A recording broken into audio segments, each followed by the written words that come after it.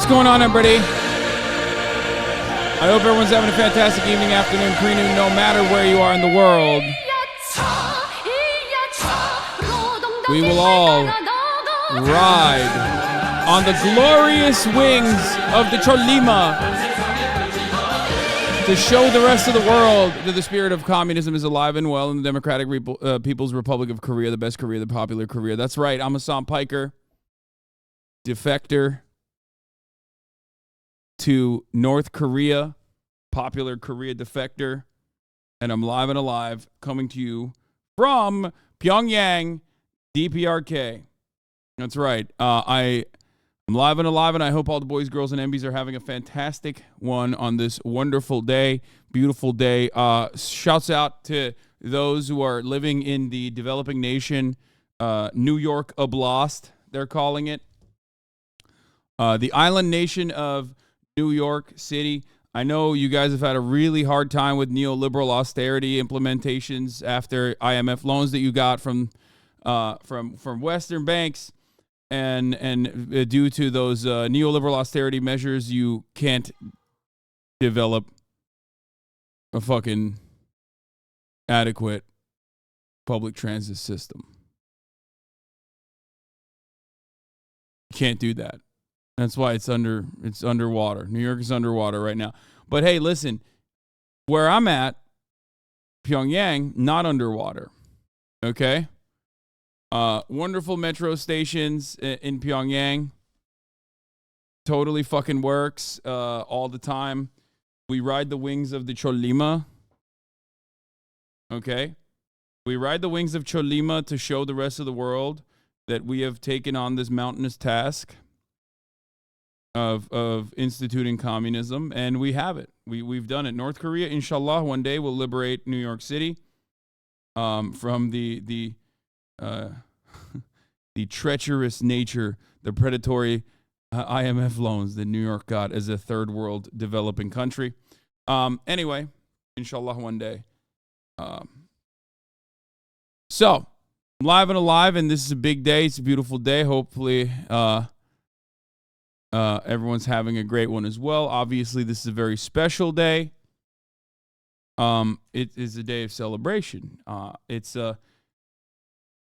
not great in Los Angeles, California. It's like 67 degrees, kind of muggy, kind of gray. Not that I care, because I'm not there. I'm not in California, Los Angeles. I'm in the glorious, wonderful nation of popular Korea. But regardless of where you are in the world, it's a Friday. You know we finally here, right? Well, It's Friday. That's baby. right, ladies and gentlemen. It's It's Friday, It's Friday, baby. which means it's a day of celebration. It's a day to celebrate being live and alive, unless you're Dianne Feinstein, who died earlier today at the age of 90 years old. That's right. But we're celebrating our lives, being alive and not being 90 years old. And you know, we're celebrating the weekend, baby. You already know how it works. It's Feinstein Friday. It's Fuck a Fan's Mom Friday. It is Fucked Up Friday. It's the freaking weekend, baby. I'm about to have me some fun is not what I'm going to say, because not this Friday. Nope, not saying that. That's not what I'm saying. I don't know why I'm caught. I don't know why that's stuck in my fucking head. You know what I mean? I'm not saying that because R. Kelly said it first, and he's a bad guy. Anyway, it's Friday. A day for you to feel a little bit of autonomy. A day for you to feel a little bit of I don't know. A day for you to feel like you have some semblance of autonomy in your life. You know, a day to live, be live, and be alive. Anyway. So, Past Hasan's take on Dianne Feinstein running for reelection in 2024. I heard about that. It's a fucking meme. I don't think Dianne Feinstein makes it to 2024. I think she will die before that. Like, she's way too fucking old. I'm sorry. Wow. Well, that's why you come to me for the political takes, okay? Hey, gonna post that, actually.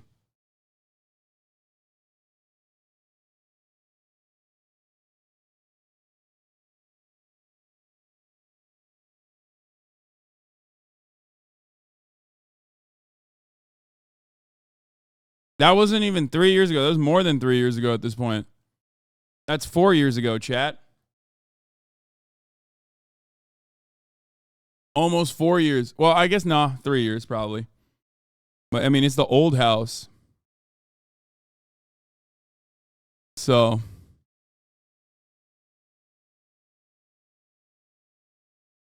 hold on. I'm going to upload that.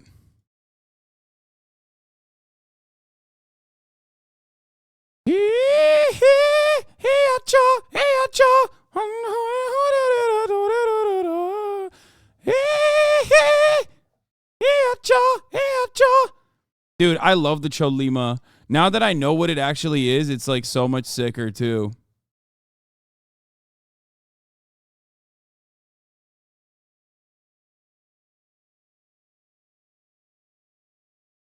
Can't wait for this leftist chat to be dead phobic today. I mean, like, Dianne Feinstein is not one of those, like, RIP smoking on that Dianne Feinstein pack bozo type shit for me in particular. Because, like, you know, I mean, she sucked. And the worst shit that she did was become unimaginably wealthy over the course of her career as a politician in a not dissimilar way to Nancy Pelosi. I will actually talk about some of the good things that she stood for, interestingly enough. Dianne Feinstein, we'll get to that in a second. This is part of the broadcast where I tell you a little bit about my personal news, about what's going on. Now, you might be wondering, Hasan, it's 11:55. Like, why the fuck did you just go live just now? It's, you know, late. You're late. You're super late to the game. What the fuck's happening? And to those people, I say, well, it's because this morning I woke up, I worked out, and then I had to do a big ass merch call, which was fucking awesome. I'm so stoked. The amount of work I put into this goddamn merchandising shit is crazy. Okay? You don't fucking understand how much effort I put into it and how wonderful the designs are too. I'm like actually kind of stoked. We're gonna have a fucking nutty Q1, but then also I told them I want to do a restock before the holiday season for not only the designs that you guys couldn't get this time around. Okay. There's some sourcing issues with that though, so I'm trying to handle that. And also like I'm gonna restock the last lineup and bring back some of the best designs that people want as well, most likely. So we're that's not a 100% yet. I'm trying to make it work. I'm trying to make it happen. We'll see. Okay. So I'm working on it. I'm working on it. I'm working on, obviously, capitalism is voluntary, get dead, or like all of the last merch stuff that sold out in literally under a second and a half. We will try to bring back.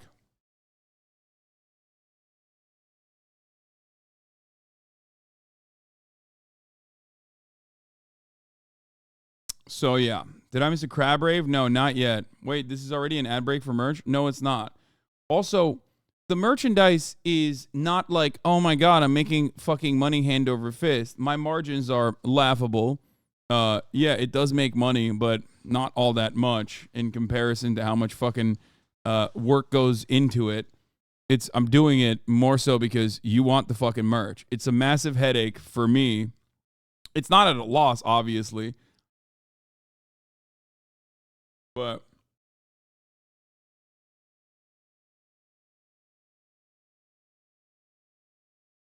so we'll see. How dare you not have supply meet demand? Confirmed terrible capitalist.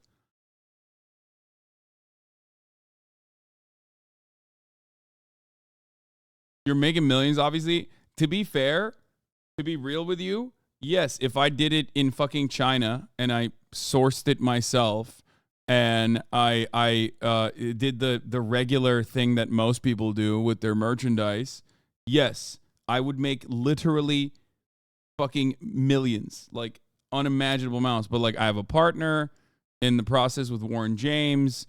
I have and I want to make sure that it's like I want to make sure that it's unionized and American manufactured at the very least. If it's like not something we can source through the unions, that is like, ironically, that is usually the biggest problem in this process, is the unfortunate reality that the Bayside manufacturing, American unionized garment manufacturing facilities are not able to keep up with the amount of merchandise that we push. So that's like literally always an issue. So anyway, Senator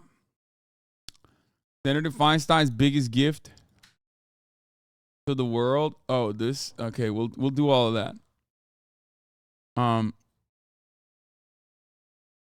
Not control this. Can you keep merch sizing consistent? Yes, I can, actually. There's a reason why it's not consistent.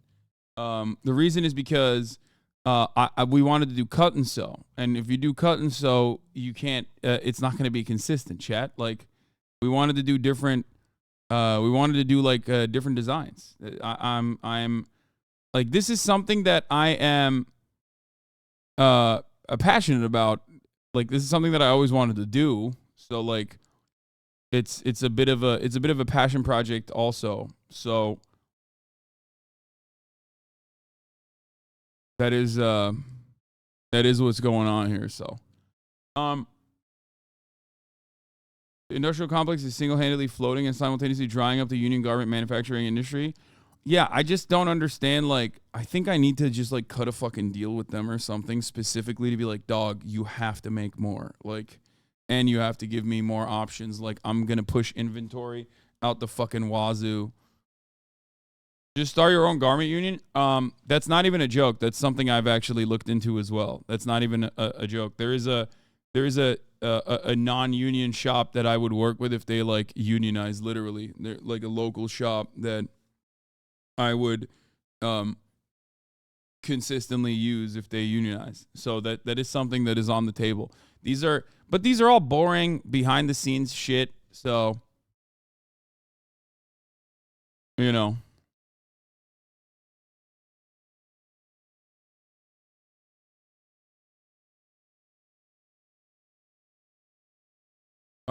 holy shit, an actual system. There's a couple different areas where I'm doing systems.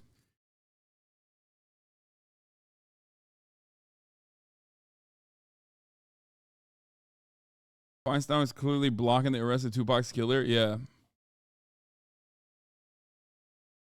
A lot of this stuff, unfortunately, is shit that I don't want to fucking do because I'm not very good at it. You guys know I'm like the worst at being a manager, which makes me kind of the best boss to ever work with, but also the worst on my end because I just like hate it. I'm so bad at it. But I just think maybe we should be celebrating her legacy instead of her death. Yeah, we'll do that in a second.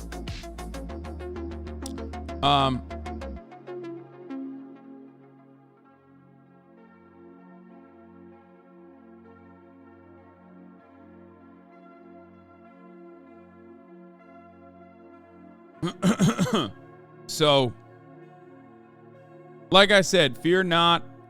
We do have, like, I'm working on the fucking thing, okay? I'm working on releasing and restocking the merchandise before holiday. But yeah. Anyway, why did Ken delete this banger?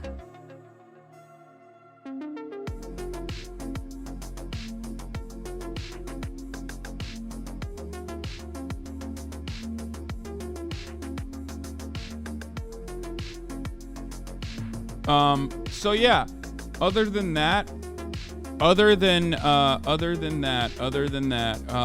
else has happened? Oh my God, dude. I started watching Band of Brothers and I'm shocked that I've never watched it before, but because it's so like, it's exactly what I would love. Like, as far as movies and shows and television goes, my Lord, dude, it is so good. Wall to wall. I'm like hooked on it. I'm I'm literally hyper focusing on every fucking nook and cranny, every crevice of the goddamn show I'm consuming. I'm eating it like it's fucking slop, and I got nothing left to survive. It's the only thing I can do is to watch this fucking show, and that's how I can survive. It's beautifully done. It is so fucking good. It's crazy that it's also a real story. Obviously, probably the peak World War II like cinema. And I will watch Pacific as well afterwards. It's so goddamn good, dude. It's so good. First of all, you want to know why I love it? First line in it is literally is one of the vets being like, you know, we were attacked. This is not like Korea. This is not like Vietnam. We were attacked. And I was like, damn, I'm hooked. This guy was like basically kind of talking shit about Korea and Vietnam. Like straight up by being like, no, it's a little different. You know, we had to fucking go in there.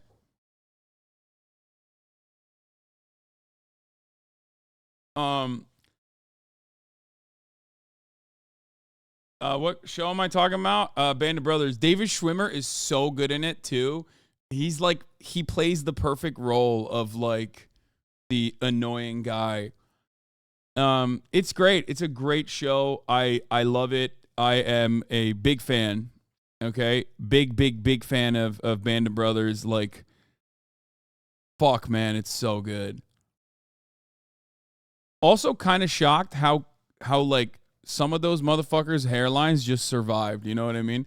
Like some of those World War II vets, like they got hair up there. Like they got better hairline than me. I was like, fuck you, man. What's happening here? Motherfucker's like 97. You know what I mean? Now those are the veterans that I will fucking always give a standing salute and standing ovation to, okay? Not the fucking Waffen SS dipshit who's like blogging in 2010 about how, you know, the Holocaust were the best years of his life. Like, fuck that guy. You know what I mean? Fuck that guy.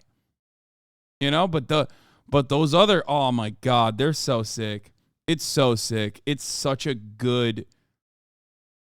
You're going to understand like 15% more Felix references now, really? It's such good TV. Like, what the fuck is going on? It feels like you should not be allowed to make such good television. It's so good. Man, it's good. That's it. That's all I'm going to say. There's literally no bad parts. No bad parts, only good. 1000% reference, 1000% highly recommend it. I'll tell you this much. It's so fucking good that like the CGI is awful in 2001, like worse than CGI in 2001, and yet it doesn't matter. It like doesn't bother me at all. You know what I mean? Like when they're showing the planes over Normandy, it was like not great. It didn't look good at all. It didn't look realistic at all, but it doesn't matter. I was still like every moment I'm like tense when I'm watching it. I'm like hanging on every word. Every moment I'm like, oh, is there a Nazi in the corner there? Like they're gonna pop out of the bushes.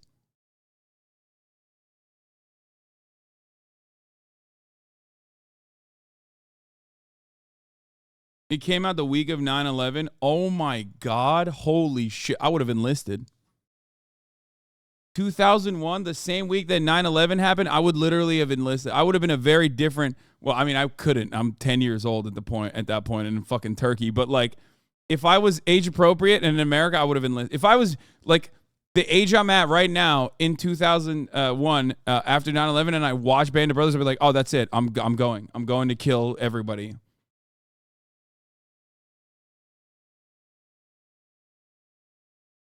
Insane marketing move. Yeah, dude. They knew 9/11 was going to happen. And that's why they made the movie a year or 2 years ahead of 9/11, or made this show. It came out 36 hours before the first plane hit. That's suspicious. It's called Band of Brothers, chat. For those of you who are wondering, it is Kino. It is incredible. It is currently on Netflix. It's an HBO show though originally, but I weirdly enough, even though I have a HBO Max account, I just fucking was like, you know what? I'll take a look at this. It's right on my page, right on the front page of my Netflix account.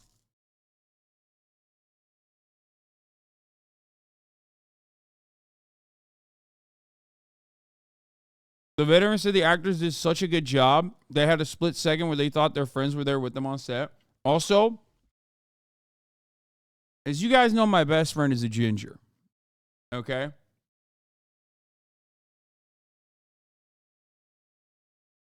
My best friend is ginger. And I've always said he's probably the best ginger I know. But there's only one other ginger out there who I think is almost as cool as my best friend. Okay? I'll be honest with you. I always forget his name. It's Mr. Homeland himself, okay? It's Mr. Billions himself. I'm, of course, talking about Damian Lewis, also known as Bobby motherfucking Axelrod. Standing tall at like 6'8", this behemoth of a man is one of the main guys in Band of Brothers, and he does such a good fucking job, dude. He does such a good job. He's so sick. I love him. Yeah, he is the coolest Muslim out there. Wait, it says he's only 6'1". I thought he was like 6'8" or some shit. Where did I get that from? It's like one of those things where like I just like saw it somewhere and I believed it. I thought he was like freakishly tall. I guess for actors, 6'1" is freakishly tall because so many of them are short as fuck.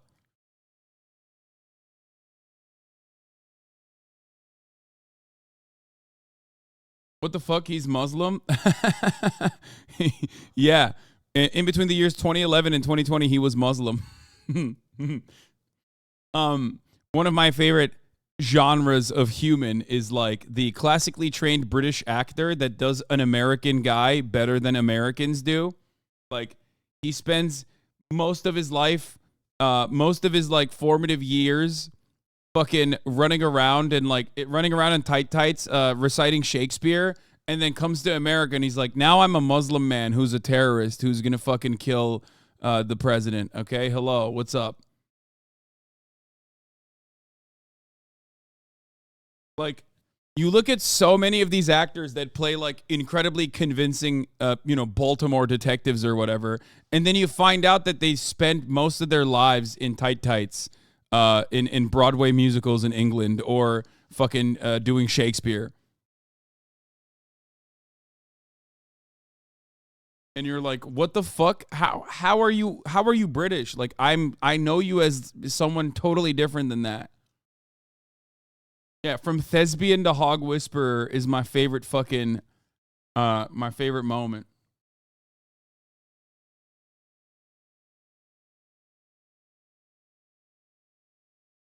Band of Brothers also inspired the best podcast series ever made called Dead Eyes, about a guy that was rejected after being cast because Tom Hanks said he has dead eyes. The series concluded with him actually interviewing Hanks. Really?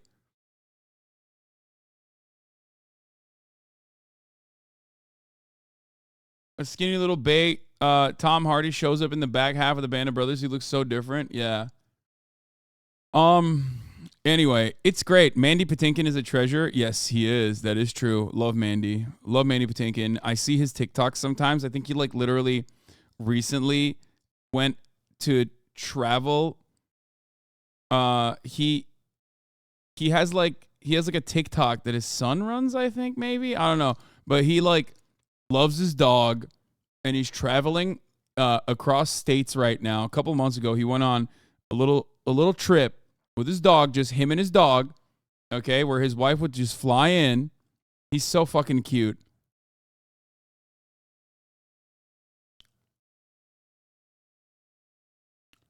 There's no backwards compatibility, but Brits are earlier in the evolution chain, so phasing towards Yankee is easy.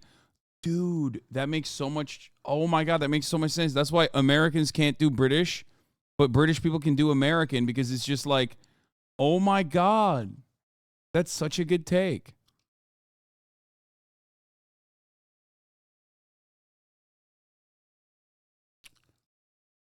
Anyway.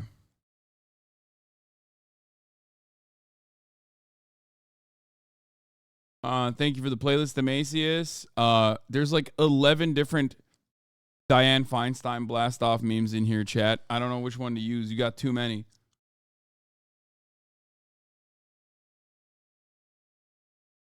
Talk about the seer thing in a second as well. Yes, it's fucking freaky. It's scary. It's creepy, but I like it. It turns me on.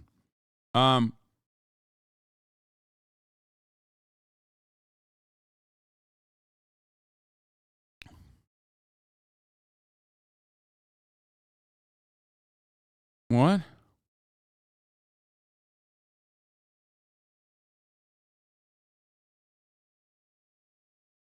My husband Matt and I are heartbroken by the news of the passing of Senator Feinstein. Someone says, they says soft launch. Wait, I didn't know he was married, dude. Senator Feinstein was a trailblazer who dedicated over 30 years of service to her country. Our condolences to the Feinstein family as they grieve this grave loss. What? Grief? Like they're griefing? That's so funny.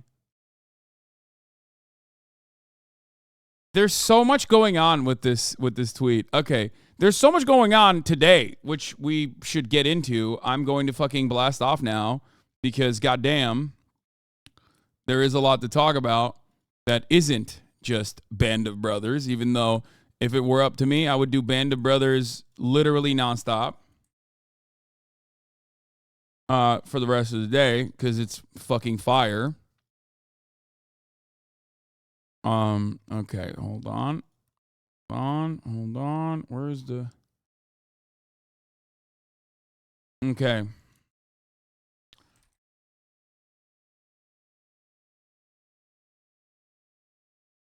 Government is shutting down.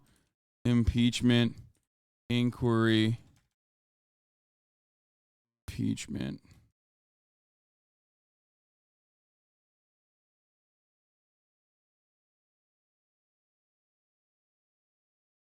Okay, Republicans try to impeach Brandon with zero evidence and more. Get in now. Dude, the first thing that they do, first of all, you guys want to know something crazy? As much as big as a nerd as I am, I never knew that there were like just straight up Americans who fucking like went to Germany and joined the Nazi cause. That was the first time I saw on Band of Brothers. Like they had like in like the second episode or whatever, they walk up to a bunch of arrested Nazis, okay, in uniform. And the dude starts speaking perfect English, and he's like, whoa, what the fuck? Where are you from? He goes, Eugene, Oregon. And he's like, what the fuck? You're from Oregon? And he goes, what are you doing on the Nazi side? Why are you in, why are you in the Nazi garb? He goes, Volksdeutsche, I guess. And basically, there were like Americans that were a part of the Nazi brigades, like Americans that went to Nazi Germany and joined the cause and took up arms against America. And they were also using them to send messages to the Germans on the U.S. side. Yes, there are also, which is interesting because there are also Germans on the U.S. side, obviously, which they show briefly as well. And that moment when they talk about, like, it was like a really interesting thing. It was like 10 dudes total though. They kind of oversold it. Well, they oversold it, but like he says, I was answering the call to the fatherland, and then the other sergeant comes in who's like a bit of a freak and goes, yeah, you guys have smokes? Gives all of them cigarettes and then fucking chops them, dude. just brat with the Thompson, just gives him smokes, and they're all smoking a cigarette, and you're like, oh, what's about to happen here? Like, oh, is this like camaraderie to show that like we're all human at the end of the day or something? That's odd to show in a Nazi thing, in a in an anti-Nazi work of art. And then Lieutenant Spears, not Sergeant, sorry, he just takes out the Thompson and goes and just fucking rips all the POWs, which is a war crime. You're not supposed to do that, but still kind of sick to see what happened in that moment. Because like from a cinema point of view, I would say, in an interview after the war, Winter says that Spears did kill the POWs. All I'm going to say is this. From a cinema perspective, that was fucking sick. I know that it may or may not have happened in the real world. They never actually show you.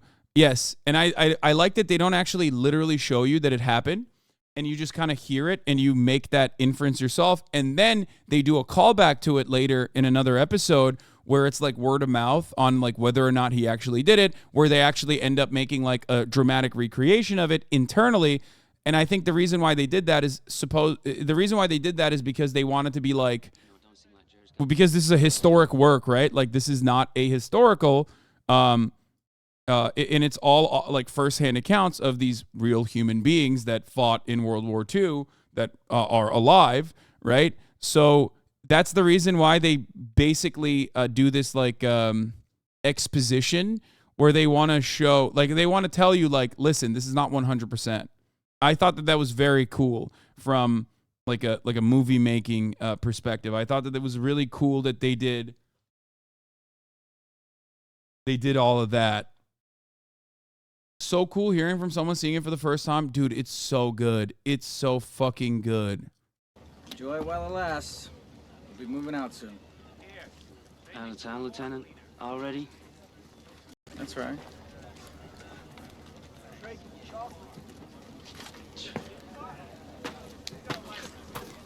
Don't they know we're just getting settled here?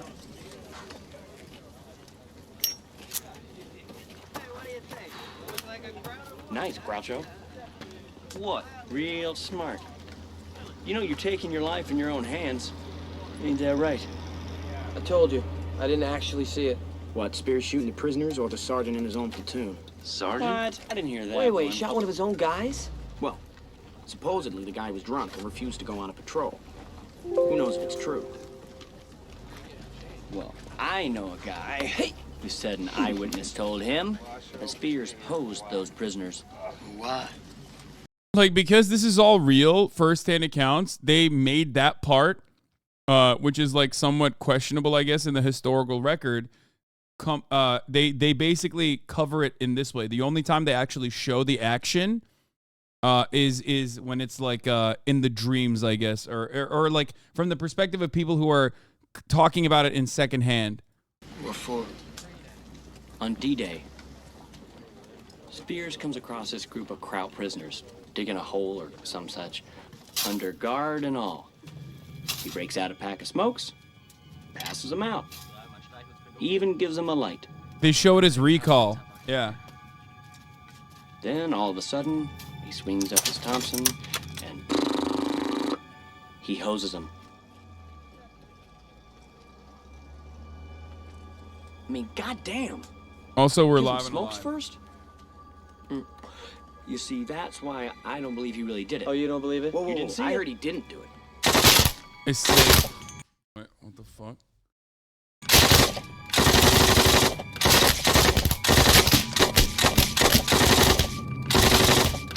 No, it was him, all right. But it was more than 8 guys. More like 20.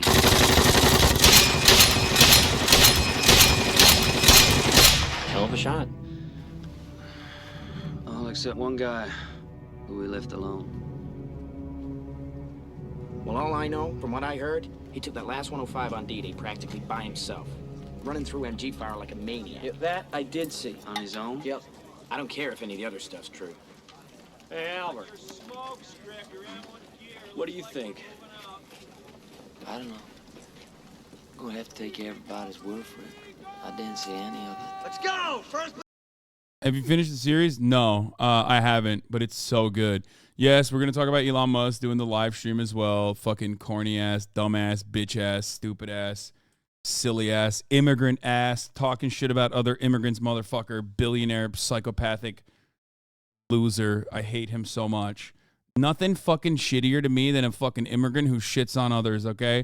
Who shits on less fortunate immigrants. Like, you are scum of the fucking earth. You are vile, you fucking piece of shit. This country gave you so much fucking opportunity. You dumb ladder pulling motherfucker. I hate that shit so much.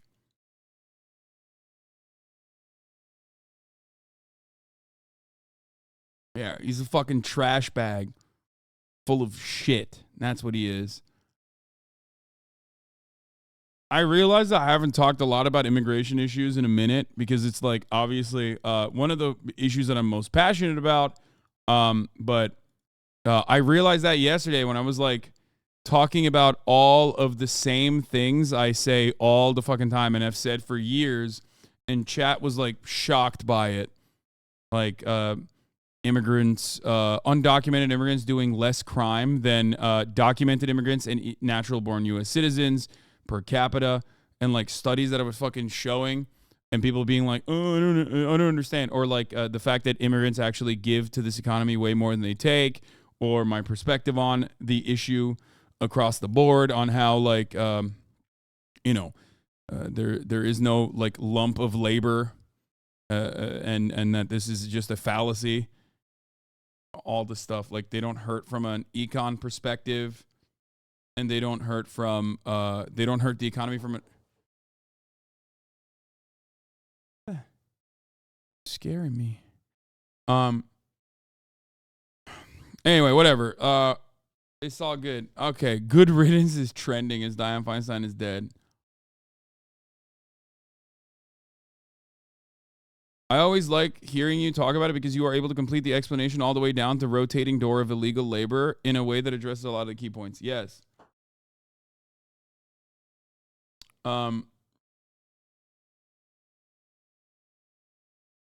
It's getting really noticeable in Chicago that Florida and Texas are busing people here.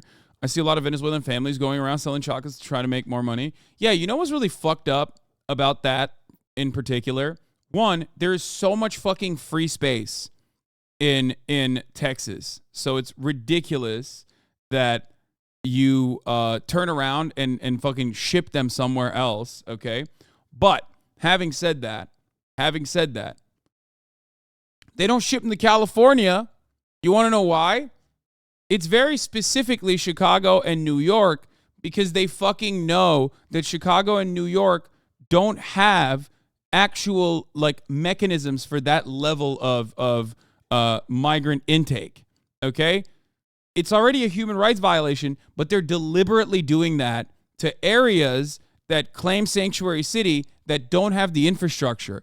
The reason why you don't hear about it in fucking California is because California, being a border state, already has the infrastructure. That's what's so indecent and inhumane about this process. That like the fact that they are able to maliciously use human beings as fucking pawns in a political scheme is so disgusting. They just ship things to California? Yeah, but you don't hear about it from California because the reality is California has enough infrastructure for the intake, just like Texas does, by the way. Never let anybody tell you that these fucking border states do not have enough space and do not have the economy to actually take in migrants, asylum seekers, migrant workers, and refugees of all different backgrounds. They do, and they're supposed to get federal funding to be able to do such things. But the reality is that they want to make a political fucking game out of this, so they just ship people off, like basically kidnap them and fucking ship them off to other states, like traffic them into other states by lying to them. States that don't actually have, or at least like don't have the same kind of integration and intake facilities that border states do. It's disgusting. It's despicable. But the reality is, they should still do everything in their fucking power. These states like Illinois and New York especially should do everything in their fucking power to get funding from the federal government and turn this like supposed political situation into a dub to show the world, to show the rest of America at least, that no, we can deal with this. We have enough money to deal with this. This is not a problem whatsoever because we're not fucking ghouls. But because New York and not California, but New York is a neoliberal safe haven, they just can't, they don't have the resources to deal with it. They don't want to deal with it. It's fucking disgusting. We'll talk about that as well in a little bit.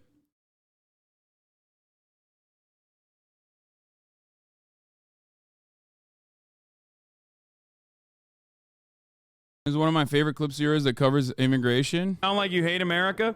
Yeah, guess what, baby? I came here, okay? When I was 18 years old, I left my family behind. I left my friends behind. I left the culture that I grew up in behind. And I came here on my own to go to college here. I wanted to come here. I would say that I love America a lot more than you do, especially because what did you do? You just crawled out of your mom's vagina and basically grew up in some fucking bumfuck Manalapan town in New Jersey, and that's it. That's all you've done. I at least fucking put in the work. So whenever you fucking turn around and tell someone who's like only been living here since they were 18, or a foreigner or an immigrant who's like fresh off the boat or anything like that, remember that like you didn't really do anything to be American. Those motherfuckers did, okay? If we didn't love America, we wouldn't be busting ass to fucking, you know, make nice with a bunch of fucking dumb, idiotic, racist hogs all the time. You just sound like you hate America? Yeah. And for the record, random Manalapan diss, I know. And the longer version of this, of course, is that the longer version of this it obviously goes deeper into it, that like I was very I was very fortunate. I'm an anchor baby, you know what I mean? As in, I was born on U.S. soil, even though I grew up in Turkey, and I'm significantly more fortunate than the average fresh off the boat immigrant story. Like, I hope people, that's what the longer part of this is. I know that everyone wants to be cynical about every little thing that I fucking say and jump down my throat, but the longer clarification here on this video. You know what's crazy? When this video was first dropped, I guess, like, this is a newer one, but when I first had this conversation and it was getting clipped, like, no one was up my asshole picking apart every little thing I said. But now, because people are so cynical about every single thing I say, and that there's like so much of a awful environment surrounding things that I, so much of like the vibes are so fucked that I feel I have to constantly over clarify every single thing that I say.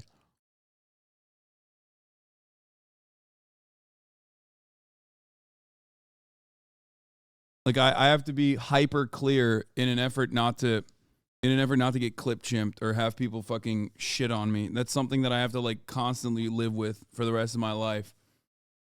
I wonder how much my commentaries suffered or changed as a consequence of that. Got to think about that.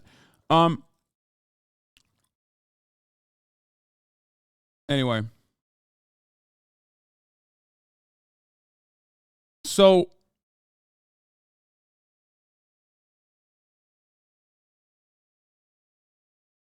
where was I?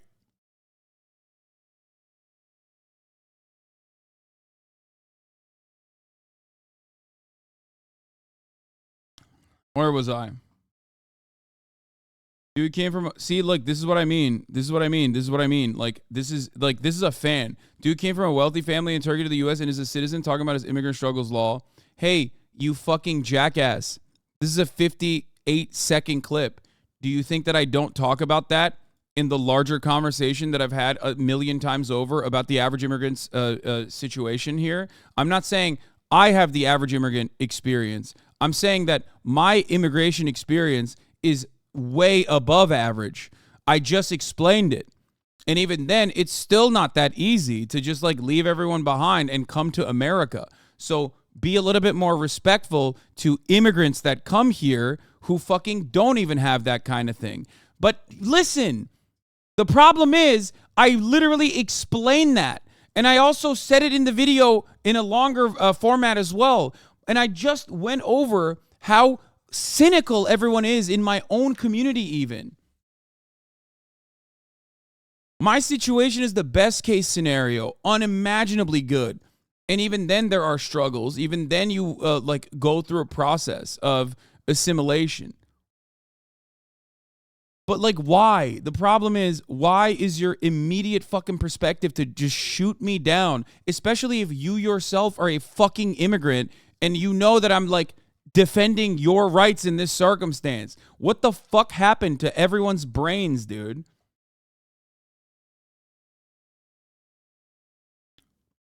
It's like, why? It's so bad faith. Everyone is always automatically being like, oh, Hasan, I'm going to be as bad faith as I possibly can be. It kills me, dude. It kills me. I'm not, it's just, it makes me so sad that I just can't even say anything without assuming that like people in the chat are going to assume the fucking worst. Like, yeah, terminal lawyer brain shit. How is that any fucking different than people being like, well, you worked at a startup, well, you worked at your uncle's startup, so that's not a real experience. To clarify, you know, the alienation that you felt. So you can't speak on workers' issues.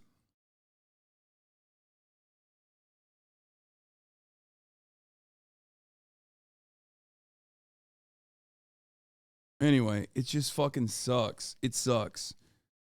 When I talk about like the struggles or whatever, I'm using that as a jump off point to say people have it way fucking worse. But it's my point of entry into empathy or sympathy. Okay? And you too can use your own personal lived experiences to try and develop a better understanding of those who are lesser than you. Okay?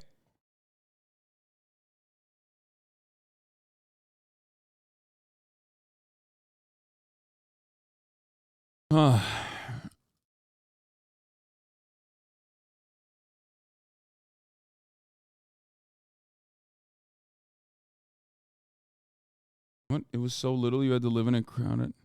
Didn't your uncle pay you like $18K? Yes, that's fine. That part is different. That doesn't matter.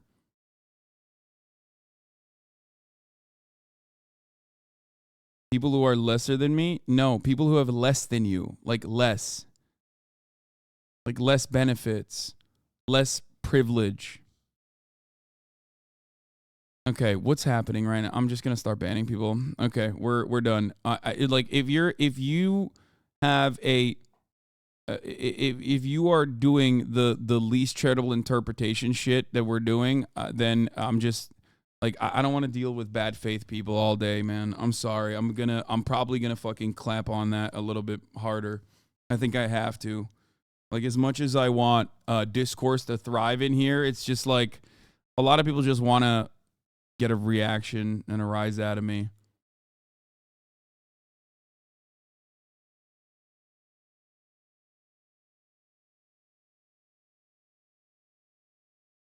It's not just this week. It's been happening for a long time, and I think I will take responsibility on like letting it thrive a little bit by not shutting it down. You know? Here we go. We'll do one last blast off.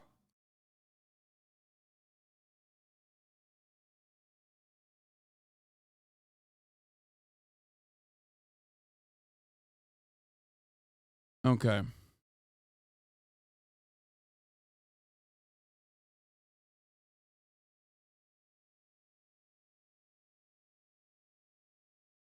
All right. Let's get started on Dianne Feinstein, who ended her her unfortunately too short life earlier this morning at the age of 90. California has died. She was 90 years old. CNN's Lauren Fox is here with more. Lauren, what do we know at this point?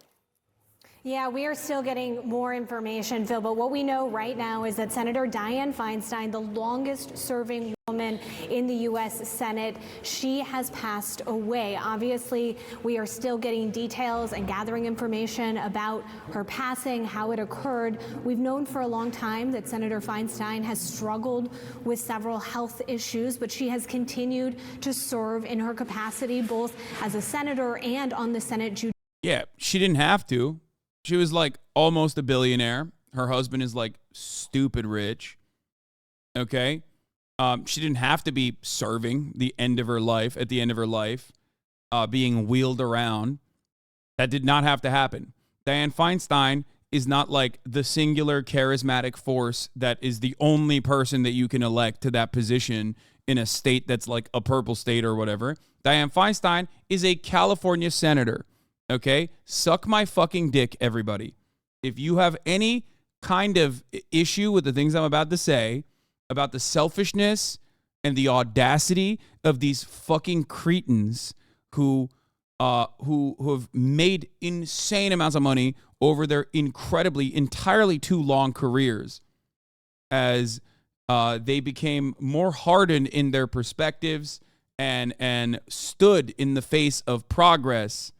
Okay, if you have any issues with any of that, if you look at her and you go, oh, that's a frail old lady, you're going to shit on her? How dare you? All I will tell you is suck my dick, okay? She did not have your best interests at heart. She was selfish. She was a piece of shit for staying in that position for far too long. And there are plenty of examples of her demonstrating how big of a piece of shit she was. But this last piece of the puzzle is the absolute worst moment, because it's exactly like Ruth Bader Ginsburg, because not only was she a piece of shit who should not have run for re-election in a fucking deep blue state like California, but also she was a piece of shit that was placed on the Judiciary Committee in the Senate. So she was a piece of shit with a big role to play, you know, where all the federal court appointments are coming through. And now, just like Ruth Bader Ginsburg, who also was a piece of fucking garbage, okay, in the exact same ways, as a matter of fact, in the exact same stupid ass, like, oh, look, this is actually girl boss feminism that we're doing by like allowing, you know, by holding on to our position of power, even though it will harm the overwhelming majority of women in the United States of America and their future. They refused to quit, and we fucked around and we found out. Here's Ethan's take on it, which is really good. Dianne Feinstein should have stepped aside for the younger generation 2 decades ago. Instead, she pathetically clanged to power and obstructed progress. What happened to planting trees that you will never sit under? Fuck her and fuck RBG and fuck any other geriatric piece of shit that puts their own ego, self-interest, and desperate hold on power above progress. Pass the baton and I'll honor your legacy. Until then, just retire and get the hell out of the way. Straight up.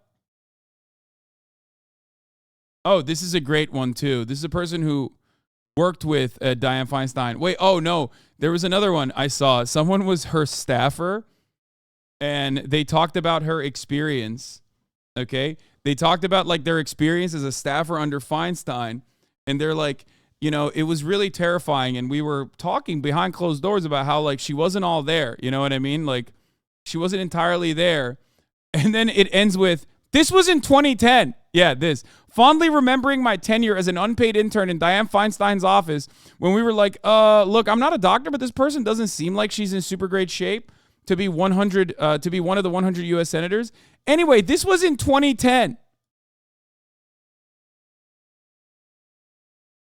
It's so fucking insane.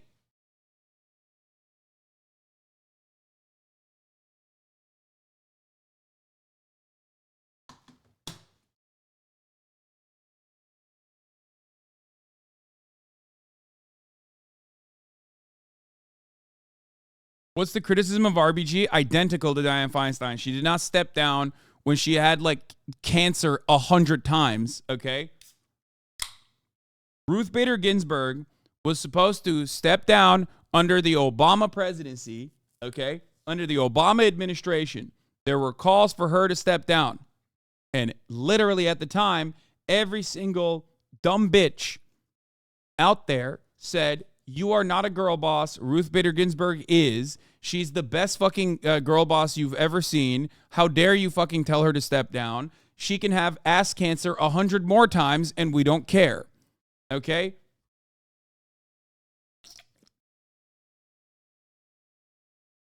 And then what happened? She officiated a maskless wedding after getting like every type of cancer known to man. She officiated a fucking maskless wedding in the middle of COVID and then died like immediately after. So, you know, like 2 weeks after her chemo. Yeah, exactly. She went and officiated a fucking maskless wedding and then fucking died. Okay? That's what happened to Ruth Bader Ginsburg. And guess what happened when she fucking died? Donald Trump was the president. I don't know if you remember that.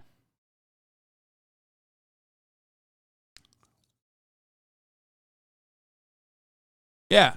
These girl bosses dying doing what they fucking love. Okay? Holy moly. Politicians are not your favorite athletes for you to root on TV. They're stewards of power who are responsible for representing real people. And when they exercise the power carelessly, that's as much a part of their legacy as anything they did in office, sometimes even more so. Exactly. Exactly. Confirming Biden's judicial nominees has to be the Senate Democrats' top priority between now and the 2024 election. Feinstein's death will make it a lot harder for them to do so. I don't like this any more than you do, but here we are. That's precisely the fucking problem, by the way.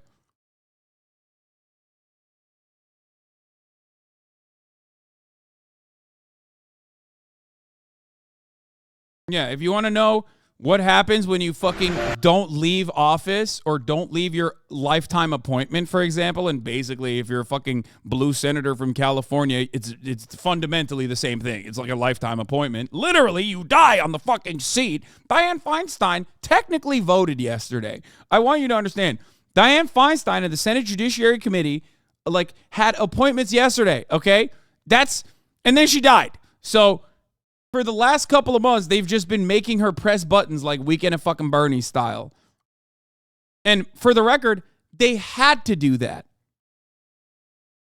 They had to do that because she fucking selfishly ran again, and then her brain turned into fucking mush.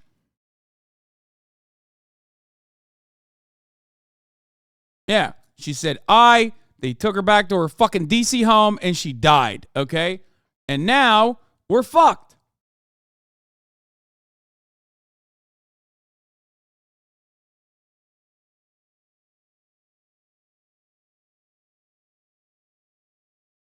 Very frustrating. But this is what happens with RBG dying in the same way.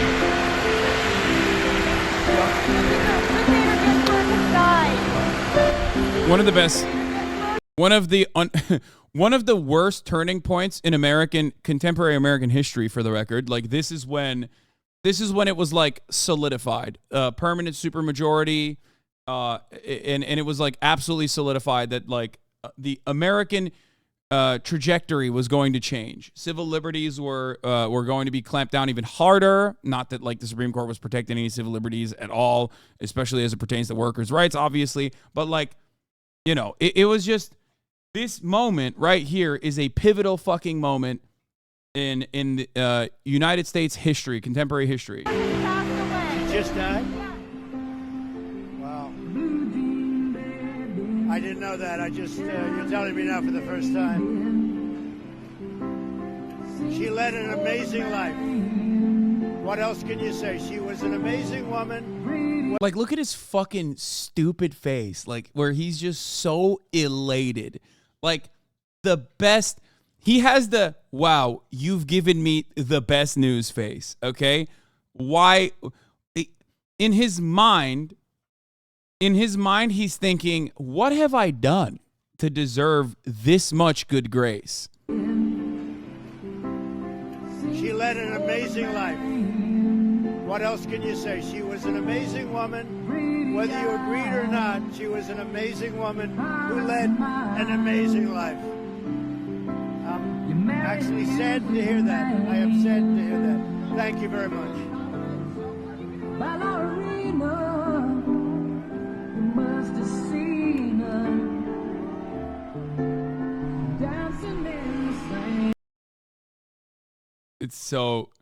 It's a perfect clip. It's a perfect synopsis, a snapshot of like American societal failure in display.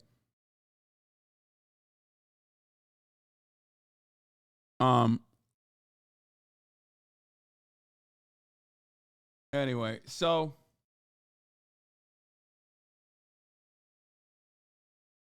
before they were murdered, Harvey Milk and Mayor Moscone were working on sweeping tenants' rights ordinances across San Francisco that could have had lasting effects. Dianne Feinstein was about to resign from politics. Then she found Harvey's body and everything changed. History's crazy.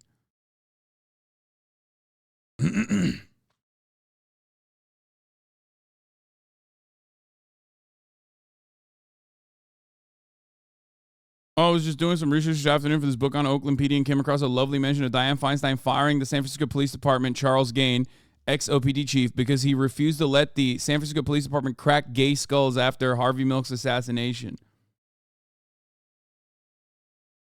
Mr. Gaines' police career, which began in Oakland in 1946, ran around in May after he was severely criticized for refusing to allow the police to attack rioting homosexuals.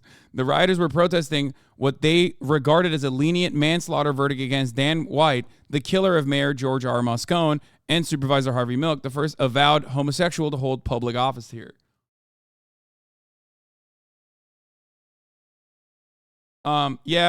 She put up a Confederate flag alongside a bunch of other flags where the Spartacist communists were routinely doing demonstrations to take the Confederate flag down. That part is also real. But, if you go to PolitiFact, they'll try to hand wave that away. You predicted this about Dianne Feinstein? I did. A few minutes ago, someone asked if Dianne Feinstein dies before Grand Theft Auto 6, and the answer is yes. And actually, Eric, I wanted to start with you. What did you guys key search Dianne Feinstein? Man, I made a lot of fucking Dianne Feinstein death predictions, but it's not even that good. You were involved with every single God of War, including 2018's God of War. Is that correct? That's like a 100% certain. We saw just a few minutes ago. I mean, I've said a lot about Dianne Feinstein dying. The most prescient one is obviously the here it is. I posted this on my Twitter. Did you know Dianne Feinstein is running for re-election in 2024? I heard about that. It's a fucking meme. I don't think Dianne Feinstein makes it to 2024. I think she will die before that. She is way too fucking old. I'm sorry. Did you know Dianne Feinstein is running for re-election?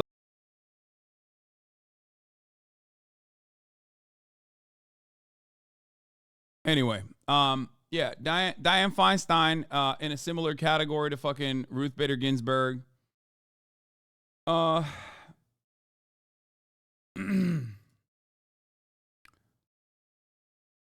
Dianne Feinstein believed in mass surveillance, was involved in illegal stock trading, and refused to retire even though she couldn't remember where she was. But let's not forget, she also single-handedly screwed up the Night Stalker search. It's called Priorities, people. Yeah, that is one of my favorite Feinstein moments. There is at least one good thing that Dianne Feinstein did do that I thought was, the right thing to do, for the record. Another one of your Feinstein bangers, edit by Little Bear. The health of California Senator Dianne Feinstein. The 89-year-old Democrat recently returned to Capitol Hill in a 3-month absence due to a bout of shingles. Her office confirms that she's dealing with some serious complications. What do you mean? She looks perfectly fine.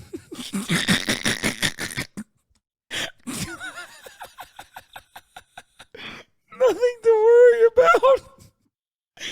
Look at this, dude. It's so fucked. Oh, no, dude. There's nothing to worry about. What are you guys talking about? What the fuck? You just hate to see a sexy-ass woman have it all?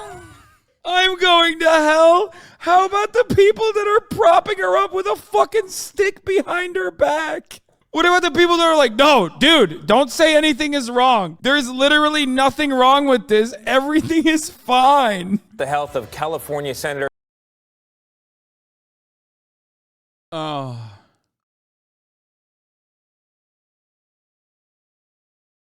It's like...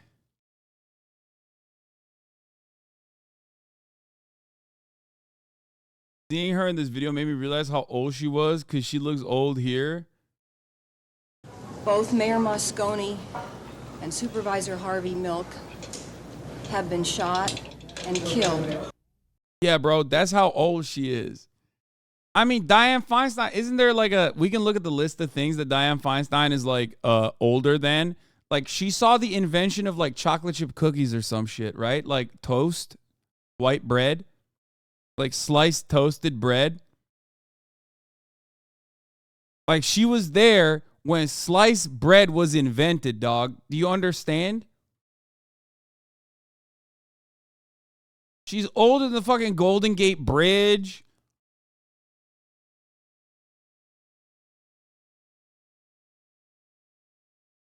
It's not a joke. Like, this is a very real thing. She was there when they discovered water. Yeah, she was.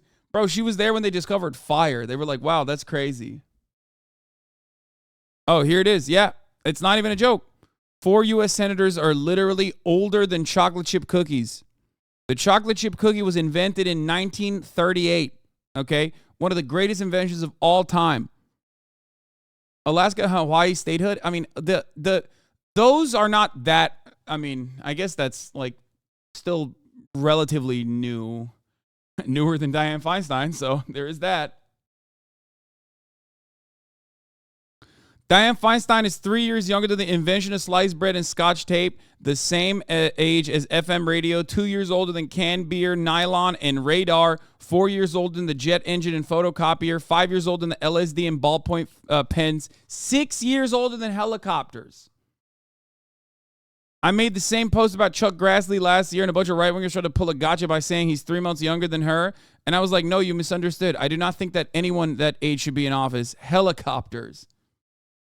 Yeah.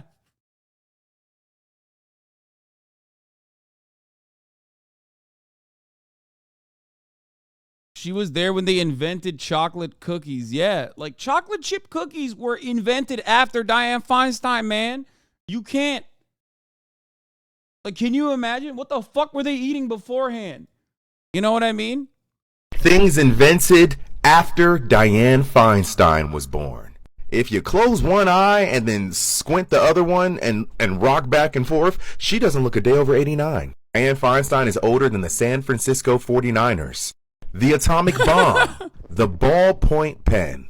She's 5 years older than the ability to photocopy. She's older than the creation of Spider-Man. Matter of fact, she's older than the creation of Marvel Comics as a whole by about 6 years. So take every one of your favorite Marvel superheroes, and she's older than all of them grouped together.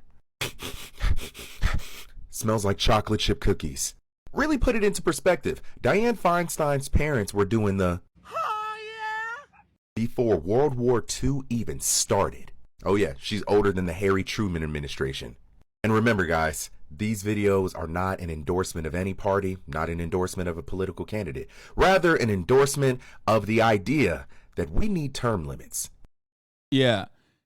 It's pretty fire. I mean, she did a lot of good. She did a lot of bad. Richard Bradley never thought Richard these... Bradley, fucking communist hero, communist legend. Who is Richard Bradley? The man who took Dianne Feinstein speaks out 37 years later. Yeah, I don't feel like my policy on this shit is always, what is your legacy? What did you do? Why did you do it? And I don't immediately go to glaze mode in the same way that like a lot of the mainstream media does, right? Because whenever someone dies, they're like, oh my God, we got to preserve their legacy and like act like they were wonderful, you know? And in most cases, if you're talking about a politician, there are very few politicians that deserve that kind of legacy preservation. Okay? And oftentimes the ones that do deserve that kind of legacy preservation don't get it. They're routinely hailed as like bloodthirsty, monstrous villains, you know, Che Guevara, Fidel Castro, and the like. Lenin! And others. And historical figures that don't deserve that kind of legacy preservation get it, especially in the United States of America, right? I'm, of course, talking about, for example, George H.W. Bush. a gigantic piece of shit, a monstrous person in general, both in the CIA and also as president, doing a fuck ton of war crimes. And Ronald Reagan is another great example. These are all awful, psychopathic weirdos, losers, and yet they get wall-to-wall, glazed-up coverage. Now, obviously, Dianne Feinstein is not to the same degree. Like, she's not as big as it and as disastrous as a fucking monster that Ronald Reagan was, but she still wasn't great. So, no, I'm not going to do the regular fucking classic coverage of like, well, this person is wonderful. She did a lot of good things. I will talk about some of the good things that she did because there are moments where she got things right, okay? I will admit that. But the reality is that overall, she was a institutionalist who was a force to be reckoned with in the Democratic machine in California, much like Nancy Pelosi, who was also running for re-election. Remember, Nancy Pelosi stated like a month ago that she's running for re-election, okay? You should not do that. Stop doing that. Not to say that like the younger version of Nancy Pelosi, Hakeem Jeffries, is going to be any better, but you know, just what the fuck are you doing? Like, get someone else to take up the fucking, to take up that role, to take up that position, and actually push the party forward. This is a progressive safe haven. Put like actual fucking progressives in charge. Jesus Christ. Oh, I hate it. Anyway, but yeah, let's hear how the media is covering the Dianne Feinstein death, and we'll get to what the actual legacy is, and obviously I'll still keep making jokes about how I feel about Dianne Feinstein and all the times that I've correctly predicted that she will die any moment now. Judiciary Committee, where her vote has been essential to moving forward with the Biden administration's judicial nominees over the last several years and last several months in particular. Senator Dianne Feinstein has a long legislative history and record, including the fact that she was the architect of the 1994 assault weapons ban. Fighting gun violence has been a key issue for Senator Feinstein over the course of her career. This part is correct and is like a big dub for Dianne, okay? That is actually a very good dub, a very big dub for Dianne Feinstein. As much as I love, as much as I personally am a assault weapons enjoyer and one who has shot many, and fuck is it? Hold on. I'll go bring mine in honor of Dianne right now, but this was good. This was smart. Of course, it expired, and then I think that's probably one of the first moments, like in the lead up to the assault weapons ban, was one of the first moments that the gun manufacturers realized, oh my God, we can make so much fucking money by acting like these guns will never be released to market. Career. She was also the first woman to serve as the chairman of the Senate Intelligence Committee, and she fought even against her Democratic colleagues to release details of the enhanced interrogation techniques that were used under the Bush administration, going toe-to-toe with the Obama administration in trying to get the public more informed about what had occurred during those years in the war in Iraq and Afghanistan. So obviously, she is someone who has a long legislative history, a long career. That part is also good. One thing that they will never mention in the mainstream media that I actually do think Dianne Feinstein was like surprisingly and shockingly good on is anti-BDS legislation. Dianne Feinstein, alongside Bernie Sanders, were openly against all of the anti-BDS legislation that was getting passed all around the country. 100%.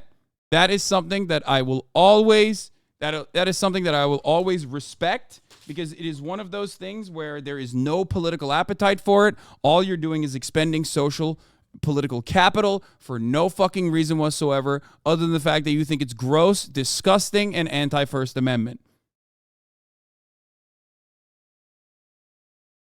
BDS is boycott, divestment, and sanctions on the state of Israel. It is a peaceful way to try and organize and protest against the apartheid state of Israel. And it is illegal to be a supporter of it in 35 states. It is a complete and utter failure. It is directly in violation of the First Amendment, and yet it gets no coverage whatsoever. And it's just like a given that we have a foreign nation, and its lobbyists, its interest groups, perfectly tailor, craft legislation that goes against the First Amendment. Okay, in a clear-cut violation of the First Amendment. It's insane.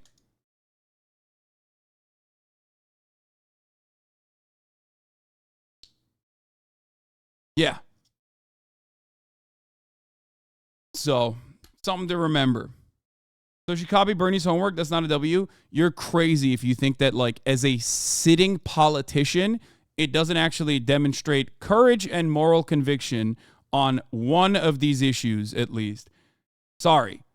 There are a couple things that I will automatically give you props for, and that is, one, if you stand in solidarity with Palestinians, or at the very least, like, openly put your fucking name out there in as a sitting politician that says, no, these kinds of laws are fucking completely unjustifiable. It is way too far.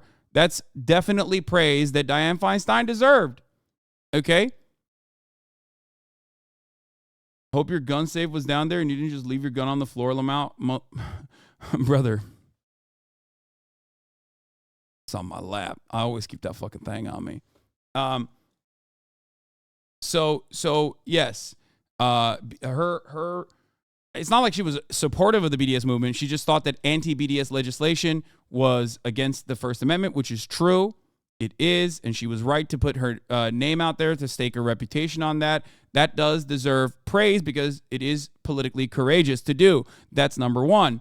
That's one of the things that I will always respect. Another thing is prisoners' rights, like not just criminal justice reform, but like those who, and this never happens really in American politics at all. We don't even consider that, but like anyone whoever is on, whoever sides and openly will defend Palestinians or prisoners, like criminals in general, and their humanity is good on my side, okay?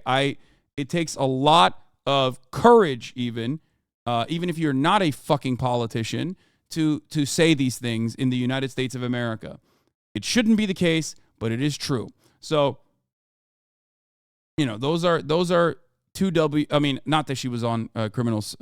She was defending the rights of criminals or anything like that, obviously. I'm just saying that those are things, those are issues that certainly are contentious and that people will immediately yell at you for. And yet, you know, Dianne Feinstein, at least on one of those things, was in support of the truth and justice and morality. And that is, of course, her perspective on anti-BDS legislation. Anti-boycott, divestments, and sanctions on Israel legislation, which, by the way, is, one, it's commendable. Two, it was tailored around BDS movements created against apartheid South Africa. Okay? So, something to remember. The assault weapons ban was good. Her anti-torture investigations were good. Her takes against anti-BDS legislation was good. One who is obviously going to be very missed by her colleagues, but as I noted, she has been struggling with health issues over the last several months. She was absent from the Senate for many months as she fought shingles and complications from shingles. She returned to the Senate and had struggled at times with her role on the Senate Judiciary and Appropriations Committee. Specifically, a few months ago, she was struggling, to vote on a vote in the Senate Appropriations Committee. So it is something that has come to pass, but we are still getting more details about Senate. Brainwashed imperialists here. What's so bad about Israel? Brother, where do I begin? I mean, just Google Nakba 1948 and start from that point, okay? A nation state in its inception was built on settler colonial occupation, and was violent from its inception all the way to increasingly more violent and brutal and genocidal, especially now. I don't know. That's pretty good. A pretty good place to start, I think. Every kind of criticism that you can launch towards the settler colonial violence that is currently occurring in the West Bank, which is internationally not recognized as a territory belonging to Israel, is how Israel was formed as a nation state.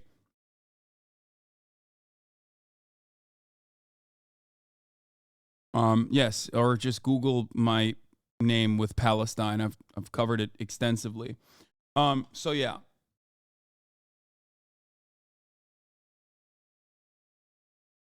Senator Dianne Feinstein's passing. And Lauren, thank you for the breaking news. Please stay with us, as I believe we also have our colleague Casey Hunt on the phone. Casey, can you hear us?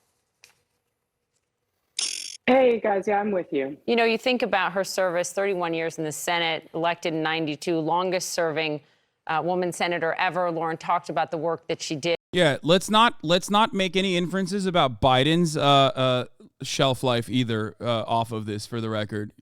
He will be totally fine.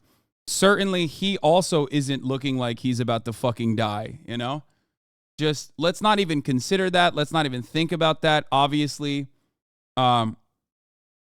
It's just don't think about the top of the hour ad break, which comes at the top of every hour, and how you can avoid those ads by subscribing for $5 or for free with a Twitch Prime, by connecting your Amazon Prime account to your Twitch account, where you get one free Prime subscription a month. Don't bring that. Don't bring that up. I think this is hurting Biden because people are thinking about it even more now. Brother, I don't think, in the case of Biden, I don't think you can think about it more. It's on his face. He wears it on his sleeve. You know what I mean? Every time you see him out and about, you're like, oh, he's going to die soon. And that's really fucking weird that, we just don't see that at all. I have not seen Biden in any of his recent public appearances. I've never looked at him and went, wow, he looks vibrant here. He sure looks vibrant, and he looks like he's got vigor here. That's not, he just looks like he's dead. He's already dead, and they're just propping him up with a stick, just like Dianne Feinstein. And holy moly, that is, who knows what the fuck's going to happen. You know what I mean? I hate Hasan now. I've become a hater, shaking my head. Okay, here's the 3-minute ad break now before I forget. Who's your money on, Biden or Trump first? Considering that evil never dies, which also helps Brandon in this situation as well, but the more evil party in that situation, marginally more evil party, would be Donald Trump. He will definitely have a longer shelf life than Brandon. Because in the real world, unlike in the movies or in novels, in fiction, in the real world, evil never dies. In fiction, good triumphs over evil and everybody celebrates and says kumbaya. Whereas in the real world, evil never dies. You have Dick Cheney, who's still kicking, who's still alive. You have fucking Henry Kissinger, who's still alive. Anyway, the man from the ether, thank you for the 10 gifted subs. And also Saxy Panda Bear, thank you for the 100 gifted subs. Holy fuck.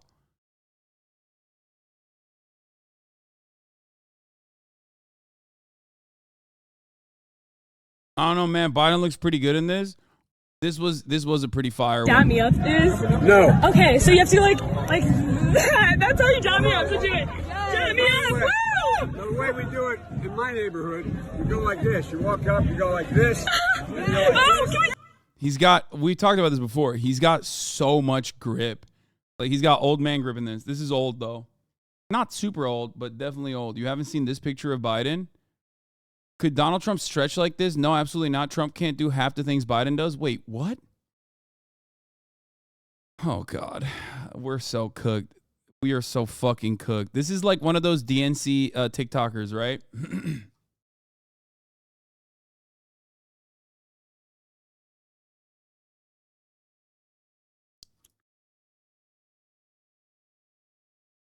Yeah, he's like the DNC kid. Good for him. Honestly, is he wrong? Brother, he's stretching his legs. Like, he's got his good moments, and his good moments are far, they're hard to come by in comparison to his very, very bad moments.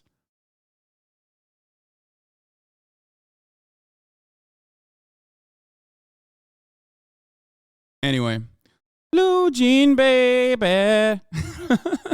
I'm thinking of fucking Dianne Feinstein on this beautiful Here's what I gotta say. You want Feinstein to be in the Senate? Great, okay? You fucking advocate that in public. You have to let her drive you to fucking Congress every morning. Oh, you stupid fuck. I love Do that it. deal. You think she has the mental faculties? Drive the car to Congress, okay? Let her drive you to fucking Congress. She probably can't even dress herself. Let's be real. No, she's done. She's over. It's literally a shell, okay? Oh, wait. People that you would not trust to man a fucking vehicle that you're inside of for understandable reasons are still trustworthy somehow to man the fucking country. And it goes to show you, like, it's true. Like, they don't really care who is in that seat. It's just an ass in a seat, okay? And the irony is, there are plenty of fucking old-ass senators who should retire but won't. But ultimately, at least they can sit on that seat and vote. Dianne Feinstein can't even fucking do that when there's there is a slim majority in the Senate. Yeah. Bet you feel pretty bad for her now. RIP to that skin bag. No, I feel bad for the country. I feel bad for our prospects. I feel bad for our future. I feel bad for what Dianne Feinstein's reelection meant for the Democratic Party. I feel bad for everybody because this is much larger. This is a much larger issue than Dianne Feinstein. Okay? It's not just that she was like a bag of bones that was decaying actively in front of our fucking eyes.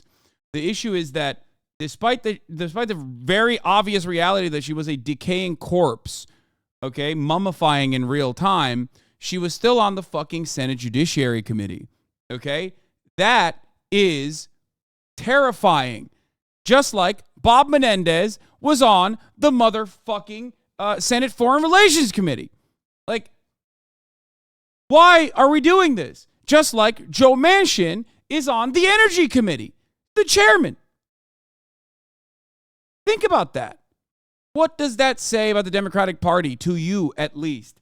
These are high-ranking Democrats, chat. Like, I know I don't always get super into electoralism and, like, the Democratic Party. I don't get into the nitty-gritty of the Democratic Party. But what is incredibly frustrating to me about this kind of stuff is that they don't even do a good job with the metrics that we don't even apply to them. Okay?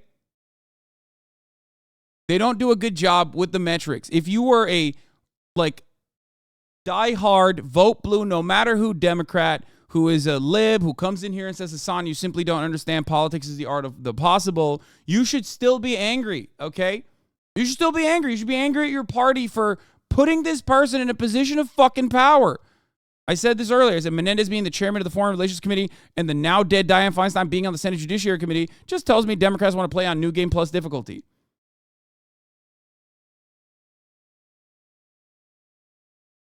Subscribing is literally zero value. Agree? Fun fact, disagree. But it's not the top of the hour right now because I already ran the ad break. But, come back again later, chatter. Really the architect of the assault weapons ban back in 1994, a huge voice as well when it came to the push to legalize gay marriage. As we'll get to the health in a moment, but just help us remember the woman and the senator.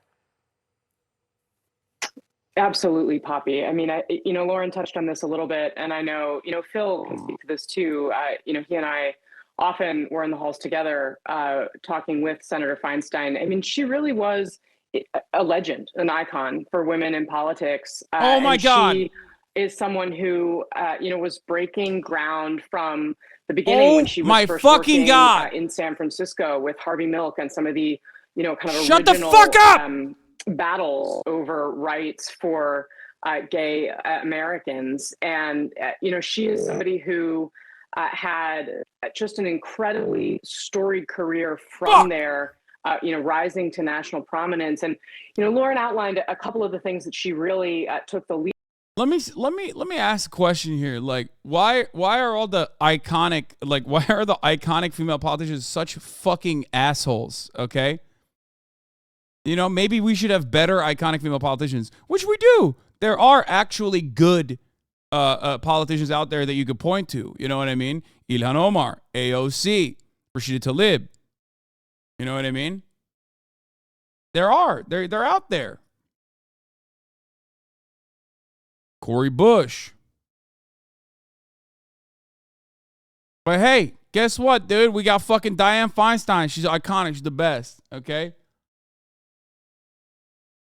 Lead on, I remember in particular her work on the Intelligence Committee, and when she was focusing in on some of the things that had happened in the course of the Iraq War, and how she really took that on in a way that took political courage at the time, and really stood out and was very forceful in how she reacted with that. But again, Poppy, I think she really blazed a trail at a time when there were not very many women role models in politics for others to follow. Yeah, she was a trailblazer. She showed women that you too can be a fucking asshole, okay?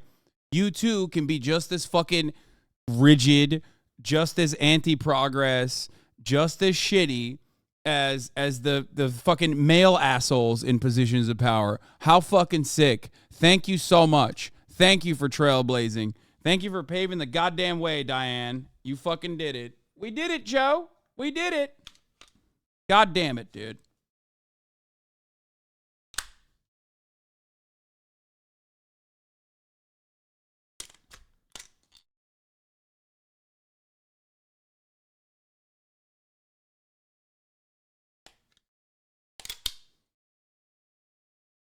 This one goes out. This one goes out for the Feinstein heads out there. You know what I mean?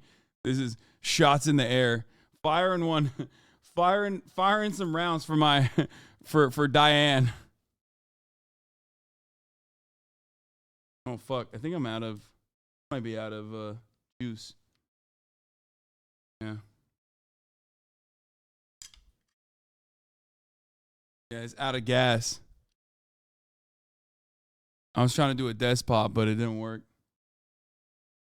It was a very, very tough road for her in the beginning. And she is someone who, Nancy Pelosi, for example, she would have been an example for Pelosi, also of San Francisco.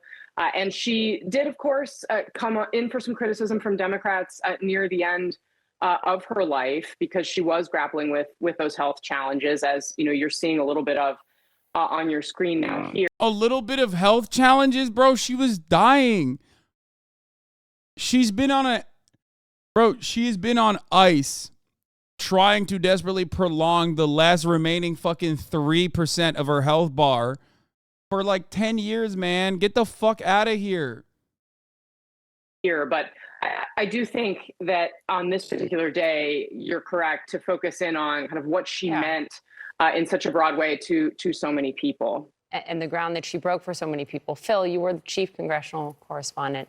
Just your thoughts on her. I mean, I think Casey's point, I think your point, this is important here. There's been so much focus on the health and the age and everything.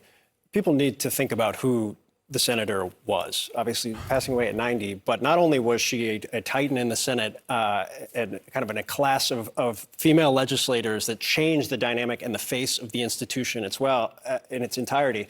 Over the course of her career, from when she was at the San Francisco Board of Supervisors, the first president of the Board of Supervisors, the reason she became mayor of San Francisco was because of the shooting death that included Harvey Milk, but also the mayor at the time, and her rise within San Francisco and to where she became such a powerful. I like that the only fucking photos that they can use of Dianne Feinstein that don't like immediately betray the supposed ideal that they're representing, like the ideal Dianne Feinstein, who certainly wasn't dead for the past like 10 years, is from the Obama without white hair era, okay? Like from the beginning of the Obama presidency. You can't even show like second term Obama, okay?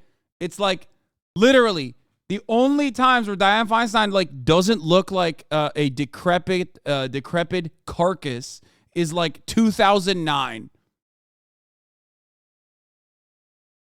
Chair of multiple committees.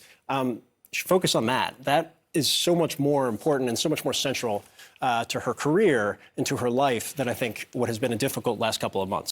Let's bring in CNN's Dana Bash for more on this. Dana, just your thoughts first and foremost about the passing of Dianne Feinstein. It's very sad. Very, very sad. What an extraordinary, extraordinary woman. It's pretty funny. I found her name here interesting considering she cared so much about CIA torture. Yeah, I mean, listen, let's be real. Obviously, she fucking sucks. Okay? 58% 29 of the 50 Democratic senators voted for the resolution. Okay? 48 Republicans with the yeas, 1 nay. 29 of the Democrats voted with yeas, 21 nays. Dianne Feinstein, Night Stalker, is the other part that we're going to actually cover, okay? An extraordinary life, an extraordinary career. I, as Phil and you, Kate, we had the privilege of covering her for years. I was able to spend time with her both in the. I'd love to see a commentator come on and say, I'm glad that bitch is dead just for the shock value. They would never do that. You would get fucking fired so fast and never rehired for the rest of your life. No commentator would say that. Plus, that isn't even like political courage, really. That's just like being silly, okay? Like, I say shock value shit like that, but the reality is because I fucking sit in my goddamn living room and say whatever the fuck I want. And that's the difference, but there's a reason for it. I would much rather have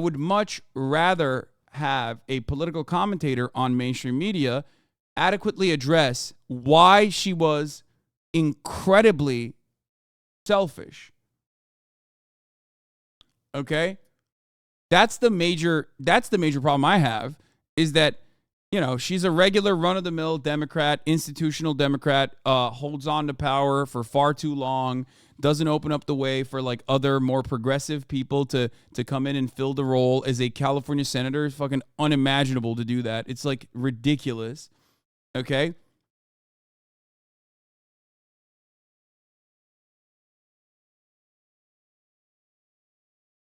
Like, she's so goddamn old that like there was a point in time when she was progressive, like 30 fucking years ago. And her values have remained the same for 30 fucking years. So all of a sudden, she's no longer fucking progressive for the past 20 years. You know what I mean? Even as a senator. United States Senate and at home in San Francisco. I actually did a profile on her. Yes. After Hillary Clinton lost in 2016, we were sitting around and talking about women and the question of whether a woman would ever become president. Abigail Crutchfield and Rachel Smith. People still voted for her for 30 years.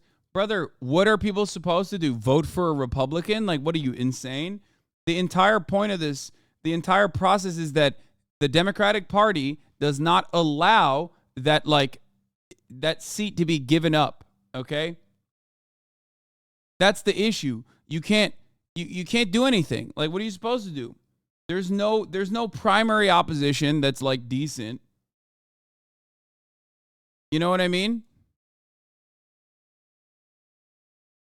It just doesn't fucking matter. Mulkin and others here. And it dawned on us that there are so many women who have done amazing things, and let's profile them. Our very first profile was on Dianne Feinstein. That's right. And she just had so many incredible insights about what it took to do what she did, becoming the first female senator to represent the very large state of California, and also what happened before that. You've been talking a little bit about, yes, we have been focused on her career in the Senate, which is very rich and very vast, but what happened before she got there? And she was in the mayor's office in San Francisco because of tragedy, because of the assassination of Harvey Milk and also the mayor of San Francisco. And she was the one who came out and announced it that night, late at night. And it was that moment, that unbelievable tragedy, that not only propelled her to 10 years in the mayor's office, but what drove her lifelong push for gun control and the assault weapons ban, which of course lapsed, and then she tried unsuccessfully to get back in.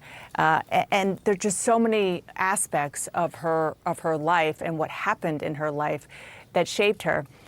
One thing I do want to, I'm just looking back on some of the things that she told me. It was back in 2017, and you'll all appreciate this. When she first got into politics, she went to Stanford University, and when she first got into politics, people said, something must be wrong with her. She must have a bad marriage. Why is she doing this? That was the only reason people could even conceive of the fact that a woman would get into politics and want to be in public service the way that she was, and the way that she succeeded and of course exceeded expectations for all those decades. I think Dianne Feinstein is going to be remembered as a brave senator, one who really followed her convictions, one who helped open doors for a lot of other. This shit is so lame, brother. Oh. Remember in 2016, the National Dems, Pelosi, and Obama killed any other candidate Californians wanted for her? There was no... This article calls her an ally to the LGBT community, but then lists 100 things she did to hurt the LGBTQ community. No matter how straight-laced she seemed, Dianne Feinstein didn't care who you sleep with. Despite the late California's 1950s wife image, she became a pioneering advocate for the gay community. First of all, she's the mayor at that point of the gayest place in America, okay? And in spite of that, her record is like kind of wishy-washy on it. So what the fuck are we talking about here? It was a political dynamic that shaped her career more broadly. Still, Liz Feinstein, who died Thursday, is celebrated as a trailblazer for women, a historic steward for her hometown during an era of upheaval and consequential U.S. senator. Her leadership helped in usher LGBTQ citizens in America's mainstream should not be overlooked. From her time serving on the San Francisco Board of Supervisors for Harvey Milk to her battle to protect transgender service members, Dianne Feinstein has been a champion for LGBT equality and justice, an early adapter.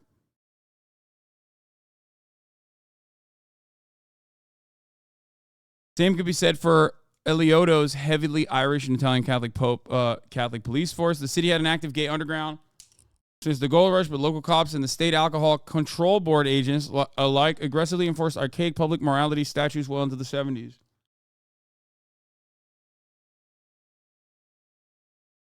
I would say that she was progressive 50 years ago, and then she kind of just stayed the course on those values. Like, they didn't shift too much.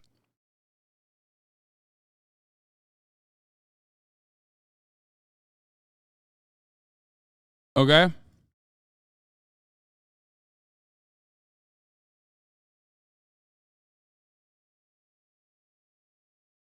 Yeah, like it's literally is literally like, oh, she wasn't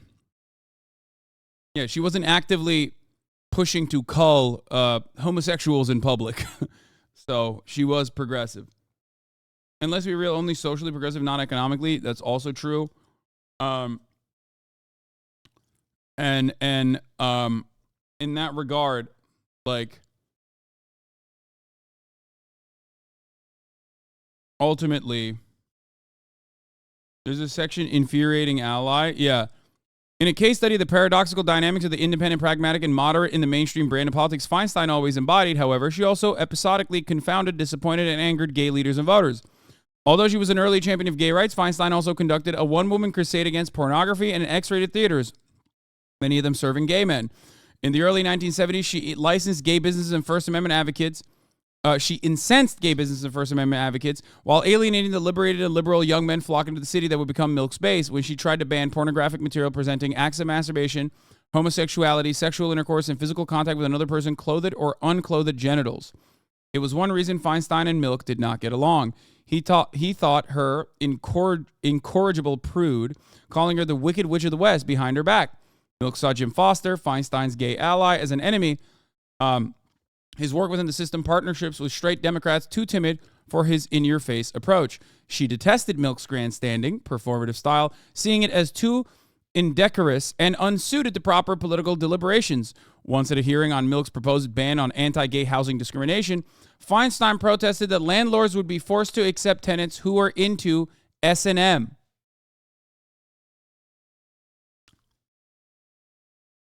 Like BDSM. I want to repeat that one more time. The gay ally, Dianne Feinstein, detested Harvey Milk's grandstanding and performative style, which, by the way, why is this article, like, instead of just, like, glazing up Dianne Feinstein, this article also, weirdly enough, is, like, assuming the position of Dianne Feinstein and like, weirdly anti-Harvey Milk? Like, what's happening there? Like, the framing of this literally feels like Dianne Feinstein's position is the correct one. Seeing as too indecorous and unsuited to proper political deliberations. Like, oh, so you think it's like you agree with it, kind of. Once at a hearing on Milk's proposed ban on anti-gay housing discrimination, Feinstein said it's like if landlords were forced to accept tenants who were into BDSM, okay, S&M. Sadism and masochism.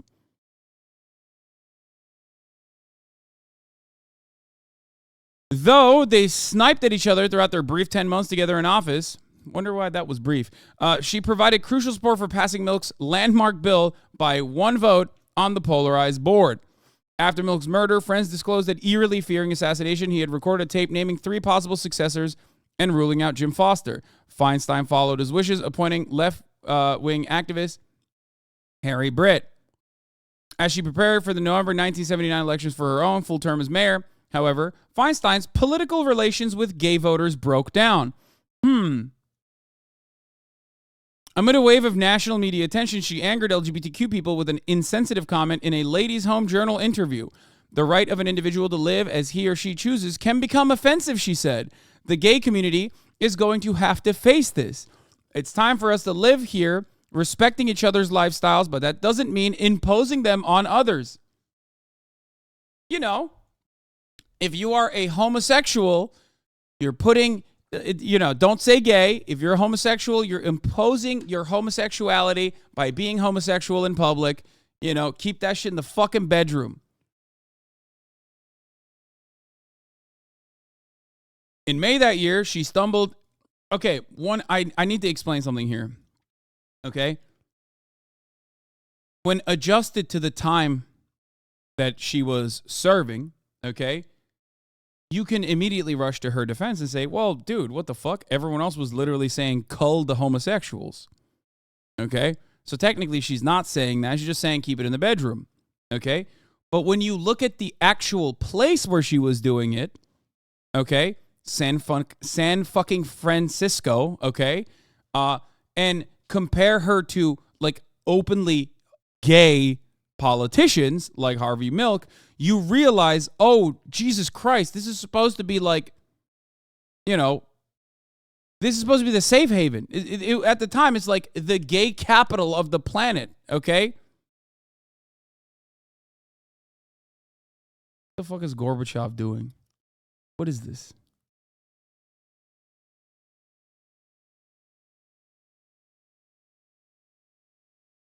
In May that year, she stumbled in her first big crisis as mayor. Thousands of gay people and others rioted after a conservative jury found Dan White guilty of 2 counts, not of murder, but voluntary manslaughter, the equivalent of vehicular homicide. By the way, I need you to understand something here. When this kind of like political assassinations occur, the criminal justice system absolutely sides with the oppressors, with the fascist elements. Okay, and that is a constant throughout American history, and that has not changed, okay? I need you to understand that. Like, it's gotten maybe in some instances worse, too. Like, Kyle Rittenhouse is a great example of this, obviously. Like, what the intent and the purpose was for him to go there and shoot a bunch of fucking BLM protesters, right, to save private property that he had nothing to do with. Like, all of that stuff factors into this. There was a Native American protest, indigenous protesters in New Mexico yesterday.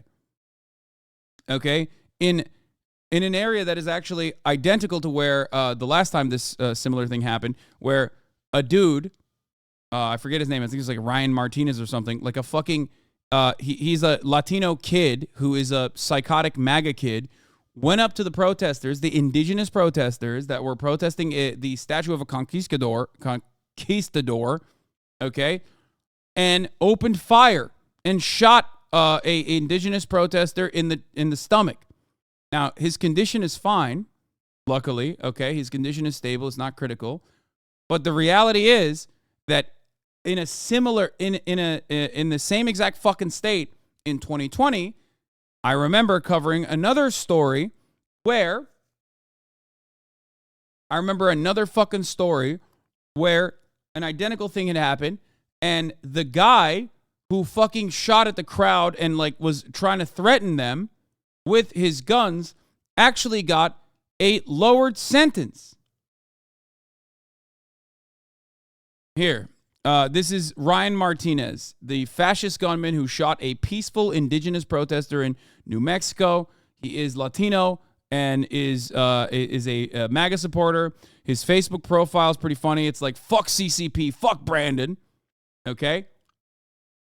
But the reality is, the actual people in positions of power in places like this that are a part of the criminal justice process, like the police force, for example, are 100% on his side, so they don't do their fucking due diligence. Yeah. This happened yesterday, and you didn't even hear about it, and you probably would have never even heard about it unless I covered it. This happened yesterday.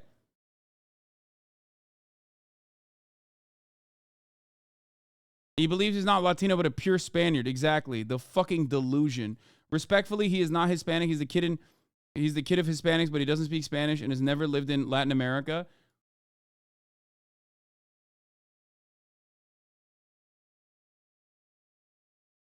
Brother, his name is Ryan Martinez, okay? He is a part of the 70% of Latino Americans, okay, that consider themselves to be white. He is still Hispanic and Latino, regardless of whether or not he believes it. You know what I mean? He doesn't speak Spanish. He doesn't have to speak Spanish. He doesn't have to be from a Latin American country. Okay? It doesn't fucking matter.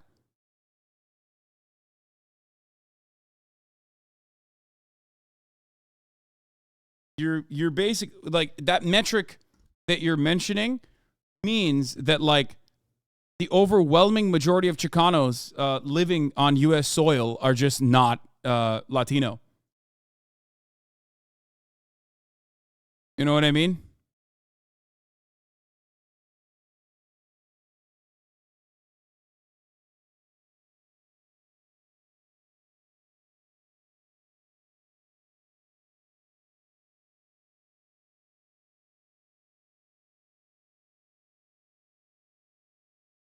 And even if he's like straight out of fucking Spain, okay, it doesn't even matter. Even if he's straight out of fucking Spain, living in America, it's the same energy as, it's the same fucking energy as people being like, oh, I'm actually from Africa. I'm first generation African migrant, so I'm different. I'm not black. It's like I'm not African American. It's like, dude, in the eyes of the broader American white supremacist framework, you're black, okay? Which is a reality that first generation, fresh off the boat, African migrants immediately find out. In spite of what their original perspective on the differences between being a first generation African migrant or an African descendant of slave might be. Okay? You're still black. Ryan Martinez, in the eyes of white supremacists, is not on the fucking team. There's no like, oh, he's Spanish descent. Like, he doesn't have mestizo in him. Like, okay, all right, cool. Explain that to like the law enforcement.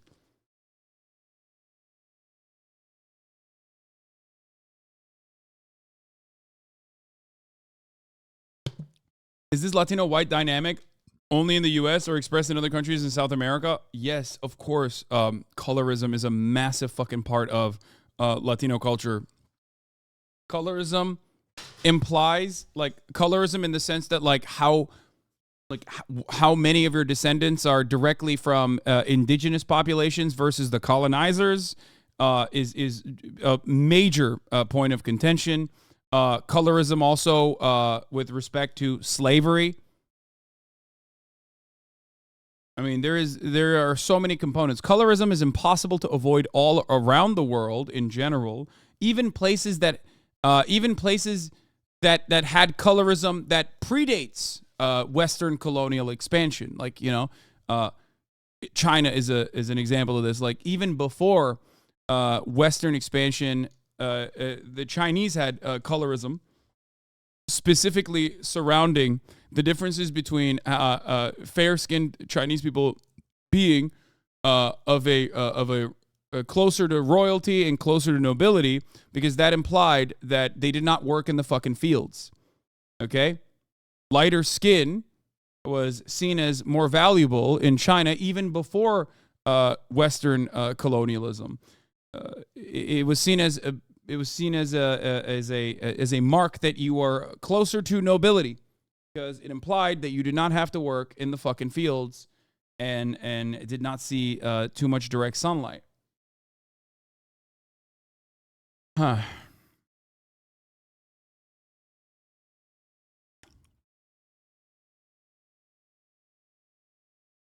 Anyway, it doesn't even fucking matter though. Ultimately, there are differences for it, but obviously in the most common way that we look at colorism, it is directly a consequence of Western imperialism, Western expansion, and colonialism.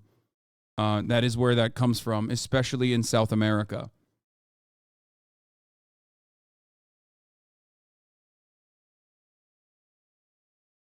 Why the discussion of colorism, by the way? Just tuned in because we're looking at Ryan Martinez, a fascist gunman who shot a peaceful indigenous protester in New Mexico.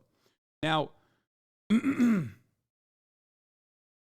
point is, and why I brought that up, was because that reminded me of a story, again, from New Mexico, again, with indigenous protesters and Trump-supporting freaks who shot at them, and the lowered charges that they got in that situation. Because if you are engaging in fascist violence, the criminal justice system will defend you and will give you lower sentencing in most circumstances. So that's something to consider, and that is why we have not made too much progress in that regard. And here it is. You have a situation with Dan White and the riots that ensued after. Okay? Conservatives bashed Feinstein for being too lenient with the protesters, while Britt led cries of outrage from the left, blaming her after cops invaded a gay bar at a closing time during White Night Riot and beat patrons and others milling on Castro Street, the heart of Milk's district.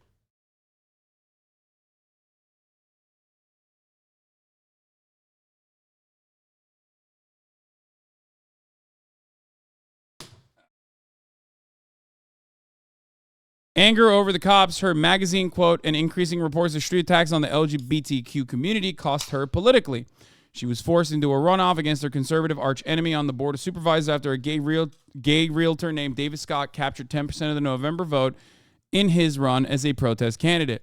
It starkly demonstrated that the gay people now held balance of electoral power in San Francisco. In the runoff, Feinstein apologized for her magazine comments. I don't come to you as a perfect person that knows all the answers and that doesn't make mistakes, she said at a crucial debate sponsored by the local gay Democratic club. But I do come at you as someone who's got a heart and a concern and a very deep interest and desire to represent this community. She won Scott's endorsement and a 4-year term of her own. One more big political clash with the gay community remained.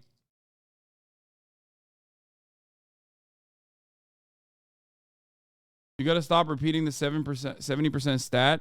Is straight up wrong. The actual stat is 58% of Hispanics on a census survey. When Hispanic or Latino isn't an option to pick, choose white over black. When Latino is an option, it drops to 17%.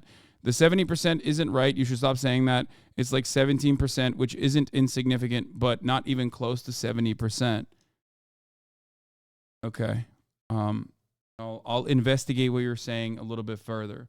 But I've seen other. He's completely right. I keep cringing when you say 70%. There is a shift in American demographics that a lot of people get frustrated by, because the reality is that Latino populations in this country, okay, in this community, you might get upset about it, okay, specifically when talking about whiteness and Hispanic people being considered white in this country. But in the eyes of the federal government, there is a deliberate attempt to bring Hispanic people into the white population in an effort to keep the white percentage at a level that doesn't terrify the fucking hyper racist people. That is the reason why in the United States of America, the white population is still at 66%.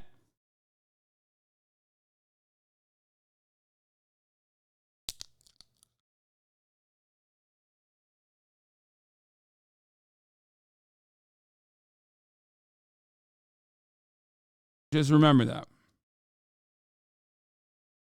But send me your source and I will cover it.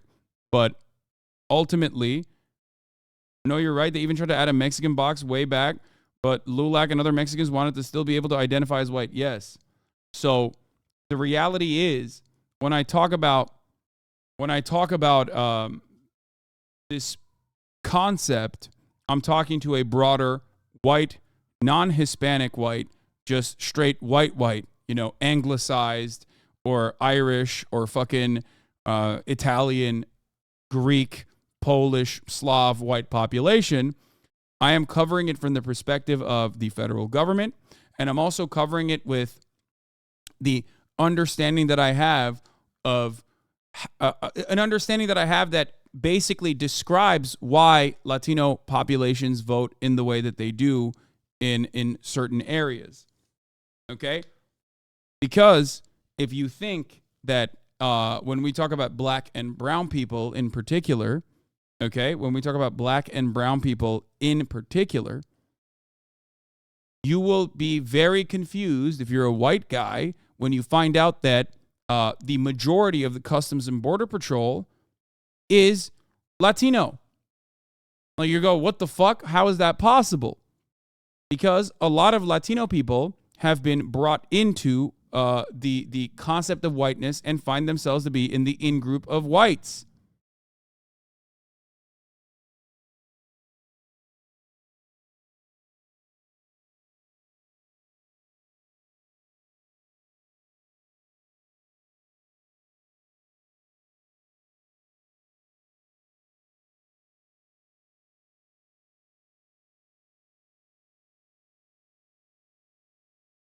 Hold on one second.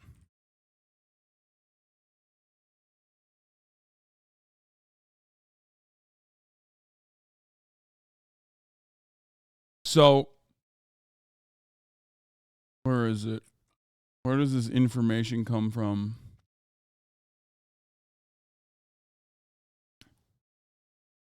U.S. Hispanic population reached nearly 64 million in 2022. The Census Bureau estimates that there are roughly 63.7 million Hispanics in the U.S. as of 2022. They make up 19% of the nation's population. The U.S. Census Bureau and determination of who's Hispanic. Wait, hold on. I have to go grab Kaya real quick. But in the eyes of the Census Bureau, Hispanics can be of any race because Hispanic is an ethnicity and not a race. However, this distinction is subject to debate. A 2015 Center study found that 17% of Hispanic adults said being Hispanic is mainly a matter of race, while 29% said it's mainly a matter of ancestry. 42% said culture. Where is the 60+% number that I'm looking for here? Wait, hold on. I think I saw something here. Another center found that 53% of Hispanics prefer to describe themselves as Hispanic, 26% prefer Latino, 2% prefer. Oh yeah, this is a funny, the Latinx one. Where is the white part? There is like a part in this survey that says that Latinx is a silly little designation.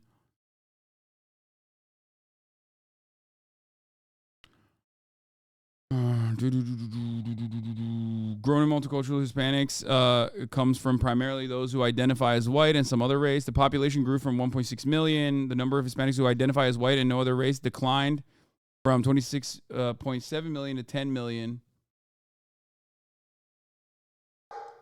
Oh, shit. I got to fucking bring Kaya in. Hold on. She's barking outside. All right, let's keep going with Feinstein. Women in then we'll politics, talk about the it's no Latin, longer an the unusual Latino thing. But back when I was young, it was quite unusual, and she broke ground.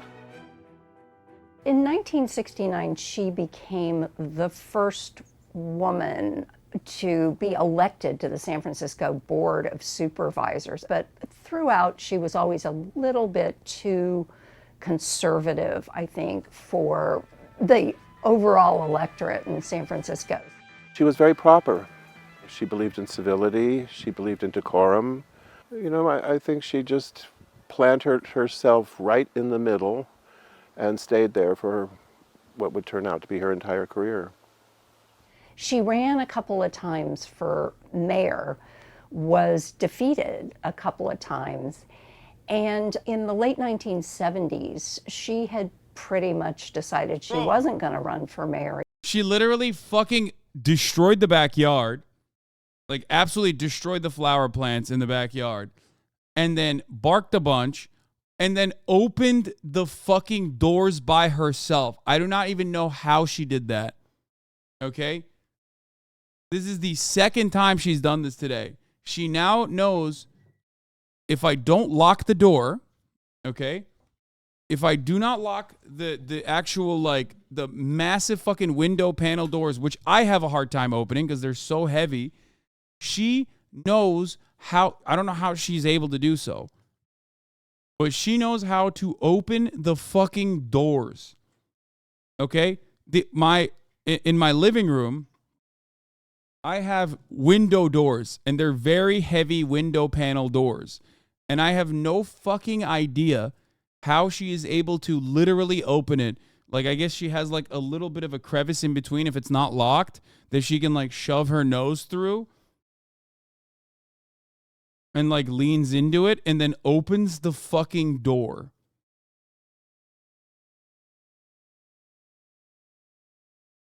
Why are you anti-independent women? I mean, Kaya, not Dianne. Yeah. Sliding glass doors.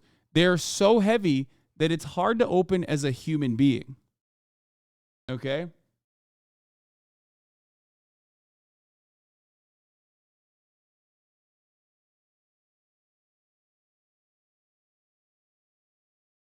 Asshole. I don't know how she does it.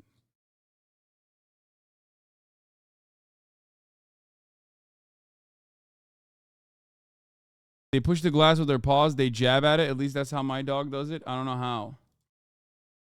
Here's the article on happening, dude?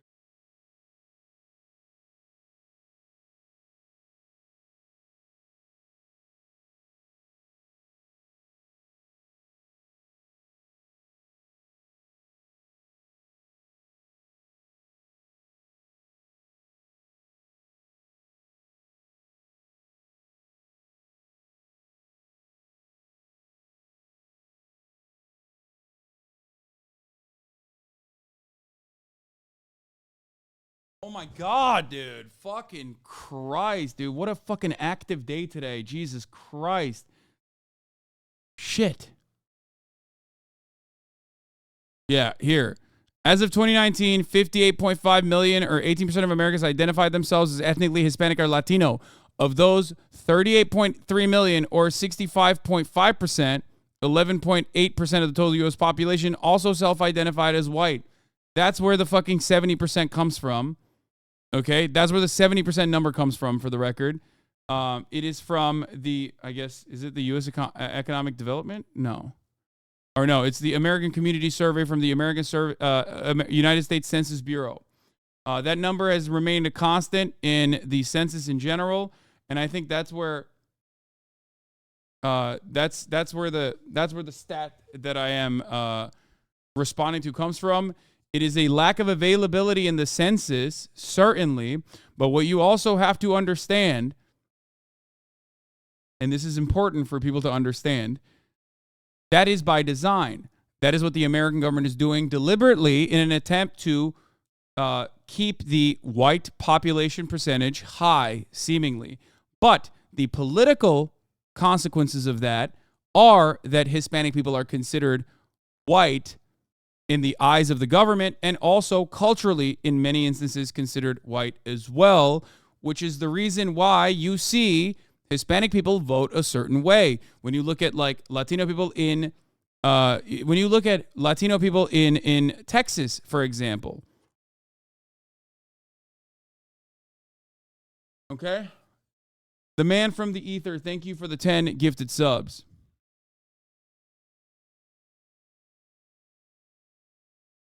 Like this didn't come out of my asshole is what I mean. Like the numbers are not coming from my asshole. But it's just as you said, it's because it's pushed and so forced internally. It's frustrating, like so many of us would much rather. I understand that. But for older Latino populations, especially, older Hispanic populations especially, it also shows where it's coming from, like where this attitude comes from, or rather, like it's a self-recognition that you are it's a self-recognition that you are a part of the in-group, the dominant in-group in that regard. That's where the racial conflict comes from. That's where I mean, no group is a monolith, obviously, but that's where like this kind of stuff happens over time. Just like the Irish were included in whiteness, just like the Polish were included in whiteness. This is something I've talked about quite a bit, that Latino, Hispanic populations in America are also now firmly inside of the whiteness category. And as a first generation, second generation Latino citizen in the United States of America, you are, of course, always going to have some internal struggles with that identity, but there is a political purpose behind it. Okay? There's a political purpose behind it, and that is so that Latino voters also feel as though they have a dog in the fight, a stake in the game, and then will go and vote for reactionary fucking concepts that portray others as though they are in the out group. That's why you have so much anti-immigration sentiment coming from more reactionary Latino core voters, especially in border states as well. On the other hand, though, you have younger Latino voters who are, of course, overwhelmingly on the left.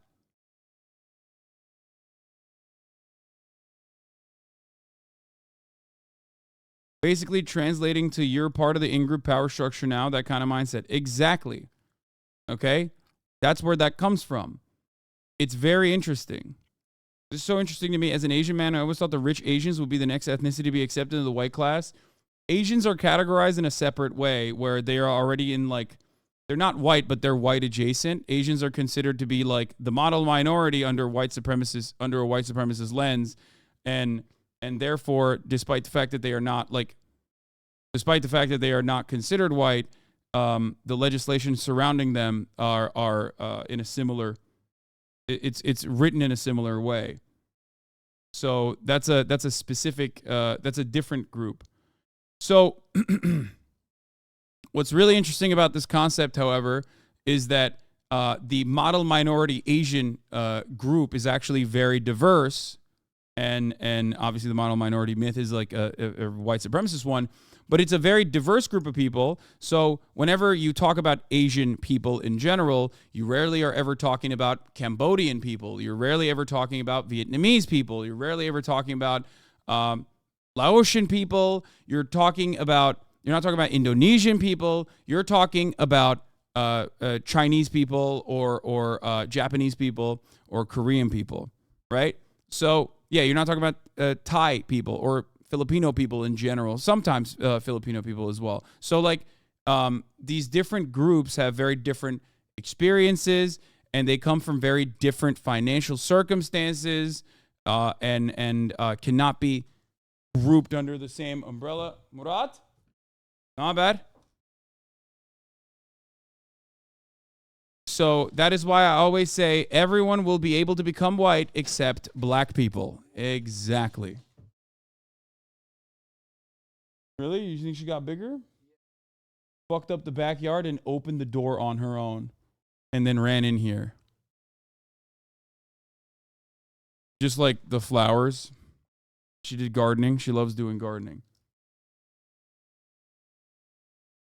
I mean, yeah, I don't disagree with you. It's just frustrating because we ain't. Even if I'm white, I did not grow up the same way as my white friends, even if we grew up as broke. But it all depends on what city you grew up in, too. I know that. Of course, I was in Mexico.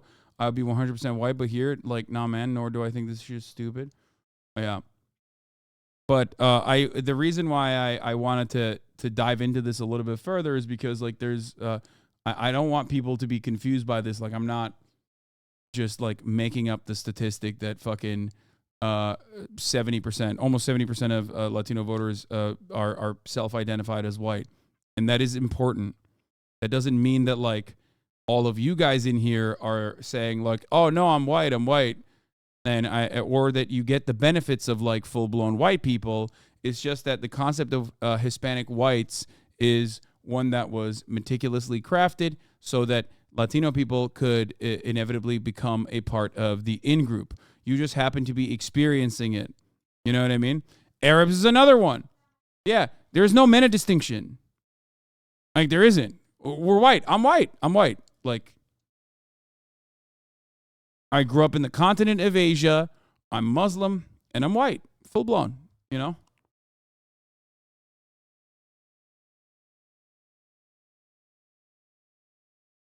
Arabs are white, not at the airport, but everywhere else on the census.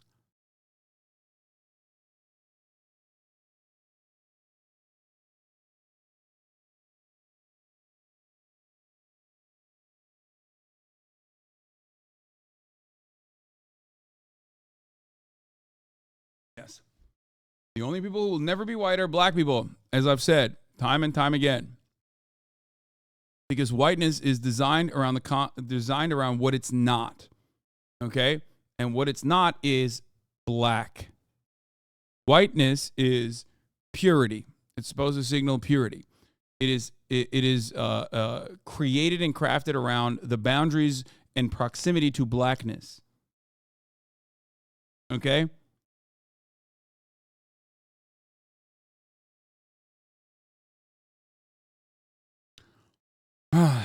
Anyway, let's keep going. In 1982, the Board of Supervisors passed the measure authored by Britt authorizing city health and other benefits of domestic partners of unmarried public employees, which primarily affected gay people. Under heavy pressure to veto the bill from religious leaders, Feinstein agonized finally against the unanimous advice of City Hall councilors. She killed it. Once again, the Castro district bloomed with Dump Dianne posters. Worst backlash to the veto fueled a once lagging recall campaign launched by a fringe group called the White Panthers that was mad about her push for gun control. The moribund effort suddenly qualify for the ballot. However, she quickly framed the recall as a referendum on the rogue White Panthers, winning big and ensuring her easy reelection a few months later. Feinstein would later express regret for the controversial veto, but many gay political organizations did not forget and highlight it still in assessment of her record. I wonder, like Politico, are you living in that era? Are you Dianne Feinstein? Did Dianne Feinstein write this article? Like, we're not living in that time frame, you know? Like, you can't be so, like, they wrote this as though they are, like, angry at the gay organizations.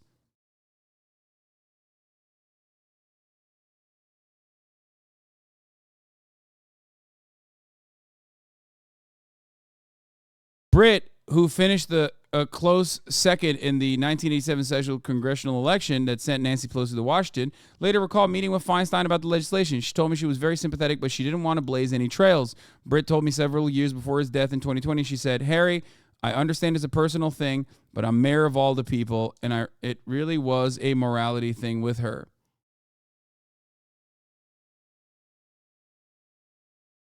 Anyway.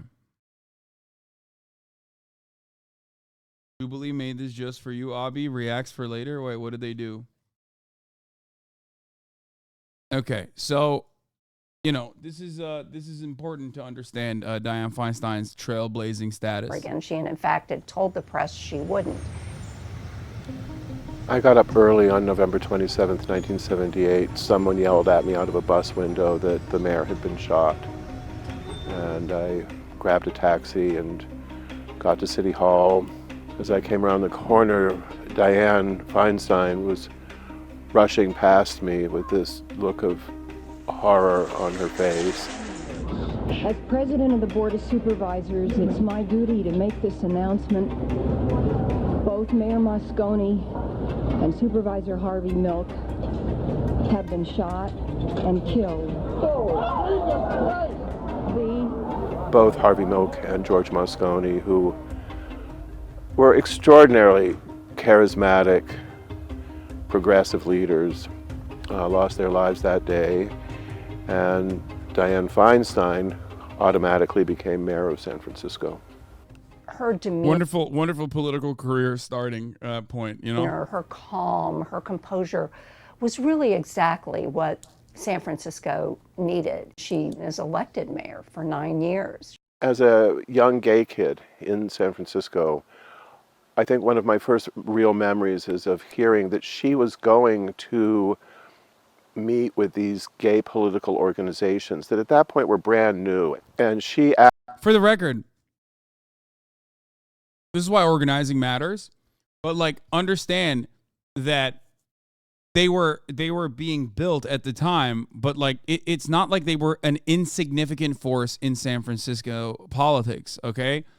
So she did not do this due to her moral considerations. As a matter of fact, every step of the way, she was against, it was done against her better judgment or her own personal morality. It was more so that she was pushed into it. And in every single circumstance where she got any kind of pushback from the other side on anti-gay, anytime she got anti-gay pressure, she met their demands. Actively courted our vote. And now a real crisis for San Francisco. It was big news here this morning. The AIDS epidemic, said the headlines, is spreading so rapidly that it threatens to overwhelm San Francisco's financial ability to deal with it. Now, there was a lot of hateful political rhetoric. A lot of people were very happy about this pandemic. There was a bumper sticker. It said, AIDS, it's killing all the right people. Dianne, from the beginning, responded with compassion. Once again, people thought that was kind of the end of the road for her. She runs for governor in 1990 and loses. But 2 years later, after we have Anita Hill confronting Clarence Thomas at his confirmation No, I don't hearings, like Dianne Feinstein. the country I think she's is suddenly seized by... I don't like Dianne Feinstein. I think that she had, she had some decent takes and demonstrated political courage from time to time, but in many instances, she was like a classic middle of the ground Democratic Party operative who who would be fine to be that way if she was like in Kansas or something, okay? But in California, I think that that is ridiculous.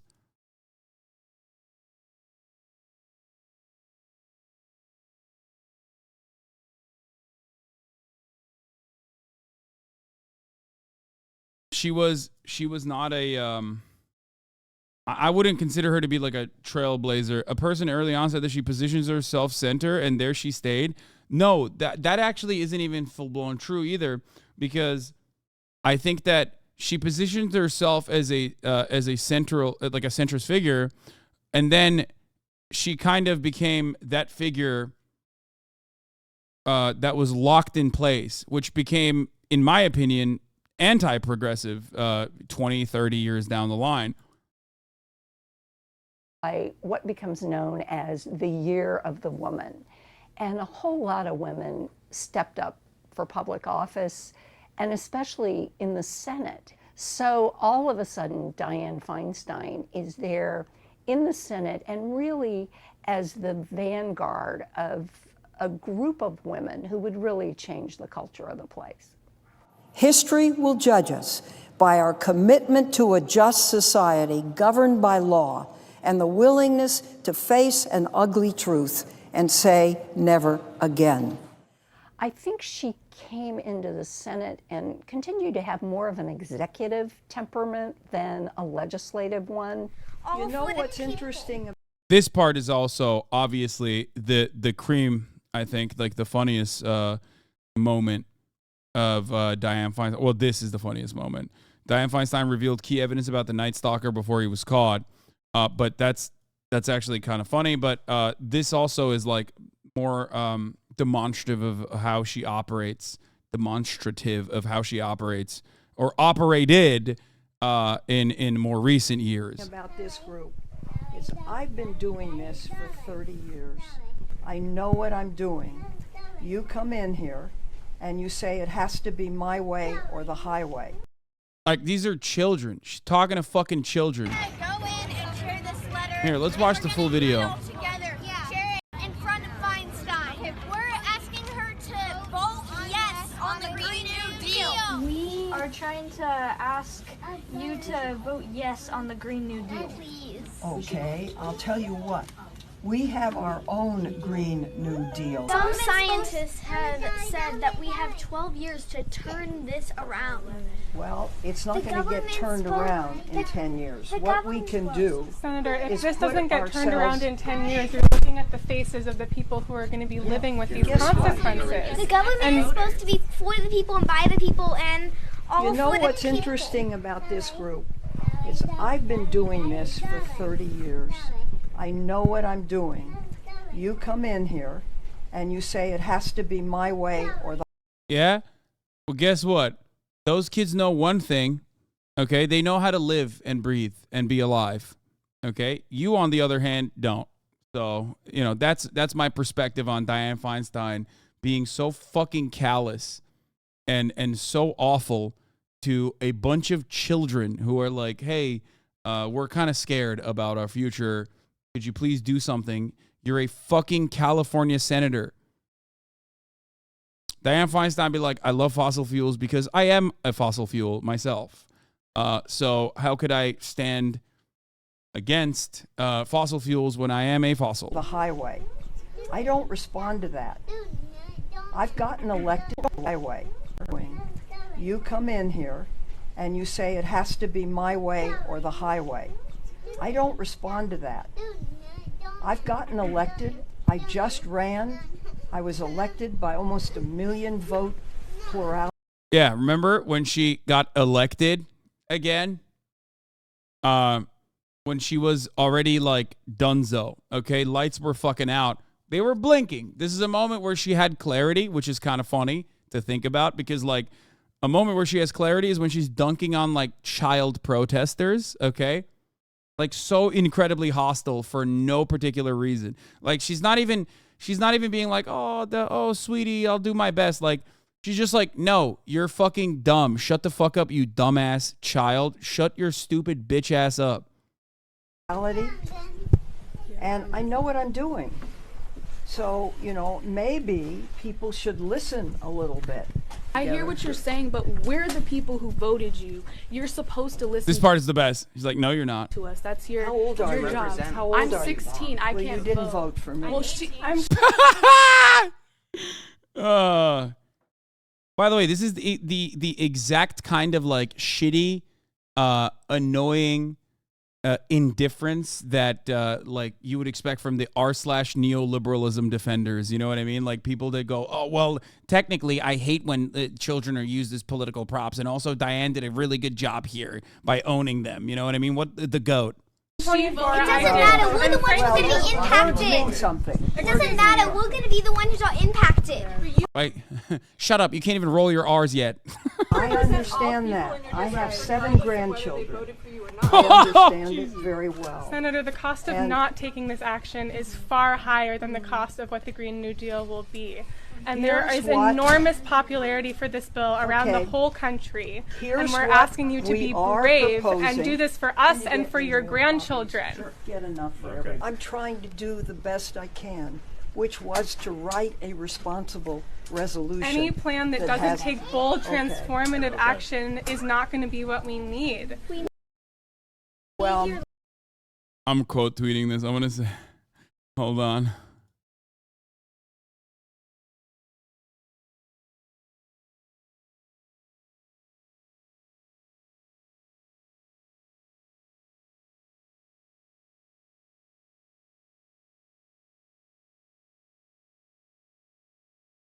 I'm saying those kids lost the debate, in parentheses battle, but won the war.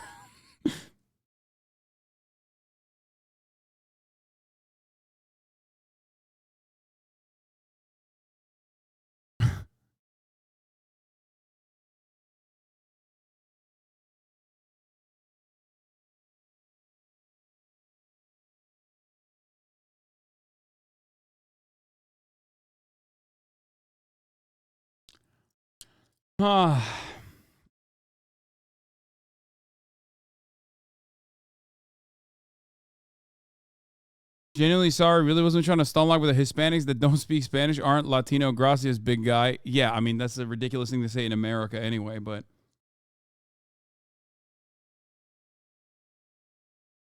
All right. All right. Let's keep going. We move past it. The Dianne glaze up continues right now. I don't respond to that. One can criticize her on any number of issues, as I have, but her commitment to gun control and her extraordinary efforts on that issue over many, many years goes back, I know, to that horrible day in City Hall where we both witnessed firsthand what those guns can do. The time has come to take these weapons of war off our streets. I urge my colleagues to stand tall and support this amendment. New details this morning about Senator Dianne Feinstein's recovery from shingles. Her office sharing the 89-year-old was also dealing with a number of previously undisclosed complications. The Senate's oldest member, Feinstein, returned to the Senate just last week after missing 91 votes in a 3-month span. It was hard not to notice in some of her public comments that sometimes she did not seem to be as on top of things as she had been before. It funds priorities submitted. Yeah, just say aye. Okay, just aye. It's been painful for me to see the decline because I remember her as being so incisive, so smart. She read every word of every report. She wasn't a cardboard cutout propped up by some staffers. She knew what she was doing, and she knew what she was talking about. It really has been a sort of sad and messy and to a very No, it's one that she deserved. Like, straight up. I mean, if she did not run for re-election last time around, she still would have had like a legacy that could be preserved, I think. A legacy that was not tarnished by her own audacity, by her own narcissism, It's not like she needed to fucking be in office. It's not like she was in a particularly unsafe seat and she was the only person with the political chops to keep winning that seat over and over again. It's that she wanted to continue doing this shit, okay? Partially, I think the Democratic Party wanted her to keep being a warm ass on a seat until it turned cold, of course, as well.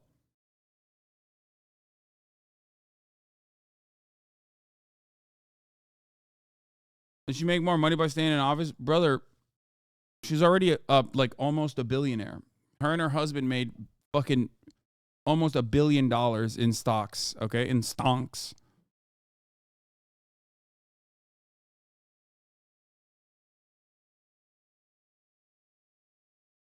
I know Trump is in my state. I know. He's in Anaheim right now. Distinguished political career, one in which she has been a path breaker. And for the record, for you saying like, so why bother running? Hubris, that's it. In some instances, this is complicated. It's a complicated math equation. In others, it's super basic, right? Like top of the hour, there's an ad break. That's 3 minutes long. Sometimes it comes 24 minutes into the top of the hour because I forgot to run it. Okay? Super basic math equation. $5 allows you to avoid those ads and no longer see them. You can also get gifted a sub if you're lucky. You can also send me links when you become a subscriber. Like, there's some benefits to it, right? It's pretty simple stuff. Here's the 3-minute ad break now.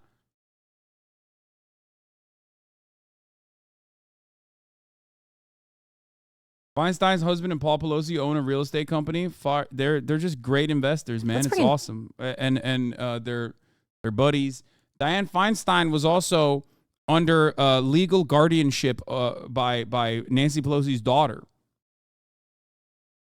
Sakuragor, thank you for the 10 gifted subs. She literally voted yesterday morning. That's the grind set. Yeah, she died doing what she loves. Lolo had a really good tweet on it. I retweeted it. You know, the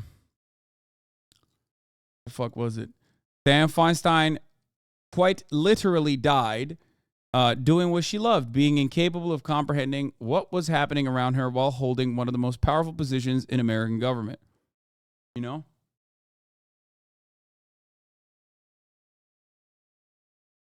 Oh, for cute. Thank you for the 5 gifted subs as well.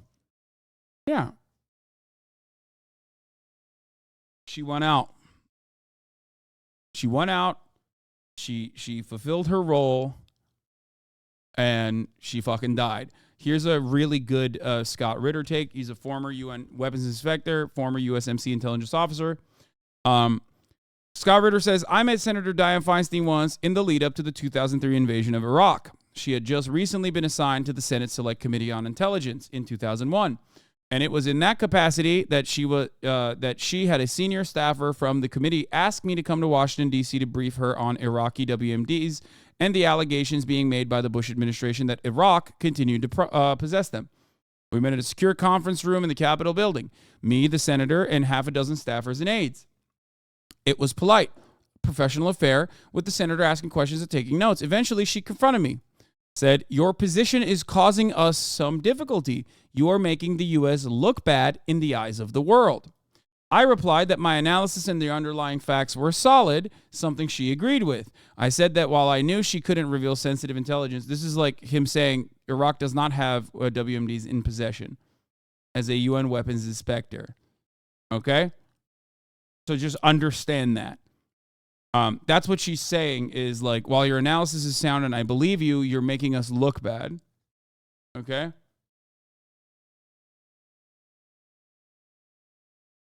LeMaffeo, Scott Ritter is also a convicted pedophile and pushes you super hard. Bitch, what the fuck? Like, dude, none of that factors into him being right in that regard, okay? Like, you understand that, right? Like, I never said he's a good guy. It kind of does. So what? Then I'm sorry. Him being a convicted pedophile doesn't change the reality that Iraq didn't have WMDs. Dianne Feinstein is not talking to him about, the arbitrary nature of age of consent laws or some shit, okay? Like,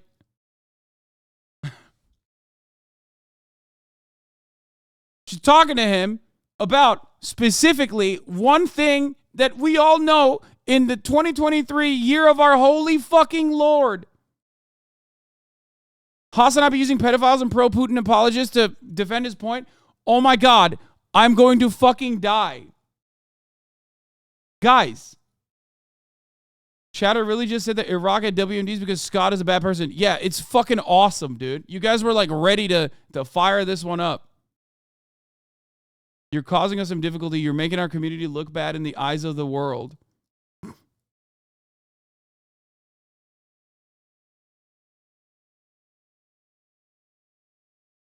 This is psychotic.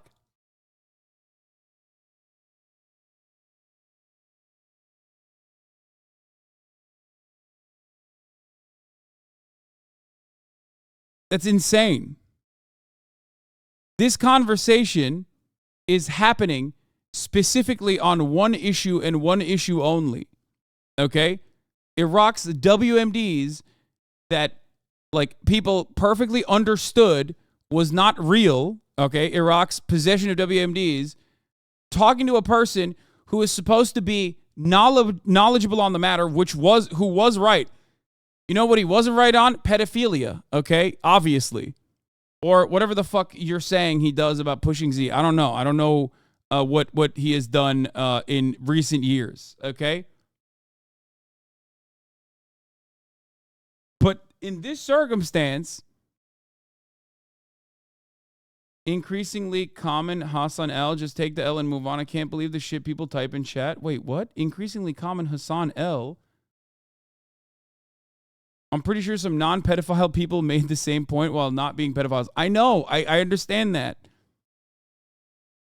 Why are you more mad at me for bringing this up than Dianne Feinstein, who's talking to a fucking pedophile at that point? Like, go take it up with her. Oh, wait, you can't because she's fucking dead, okay?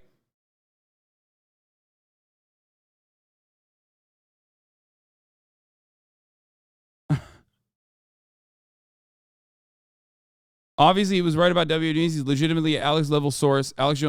Okay. It doesn't matter. Okay? It doesn't matter who this person is. It doesn't matter what his background is. He was right about the fucking WMDs not being in possession of Iraq, in Iraqi hands. And what matters is Dianne Feinstein called him up as the fucking person. Okay? As the person to talk to. And then followed through and still ended up voting for the resolution of authorizing the war in Iraq. That's the point. I will forever know that Senator Feinstein is someone who had been empowered by the truth and lacked the moral courage to act on it. The blood of thousands of Americans and hundreds of thousands of Iraqis stains their soul. Okay?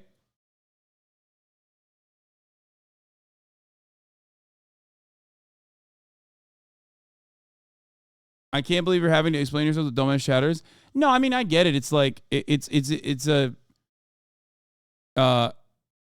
funny thing to point out. Like, I agree. It's, you know, this is being a ridiculous person. Doesn't matter though. In that point in time, he had, you know, actionable intelligence and better analysis that many other non-pedophile people also retained.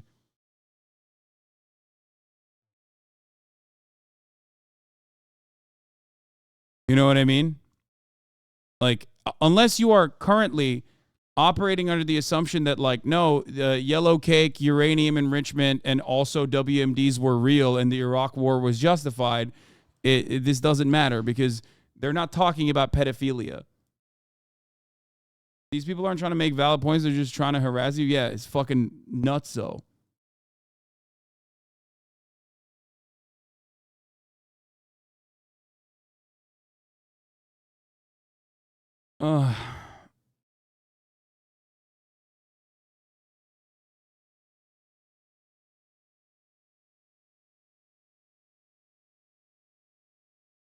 Anyway. Oh, this was the other side, the Confederate flag situation, which, of course, if you look into it, it's more complicated than simply propping up a Confederate flag. But yes, Dianne Feinstein did, as the mayor of San Francisco, propped up the Confederate flag alongside other flags as well. And they took it down. The Spartacus students, the MLs at the time, took it down in a demonstration. Richard Bradley, the famous person who did this, wearing a Union garb, and yet, it was propped up again. Black and white pictures would resurface 37 years later. It shows him climbing a flagpole with the end result of taking down the Confederate flag. Full disclosure, it was one of 18 flags in. Do you ever just want to call it quits on all this? Dealing with the trolls and insane people must be incredibly tasking. Yeah. I'm so sorry, man. I didn't mean to start a whole discourse. I just thought you may want to consider the source. Scott is one of Putin's strongest soldiers in the pro-Russian info space. I mean, dude, these motherfuckers think I'm one of Putin's strongest soldiers. I don't know about his fucking pushing Z narrative. Obviously, I dunk on people who push Z all the goddamn time. Not that you would ever know about that if you are one of those people who comes in here and thinks I'm like pro-Vladimir Putin. And none of the things that he has said thus far have any relevance to the conversation of Dianne Feinstein calling him up to have a meeting about whether or not Iraq had WMDs. He's not the only person who was fully aware that Iraq did not possess WMDs. There's plenty of other people as well. It's just that he's the one who was called up to have a conversation with Dianne Feinstein. So unless you're saying Dianne Feinstein actually did not have a conversation with Scott Ritter at the time about WMDs, in which case I will side with you, considering that he has lied about other shit. Okay. The information or the conversation that took place, whether or not it happened, I do not know. Okay, I'm not 100% certain that the conversation happened. It doesn't matter though, because there's plenty of other fucking people that that were fully aware and were openly stating that Iraq did not have WMDs at the time. And Feinstein still chose to avoid all of that and go along with the narrative that maybe it does, or rather didn't give a shit and still authorize the invasion of Iraq. That's it.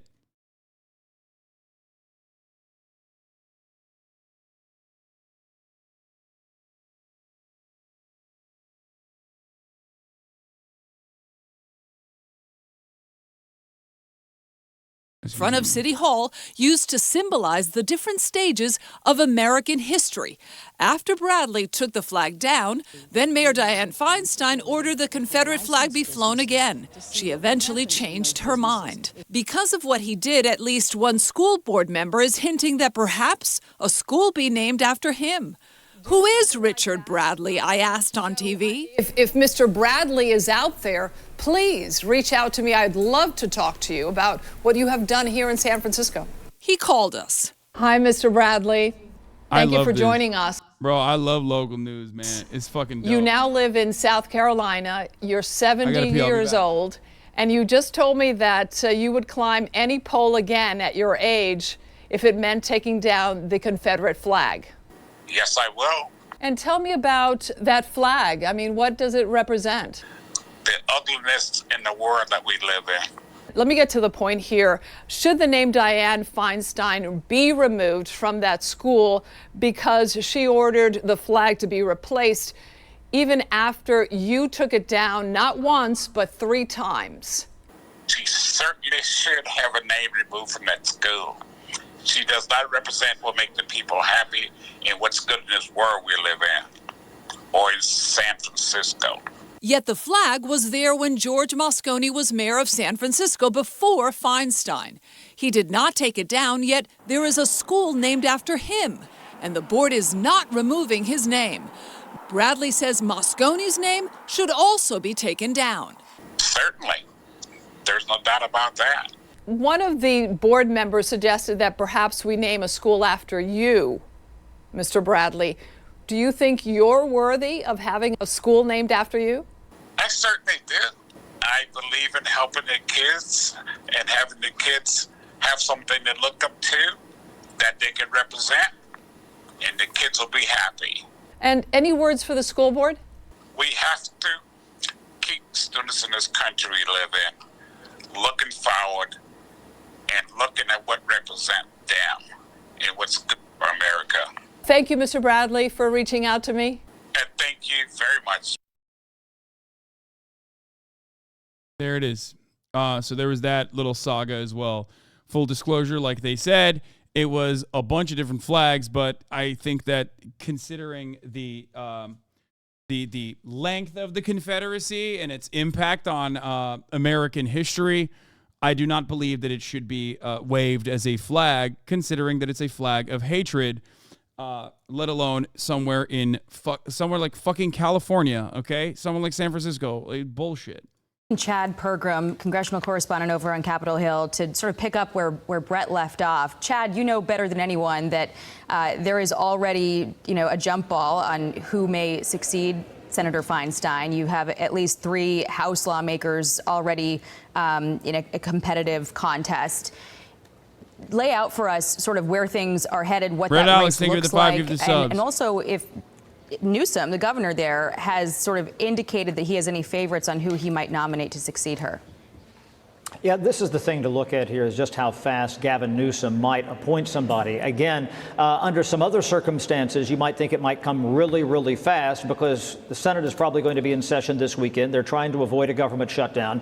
But on the Senate bill, they have the votes to clear a filibuster and pass the bill that's before the Senate right now. And so it's not like they need her vote necessarily. This is not, at least the way things are arranged right now, down to the razor's edge. So we don't know just how fast he could make that appointment. But again, this really raised a lot of hackles here with Barbara Lee, the Democratic representative from California, who's been in office since the early 1990s, the mid-1990s, saying that you said, Governor, that you were going to appoint a black woman.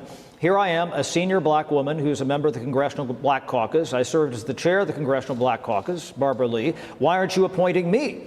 And Barbara Lee just a few weeks ago thought that she had kind of been sidelined in this process a little bit. Now, of course, that would probably give Barbara Lee a leg up running against Katie Porter and also Adam Schiff, who's the favorite among many, California Democrats, and certainly the favorite of the former House Speaker Nancy Pelosi to take that seat. So we don't know exactly who he might appoint. And again, the quickness, is this something that's going to come right away so they can vote maybe as early as tomorrow on trying to, keep the government open, or if we get into a government shutdown and some other legislative solution materializes and it's a razor wire vote and they need that vote. So we just don't know that yet, Jackie. Speaking of how important, her vote is, the margins, the way that they are, you talk all the time about how important the math is. I mean, it is going to be more difficult today to get to 60 votes on anything because Senator Feinstein is not there today, and it'll take some time for That's right. For the governor to replace her. How does that impact? This is happening at a very heightened tension moment where you're trying to find the government that expires tomorrow night at midnight. How does that impact things? It's a precarious situation, but not as precarious as you might think because of the reasons I just stated. They had about 3/4 of the Senate, 77 members voted on a test vote on this bill on Tuesday. Not quite as many on a test vote later in the day yesterday. So they'll be able to get cloture, as they call it. That's the term of art here on Capitol Hill, to overcome a filibuster on that. That vote will come tomorrow on the Senate's interim spending bill, but on something later on, maybe they need that because, again, if you have a narrow Senate, and also, if you are the Senate Majority Leader, Chuck Schumer, you want as many Democrats there as possible. And it is about the math because we learned just yesterday that Debbie Stabenow, the Democratic senator from Michigan who is retiring, has COVID and announced that she would be out for a few days. And so something like that, these real world. How likely do you think it is for Newsom to appoint someone that is even a little bit more progressive? There's a couple different planks of power inside of the Democratic Party. And in prior years, it was like the Obama camp, which is separate from the Clinton camp, right? And I think that it's a little bit more divided now. You got the Pelosi heads. Which Feinstein is part of that. And then you have Gavin Newsom also trying to make a little bit more. I don't know where I would place Gavin Newsom under. Bernie camp is obviously ours. It's different. But inside of the Pelosi fandom, Dianne Feinstein existed inside of that machine. Okay. Reed machine remnants. Yeah. And I don't know where Newsom goes with this. I don't know if he's trying to make a name for himself to differentiate himself in some ways from the rest of the from the different camps, because I do see him pop off more frequently. So maybe. But I don't know. I don't know who he's going to appoint to this position. Not everyone's in a camp, especially governors. Yeah, governors are usually standalone, except when you're talking about California machine politics is like is firmly it's one of the headquarters of the Democratic Party, right? Similar to New York. And obviously, one of the worst reasons as to why these places are firmly conservative, like in many respects.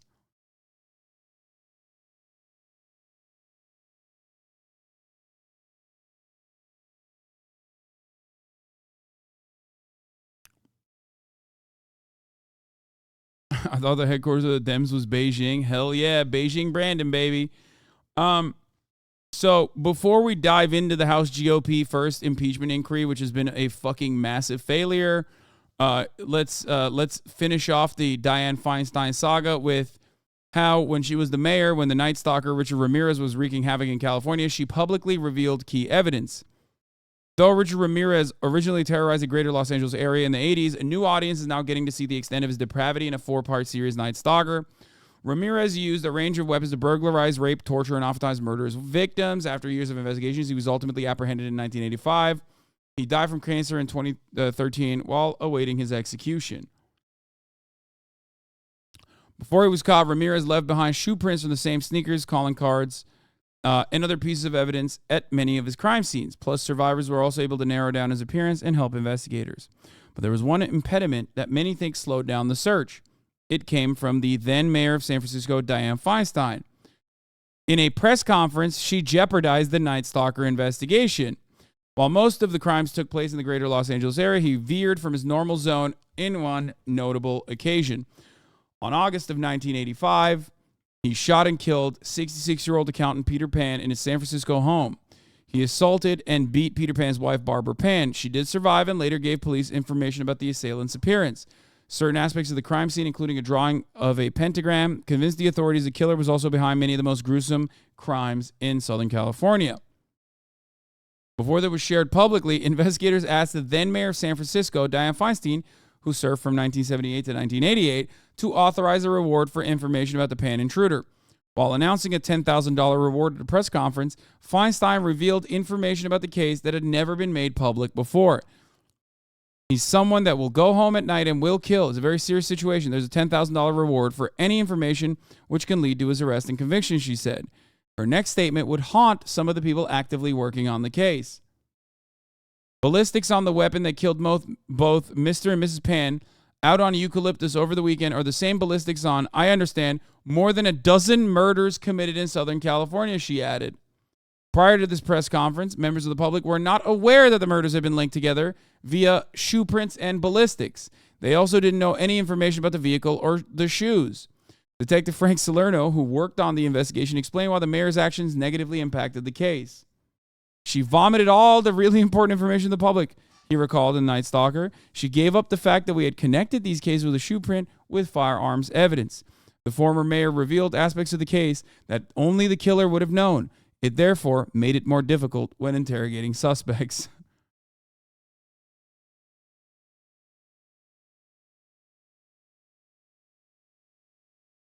I mean, we were pissed, absolutely livid, the detective shared about the aftermath of the mayor's news meeting. So, you know, one additional fun way that Dianne Feinstein's legacy continues is when she fucked up or at least like undermined the Night Stalker investigation.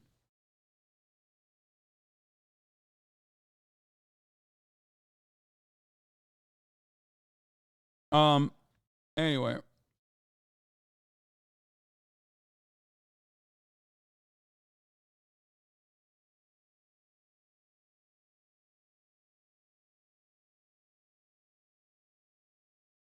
Donald Trump is currently in. Oh fuck yeah, he's in my hood right now. He's in my backyard, moaning. And her parents are so proud. 19 years She's almost and her parents are. That's right. That's how I feel when I enter the Californian airspace, dude. I'm not even kidding. California makes me feel that way as well. Don't say hood. He's in Anaheim, fool. I mean, that's the joke. He just wanted to go with Cutie Cinderella to Disneyland, I think. I can never hear you at work. Yeah. Anaheim, more like Anacrime. Exactly, dude. Anacrime, baby. A City is where I reside. That's my hood.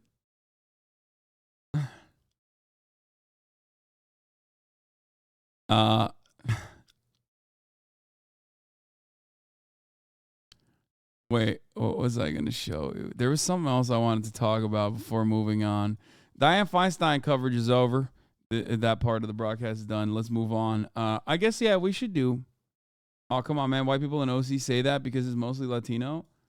Wait. Yeah. I'm joking. I don't know if you know that or not. Is Anaheim the neighborville of California? No, Anaheim itself is not like a particularly rich area at all. No. But like it's I was joking when I said he's in my hood. All right. Let's get to the real news, okay? Hasan, a lot of you say, Hasan, you're too afraid to cover the real news. That Joe Brandon is a part of the Brandon crime family and also has done crimes, and you're too afraid with you and your libtard DNC-backed friends, you're too afraid to recognize this reality, okay? You're too afraid to cover it. One, because you love Hunter Biden, as you've stated time and time again. Well, that part is true. And two, because you love Joe Biden and you want to defend him. Okay? So let's take a look at what the Republicans, after a multiple year-long investigation, have been able to find as they desperately try to impeach the president, President Joe Brandon. What has this investigation concluded? Well, spoiler alert, not much. I'll be real with you. I'll keep it $1.50. Actually, when I say not much, I'm being generous. They have found nothing. There's zero evidence tying Joe Biden to Hunter Biden's misdeeds. Now, if you were to say Hunter Biden himself, like, what has he done? Well, he's done a lot of shit, okay? Some of which is not illegal but should be, and some of which is illegal, and he's currently, he's currently in the courts duking it out, like the gun charge and whatnot.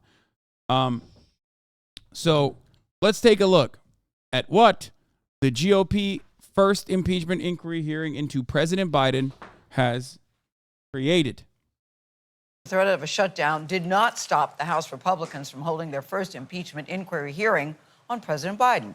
Over more than 6 hours, GOP members insisted they do have evidence of wrongdoing by this president, only to be contradicted by their own witnesses. Nicole Killian has more from Capitol Hill. Joe Biden lied to the American people. House Republicans began their first impeachment inquiry proceeding seeking to tie President Biden to his son Hunter and his family's overseas business dealings. He lied by telling the American people that there was an absolute wall between his official government duties and his personal life. Let's be clear. There was no wall. GOP lawmakers pointed to bank records, interview transcripts, and whistleblower testimony as alleged proof of a potential influence peddling scheme. Hunter Biden cashed in by arranging access to Joe Biden. The White House has denied any wrongdoing, and minutes into the hearing, the Republicans' own witnesses knocked some of the allegations down. I do not believe that the current evidence would support articles of impeachment. I am not here today to even suggest that there was corruption, fraud, or any wrongdoing. Democrats mocked the hearing as a sham. If they would continue to say if or Hunter and we were playing a drinking game, I would be drunk by now. And they called it a distraction from the looming government shutdown with a ticking countdown clock. We're 62 hours away from shutting down the government of the United States of America, and Republicans are launching an impeachment drive based on a long debunked and discredited lie. House Oversight Chair James Comer, who led the hearing, said that this isn't a stunt. He also issued 3 subpoenas requesting. It's not a stunt, guys. It's not a stunt, except we don't have any fucking evidence, dude. Now, remember, they don't have any evidence linking Joe Brandon to anything that Hunter Biden did, but they're still pushing for it instead of pushing for a fucking resounding resolution to stop the government from shutting down. They are the dumbest motherfuckers on the planet, okay? Here is AOC ripping into them too. It's pretty funny because, like, this has totally been a massive W for a lot of young Democrats in Congress because they're already super telegenic.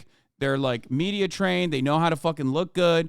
And they're just ripping the throats of these dumbass Republican witnesses. Well, they're not really witnesses, sorry. Dumbass Republican testifiers, I guess. Here's AOC doing a great job with Mr. Turdley, okay, a lawyer on television who I guess they didn't like really ask him ahead of time whether or not he had any knowledge of the case. Like, I don't know why they were like, let's bring Mr. Turdley to be one of our main guys. You know, after all, we've heard him speak on Fox News about the issue with a lot of clarity. Well, here's how that went down. Mr. Turley, I have a simple question for you. In your testimony today, are you presenting any firsthand witness account of crimes committed by the President of the United States?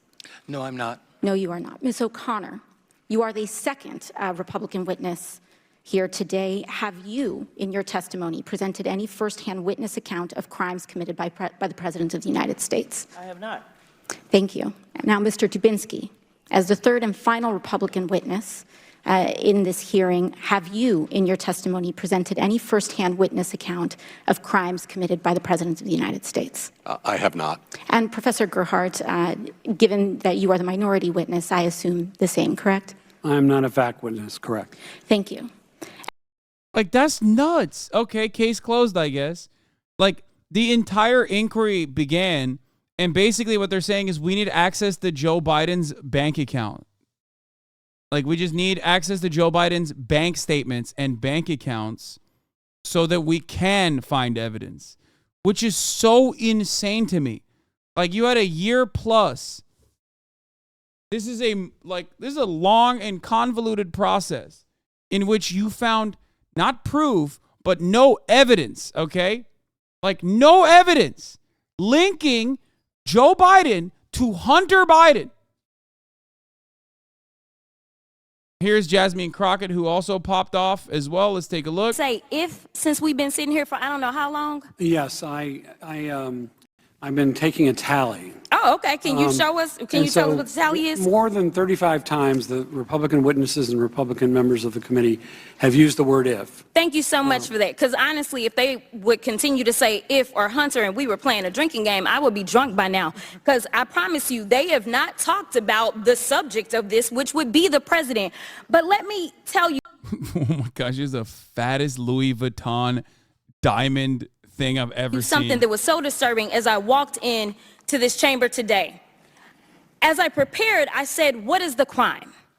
Because when you're talking about impeachment, you're talking about high crimes or misdemeanors.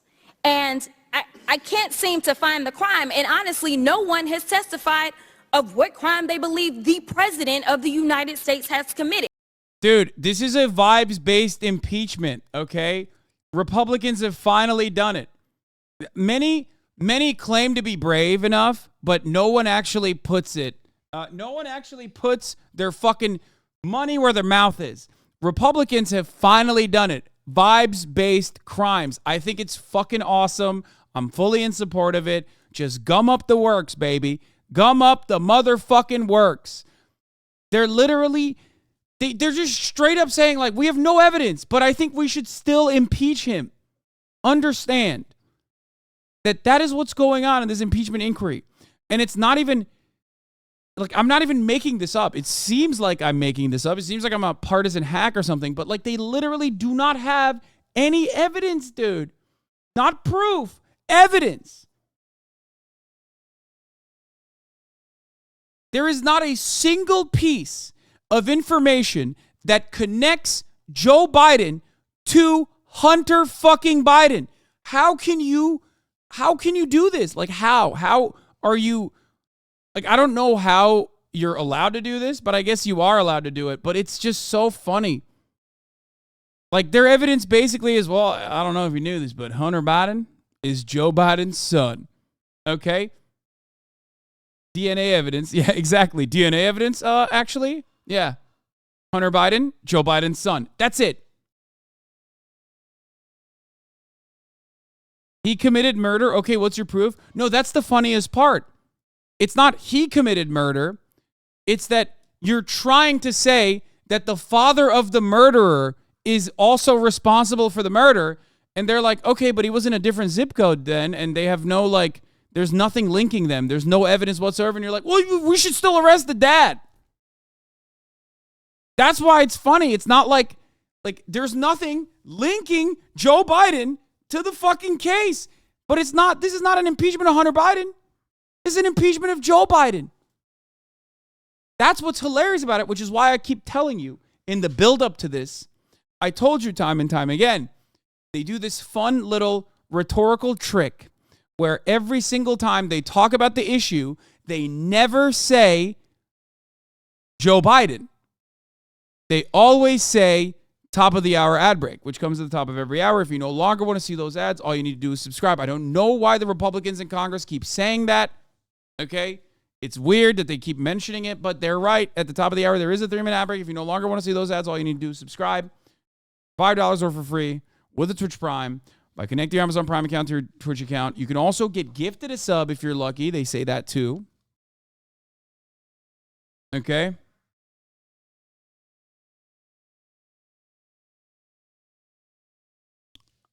You can also get gifted a sub if you're lucky. Here's a 3-minute ad break now.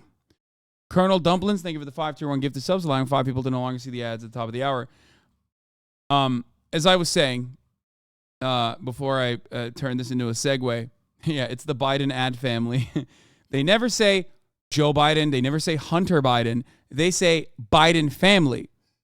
It is a rhetorical trick to try to make you feel like Hunter Biden and Joe Biden are linked in this crime when there is no fucking evidence. They don't have any evidence to link them. Abidine, thank you for the 10 gifted subs. Webby, thank you for the 5 gifted subs. Huh.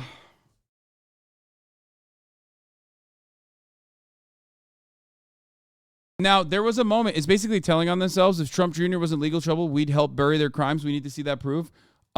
Excuse me. They openly admitted that, by the way. They literally openly admitted that. There was a point in the impeachment inquiry where one of the lawmakers asked them the question, if Joe Biden is convicted, would you impeach him? Would you vote to impeach him? Every single Democrat raised their hands. He said, if Trump was impeached, would you convict? Okay? And not a single Republican raised their fucking hands. It was hilarious. Does anyone have that clip? I don't know if you guys saw it. It's. I need to show it to you. Where he's like, I can wait. He literally was like, I can wait if you want.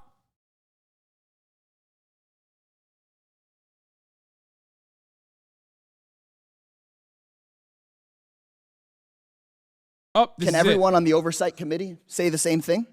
Will members of the Oversight Committee please raise your hand if you believe both Hunter and Trump should be held accountable for any of the indictments against them if convicted by a jury of their peers?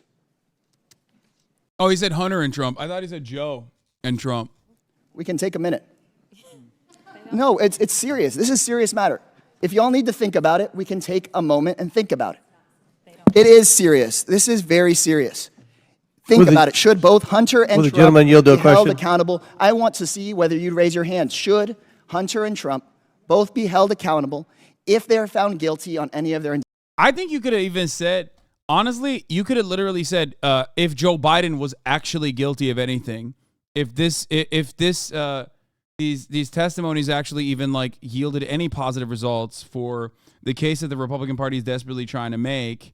Okay, but like in a situation like that, if Joe Biden was like actually found guilty, I think Democrats would still probably raise their fucking hands. It'd be politically not the greatest thing to do, but you could still say that because he's not.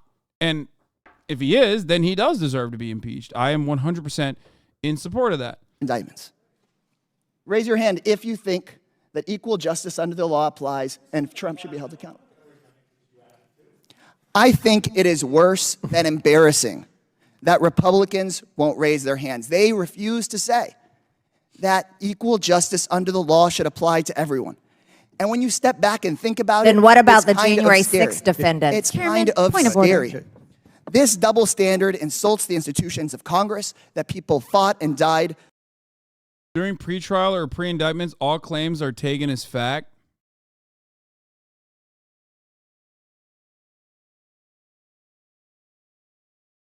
My girlfriend spurged out when she saw your IG story today. Your dog should not be at the dog park if it cannot recall. Concerning that Kaya was at the park when she recalled for the first time.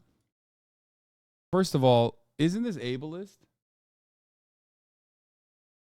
And secondly, I don't know if you know this, Kaya can recall, but I do have to train her in an environment that is at least like chaotic. Eventually, she has to be able to recall in a chaotic environment. What that means is the dog park, once I actually get her really, really tired, is a great place to actually train her to do recall in.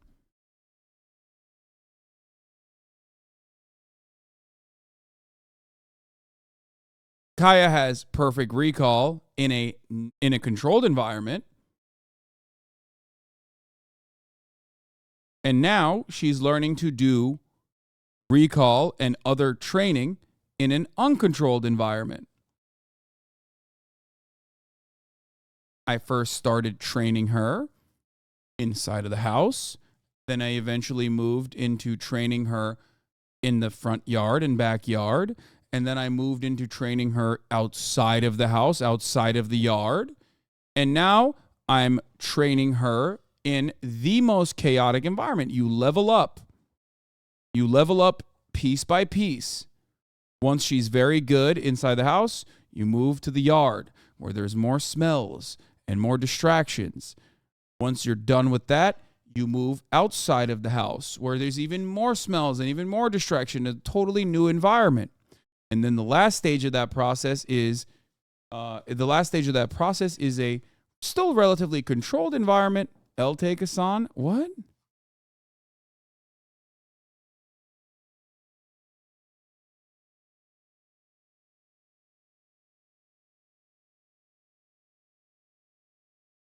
Why? What are we doing? What's happening today? Okay. I think a purge is needed.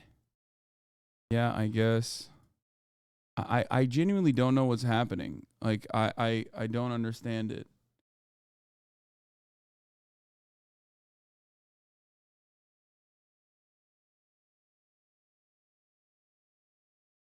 What the fuck, Chatter? So you make a good point and say, take Hasan. How does that work? I just...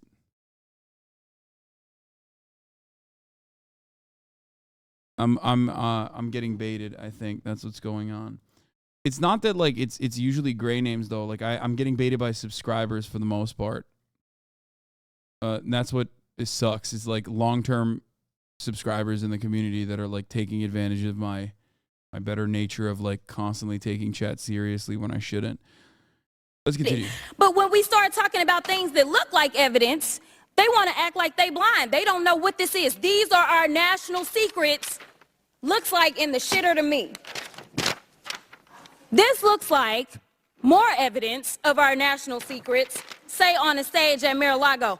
when we're talking about somebody that's committed high crimes, it's at least indictments. Let's say 32 counts related to unauthorized retention of national security secrets, 7 counts related to obstructing the investigation, 3 false statements, 1 count of conspiracy to defraud the United States, falsifying business records, conspiracy to defraud the United States, 2 counts related to efforts to obstruct the vote certification proceedings, 1 count of conspiracy to violate civil rights, 23 counts related to forgery or false document statements, 8 counts related to soliciting, and I could go on because he's got 91 counts pending right now. But I will tell you what the president has been guilty of. He has unfortunately been guilty of loving his child unconditionally, and that is the only evidence that they have brought forward. And honestly, I hope and pray that my parents love me half as much as he loves his child. Until they find some evidence, we need to get back to the people's work, which means keeping this government open so that people don't go hungry in the streets of the United States. And I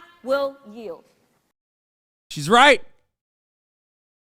Like, it sounds funny because it sounds exactly like the Republican response to Trump doing criminal shit. Like, oh, talking to your homies is illegal now. But, like, she's literally not wrong in this situation because unlike the federal government, which conducted a fully fleshed out investigation into Donald Trump's misdeeds, okay, and directly pointed to actual tangible evidence with co-defendants and an entire process, the Republicans in that same time frame basically only found the one singular piece of evidence that you could consider tying Joe Biden to the Hunter Biden saga, which is that he picked up his son's phone calls. And yet, those very same firsthand eyewitness testimonies from people who were privy to that phone call openly also stated in the closed-door meetings that the Republicans were conducting that no, there was never any business conversations happening, and no, Joe Biden didn't even fucking know that there were people that were listening into the phone call. So, yeah, I know, as Riley pointed out, talking to your kids might be a foreign concept to Republicans, but it does happen, and it isn't illegal, or at least that's not, you can't use that as the singular force, okay? You can't use that as like the major reason as to why there must have been some illegal actions occurring. Not illegal yet. Well, Republicans don't want to make it illegal, but in the world that they live in, it basically is. We have some nobody wants none of your grandchildren want to talk to you because you're fucking racist, granddad. Okay, that's what's going on. All right, now let's get to the second major L for the Republican Party in a sea of L's that they have been taking, and that is the government shutdown. Okay, Kevin McCarthy is, I mean, I don't know how to describe it. He's just in a super shitty situation that he deserves to be in, for the record. I think this is, Republicans deserve all the bad things. Breaking news on a major House vote on Capitol Hill. We have Manu Raju with us. Tell us about this, Manu, because it's looking like there are not enough Republican votes on this stopgap funding measure. Yeah, Speaker McCarthy about to be dealt a blow here on the House floor. Already 15 Republican no votes and counting, and all Democrats voting against it. Remember, on a party line vote in the narrowly divided House, Kevin McCarthy can only afford to lose 4 Republican votes. Already 15 of his own members voting no, which means this measure is going down. This bill would keep the government open for about a month past the Saturday deadline. It would also include spending cuts and border security measures, things that many Democrats oppose, which is why they're voting against it in lockstep. But some of those members on the hard right don't believe it goes far enough in cutting spending and also object to the way that Speaker McCarthy has run the floor so far, believing he should have moved on more longer-term spending bills. So where does this leave everything? The very likely government shutdown could happen because of this stalemate and divisions within the GOP ranks about how to move forward. Now, McCarthy has refused to say exactly what his next steps would be once this would collapse. I've asked them time and again, is it time to start to cut a deal with Democrats, to try to come up with any short-term spending volume to avoid the government shutdown and the... This is what you get when you take a motherfucker from Bakersfield and put him into a position of power, okay? The Republican Party absolutely was correct when they said nah, we shouldn't let any motherfucker from Bakersfield even be a representative, let alone the Speaker of the fucking House. That's what you deserve, dog. Have you seen Bakersfield? The fuck are you doing? Damaging consequences of a shutdown. The Speaker has not yet said that that is his plan. Perhaps one reason why? Threats from his far right, from those same members who are blocking this bill from going ahead, saying that if he does cut a deal with Democrats, that could be enough for them to force a vote pushing him out of the speakership. So the question now is, what will Speaker McCarthy do next? He walked into the chamber just moments ago, did not answer questions, but he is meeting behind closed doors with his entire conference this afternoon, presumably can detail the next steps here, but all eyes on the Speaker after this vote, expected to go down. Now 21 Republican no votes and counting. This is going to lose on a bipartisan vote. Now the Speaker will have to decide what's next as the Senate across the Capitol moving along bipartisan track to try to finish its own bill over the next few days. But now the House, divided Republican conference, can't get a bill through to keep the government open. The Speaker has to decide what's next. Brianna?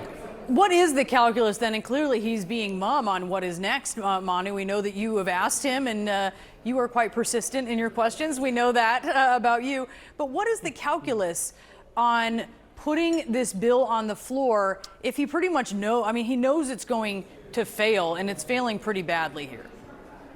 Yeah, it is. And it looks like the vote was just called here. They just gavelled the vote closed. It looks like, I believe, from what I'm seeing, 198 to 232 was the final vote here as the vote was closed. So that was a pretty resounding rejection. I just love the hilarious irony that Republicans are just doing too much Republican strategy. Even when Republicans are in power. You know what I mean? Like, yeah, this is what Republicans do. They got one speed, obstruction, right? So, yeah, when the obstruction party is doing too much obstruction because the obstruction party is obstructing itself, it's a pretty funny fucking predicament. They deserve it. And we, the people, also deserve this too. Let's be real.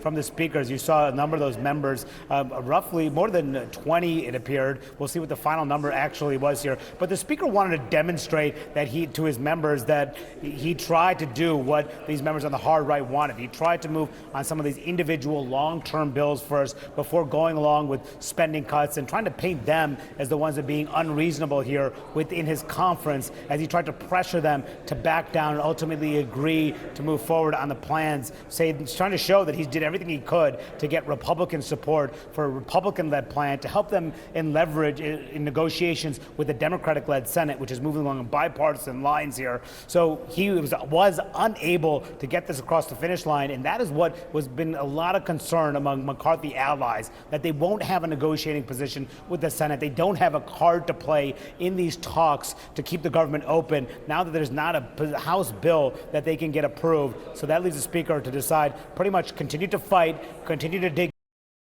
Bro, this guy's been sending me Vivek on the Nelk Boys podcast for like 2 weeks now, or since it came out, every single day. Brother, you could put a gun to my head and I would not watch that.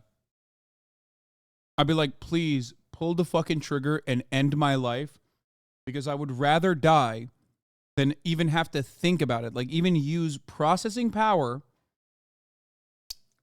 to imagine what kind of conversations they had. Again, try to get the White House somehow to agree to their demands. If not, cut a deal with Democrats and potentially risk his speakership. Yeah, so does he necessarily, is he a goner if he cuts that deal with Democrats? And what happens if he does not cut that deal with Democrats? If he doesn't cut the deal with Democrats, this could be a prolonged shutdown. This morning, I asked him, will you do that? Is it time to do that? He said, I'm not going to surrender to liberal policies. He said, perhaps you guys want me to surrender, but I will not surrender. So he's sounding like someone who wants to dig in, wants to get some sort of concession with the White House on perhaps border security and immigration issues. That is what the Speaker himself has been talking about. Are you as perturbed on the inside as you portray yourself to be on stream? Yeah.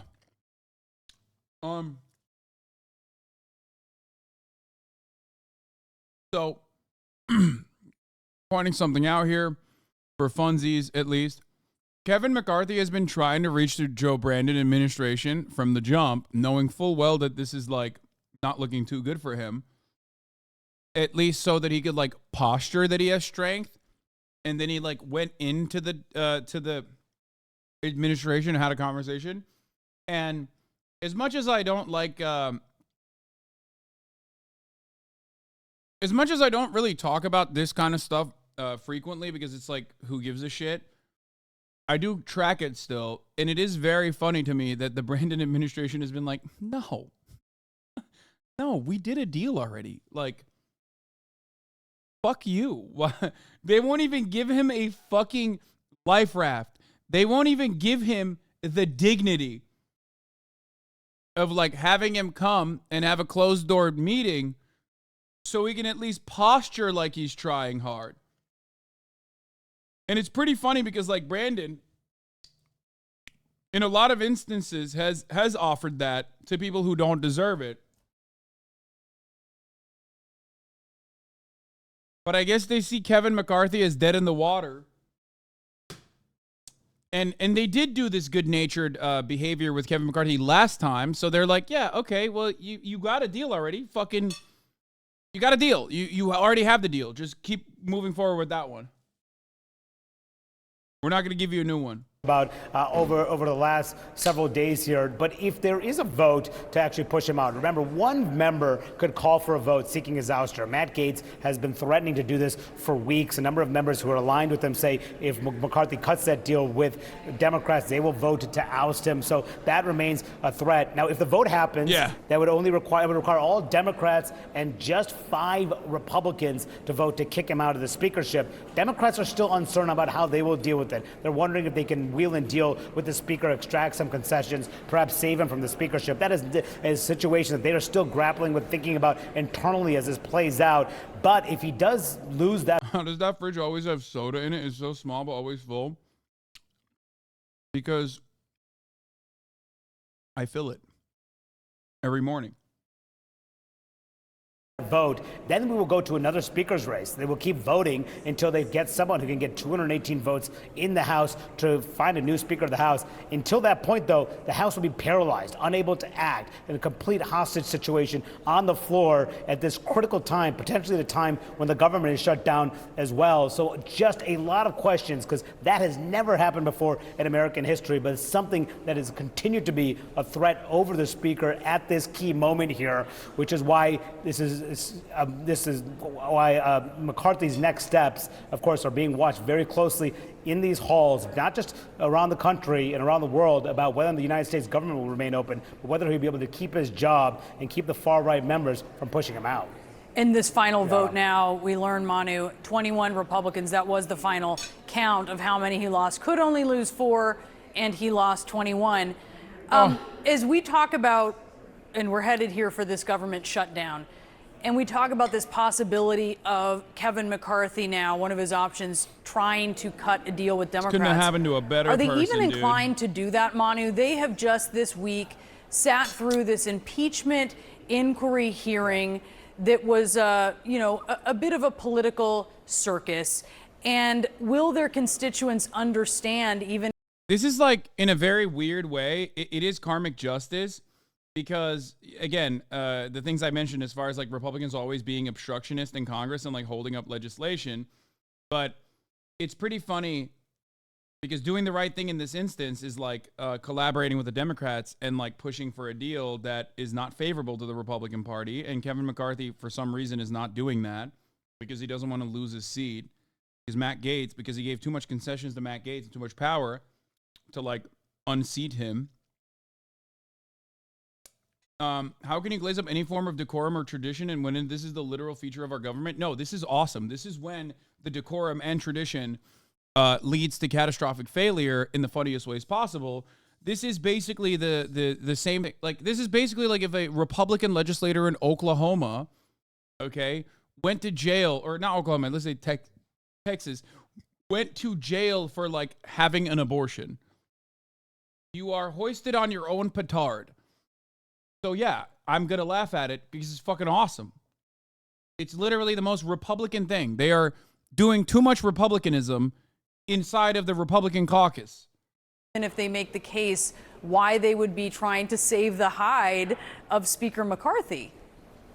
Yeah, and that's really a key question that Democrats themselves are grappling with. They don't know if McCarthy can give them what they want. Some of them say get rid of the impeachment inquiry altogether, and perhaps then we could save you from the speakership. That is something that it seems highly unlikely that the speaker would do, given where his conference is at the moment. Now, the position of the Democratic leaders on that is simply non-committal. That's what Hakeem Jeffries, the Democratic leader, just told me earlier today. But also this, Brianna, Hakeem Jeffries says that Speaker McCarthy needs to put the Senate's plan on the floor. That is how the Democrats are positioning this moment right now. Put the Senate plan on the floor, but McCarthy opposes that Senate plan to keep the government open because it has money for Ukraine. It doesn't cut spending as he wants. It doesn't have border security measures, which is why people are concerned about a prolonged shutdown could happen here if there's no movement from the speaker.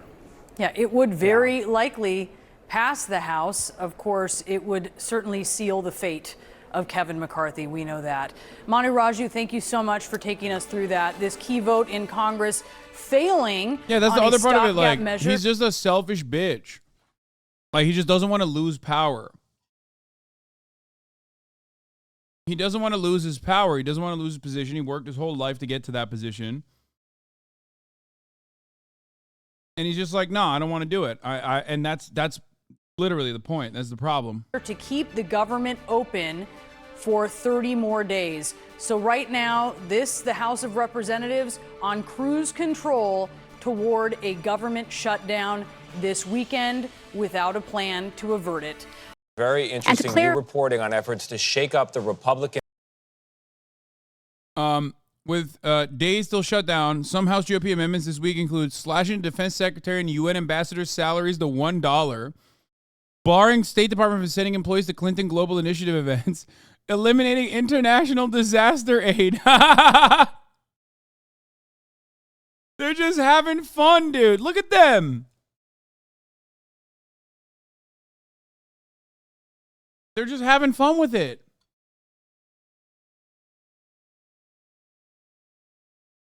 It's awesome.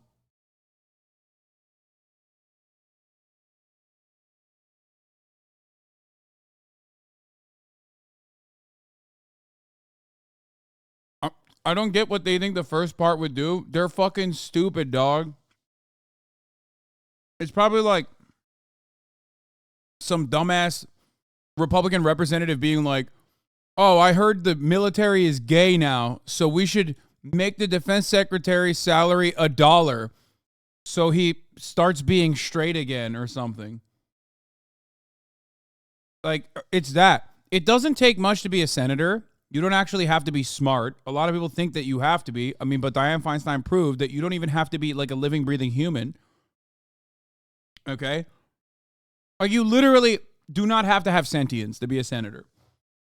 Representatives, on the other hand, are even funnier. Now, in old school politics, you know, back when I was in my 20s at least, many, many years ago, they used to say, well, the House of Representatives, those are the crazies, okay? Like, the Senate is the greatest deliberative body.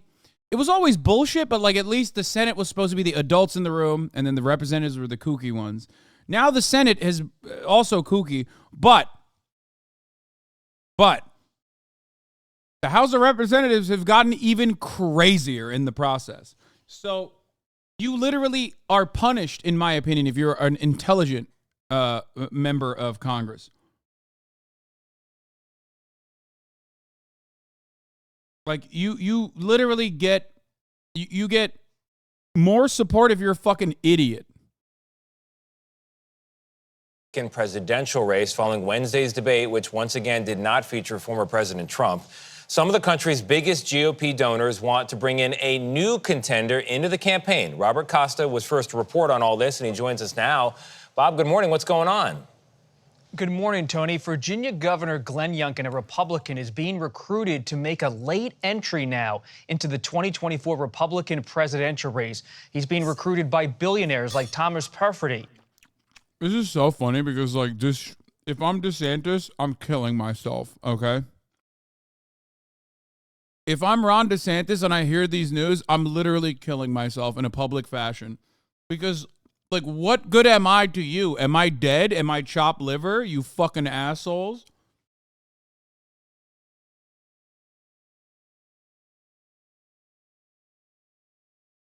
It's so funny that they just, the billionaires who originally wanted to prop up Ron DeSantis as the guy against Donald Trump, who will hold up like civility and normalcy while still doing like degenerate, fascist, regressive policy making, realize that he is like the most uncharismatic fucking loser on the planet.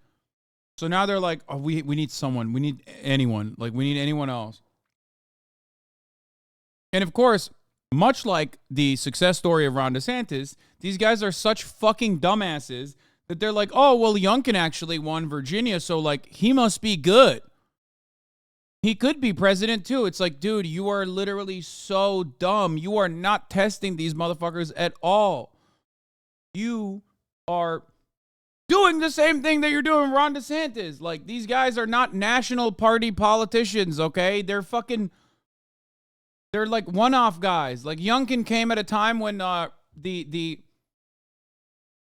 came at a time when the North VA freaks were just like losing their minds over hot button issues like that were completely ridiculous and demonstrably have been a failure in national politics, like CRT. Okay? He literally ran on CRT. You think CRT, critical race theory, and like banning it at the state level is going to fucking help his campaign when it is part of the reason why Ron DeSantis is failing right now? You're so stupid. Judy Cinderella, do you think Ben Shapiro looks like Chuck Bass because Chuck Bass is hot? What the fuck? But not Ben, you know? Okay. And by former Attorney General Bill Barr and many others who will be convening in Virginia Beach in mid-October for what's being called a Red Vest Retreat, named after the fleece Youngkin wore in his 2021 gubernatorial campaign. They see him as someone who could maybe take on former President Donald Trump, as Trump remains the front runner in the race. But there's a lot of skepticism, too, about whether this is possible with all of the looming ballot deadlines and Trump's dominance. Well, the red fleeces are divisive as a style point, but it'll be a very interesting development if he enters the race, Bob. You know, the Democratic side is not without worry, and President... I'm repeating what I said. If I am... Dude, this is like ritualistic seppuku time for Ron DeSantis, okay? He got the news this morning, and he took out his fucking katana, okay, placed it gently in front of him, sat down, kneeled down, and was like, no, it's time. He called in his wife, and was like, here is my second, here is my katana, okay, and handed off the katana in a ceremonious fashion, when then the wife went and bowed to the katana in order to honor it. He took out a second knife, the shorter one, and placed it gently by his side, asking his wife to cut his head off. Once he was done shoving his fucking tanto into his belly and moving it all the way from right to left, as is customary. There is no fucking way that I am feeling comfortable after seeing all of this.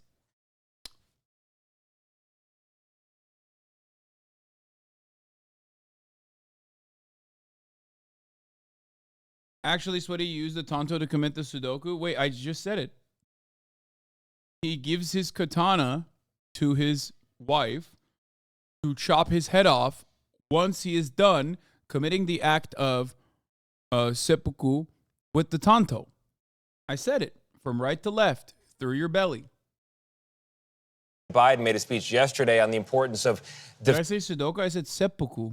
Defending democracy. He was unusually blunt about the former president as well. Let's hear some of what he said. There's something dangerous happening in America now.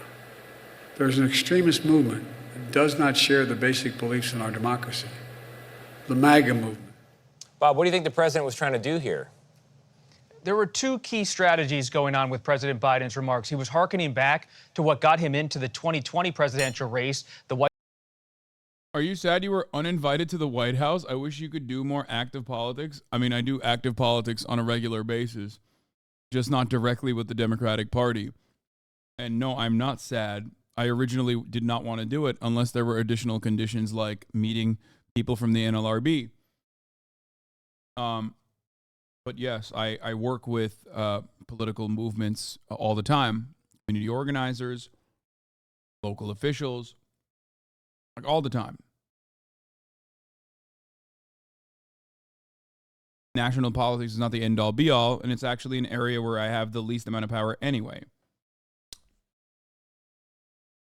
White supremacist rally in Charlottesville and the Republican reaction to that. He was talking about the soul of America and underscoring many of the themes from that 2020 campaign and how he was thinking about American democracy at the time. And by appearing at the McCain Institute, he was making an overture to Republicans like the late senator who are skeptical of former President Donald Trump and trying to get them to come to the Democratic side and give President Biden a shot as they look toward 2024. Like I said at the top, very interesting, Bob. Thank you very much. As it has been established multiple times, there was no definitive firsthand evidence presented at the impeachment hearing. No new facts were introduced that weren't already entered into the record. That did not stop the theatrics in the Republicans, and it did not stop members of the committee from pretending they had evidence like that. Most notably, Florida Congressman Byron Donalds. Next slide, please. For my colleagues on the other side, we're going to start talking evidence now. Oh, this is a fun one. Trump is apparently doing stand-up about Biden. I'm going to move on from this. We already did this. I feel like it's boring. UAW, as of today, is expanding the strike as negotiations stall with Big Three, with 7,000 new members getting into the strike as well. Workers on the picket lines. The UAW is set to expand its strike this morning with negotiations stalled. And our senior national correspondent, Terry Moran, joins us with the very latest. Good morning, Terry. Good morning, Rebecca. This morning at car dealerships like this one in Frederick, Maryland, where I get my own Mustang service, they're bracing for a longer strike. It's day 14 of this strike. And all signs point to more plants and facilities shutting down as more workers hit the picket lines. UAW President Shawn Fain will announce the union's next move at 10 a.m. this morning on a Facebook Live. Fain has warned that if serious progress has not been made by that point, this strike will widen. He's used that pressure tactic before. And now 3,500 UAW makers at tractor-trailer manufacturer Mack Trucks, they may go on strike as well. Their contract expires on Sunday. Out on the picket lines, it's getting tense. Fain has accused GM and Chrysler Stellantis of, quote, enabling violence after several tense confrontations between strikers and employers going in. I mean, that literally happened. There's video footage of it that's been happening nonstop, as a matter of fact, where there was a dude that said that hurled some like fucking racist bullshit at the picketers, and then they beat his ass. Like there was that one, I think, right? I remember seeing that. This happens so much, by the way. This is a common part of striking and picketing. It's just, it actually is a very common part of picketing. Like people have antagonistic opinions towards the striking workers. They might even be hired or paid for. Hasan, would you do the Mr. Beast challenge? Oh, wait, you are champagne socialist, says the crippled comrade. I don't even know what the Mr. Beast challenge is, but I am a champagne socialist, so you're right. So that kind of stuff happens all the time, except it usually doesn't get media coverage. But right now we have, a lot of attention on this massive union action, which is why it is getting more attention, which is a good thing.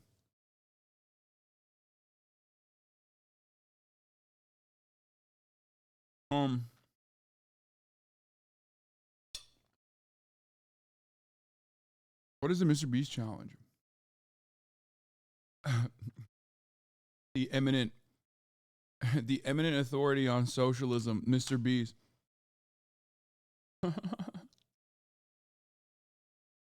This week, we've received some shocking reports of violence against our members on the picket lines. In Flint, a non-union contractor driving a large SUV was leaving a General Motors parts depot when they sped up and hit 5 of our members, sending 2 to the hospital in an ambulance. These cowards then immediately fled the scene. In Massachusetts, a member and a state senator were hit by cars on the picket line at a Stellantis parts depot. And in California, our members have had guns pulled on them by non-union contractors crossing the line at a Stellantis parts depot. These members and allies are in our thoughts, and we condemn this violence that GM and Stellantis are enabling. These attacks on our members, non-union, non-Teamster truckers are literally breaking through the picket lines because that's their job. Their goal is to literally force themselves into the facility because they know for a motherfucking fact that Teamsters will not cross the picket line. It is really fucked up. It's really, really fucked up. I don't know.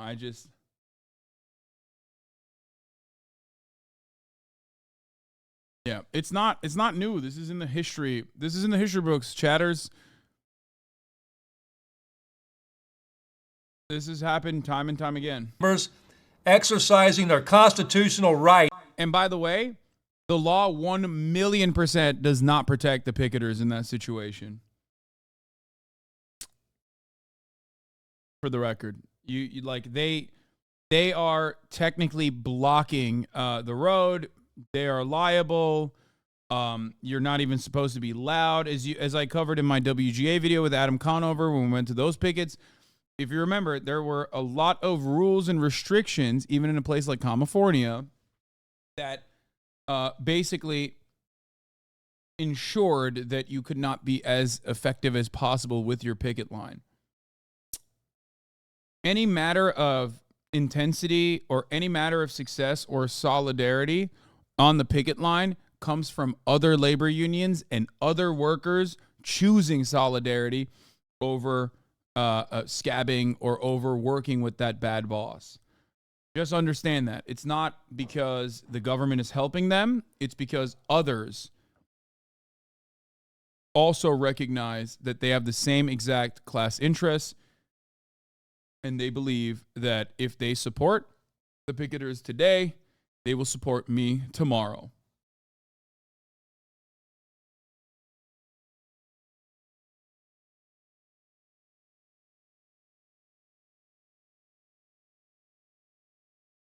Rights to strike and picket will not be tolerated. Shame on these companies for hiring violent scabs to try to break our strike. This isn't just an attack on the UAW, it's an attack on every worker who chooses to stand up to demand more for their families and themselves. It's an attack on the working class and our right to fight for a better future. Let me be clear. Fighting for economic and social justice isn't a crime. It's our civic duty. It's our sacred right. That's why we are inviting the public to join us on the picket lines in this fight. Together, let's show these companies that the world is watching and that the American people are on our side. In some instances, you as a member of the public do have more freedoms to do whatever the fuck you want, kind of, as well. Like you are, I mean, obviously, as long as it doesn't violate the rule of law, right? But because, like, if you do something that could be considered a rule violation, you're not a part of the union. You're just liable on your own as an individual.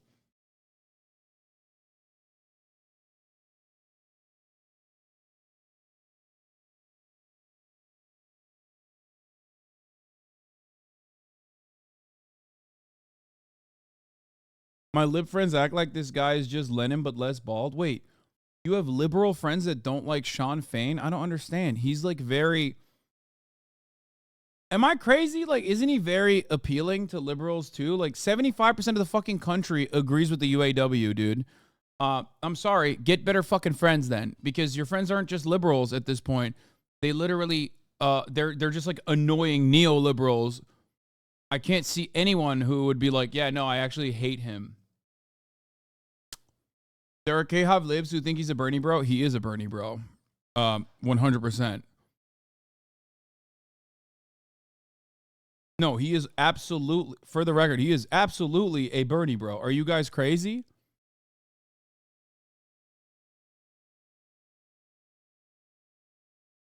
You have to like the union president in order to support the union? Why do you like the union?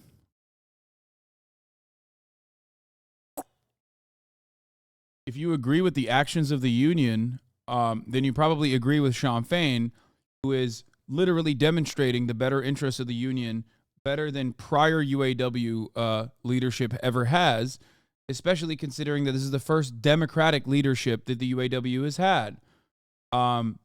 So yeah, maybe in prior UAW formations, you couldn't say that, but in this one, you absolutely could, because he did win, slim majority, but he still won.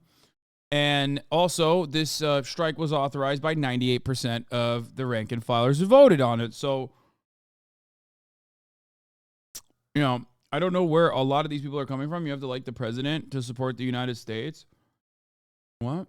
I feel like, say what you mean. You know what I mean? Do you not like him? I don't understand. Like, instead of like running around and dancing around it, or trying to fucking have like rhetorical games and trying to bring up like silly ass side talking points, just say what you mean. Like, do you not like him? And if that's the case, why don't you? Right? Like, instead of just trying to, no, satire on the last guy. Yeah, I'm trying to figure out what the last guy was trying to say as well. It was like very odd.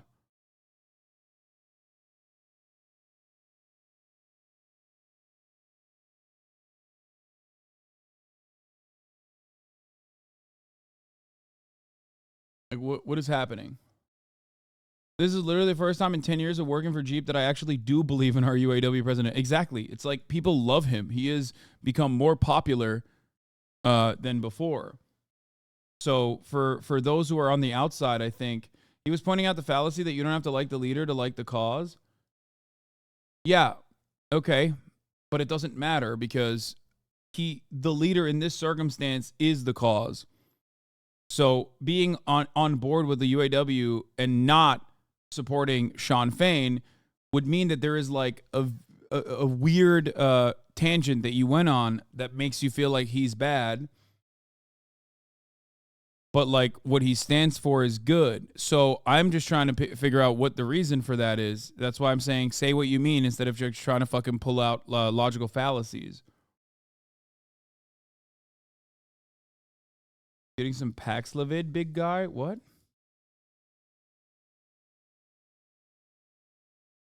No, I want to know. I want to know why. I want to know why they're like shitting on Shawn Fain.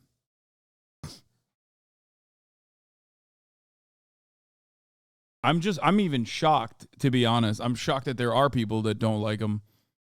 It's more so that, and if not, why? Where is the guy who said it?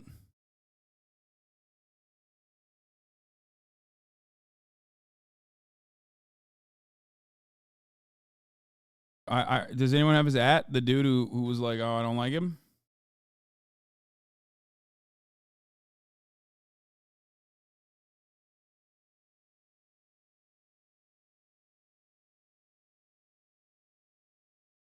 You didn't say he's bad. You said then get new friends if they don't like the union president. They're not real liberals.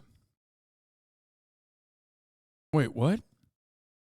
You didn't say he's bad. Oh, you're arguing just for the sake of the argument. Oh God.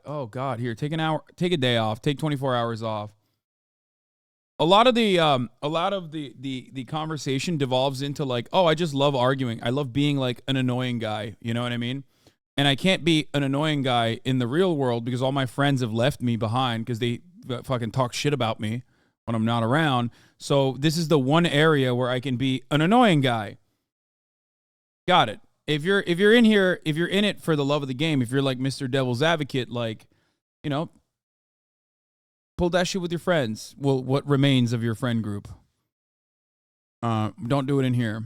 Shame on GM and Stellantis for hiring scab contractors and standing idly by as they injure and threaten the lives of their own employees.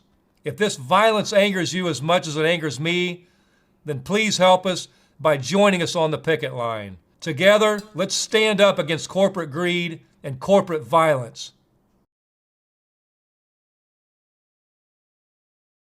That's the worst of debate with, for real, the whole point should be to come to an agreement. No, I thought he had like a genuine perspective. Like I was excited to hear why. I was excited to hear why he had like some real wrecker shit. You know what I mean? And I thought it was going to be a good teachable moment to explain to chatters what wreckers are and how they are almost always anarchist, but that's a totally different conversation for a different time. Or CIA, sometimes both. Or trots. But that's besides the point. That's not what we're talking about right now. What I was talking about is just wreckers in general love to see solidarity wither away, and they deliberately will wreck solidarity as best as they can when it's happening. So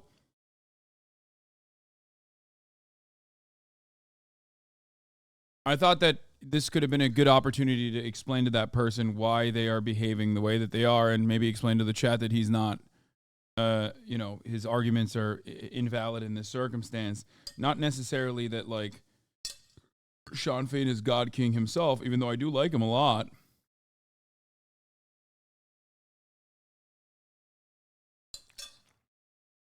I was curious if there was, like, a genuine criticism against him from liberals.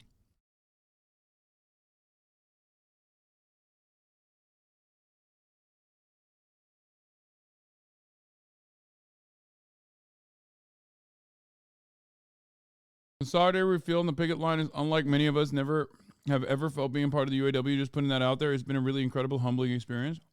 Hell yeah.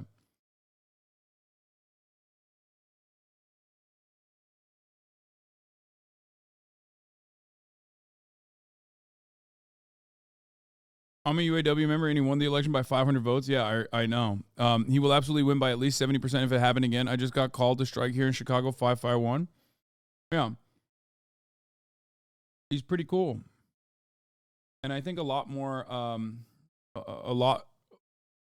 lot more popular now than he was even when he got elected.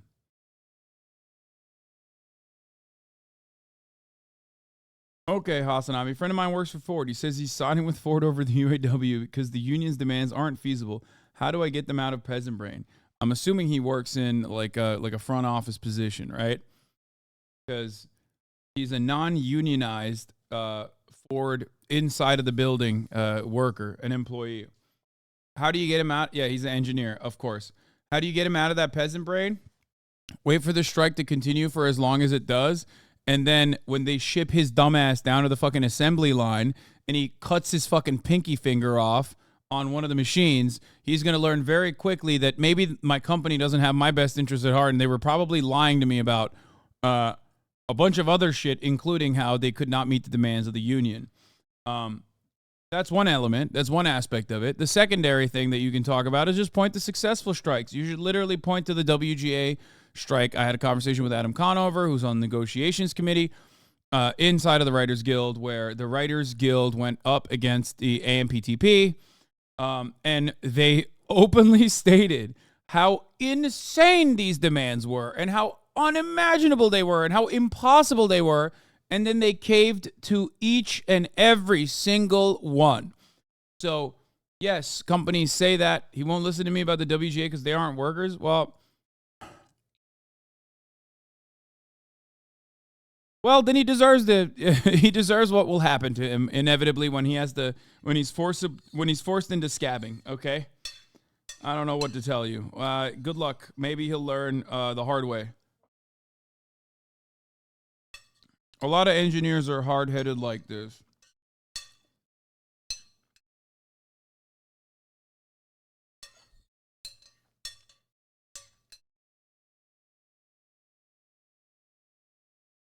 Not all STEM lords, but always a STEM lord. Yes.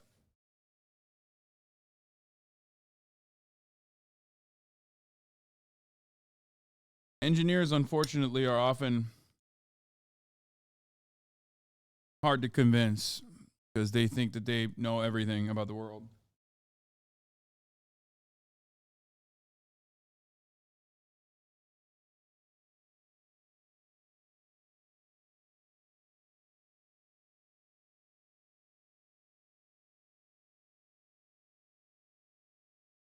Into work. The companies deny those charges. They blame the workers for what they call, quote, dangerous behavior. The auto strike is already hitting dealers like the Frederick Motor Company, where I am. They're expecting to see new car prices and used car prices go up, and also getting your car service getting more costly as those part shortages grow more and more acute. Juju? Well, Terry, we know you'll stay on it. Well, hey there, GMA fans. Robin Roberts here. All right. This is just random, unrelated news to Dianne Feinstein's death, but police have given an update after the arrest in 96 of the murder of Tupac Shakur. Yes, it's right. You might have guessed it. It was Dianne Feinstein. Dianne Feinstein is the murderer. Dianne Feinstein killed Tupac Shakur. And now it's that chapter is basically coming to a close. It's not a coincidence that both of these pieces of information came out on this day. It's because one party was responsible for the other thing. My name's Jason Johansson, and I'm the homicide lieutenant with the Las Vegas Metropolitan Police Department. And my goal here today is to walk you through our investigation and what led us to the indictment of Duane Davis, also known as Keefe D, for the murder of Tupac Shakur. This case has been reviewed by our homicide team and homicide detectives for over 2.5 decades. And ultimately, our persistence in this investigation has paid off. Except Tupac is not dead. He's with Asada in Cuba. Let me walk you through a timeline of events that as we know them right now.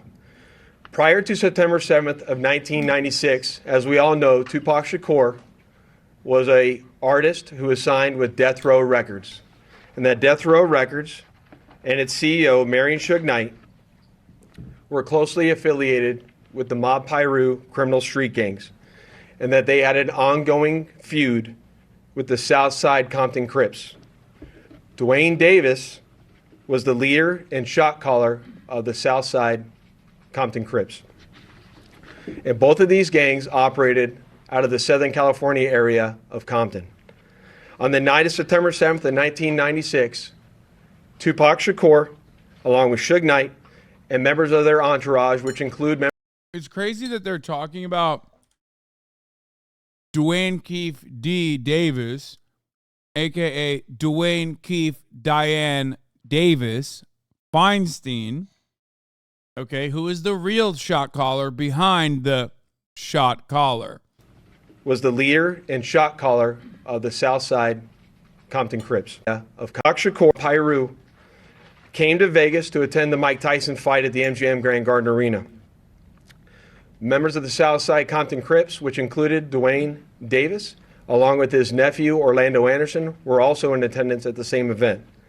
As both were leaving the fight, members of Death Row Records spotted Orlando Anderson near an elevator bank inside the MGM, and at that time they began to kick and punch him near that elevator bank. I will now show you hotel security footage, as many of you have already seen, related to this incident. And on this incident, you will see Tupac Shakur, who's wearing a shiny satiny shirt, along with Marion Suge Knight. Put the fucking phone down, dog. Who's a large man in a brown suit, punching and kicking Orlando Anderson.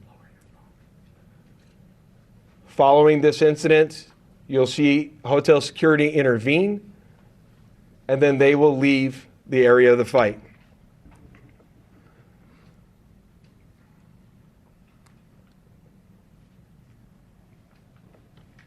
Little did anyone know.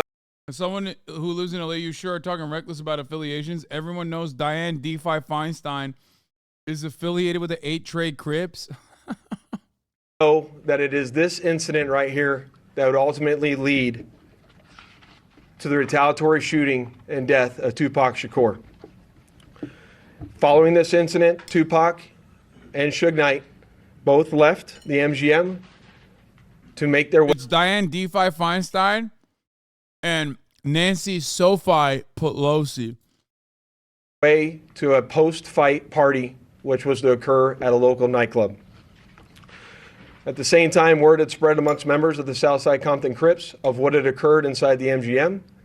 And then that's when Duane Davis began to devise a plan to obtain a firearm and retaliate against Suge Knight and Mr. Shakur for what occurred inside the hotel against Mr. Anderson.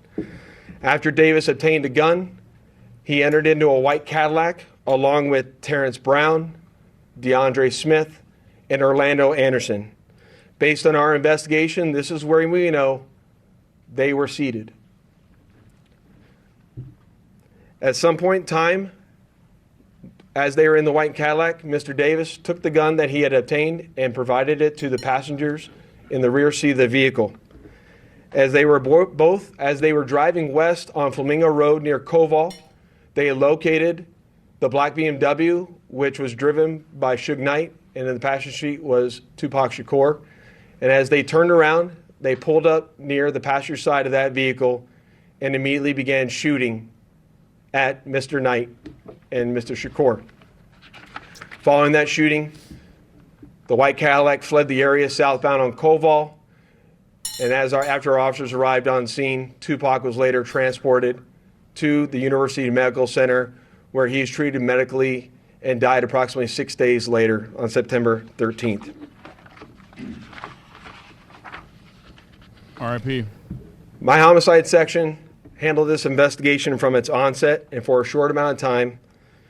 And within a short amount of time, what we knew was that we were working a gang investigation where our victims, our witnesses, and our suspects were all from Southern California and not local to Las Vegas.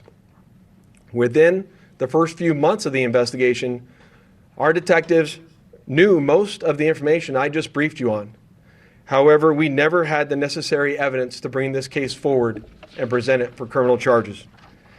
Until one particular Dianne Feinstein's untimely death did we have the final piece of the puzzle. The actual shot caller, first-hand account, eyewitness testimony from Dianne Feinstein, who we believe said the Shahada right at the point of her untimely demise and is reported to be a Muslim woman, a revert in her final moments from her deathbed. She also told us how the situation unfolded and what kind of directives she gave as the shot caller. As time went on, this case had been reviewed multiple times by different investigators assigned to my section, but it wasn't until 2018 that this case was reinvigorated as additional information came to light related to this homicide. Specifically, Duane Davis's own admissions to his involvement in this. She was only 63 at the time. Oh my God, she's so fucking old, or was so fucking old. Also, additional information came to light related to this homicide. Specifically, Duane Davis's own admissions to his involvement in this homicide investigation that he provided to numerous different media outlets. Is it actually Vlad TV? Please stop. Like, you guys are fucking with me, right? No shot. He self-snitched on Vlad TV?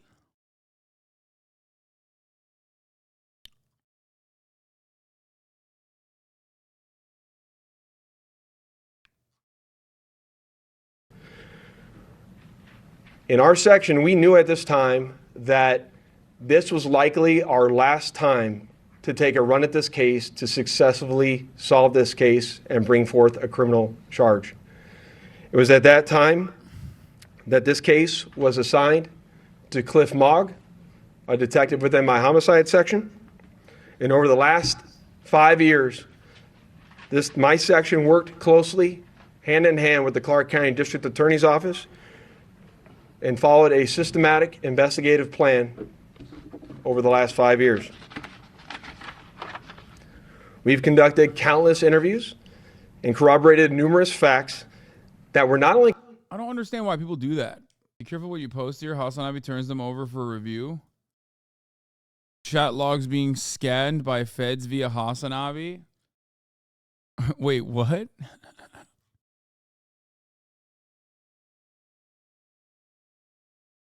This message for the post-stream CIA scanners, we see you.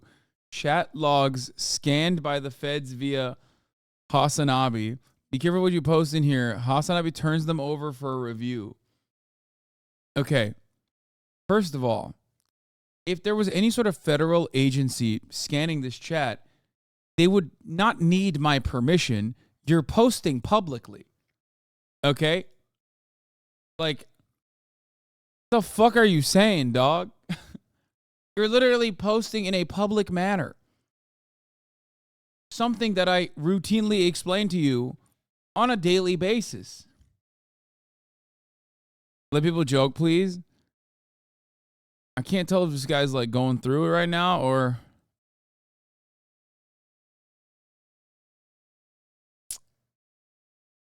Field to burn. Wow, didn't realize your elite intellect on economics. Lol, clueless. Let's revisit this when all that printed dollar is worthless. Clueless. Lol, yet again more lies from this guy.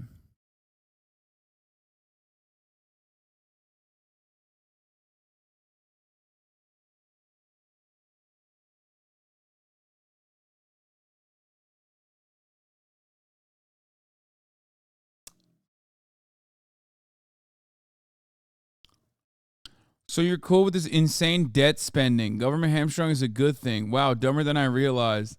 No, this guy's awesome. I would never delete this guy. He's great. He said Elon would good do. Read Moderna website on their mRNA technology. ... Their own words. ...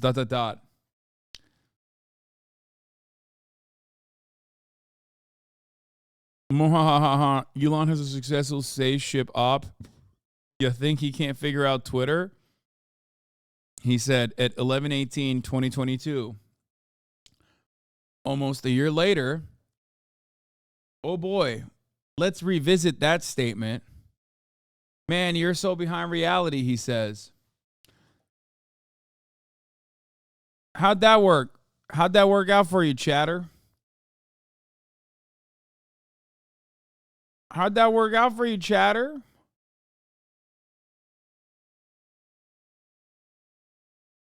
Chatter is doing typical Fed jacketing. This is literally what's destroying whatever semblance we have of a united left. No, that chatter is not doing this deliberately. He's just fucking stupid. He said Elon Musk could. He said Elon Musk would not run Twitter into the ground.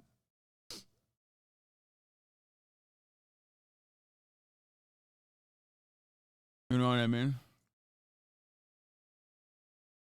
Guys, many of you are going to tell me that paying $44 billion for Twitter and then actively ruining it, like, in historic ways, like in ways that are actually kind of admirable, really, like, because ruining something and picking it apart is an art in and of itself. Like, obviously, you can try and ruin something, but in many circumstances, given that there are usually other shareholders at play, it's quite difficult to do so because there's other actors who are interested in maintaining it and preserving it.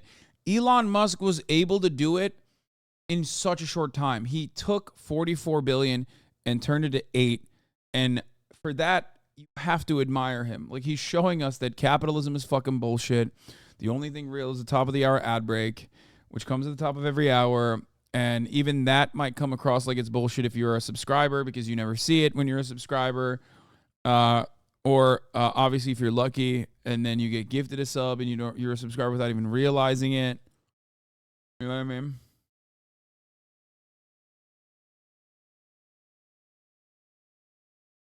It's actually amazing just how much worse it is now. Like, it was always a health site, but it had redeeming factors. But now it's just a total fucking piece of garbage. Every time I use it, I'm mad at myself.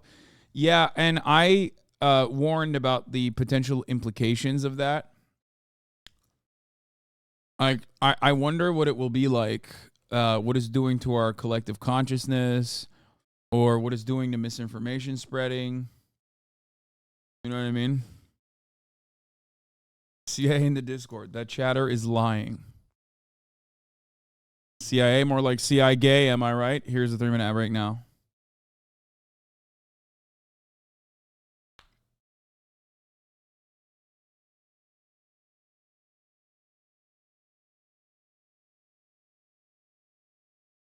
Where is that Elon Musk thread about Linda Yaccarino or whatever, who is begging bankers to keep holding on to Twitter debt, and they're like, dude, we're dumping this. We're offloading this shit because it's really bad. Is this it? Back to your, he runs product, he runs technology, he leads a team of exceptionally talented engineers. And who's kidding who?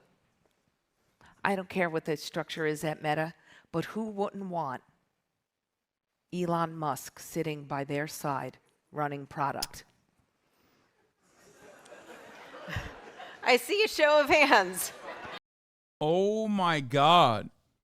Dude, this is so awesome. Because, like, Vox Media, are you kidding me? This is, like, the one area that would maybe 5 years ago get mad at me for saying Elon Musk sucks. They would laugh at someone like myself if I were to go on a panel like this. This is the crowd of people that would have been like, Hasan, you're fucking delusional. This man is brilliant. Now, the attitude is completely shifted. The attitude in that room is completely changed from people who 100% 5 years ago would have been glazing him nonstop to people who laugh at the notion of, like, someone obviously lying and claiming that they would love to work alongside Elon Musk. To be fair, we didn't know just how stupid he was 5 years ago. Excuse me. Yes, we did. It's just that the mainstream media kept telling you he was fucking brilliant when he was not.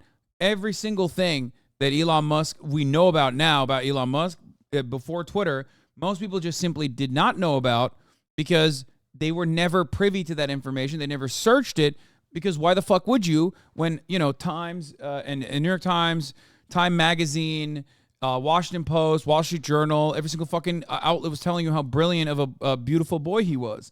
I've been shitting on his doo-doo ass for fucking years, okay? Yes, he got favorable coverage because he pretended to be a liberal. He was like the savior, the EV savior guy. And now that he dropped that bullshit, everybody knows he's a reactionary piece of shit and an absolute fucking dumbass who's really, really bad at business. Like, actually really bad. I think most people definitely knew 5 years ago. No, man. People literally did not cover this stuff. They didn't care about it. They did not even look at this shit.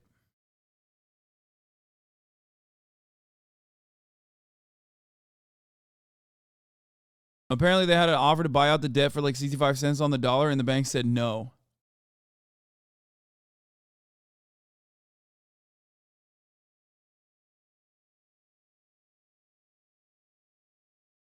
I was an Elon shill in 2018. Don't worry. Megaphonics was an Elon shill like last week, okay? And in many ways, he still is an Elon shill. I kind of hope Hasan doesn't see this, but during my lib era, I tweeted at TYT Live that I wished Elon Musk ran the world, lol. Oh my God. That's very cute. Actually cute that you, like, at least have the bravery to admit that. I'm actually proud of you for admitting that.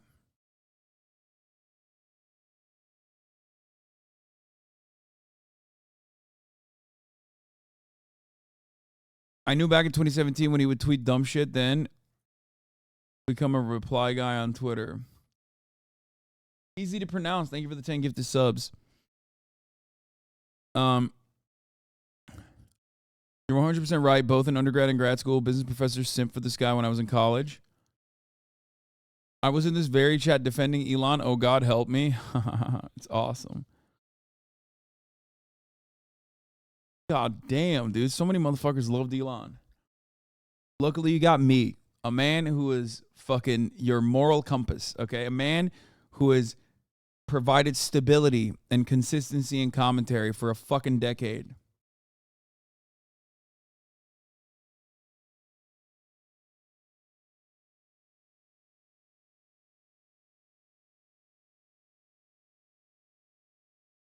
A grifter, of course. Yeah, a lot of people want me to watch this Historia Civilis video with that's about like workers and labor, and I don't know if I should watch this because it just came out, and I don't know this channel at all. So, you know, I'm not very comfortable watching videos that other YouTubers make that I don't know personally. Song covered that Elon pedo calling situation on Facebook streams in 2018 for if chat wants to see. Yeah. Did you call me an Elon defender when I had the stream muted? Can't even defend myself. Yes, Megaphonics, I did. I even said you're still an Elon dick rider. It's just that you're doing it in the other direction, but with the sole goal of still talking about Elon, and you can't get him out of your mouth. There may be a few show of hands to get the cute chuckles you're getting, but I would say the percentages Copium in this room are about 99% who would say no to that and 1% of maybe personal opinion. So, bro, her career is so cooked. There is no shot, and I mean 0% chance, that she, as like a top-level executive from NBC, is going to get the same exact opportunities after hitching a ride on the Elon wagon into fucking hell. I know that CEOs never truly fail, right? They never truly fail. Let's be fucking real. She will fail upwards regardless. But honestly, I feel like if there is one like her opportunities are going to be significantly worse after this. And this tenure is going to end.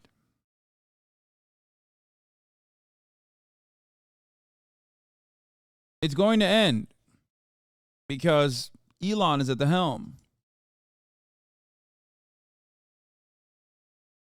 Now there are plenty of Elon dick riders in Silicon Valley. Even if he tanks this, he'll have a cult.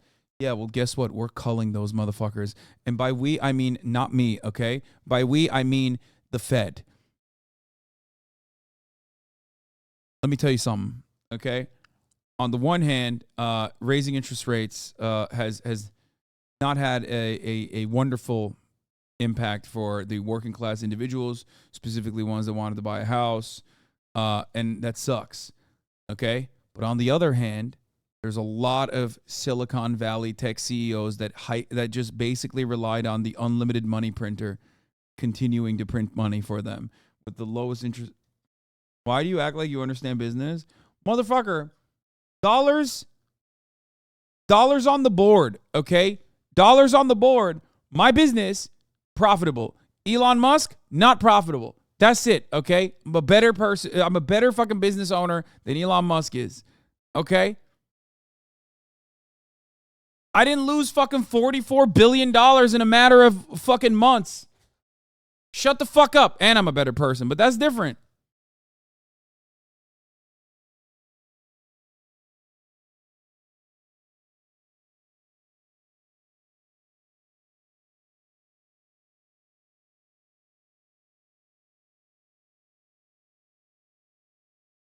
Did you see she doesn't have X on her home screen? I mean, I don't think that matters. Like, I don't have it on my home screen either. I have like a different page that I care more about. So that part doesn't really matter. Just for the record, my boots are 20 years old and my hat is 10 years old, and I have an arsenal of weapons, most of which I bought in California before they changed the law to make it impossible to do so. I've hip fired a 50 cal while walking. Might have the video somewhere. God, he's such an insecure loser, man. It's awesome.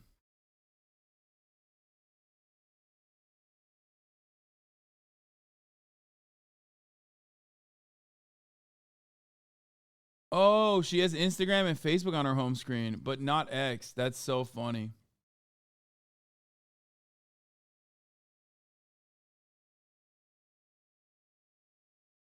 The context for this though was that she said X would be the everything app. Meanwhile, she was literally using X's competitors on her home screen more than X. Okay, that makes sense. Straight up, I listened to you because of your large following and your background. I found you are more worthy of presenting the progressive left's point of view than most MSM. Yeah, what mainstream media outlet presents you leftist points, brother? What? They don't. So yes, you are correct on that.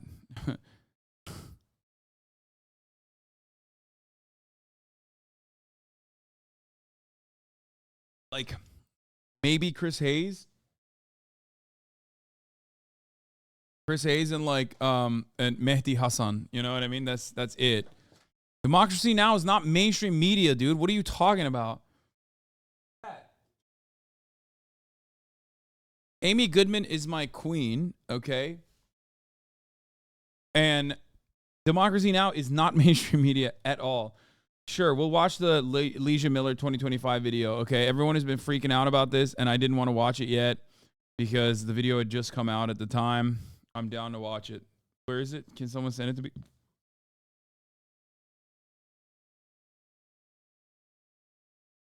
Hasan arkadaşım, Türkçem yeterince iyi olmadığı için lütfen beni affedin. Özür. For the record, this is really good. For those of you who don't know, what Lawyers. this is, he's using like a AI thing, I think, to speak Turkish, and it's so fucking good. It's like freaky. Dilerim. Sadece biraz biliyorum. Anladığım kadarıyla sen bir komünistsin. Devletin düşmanı, halkın düşmanı. Oh, Petek added subtitles. Let's see. Hasan arkadaşım, Türkçem yeterince iyi olmadığı için lütfen beni affedin. Özür dilerim. Sadece biraz biliyorum. Anladığım kadarıyla sen bir komünistsin. Devletin düşmanı, halkın düşmanı. Like the way he says lütfen is exactly how Seer would say it if he knew Turkish. That's why it's so freaky. Because when you translate what someone is saying from English to Turkish, like their voice kind of changes. I think like this is better than if Seer learned how to speak Turkish and was like speaking in broken Turkish.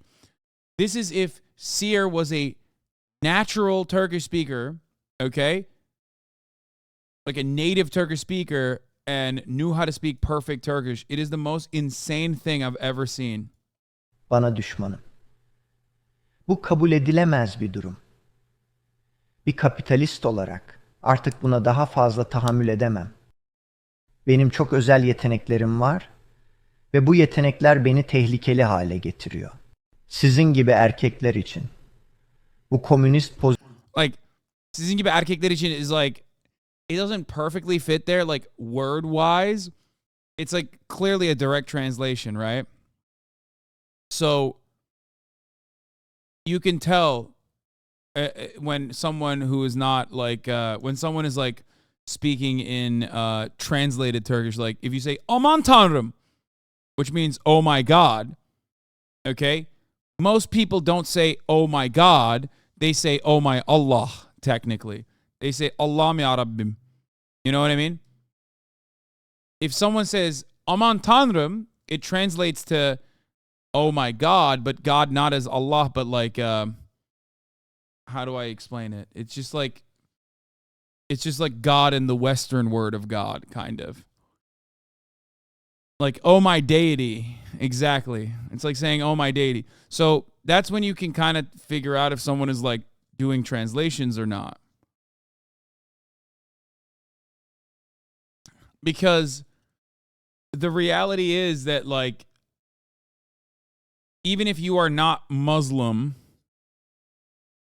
in most circumstances, you probably still use Allah as the word because, like, it is a Turkish colloquialism where, like, religious concepts are baked into your culture after a while.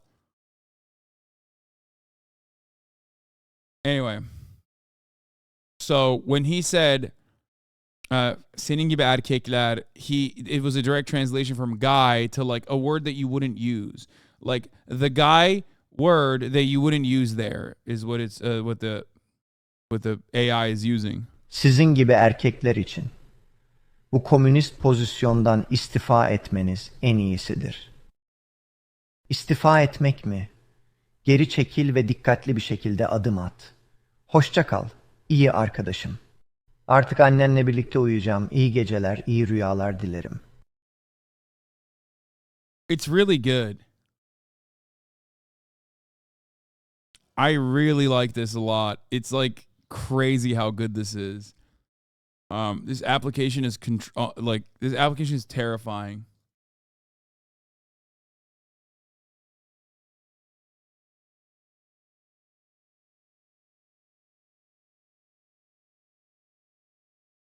Oha means like what the fuck? It's like a noise that you make to imply holy shit.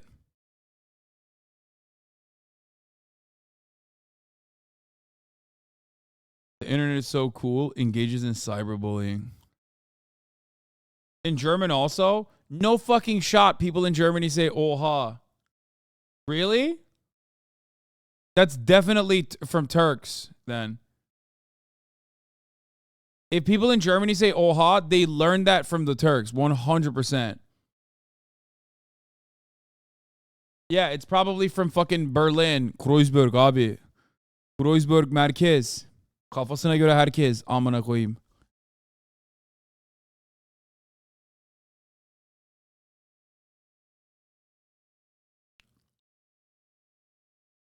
Kreuzberg abi. Döner yeriz. In Denmark too, there's a lot of Turkish slang here. You know, it's like AAVE. Dude, that's so sick. Yo, that's so cool, dude. I love that in a lot of ways. Like Turks are like the oppressed culture that like they steal from. That's so tight. Like are Turks like the cool bad boys? Is that what it is? It's so funny because like Turkish people in Turkey look to like Turkish people in Germany and are not exactly fond of their position and think that they're fucking gross. You know what I mean? Because they're very like reactionary in a lot of instances, unfortunately. I obviously don't care because I myself am Turkish on foreign soil.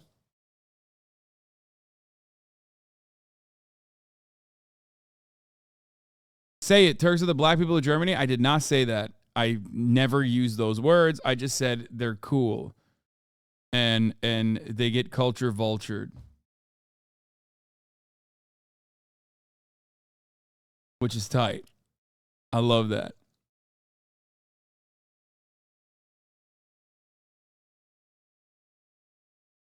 What? Turks the German Turks like Africans the black people? Fuck no. No. It's not like that.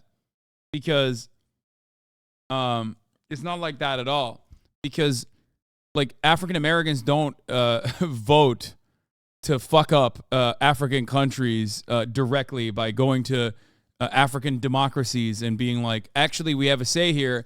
And since we're never going to actually visit Africa, we're going to do everything we can in our power to like fuck up African nations and what remains. You know what I mean?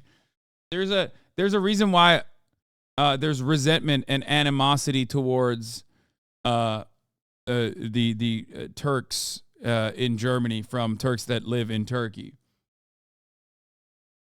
Because they love Erdogan.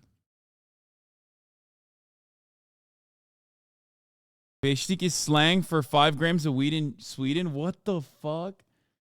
Yo, this is sick. Bebela, he's having his Chris Cuomo moment. No, man, I'm way more aware of racial issues than to have a situation like that. I just think it's fucking dope that people think Turkish people are kind of cool and like they drive culture. Kebab is like the best. Kebab is like one of the best things that Turkey has done in the charm offensive, okay? Döner and kebab in general is like literally has completely taken over European cuisine. So it's awesome.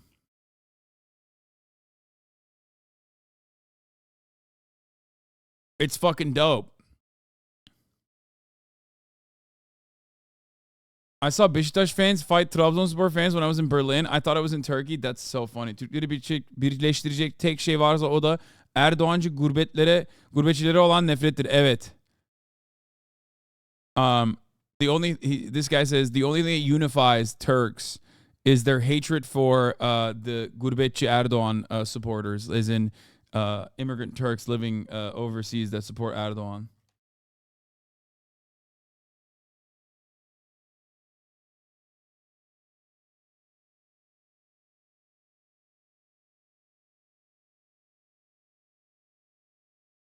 The Dutch have evolved kebab and döner into its final stage with a dish called kapsalon. Yeah, I missed it when I was in Amsterdam. But yes, I am familiar with it. I know what it is. It's a hairstylist invented it, right? Where they just like dump a bunch of fries and shit into it.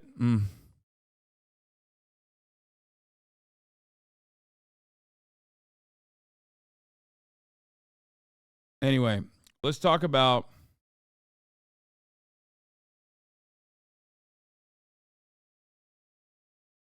let us talk about the conservative plan to take over the country. You need to know about this from Lesja Miller, okay?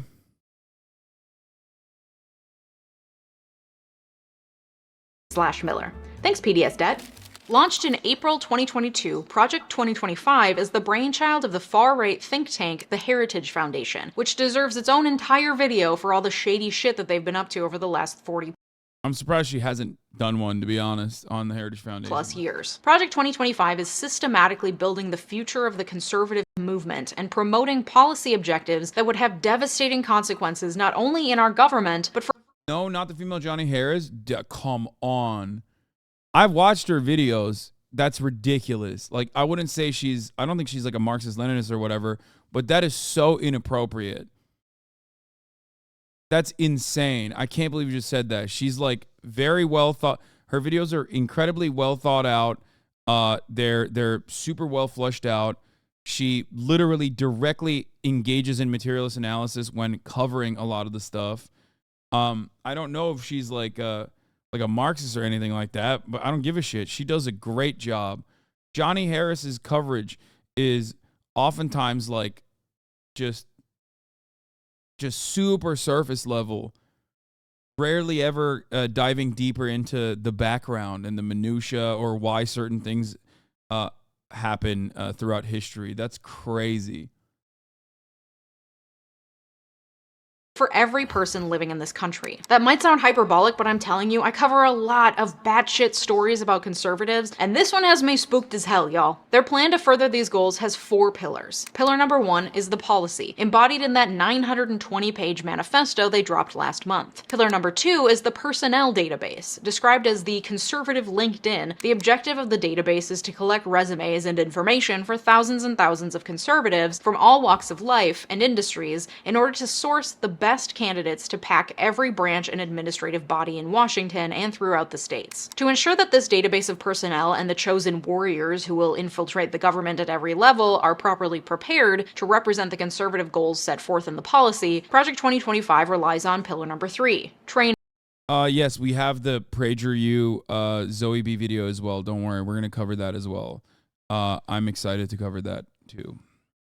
Through an online institute, Project 2025 will prepare the foot soldiers of the conservative agenda to push their policies from day one. And because they've been preparing for years, they will be ready on day one of the new conservative presidency, thanks to pillar number 4. Pillar number 4 is the 180-day playbook, the step-by-step guide for the next conservative president to implement the policies laid out.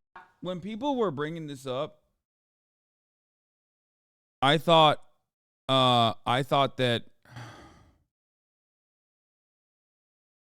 Todd Howard calls out encumbered Starfield hoarders. No, you don't need the trays and the pencils. Yeah, this is such a dumb fucking aside that I'm not even going to get into, because like, why does it automatically join the inventory on your fucking spaceship then? I don't, but it's very stupid that like I literally will sell the dumbass shit, and then it just rematerializes in the inventory again and again and again. So yeah, I don't want to have all that dumb shit on my spaceship inventory. So why does it keep rematerializing in my spaceship inventory? Perhaps, maybe, what you are saying does not actually work with what you have done. Okay? I don't want to have left slipper in the inventory. It just keeps existing in there every time I sell it. And it's not even like a fucking infinite money glitch because you make like not even half a cent. You would spend literally 3 hours, like piece by piece, selling all this shit, okay? And barely make $54. So it sucks. It's not even worth the time it consumes. When you make ship changes, it grabs shit from these modules into inventory. I know.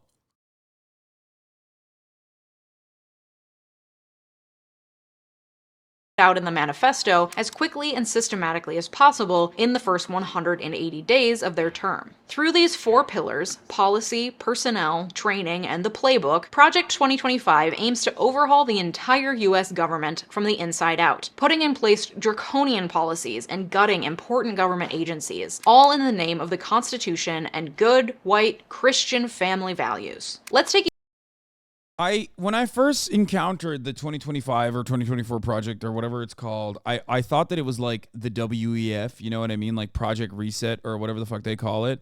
Like more fluff than any like tangible, clear-cut, well-defined policy goals and positions.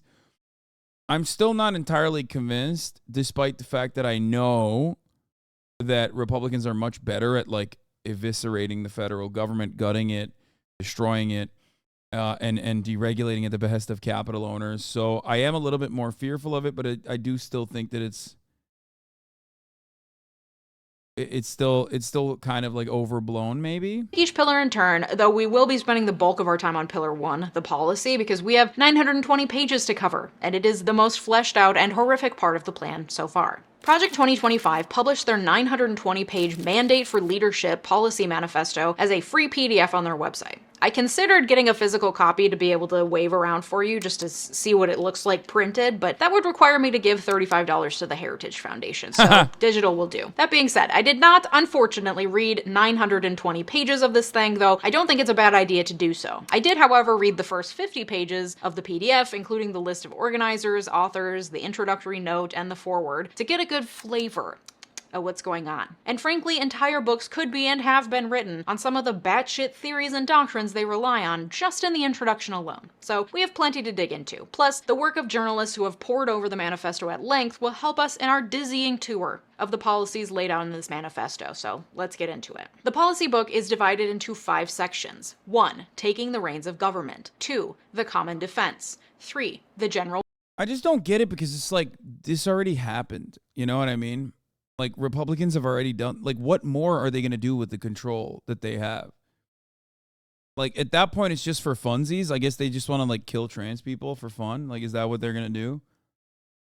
Like, it's kind of like when Republicans end up accidentally or deliberately instituting or reversing Roe v. Wade and creating a process in which in many red states where abortion was already pretty much not illegal, but like very hard to get, now it's just completely illegal, right? Like you just created a structure that will galvanize your opposition, and it is so entirely unnecessary. That's part of the reason why Republican Party currently is suffering from its own success, as I say all the time. So, like, what more do you want to do? Like, what will have you not enacted, at least at the state level in this fucking country?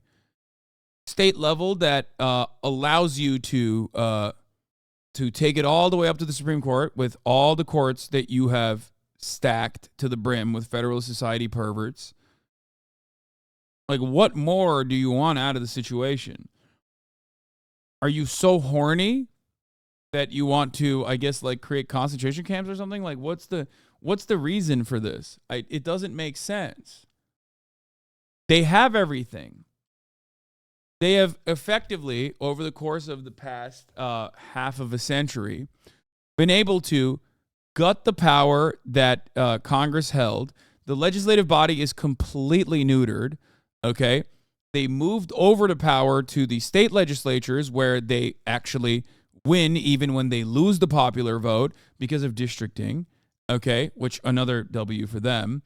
They've also basically padded the decks, padded every single level in the court system with Federalist Society perverts all the way up to the Supreme Court. They have a Supreme Court supermajority that is seemingly permanent unless, like, you know, something really funny happens and, like, all of the conservative, like the young conservative Supreme Court justices, like, die in, like, a fucking plane accident or something.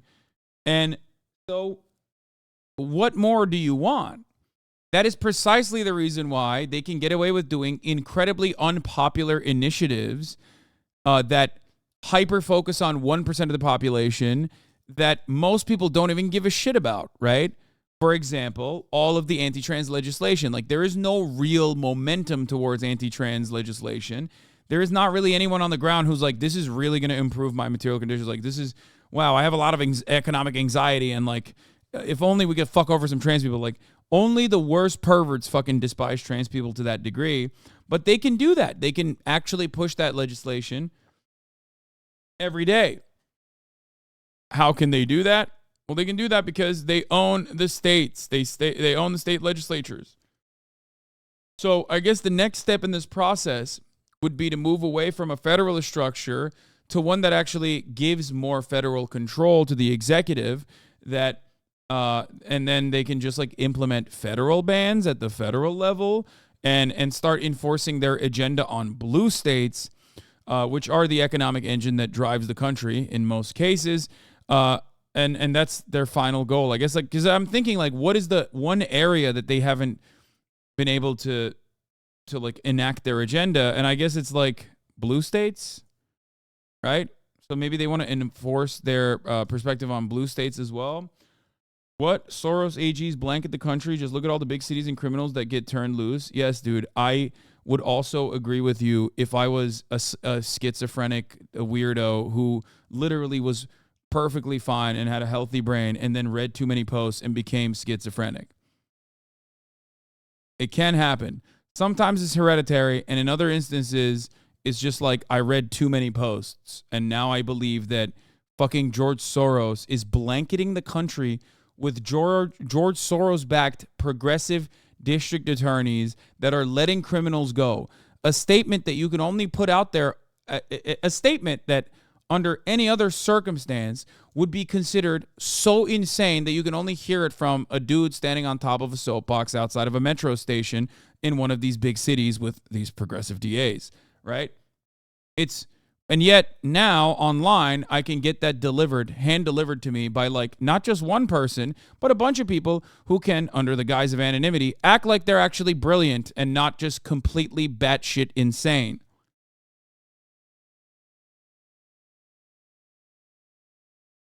Anyway, let's continue. Welfare. 4, the economy. And 5, independent regulatory agencies. The note at the beginning of the paper, authored by Project 2025 director Paul Dans, a former Trump official, lays out what's at stake. The long...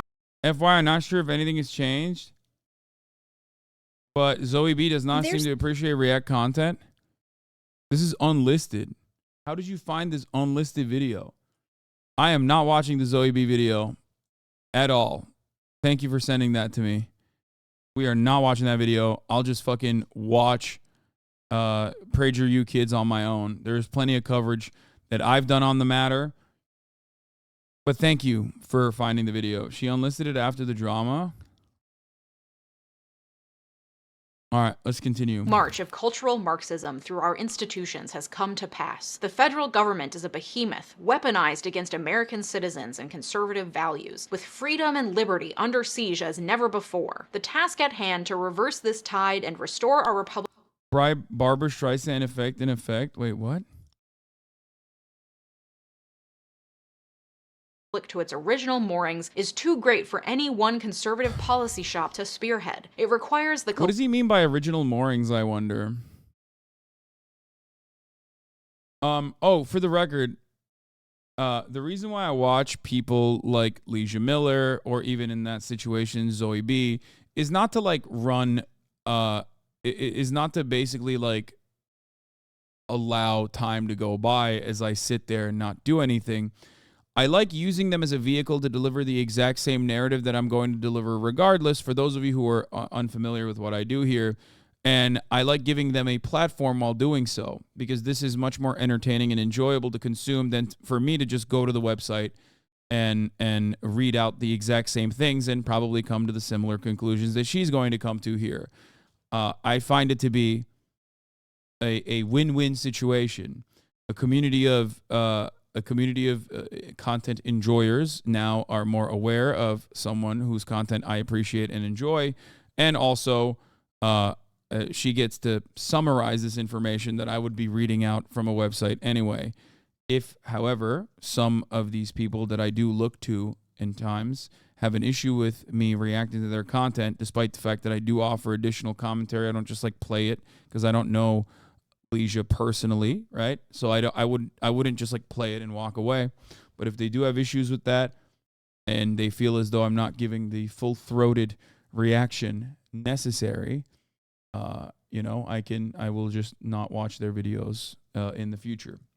However, I'm still doing a ethical react in this regard. Collective action of our movement. With the quickening approach of January 2025, we have 2 years and 1 chance to get it right. The language throughout the policy manifesto and the Project 2025 website is militant, clearly meant to play into the fears and the patriotic duty that far-right constituents feel so strongly, the same militant language that led to the righteous anger of the January 6th insurrection. The report starts with, "We want you." The 2025 Presidential Transition Project is the conservative movement's unified effort to be ready for the next conservative administration to govern at 12 noon, January 20th, 2025. Welcome to the mission. By opening this book, you are now a part of it. Indeed, one set of eyes reading these pages will be those of the 47th President of the United States, and we hope every other reader will join in making the incoming administration a success. And I know this, it's not explicitly about Trump, but listen, we all know that man is not reading a 920-page manifesto in the unlikely chance that he does take the White House in January 2025. Get real. But you get the vibe. This is positioned as a mandate, making readers, ostensibly the conservative foot soldiers who'll do their bidding, feel like they're in on a top secret mission. Like this is... Okay, for the record, most Republicans, even in these photos, are not capable of reading 900 pages in a row. But you know who does? The producers at Fox News, the producers at Daily Wire, the producers at whatever the fuck Steven Crowder is doing now that haven't been sexually harassed into quitting their jobs. Okay, if he still has producers, that's probably what they're doing. They're reading this. So those guys always read this shit. That is why I always say when you talk to a conservative, you are basically addressing the exact same talking points, no matter how clever or how stupid they are, because they're very good at getting the talking points to be disseminated both through mainstream media with Fox News and also through independent outlets online, through PragerU and Daily Wire and the entire conservative circuit. We do not have a similar thing on the left. We do not have the think tanks because obviously think tanks would need, some level of consolidation of wealth to be able to launch that sort of thing. So you can't really do that. There's no business interest backing big left, right? The closest you can get to would probably be labor unions funding something like this, but labor unions are too busy fucking fighting fighting to claw back some level of labor power that was stolen from them over the course of the past couple of decades, if not century. So they don't have any time and opportunity to do so. I try to do this as best as I possibly can with the limited amount of time that I have. There's only so many times in the day. But there's a reason why, down to the fucking gray name that comes in here to say, Trump, he's the best, you fucking suck. Whoa, bet you have no Bet you have nothing to say about Hunter Biden getting arrested, right? Like, you fucking idiot. You love Joe Biden. That guy got that talking point without even realizing it. He didn't read the fucking, he didn't read the Heritage Foundation footnotes. He just got that talking point through the conservative media machine that is a very well-oiled machine that runs every fucking day, okay? And it works to disseminate that information from the tippy top, from the think tanks all the way down to the average gray name.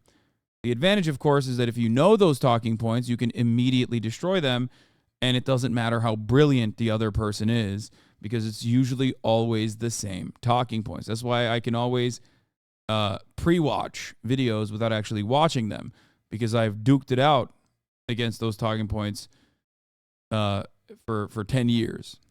Some G.I. Joe mission shit, because the authors know that that is the absolute conservative wet dream and they're playing into it. The foreword includes a tidy summation of all the conservative wedge issues and talking points that have been flying around over the last few decades, all of which are addressed at length in the document. Look at America under the ruling and cultural elite today. Inflation is ravaging family budgets, drug overdose deaths continue to escalate, and children suffer the toxic normalization of transgenderism, with drag queens and pornography invading their school libraries. Overseas, a totalitarian communist dictatorship in Beijing is engaged in a strategic. Okay, I'm beginning to realize what the issue is. They realize that, like, conservative policies are not exactly popular. Because a lot of people mistake the conservative agenda happening whether they voted for it or not with it being popular. That's why there's the meta of the silent majority, right? That's not the case. Is the can't shut the fuck up minority, but they think they're the silent majority, right? When in fact, they are not. So instead, now they're just going, yeah, we realize that, like, there isn't really a lot of interest on the ground for a lot of the things that we're pushing for, and people kind of look at us as though we're gross, and we can't brainwash enough people in short time. So we should just, like, do the same thing that I've been describing. I, Hasan Piker, have been describing. About how they manipulate state legislatures to make it seem like there is actual support for these positions. And just take over the entire government. Cultural and economic Cold War against America's interests, values, and people, all while globalist elites in Washington awaken only slowly to that growing threat. Moreover, low-income communities are drowning in addiction and government dependence. Contemporary They're getting that good... They're addicted, I would say, to government dependence. Me, I'm addicted to Snap, man. It's so sick. I'm addicted to EBT, where I'm just drowning in it, too. I'm like, oh, no. I'm buying so many fudge rounds, dude. I'm 5'4", 320 pounds, and I'm fucking buying all the goddamn fudge rounds, baby. I'm addicted to fucking child tax credits. elites have even repurposed the worst ingredients of 1970s radical chic to build the totalitarian cult known today as the Great Awakening. Most alarming of all, the very moral foundations of our society are in peril. The foreword goes on to list the 4 broad fronts that the policy mandate will cover. Those are 1. Restore the family as the centerpiece of American life and protect our children. 2. Dismantle.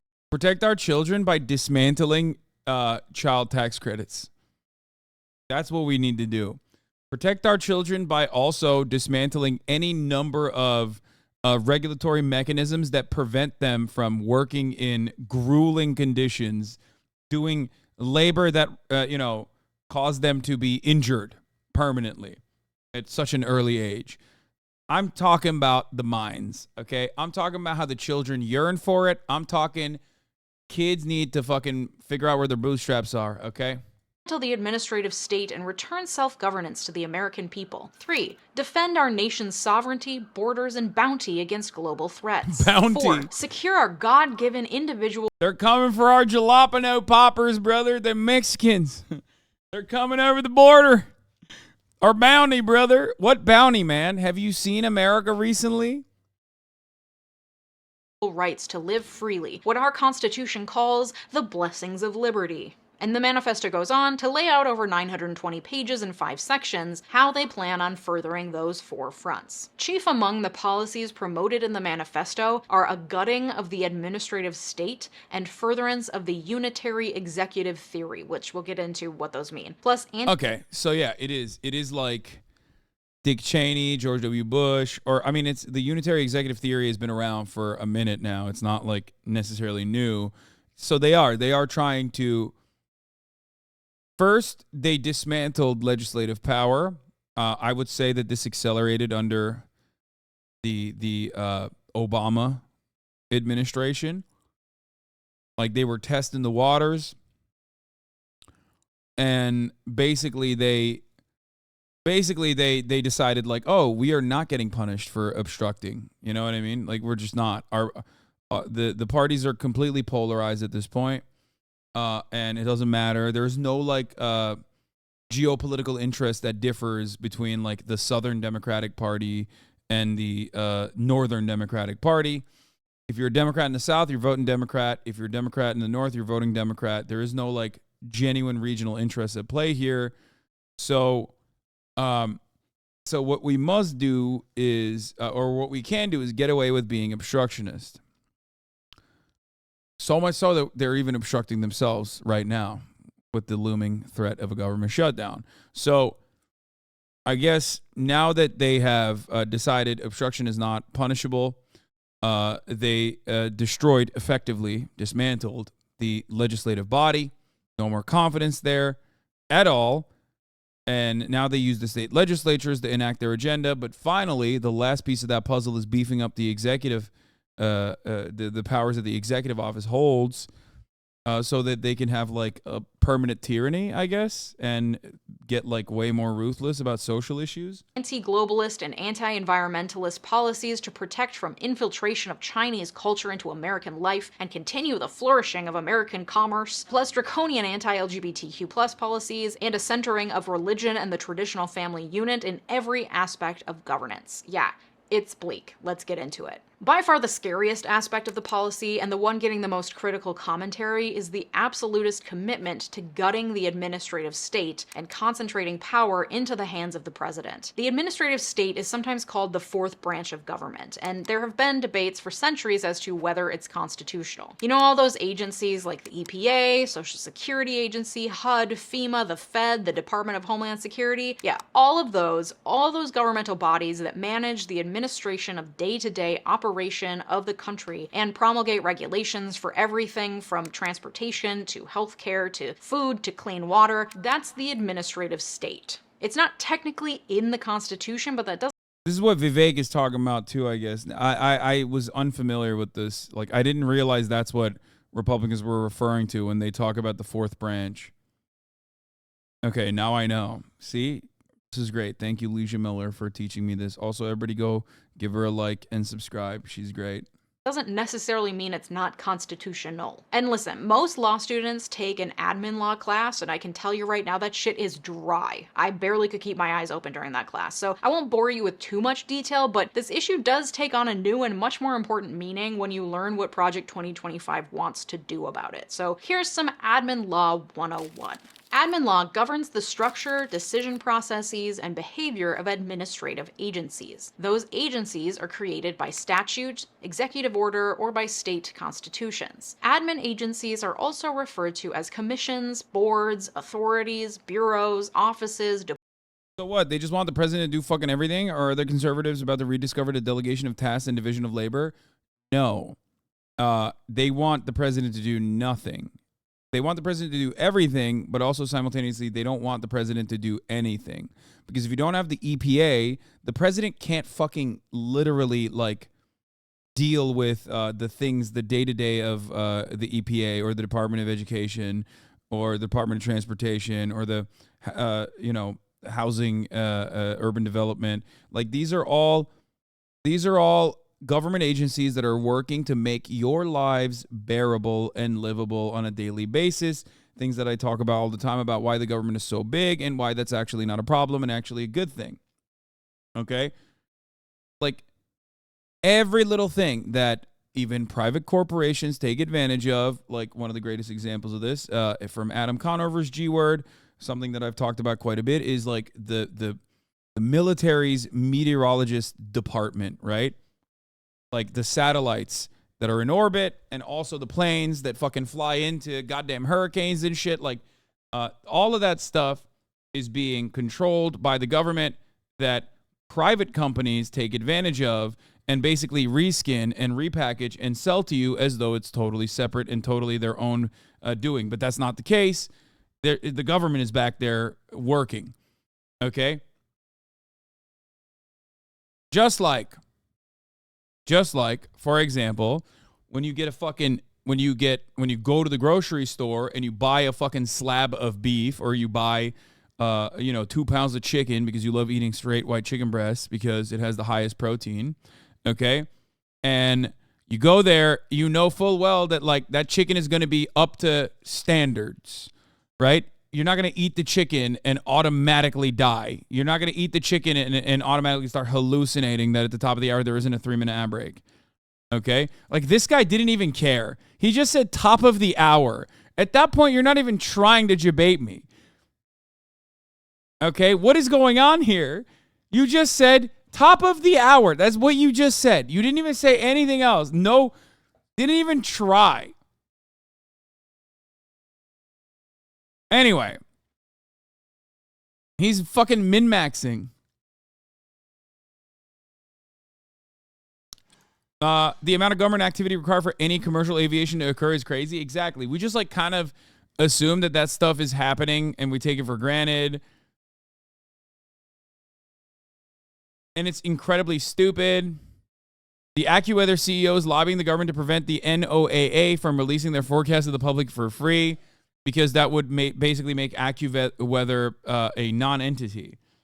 So, anyway, like I was saying, though, all that stuff, including the top of the hour, is real, and it's happening all the time. You might not recognize it because maybe you're subscribed for $5 or for free with a Twitch Prime, or that you've gotten lucky and gotten gifted a sub, and that's why you don't see the top of the hour ad break. But it's here, and it's now, and here's the 3-minute ad break now. Let's continue. But yeah, all that stuff the government does, and we just kind of take for granted, but it's a very important part of our day-to-day existence. Departments, divisions, etc. They're created by executive order, meaning when the president says so, or by Congress. Say Congress passes a law saying something is illegal. In that same law, they might say, we also create this new agency, and this agency is tasked with overseeing and Thank implementing you, Bill Vog, this for the law. 10 gifted. For example, the Federal Food and Drug Administration was created by the Pure Food and Drugs Act of 1906. I hate that. The FDA, I hate that, man. I don't want the food and drugs to be controlled by a government agency. That's communism. Bathtub meth. Bathtub penicillin. I want bathtub insulin. Why is the government stopping me, an entrepreneur, from making insulin in my bathtub? Fuck you. Okay? Food safety inspection. More like food socialism inspection. Yeah, that's right. I changed the S from safety to socialism because that's socialism. Socialism is when you can't do bathtub fentanyl. And the government comes in and tells you can't do that, and then you have a massive 10-hour standoff because you have a bunch of guns because you love the Second Amendment, and then they end up tossing poison gas into your home, and then your babies die, and then you go to federal prison. Okay, but ultimately, if the FDA didn't exist, I should be able to do bathtub meth. I should be able to do bathtub fentanyl. I should be able to do bathtub insulin. Coffee pot cooked chicken in public schools. To oversee the implementation of that law. The main functions of Yeah, this is what happens without the FDA. Libertarian dream equals everyone gets botulism. Yes, dude. Botulism is when your body is too weak to withstand parasites, okay, and other bacteria. Excuse me, a little bit of botulism actually made Steve MRE 1987 stronger okay? And not weaker. Weak ones die, the strong ones survive. That's how we become stronger as a nation. Administrative agencies are to investigate, make rules, and adjudicate. That's why there's administrative law courts. They're not state or federal courts. They're separate, less formal courts where agencies can conduct hearings and enforce the regulations that they write and promote. Those admin law rulings can be appealed up to state and federal courts, but most of the day-to-day workings of administrative agencies happen within the agencies. At this point, why not just call anything good government stuff socialism to get normies on board? Hello? Because normies hate socialism more than they hate anything else. Because there's a little thing called the Red Scare propaganda. What you are describing, even though you are a very nice person, but unfortunately a little too naive, is exactly what the Republican Party does every election cycle. And they are very effective at gutting all of those institutions by calling it socialism.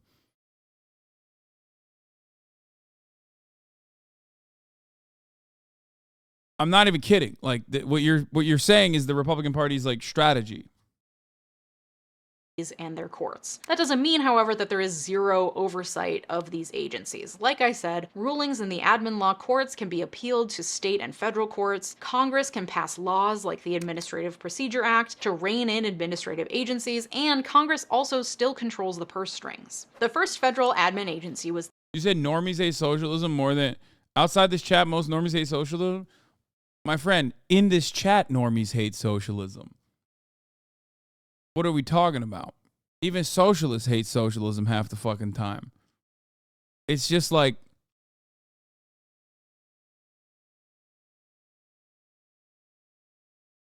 There are so many people that come in here always and are just like, oh, I'm a socialist, but I just hate whatever you're preaching. The State Department, created in 1789 when Congress was still chock-a-block full of original framers of the Constitution, I might add, which does back up claims that the administrative bodies are implied in the Constitution. The idea behind creating these agencies, instead of having Congress or the president alone in charge of implementing the laws, because it turns out it takes a lot of work to run a country, and agencies are in charge of creating a lot of regulations. Further, agencies are staffed by subject matter experts, at least in theory. So, for example, the people in the EPA... Putting Betsy DeVos. So Betsy DeVos is technically a subject matter expert, just in the opposite direction. You know what I mean? It's like putting Mohammed Atta in charge of the FAA, okay? Like, he is a subject matter expert, it's just in the opposite direction, and that's precisely what Betsy DeVos did as well. Betsy DeVos is the Mohammed Atta of education.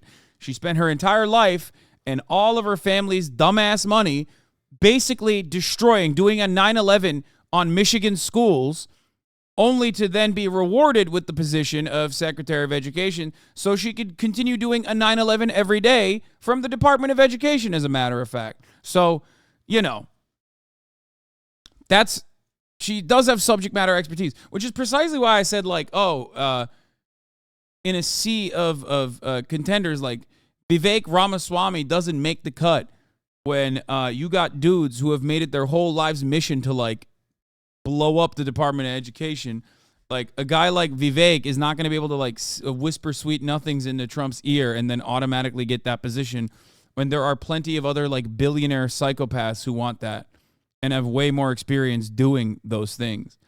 Yes, her brother is Blackwater's Eric Prince, or you mean Academy, or you mean whatever the fuck it's called now, because they can't stop doing war crimes.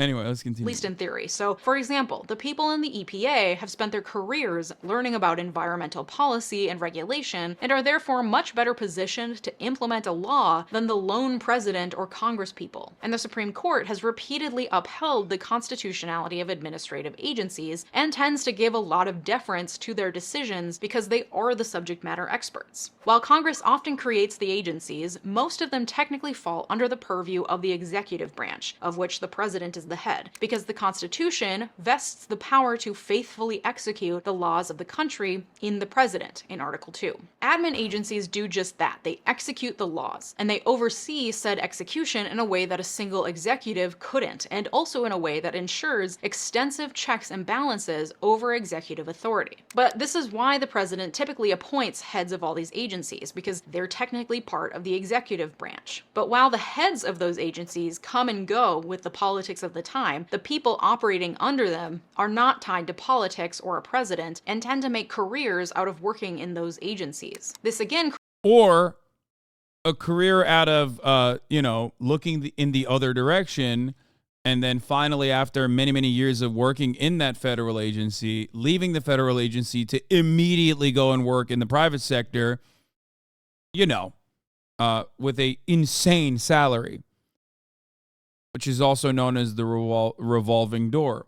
So, yeah, they go from lobbying to being on the agency to only go back to lobbying once more. That's just how it works, which is unfortunate. However, there are still beautiful, wonderful, brilliant people out there who are actually pushing the cause forward and do legitimately believe the things that they are that they're advocating for and pursuing with the limited amount of power that these federal agencies currently have. Lena Khan comes to mind over at the FTC. As you guys know, we covered some of the stuff that she's done extensively. She's currently suing Amazon for being an e-commerce monopoly. So, yeah, technically there are a lot of people that get sucked into the revolving door, because why the fuck don't you want to be a cynical piece of shit that makes, $1 million a year at the same company that you never actually regulated when you were supposed to. The other part is the NLRB, of course. There's another group of awesome guys over there doing the most. Some of the agencies have people that have to do the good work. FDA has a bunch of people that have to do the good work. Other aspects of the FDA are, of course, susceptible to regulatory capture. There's the good and the bad. Same with the EPA. Some of it is due to genuine limitations in funding, genuine legal limitations and legal hurdles placed in front of them by Congress or the Supreme Court, and others are a lack of interest in actually implementing any of the regulation that they're tasked with, because they know full well that they'll get the fucking bag when they inevitably move over to the private sector. Creates a modicum of separations of powers and ensures that people with subject matter expertise are staffing these agencies. So sure, you can appoint the Attorney General as president, but you can't fire all the prosecutors who don't agree with you. I was working at the U.S. Attorney's Office in Boston the day that Jeff Sessions was fired, and the jubilation some of those lawyers felt, it was palpable. And they don't have to worry about losing their job because of that. Or at least not for now. Okay, so this is why administrative law is considered the fourth branch of government. It wields a lot of power. Some would say too much power, which is why Project 2025 is so dead set on gutting administrative bodies. Are we on the same page? Great. You are now more of an expert on admin law than 99% of the US population. The foreword in Project 2025's policy manifesto lays out their objections to the current state of affairs. Congress passes intentionally vague laws that delegate decision-making over a given issue to a federal agency. That agency's bureaucrats, not just unelected but seemingly unfireable, then leap at the chance to fill the vacuum created by Congress's preening cow. God, I hate these fucking monsters, man. The worst aspect of this is that the guys that are typing those fucking words and their children are not going to be impacted by the water supply getting filled to the brim with toxic pollutants, because they'll go and they'll, knowing full well that that is happening, they'll either A, move to an area where that is not happening, okay, because they're not living in fucking Flint, Michigan or Pittsburgh, okay? They're living in an area where that is not that big of a problem. Or if that does become a big problem, because, EPA has no control over it whatsoever, then they can just buy the fucking top of the line filter. You know what I mean? They always will have money in the upper middle class and above to avoid these issues that they are causing. Cowardice. The federal government is growing larger and less constitutionally accountable, even to the president, every year. Okay, so they're saying there's too many bureaucrats and the president doesn't have enough power. It continues. The conservative promise lays out how to fire supposedly unfireable federal bureaucrats, how to shutter wasteful and corrupt bureaus and offices, how to muzzle woke propaganda at every level of government, how to restore the American people's constitutional authority over the administrative state, and how to save untold taxpayer dollars in the process. So they're basically Ron Swansoning the government, attempting to put people in places of power to dismantle federal agencies from the inside. Except it's not a fun joke about a lovable libertarian with a mustache. It has far-reaching consequences that are made all the more dire when you learn about the unitary executive theory, the theory upon which many of the Project 2025 recommendations rely. Okay, we got admin law, unitary executive theory. We are getting into some deep constitutional law principles today, my friends. And if you want even more of a primer on constitutional law, check out my free 2-week email course called Smartass Civics. Sign up to receive daily bite-sized morsels of con law delivered straight to your inbox. You'll be beating your racist Uncle Rick at arguments by Thanksgiving. Link in the description. Okay, so unitary executive theory. It's this batshit theory that has only been made up in the last few decades. In fact, we have our good... Which is like 90% of Republican strategies made up by like pointing to some fucking 17th century misunderstanding of the law to be like, no, this is what the founders actually intended. You don't understand. And it's always post hoc rationalizations for like a concept that at least like is supposed to be offensive to like the core of what it means to be American, which is an authoritarian singular leader that controls all aspects of your lives that you pay taxes to. It's kind of like how we designed this society. It's the one good thing that like the American Revolution did. Good old friend Ronald fucking Reagan to blame once again for its proliferation, because of course. The theory came to prominence during Reagan, but really put down roots during the presidency of George W. Bush. Basically, the theory rejects the idea of 3 equal branches of government put in place to ensure a rigorous system of checks and balances so no one branch becomes too powerful. Instead, the unitary executive theory says actually, inherent in Article 2 of the Constitution, the president has complete control of the executive branch. So Congress can't create all of these agencies and put power in the hands of agency heads to make decisions. That power is supposed to be concentrated in the hands of the one singular executive. Reagan's lawyers came up with the idea in order to push deregulatory efforts. Bush Jr. used it to lend validity to his exercises of power after 9/11. While Obama expressed a more modest view of presidential power initially, he too exercised authority that circumvented Congress in several policy areas, especially in the deployment of U.S. military forces overseas. And then Trump, of course, came in and was like, hold my Big Mac. Let me... The bipartisan, the bipartisan cause, baby. It's apolitical, you know what I mean? It's apolitical, you know? The one area where we will always do our very best. We try this. And he frequently tested the bounds. Oh my God, I got a message. Oh my God. Chat, at 2:30, I got a message from the Trump campaign. Join President Trump at Carvel, 11037 Santa Monica Boulevard in 30 minutes. You don't want to miss this.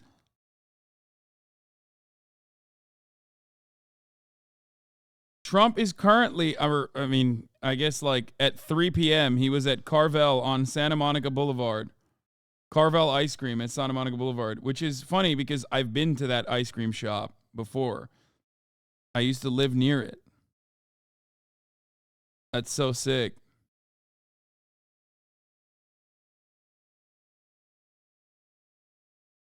Oh my God, I could have been there.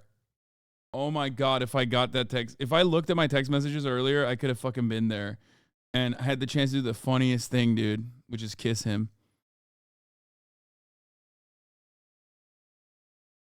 Of acceptable exercise of executive power. From Muslim bans to the border to threatening sanctuary cities, he declared over and over that his authority extended to overriding congressional laws and funding authority. As one judge stated in response to Trump's threats against sanctuary cities, the separation of powers acts as a check on tyranny and the concentration of power. If the executive branch can determine policy and then use the power of the purse to mandate compliance with that policy by the state and local governments, all without authorization or even acquiescence of elected legislators, that check against tyranny is forsaken. Trump considered himself and his presidential powers not only beyond the bounds of Congress, but even beyond the bounds of judicial review, arguing that his travel ban was unreviewable by the federal courts. The judge in that case declared there is no precedent to support this claimed unreviewability, which runs contrary to the fundamental structure of our constitutional democracy.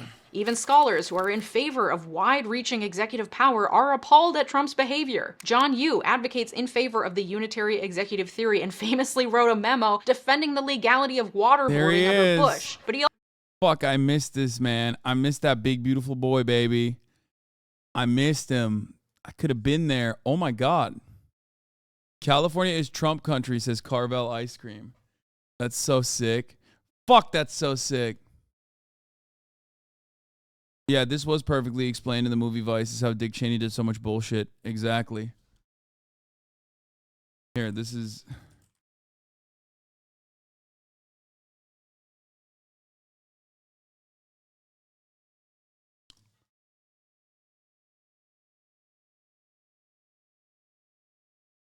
AA, find out how many planes are in the air. Yes. Let's get these televisions working. Can I get the president on the line, please? That's right. We got planes. Here you in go, the air, chat. no one for them to land. Watch this while I go pee. I started one plane unaccounted for flying over Pennsylvania. And permission for them to land at a Canadian airport. Flying over Pennsylvania, of course. And 3 other planes are unaccounted for. I'm seeing 5 planes unaccounted for. No, scratch that. I'm seeing 4. I have no right on the line. That is correct. Yes, that is correct. Mr. Vice President, POTUS on line 1, sir. Mr. President, the situation is extremely fluid. I strongly recommend you stay in the air. I have sequestered congressional leadership. Okay, then. Sir, Don Rumsfeld is at the Pentagon on line 3. That? Mm-hmm. Yes, sir. Dick, are there still passenger planes in the air? I need rules of engagement. No, let's get the president back online, sir. You have authorization to shoot down any aircraft deemed a threat. Presidential authority? That is correct. All orders are unidear. Unidear, sir? Unless otherwise directed.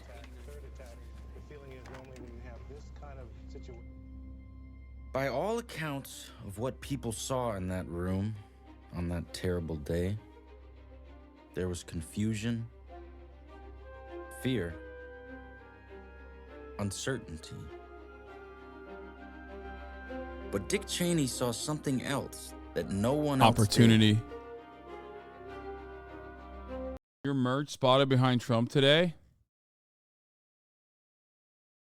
Ew. He saw an opportunity.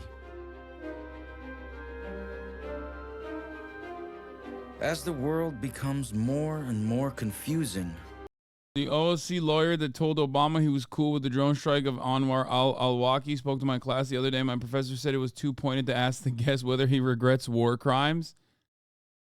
Well, the answer is no anyway.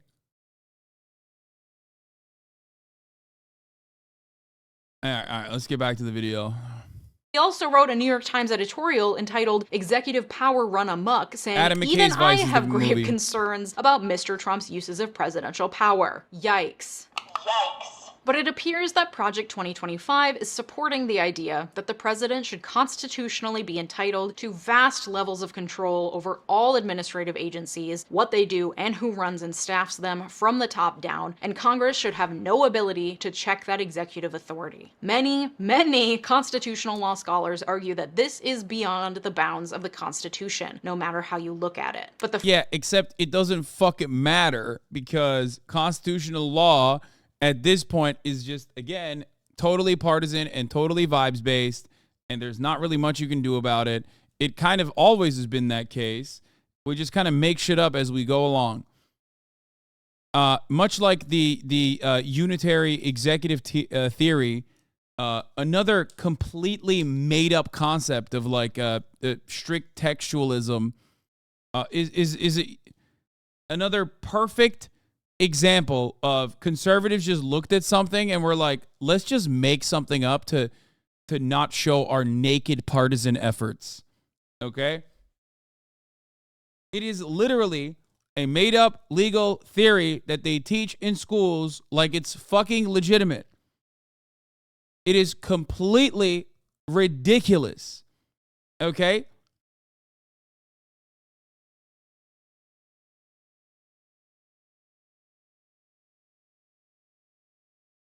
All matter of like conservative analysis over legal text oftentimes revolves around like a goal that they have as they like post hoc rationalize the goals that they have and try to justify it, as Democrats go, oh, but what about the norms? Oh, well, I guess you're still working within the bounds of the existing system. Of course, if you are an institutionalist, like a real one, and you genuinely care about it, well, the reality is, those who don't care about it and just want to get their power across will do everything they can to destroy those institutions. First administration of Donald Trump, whether or not there's a second, has already done the damage. As Jeffrey Crouch writes in his 2020 book on the unitary executive theory, yes, there are entire books about this, once precedents have been established for presidents to exercise expansive presidential powers with little pushback, future chief executives will be less likely to feel responsible for dialing them back. Nah. I could see pussy-ass Democratic Party members being like, no, we should push this back and only allow conservatives to expand on it, only for us to just like dial it back again every time we're in power. So functionally, all you're doing is ratchet affecting the executive unitary theory as well as all other aspects of American civil liberties. And Project 2025 is betting on just that, with its expansive overhaul of every administrative agency in the country. If he does get back in the White House, Trump has made clear that he'll finish what he started, declaring he will find and remove the radicals. I mean, they have a canceling student loan debt, right? Yeah, remember when all the student loan debt was canceled, which, by the way, wasn't even executive unitary theory in that situation. It is quite literally government debt owed to the executive. So it's not like it's a little bit different than that when you say, oh, student loans that we are offering, we can cancel or forgive. And guess what? It didn't fucking happen anyway. So it doesn't matter. Who have infiltrated the Federal Department of Education and promising to demolish the deep state. We will expel the war. Like, that wasn't executive unitary theory. That was actually constitutionally afforded right to the executive office. And even then, SCOTUS was like, I don't give a shit. Fuck you. You're not allowed. That's it. That's literally what happened there. It wasn't like a erosion of civil liberties, of course, or it wasn't like overreaching and doing something that's not completely in your control.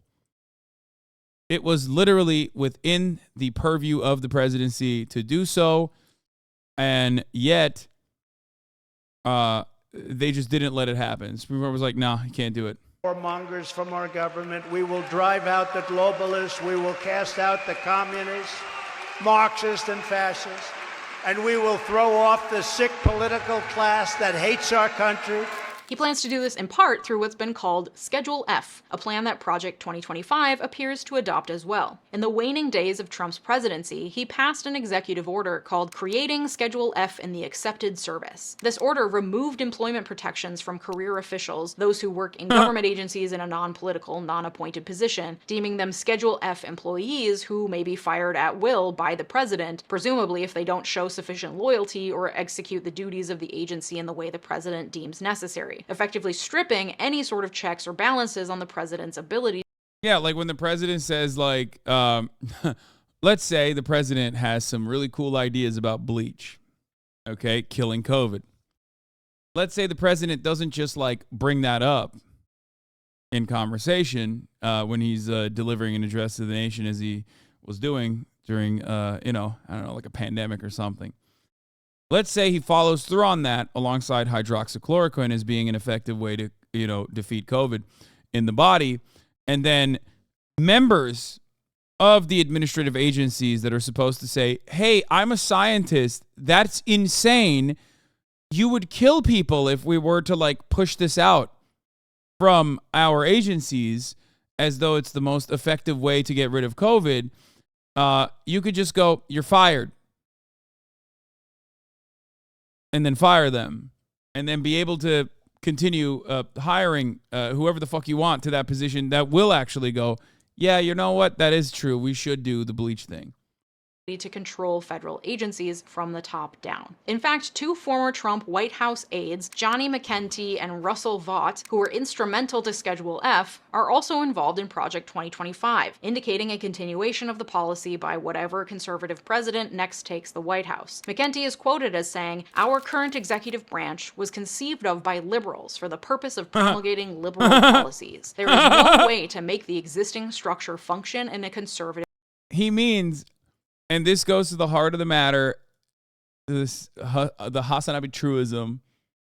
Conservatives want bad things, and they hate good things because they think good things are liberal and bad things are conservative. That is exactly what he's doing here, where he says the EPA, the Department of Education, like all matter of federal agencies that have to exist for you to enjoy living in civilized society in the way that you currently do, even though they oftentimes don't do enough. All of those things are bad, actually. And what would be good is if we destroyed them. Those are liberal and bad. Clean water, liberal and bad. In knowing full well that, like, or at least having confidence in the meat that you're purchasing, that is not going to poison you, well, that's bad, actually. That's bad, and it's liberal, and I don't like that. We should destroy that, actually. It's pussy lib shit. Manner. It's not enough to get the personnel right. What's necessary is a complete system overhaul. And that is at the heart of Project 2025's plan. None of their policies and wedge issues work without gutting the administrative states and concentrating more power in the hands of the president. Of course, their goal is also to pack Congress and the courts. So you just brought something up that's interesting. They want regulatory agencies banned so that Congress can get clogged with enforcing regulations, except here's the reality, okay? Those regulatory agencies were created out of necessity. Every single piece of regulation or every single regulatory agency was built with blood, okay? All of that ink was written with blood. It's not like someone was like, I'm a gay communist pussy-ass soy lib, and I want fucking the environment to be protected because I'm gay as fuck, dude. Like, that's not what Richard Nixon said. You know what I mean? Like, it had to happen. So, it's not like, yeah, Triangle Shirtwaist Factory or issues such as that did not just, these things, these protections, these regulations, the ink is with blood. And it's not like, and a lot of that, a lot of these regulations were not created, designed single-handedly by, again, some gay-ass lib who is in a position of power, who is the president, but instead by Congress to again, like, do what the Congress or previous Congresses had decided is a necessity for survival. Okay? You get it? So, like, technically, you can gum up the works all day, every day inside of Congress, but, this is all of these agencies were already built by Congress anyway. with as many conservatives as possible, but that's less of a problem when you establish an executive with unchecked power. And through that unchecked power, the new conservative executive will be able to gut agencies and put people in place to further conservative agendas. Those include a push away from environmental protections in favor of becoming a fossil fuels industry leader, a move away from what they call globalism, including encouraging corporations to bring jobs back from overseas, and the foreword to the manifesto declares, "Those who run our so-called American corporations have bent to the will of the woke agenda and care more for their foreign investors and organizations than their American workers and customers." Today, nearly every top-tier U.S. university president or Wall Street hedge fund manager has more in common with a socialist European head of state than with the parents at a high school football game in Waco, Texas. Yeah, again, we need to do like sanity checks. Like, you need to do a critical sanity dice roll before you get to write stuff, I think, for a think tank.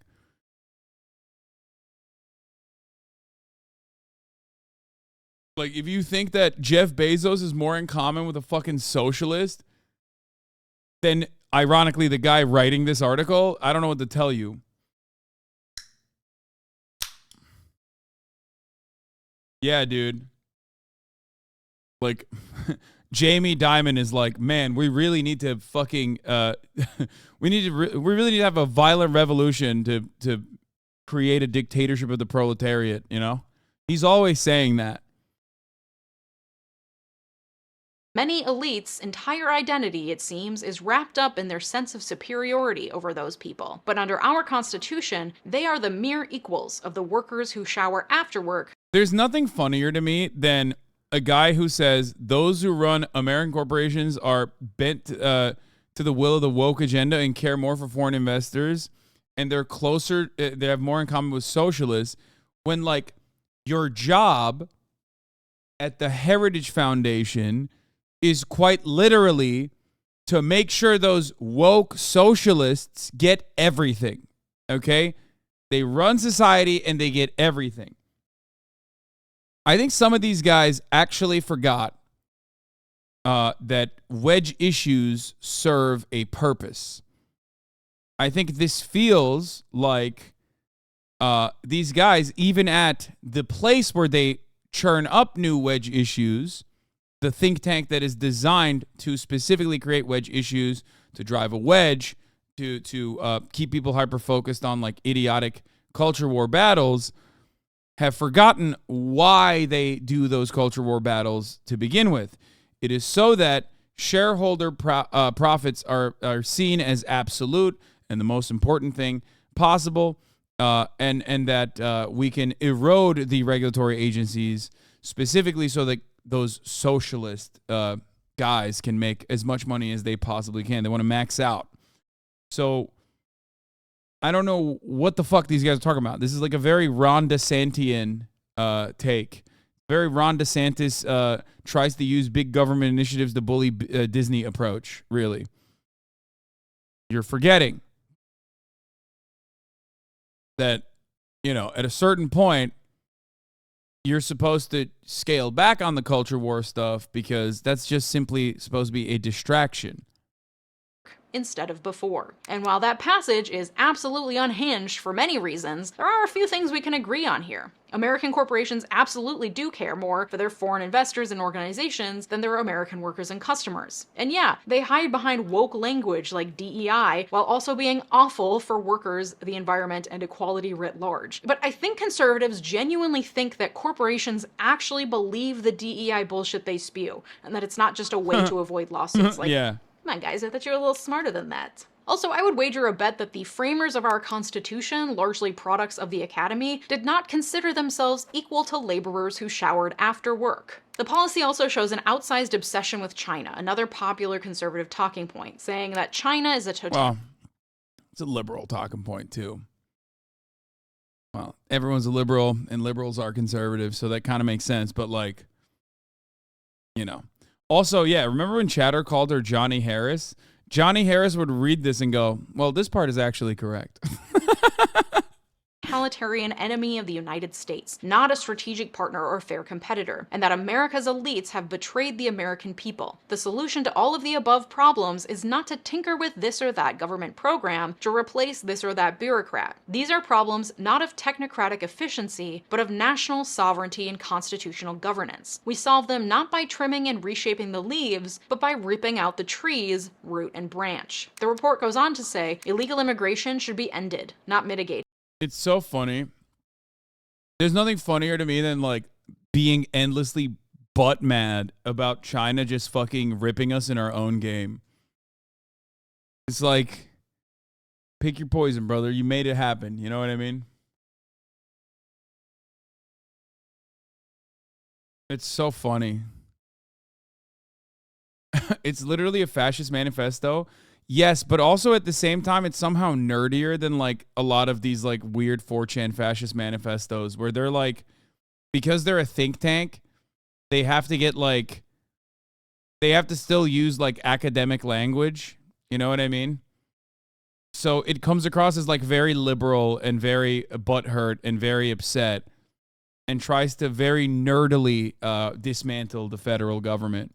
And the border agencies. sealed, not reprioritized. Economic engagement with China should be ended, not rethought. Our manufacturing and industrial base should be restored, not allowed to deteriorate further. Confucius Institutes, TikTok, and any other arm of Chinese propaganda and espionage. Okay, this is Ron DeSantis. Okay, Ron DeSantis is getting his notes from this, and I can't believe I'm saying this, but I do legitimately think that conservatives who are normally very good at like finding new things to get mad at maybe are suffering from their own success a little bit.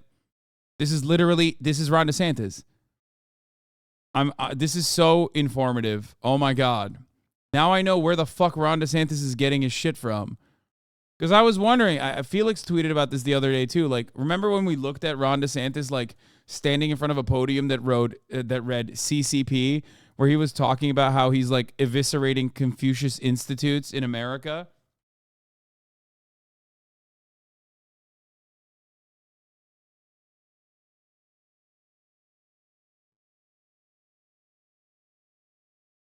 Yeah. Should be outlawed, not merely monitored. Another area of grave concern for Project 2025 is the proliferation of LGBTQ ideas and transgenderism, suggesting draconian measures that many critics are saying would effectively criminalize LGBTQ expression. As the foreword to the manifesto says, the next conservative president must make the institutions of American civil society hard targets for woke culture warriors. This starts with deleting the terms sexual orientation and gender identity, diversity, equity, and inclusion, gender, gender equality, gender equity, gender awareness, gender sensitive, abortion, reproductive health, reproductive rights, and any other term used to deprive Americans of their First Amendment rights out of every federal rule, agency regulation, contract, grant, regulation, and piece of legislation that exists. It goes on to say, pornography manifested today in the omnipresent propagation of transgender ideology and sexualization of children has no claim to First Amendment protection. Its purveyors are child. They write stuff like, is not a political Gordian knot inextricably binding up disparate claims about free speech, property rights, sexual liberation, and child welfare. That's, yeah, shut the fuck up. Oh my God. Child predators and misogynistic exploiters of women. Their product is as addictive as any illicit drug and as psychologically destructive as any crime. Pornography should be outlawed. The people who produce and distribute it should be in prison. Zoomers shouldn't read this. They're going to be like, oh, I agree. On God, for real, W.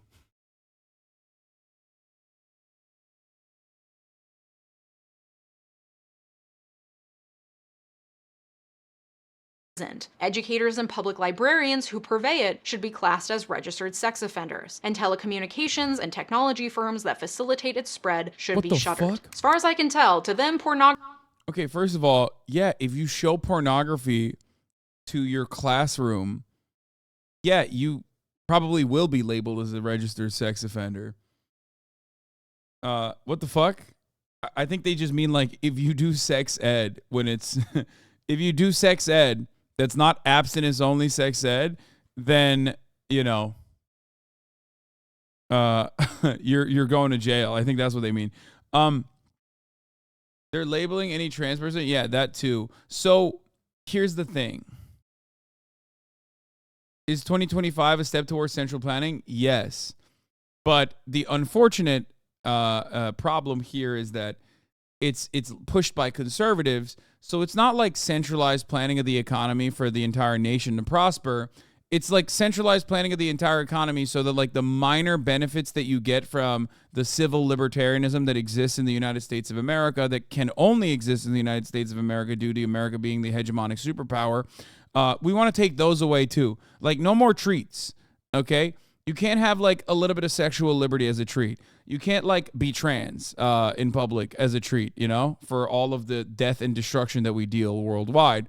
So that's it. Like whatever like crumb of social autonomy that you enjoyed that allowed you to even for a brief moment forget that this is a shithole, okay? We're taking all that away from you.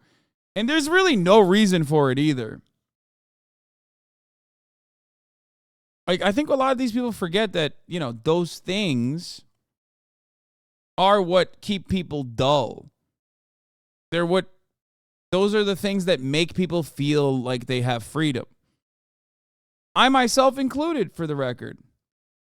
I often joke about how pornography being banned in Turkey is somewhat a part of my advocacy for First Amendment rights and free speech. Or why I wouldn't live in China because pornography is banned in China. Like it's mostly a joke, but it does have broader implications, right? It's not just pornography being banned at that point. Oh.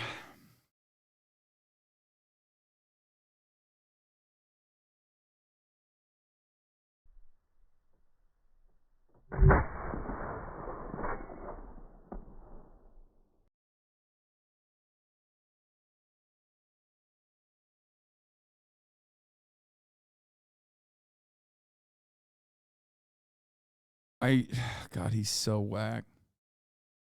Pornography includes any discussion of being transgender or really discussion of sexual and gender identity, period, based on their reference to educators and public librarians who've been under attack for allowing children to check out such psychologically destructive books. It's funny because like hip firing the 50 cal is actually easier. That's why he's hip firing it. It's not like he hit a target, so he doesn't give a shit about hitting a target. He hip fired it because he's too scared that it's gonna fucking pop his shoulder out of its socket if he fires it from the ground.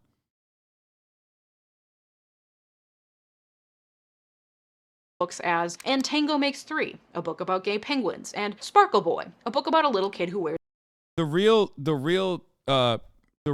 actually fucking hardcore thing to do would not be to hip fire it, but like to actually aim down the sights and shoulder fire it while standing. Which, let's be real, he ain't doing anytime soon because that would probably fuck him up. Despite the fact that everybody would say, oh, you don't understand. It actually has really good recoil protection. It's like the technology on a Beretta 50 cal is perfect. There's a tutu.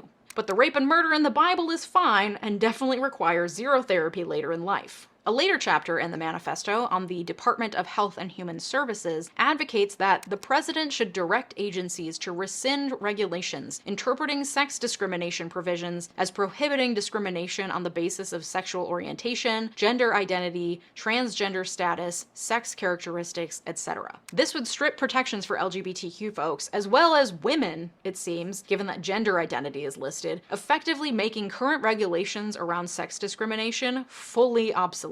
The chapter further states that the next president should require agencies to maintain a biblically based social science reinforced definition of marriage and family, meaning the next president should push to remove protections for same-sex marriage. And that's not the Like this kind of shit you would never be able to get because there's no popular support for it, so they have to do it by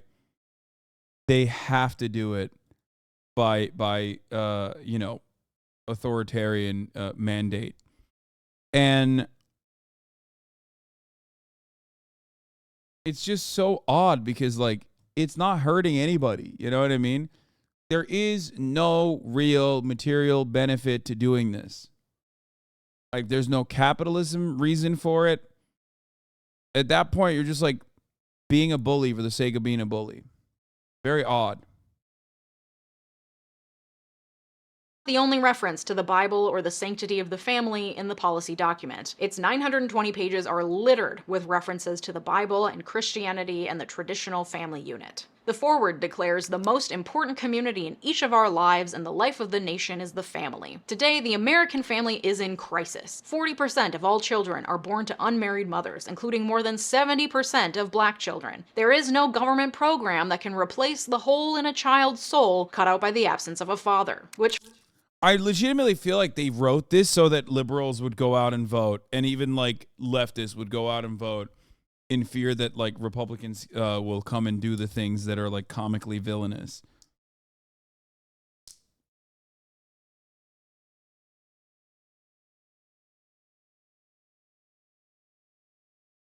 First of all, that's some old school Republican language. The loud welfare queen wolf whistle of Reagan rings on into the night, I see. But also, frankly, as someone without a dad, I can confirm that actually the health insurance I had through the state as a poor recently graduated 22-year-old paid for the therapy that I needed to fill that hole. So put that in your pipe and smoke it. But that's not the point. The point is to demonize single mothers, especially— Yeah, but you're a libtard, so that's bad. You know what I mean?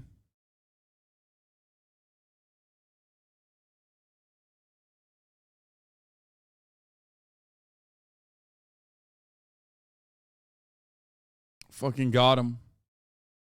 That's what happens when the state gives you funds to get therapy. Especially black ones, and place the blame of all of society's woes on the backs of individuals who just need to work harder to maintain their traditional family units, and not on the system that leads to impoverished single mothers in the first place, like, I don't know, the mass incarceration of black fathers, for example. One of the main stated goals of the policy is securing our God-given individual rights to live freely against the woke agenda. The opening note of the manifesto states, "Today the left is threatening the tax-exempt status of churches and charities that reject woke progressivism. They will soon turn to Christian schools and clubs with the same totalitarian intent." In the chapter on COVID-19 policies, the author asks, how much risk mitigation is worth the price of shutting down churches on the holiest day of the Christian calendar and far beyond, as happened in 2020? What is the proper balance of lives saved versus souls saved? And the fact that these people think that the federal government should be concerned with saving souls tells you enough about the belief system of the people who want to overrun our government. The chapter on the U.S. Department of Labor states, God ordained the Sabbath as a day of rest, and until very recently, the Judeo-Christian tradition sought to honor that mandate by moral and legal regulation of work on that day, and blames consumerism and secularism for the decline in Sabbath observance, calling on Congress to encourage communal rest by amending the Fair Labor Standards Act to require that workers be paid time and a half for hours worked on the Sabbath, which sounds kind of nice except for the whole Christian nationalism thing. The chapter on the U.S. Department of State says that special attention must be paid to challenges of religious freedom, especially the status of Middle Eastern Christians and other religious minorities, as well as the human trafficking endemic to the region. But of course we know which religious freedom they're concerned with. Who wrote this, man? It's like so nutty. It's so weird and specific, and I'm not entirely certain how you could sell this to the broader majority, but I guess you kind of don't have to. I mean, they're doing this for two reasons. One, because they do want to disseminate this in the form of propaganda through like Fox News and everyone else, but also I guess like they want the foot soldiers to know like this is our next step, right?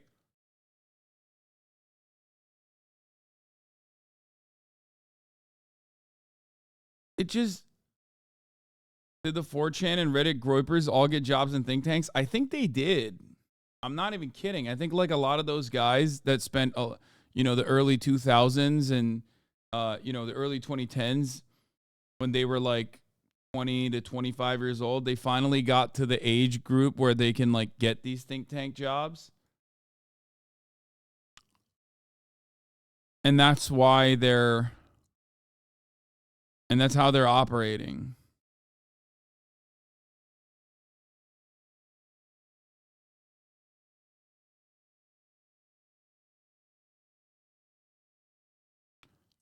This guy's still chirping. Protecting kids is not bullying. Oh, now it's about her. What's wrong with traditional family? Ah, observant you are. People on TikTok and Reddit claim the plan calls for camps too, with open-ended definitions of who goes to them.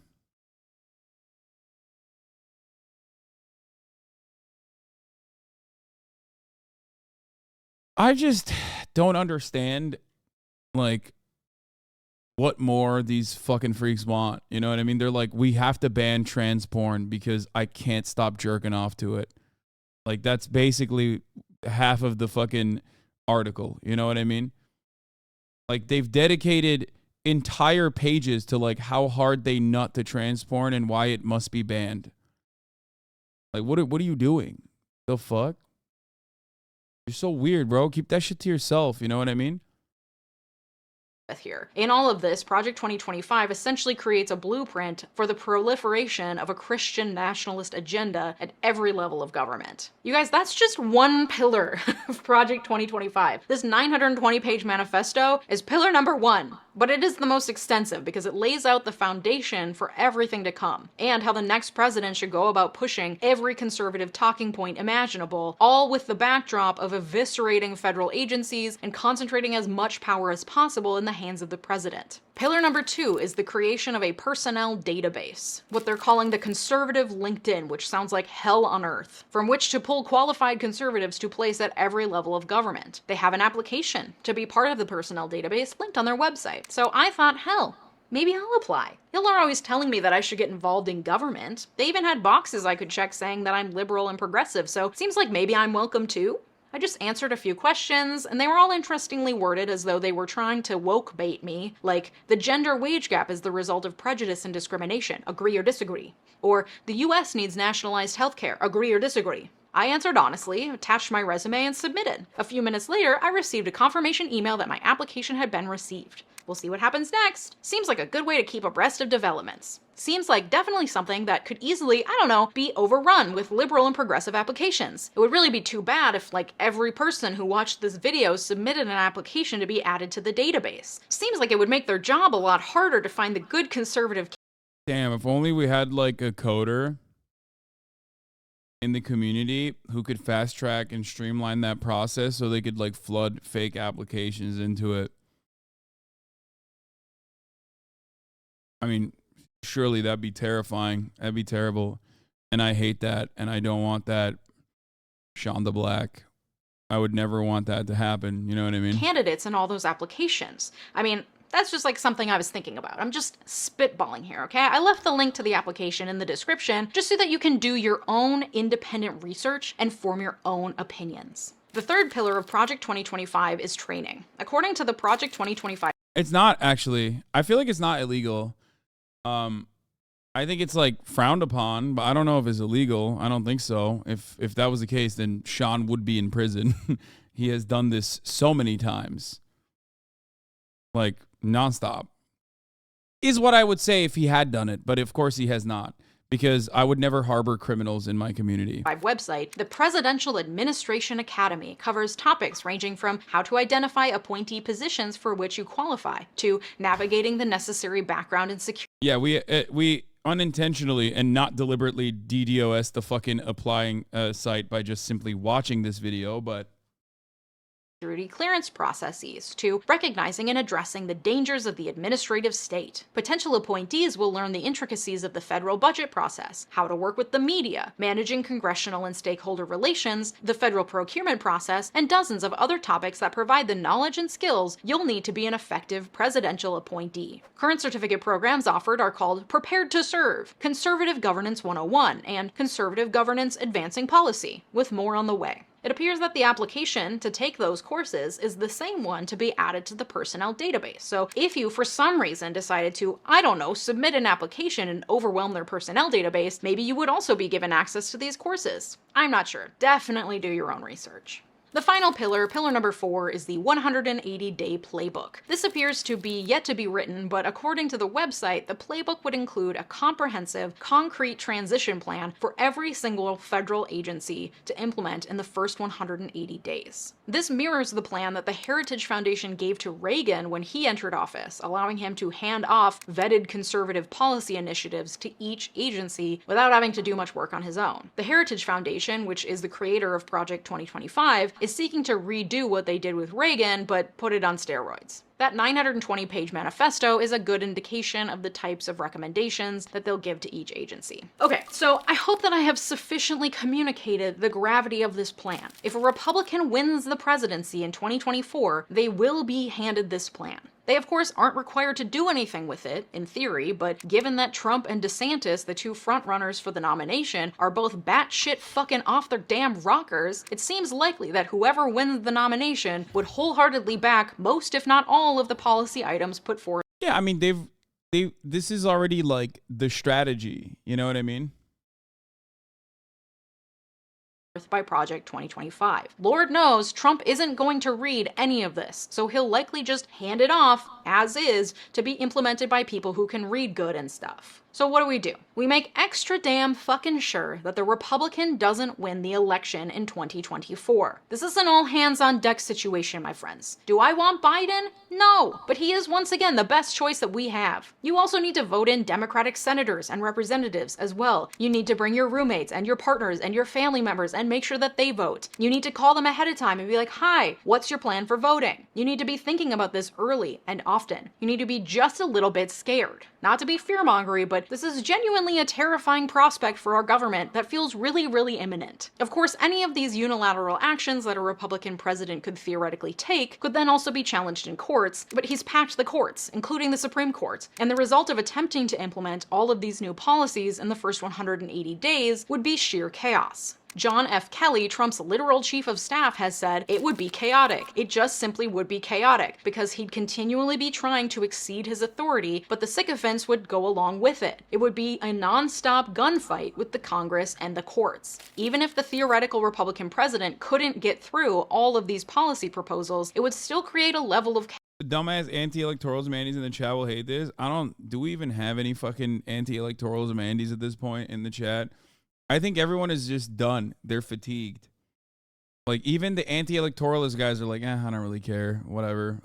Like, people don't even care enough to make to have a position on, like, urging people to not vote. You know what I mean? Because the number one anti-electoralist body is the Democratic Party. Okay? There is nothing better than putting up a 800-year-old man as like the singular force that can defend American democracy and defeat Donald Trump, knowing full well that by his second term, with, by the way, no acceptable substitute, Kamala Harris is not that person, and knowing full well that like he is not going to make it past the finish line, right? They did that shit, and they made their bed, and now they're going to fucking lay in that bed.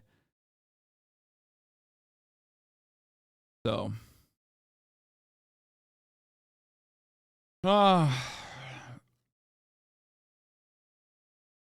chaos that could further undermine trust in the government as a whole. The good news, if you could call it that, is that Project 2025 is radical. It does not comport with how the majority of Americans feel. 71% of Americans support same-sex marriage. 85% of Americans believe abortion should be legal under at least certain circumstances, and only 13% say it should be illegal under all circumstances. 69% of Americans believe that the US should take steps to become carbon neutral by 2050. The number of adults in the US who identify as Christian has fallen by 25% since the 1990s. For most people, Democrats, centrists, and even some Republicans, Project 2025 goes way too far. And yeah, but it doesn't matter because this is not about democracy at all. A lot of Republican initiatives are not about democracy. It's directly about eroding the democratic process while also trying to make it seem like it's the most democratic thing you can do. That's precisely how they operate, right? Like, ain't nobody's asking for like fucking making it illegal to be like a trans 14-year-old who attends a swim meet. Like, who the fuck is like, this is my one issue, dog. You gotta do this. Okay? It's so dumb.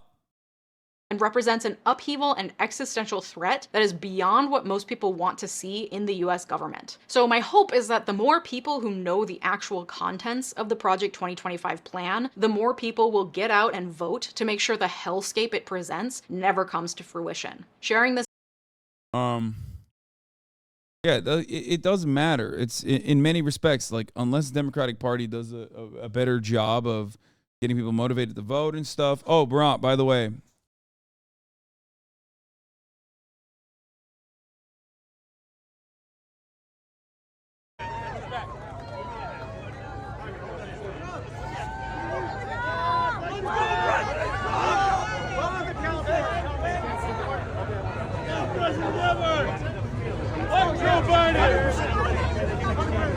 Bro, do you know where this is? It's Carvel on Santa Monica in West LA.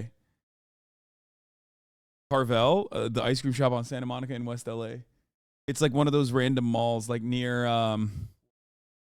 He was in Anaheim giving a speech, California Republicans, and then he just because he wanted to see his fans. We missed it. I would have loved to go to this. Fuck. Yeah, you're right. You're right. Look at her looking at you. Wants you to take her off so bad. Look at her. You ever do this? By the way, this is her spot.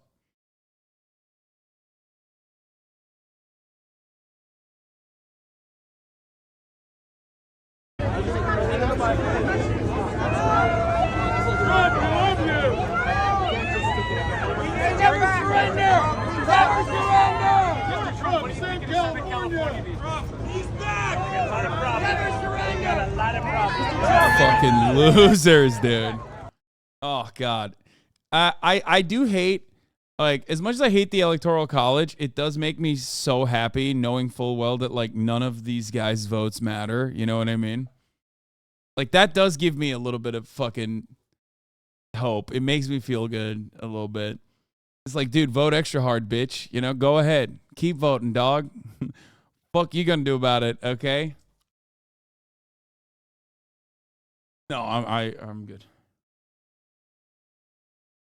Think about it. Was a man-child in a hoodie pushing Marxist policy. Oh God, why would you fucking send this to me again?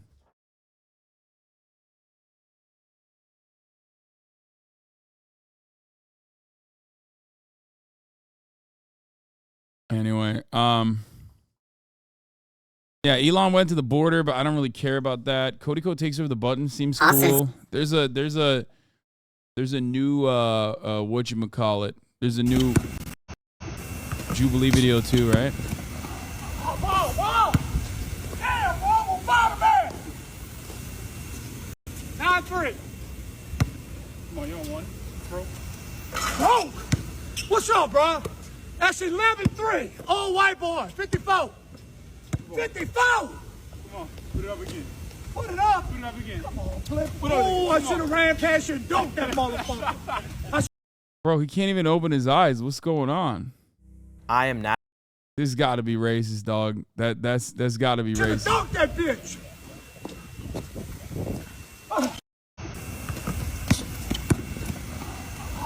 This is de Blasio.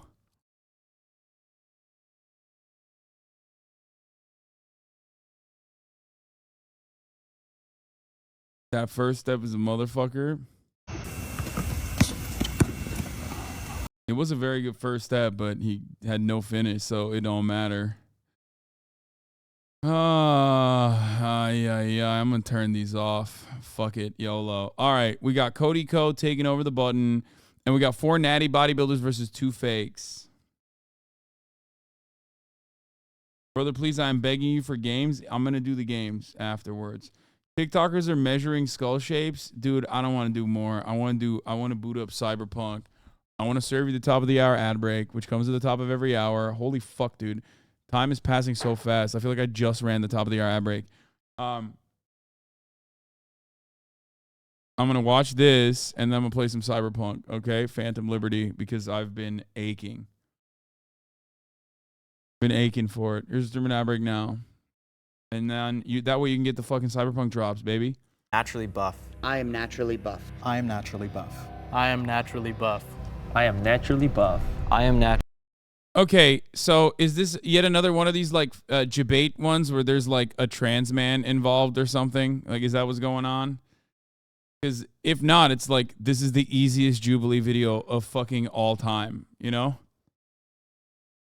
I am naturally buff. I am naturally buff. I am naturally buff. Actually, it's not that easy. I can't. What the fuck? How do they find? First of all, these motherfuckers ain't buff. I feel like. Assumed one dude was trans. Yeah, because like a trans dude in that situation would be taking what you could say is like steroids. You know what I mean?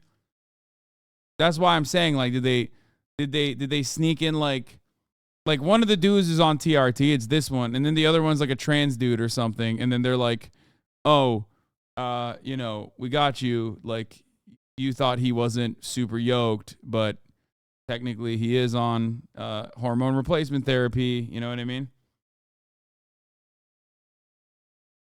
And that is, this guy I suspect is maybe on TRT or something, like, he's just covering up too much. Alright, so how do you guys train? Training. I just do calisthenics, weightlifting as well. Weighted calisthenics, that's my favorite. But I did calisthenics too before. Dude, that's what's up, yeah. Extreme volume, extreme intensity. Done like every split pretty much. I've done like... Bro, I'm sorry. There's a sea of fitness in industry influencers. Like, how'd they find dudes who are not really, like, that buff? Push pull, Arnold split, but I do bro split. I just do like isolation split. That's what I do too. Yeah. I just got back into the gym, so 5 days a week. So I'm a power lifter. It's pretty low rep, pretty high intensity. Right now I'm kind of like in my off season. So you would compete in powerlifting? Yeah. Does anyone else compete? You? No. Yeah, I've never competed before. I thought about it, but no. I will say that I compete in USA. Bro, they're so yoked. They're so fucking yoked, the microphones don't work. Which is like drug tested, so I can't. Yeah, we know how that is. Yeah, like I think Mr. Olympia is drug tested too. I mean. And then I do high intensity, low volume. That's how I found I gained the most muscle. About a year ago, I was 120 pounds. I gained like 50 pounds of muscle in 6 months. Dude, you're definitely juicing. Well, come on, wait, hold on. I mean, I'm just telling you the truth. How would I say that if I was? Yeah, okay. He just dropped that. Maybe he is the one who's juiced up, because that's like an impossible. I mean, he's probably. What? He's probably exaggerating, right? There's no fucking way. What? Juicing. How much do you weigh right now? 165. How much does everyone weigh? I'm 165 as well. I'm like 195. Yeah, I weigh like 180, 185. It depends. Like I went out drinking last night, so I don't even know what I'd weigh. Okay. Last time I checked was about 185 to 190. Bro, this dude is literally so fucking Flexicans or Turks coded. I don't know how to explain it. Like, this dude is the living embodiment of the principle that Flexicans are Turks, okay? Is he Turkish? Is he Mexican? You know what I mean? I have no idea. He's both simultaneously. This is the most Turkish-looking motherfucker I've ever seen, okay?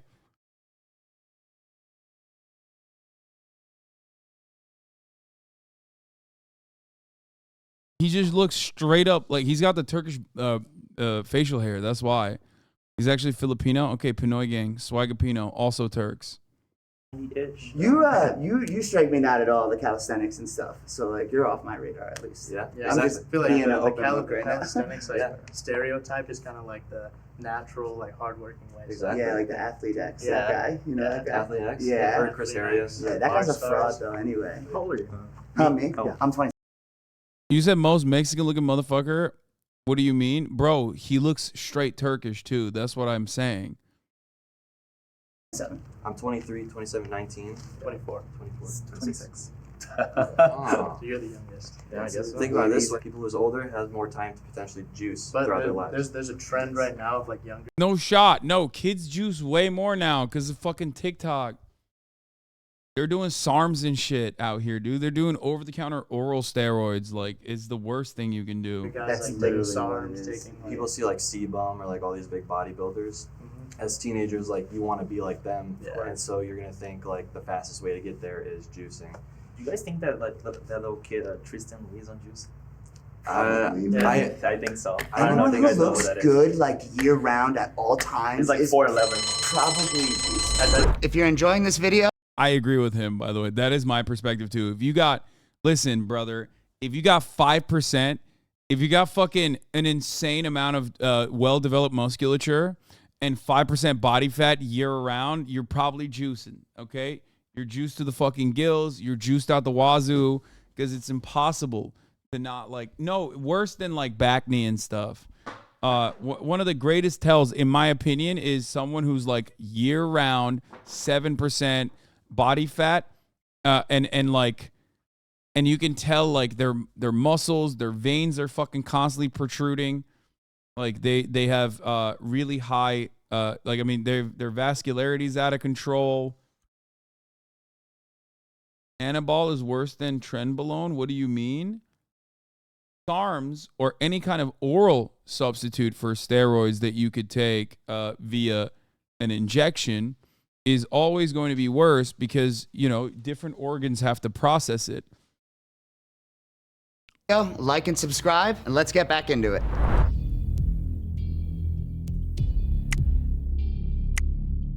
I could immediately tell when I saw Tyler that it was the shoulders. I was like, this is a big guy trying to hide under like a bigger shirt. I don't know if Tyler is juicing, actually. When I saw him take his shirt off, I felt like he might be natty. People have always been suspicious, but it's just how I look, I guess. It's not really up to me, it's really up to the person. Can I take 20 seconds to clear myself? Because I think I can. Yeah. All right, so I've been living for like only a year. I started out like my first 6 months vegan. I'm pre-med at college, so like I support others taking steroids, but I personally would never. So I'm focused on health, and I think it's contradictory to hop on juice. So you guys can question me all you want, because I'm telling the truth. Okay. How about instead of questioning, we just look at physiques? Duncan is, I think, on steroids. Sure, take off our shirts. Yeah, it's kind of weird to say that, but let's just do it. Okay. Actually, I don't know. Bro, none of these dudes are yoked. Like, what the fuck? What's happening? These motherfuckers are taking steroids for no reason, brother. How is this? Like, I genuinely don't understand. Like, 2 of these guys are taking steroids, right? As we know. As that's what the title implies. So, what the fuck's happening here? Like, if you're fucking taking roids, like, you might as well look the part, right?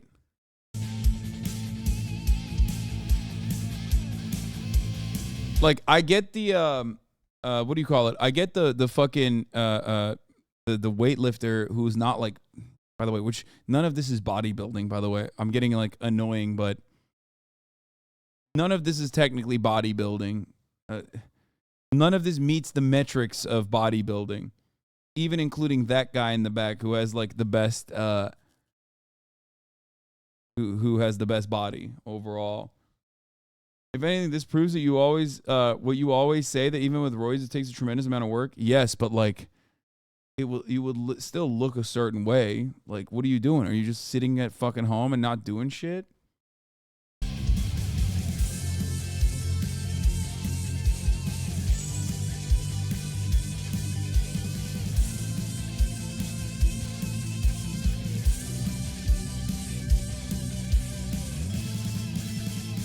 You are pretty. You are worthy. That's crazy that they put a BetterHelp ad here after being like body dysmorphia time. I think For yourself or just in general? In general, yeah. I'm very health conscious, so I would never consider it. So it's more the health than like cheating or like taking shortcuts? And Or also both? the cheating as well. I don't believe in kind of taking the shortcut to things in life. So. What about you? No. Never thought about it? Every single dude here has normal bodies, by the way, which there's nothing wrong with this. Like, they all have wonderful bodies. They all look to be in great shape. Just that in order to be a bodybuilder, I would say you have to have an abnormal, oftentimes even unhealthy body. And these guys are not like above and beyond at all. No. Okay. No. Never thought about it. Never want to like touch it, get near it. No. I thought about it only because like every powerlifter, like everyone wants to squat above Especially like a certain amount. Like if you're gonna compete in like a competition where everyone's lifting like 800 pounds, but no, I don't really have the aspiration to. And I'm also scared of needles. Yeah. So I've definitely thought about it. I mean, you see Larry Wheels like benching 700 or something. Yeah. But like, I'm not gonna act on it. Why not? The health? I think so. Yeah. Also, my parents would kill me. What's everyone's like educational background? I'm going to my 2nd year of college, pre-med chemistry. Pre-med chemistry. Okay. So you know how to use a needle. I do. Yeah. What do you guys do for a living? I make like fitness YouTube videos. Okay, so you have like an Okay, he's fucking he's roided up probably, right? I mean, come on. Incentive. I do have an incentive, but I also have a lot of people watching me that has that looks up to me. So, have you made a video that you're natty? I mean, it's pretty obvious in my videos that I am natty if you watch them. Like, I'm like always like below average performance-wise in them. Yeah. So yeah. I don't think it's always obvious because there are a lot of people that I know, especially like influencers, that like if you see them in real life, they don't even look like they work. I wonder if he's the not natty one as well, because then it's like he keeps defending it. He's like, "Don't worry, brother. You can be not natty and not look that great." And I'm like, "Okay." Yeah. And they're on stuff. What are all your bench press maxes? The most I've done is 215, but I'm gonna try 225 soon. Hopefully, join 2 plates. You? Like 365. Oof. 265 or 275. Okay. Yeah. Mine is weak. Mine is like 315. Okay. Yeah, 275, but I have shoulder problems, so I can like rep 225 on incline, but I can't. Wait, what? On incline. 275? 275 flat. Yours is like 315, like powerlifting. Just like one rep. Powerlifting Like with the arch. Yeah. Okay. What? Yeah, I think he's on roids. He said, what did he say? He said like 365. So yeah, it could. Yeah, I think he's the one who's juiced up. Yeah, that's you know, that's a lot on the flat bench. Either he's fucking lying or he is. I think he's. I was suspicious of Damon just because he was also pretty built and he had those traps, he had the shoulders, and he also seemed a little nervous too. So I kind of all right, I'm locking it. I think he's not natty. Figured that he was trying to hide something. Back arch like a motherfucker? No, dude. There's no back arch that lets you fucking put up 375. What are you, crazy? Bro, he's not a fucking college football player. What are you talking about? What do you mean back arch? No shot. No, he's fucking on roids. It doesn't matter how short his arms are.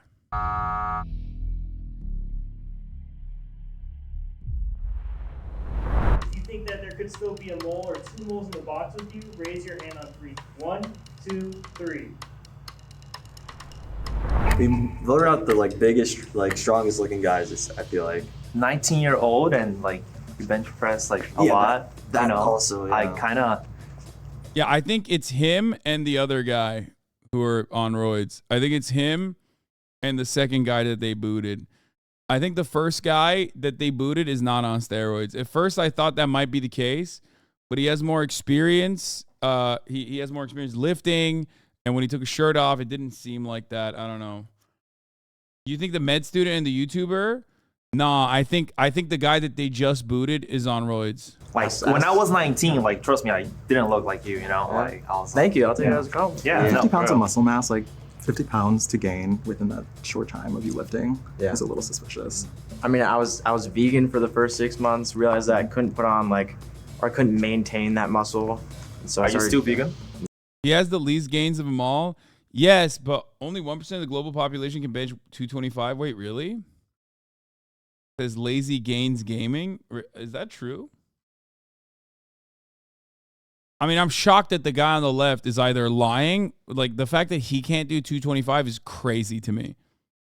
Like, he's a fitness influencer who can't do 2 plays. No shot. Like, he's lying, right? Either he's on...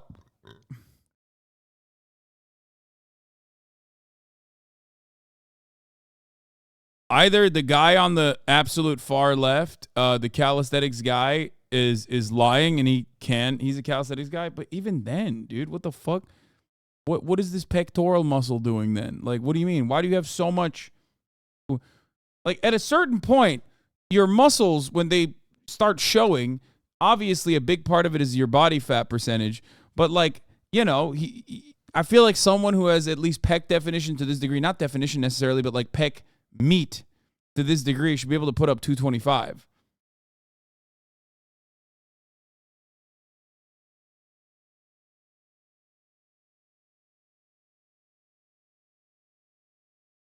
Med student is the only reason why I think it might be the med student is that even though he doesn't have a lot of musculature, like he doesn't have, he's not very well defined at all. I don't think he has a lot of muscular development in general. He said he put on 50 pounds. So either he's lying too, Fuck, I don't know, man. I don't know. Show us your peg me. Dude, I literally every day. What the fuck are you talking about? I used to post, when it was summertime, I was posting titty pics every day.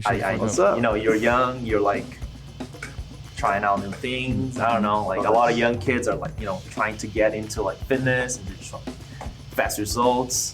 Can I see everyone's arms? Is that okay? Just go like this? Sure. No needle blocks. Let me stretch my. Why would anybody fucking take steroids from their arm, dude? What the fuck's he doing? What?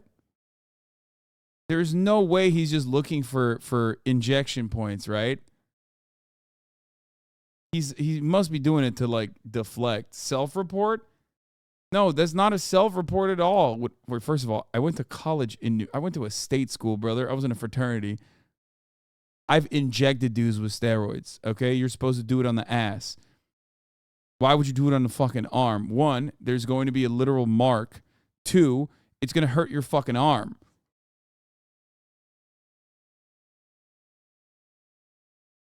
Yeah, looking for track marks is silly because nobody's fucking injecting themselves in the arm when they're doing steroids. I'm just looking for IV marks because if you get a lot of IVs, you tend to have a hole. IV marks. Show yours. Sometimes they go in the legs, right? Yeah, I mean, I'm just looking for like actual IV to get tested type stuff. Right.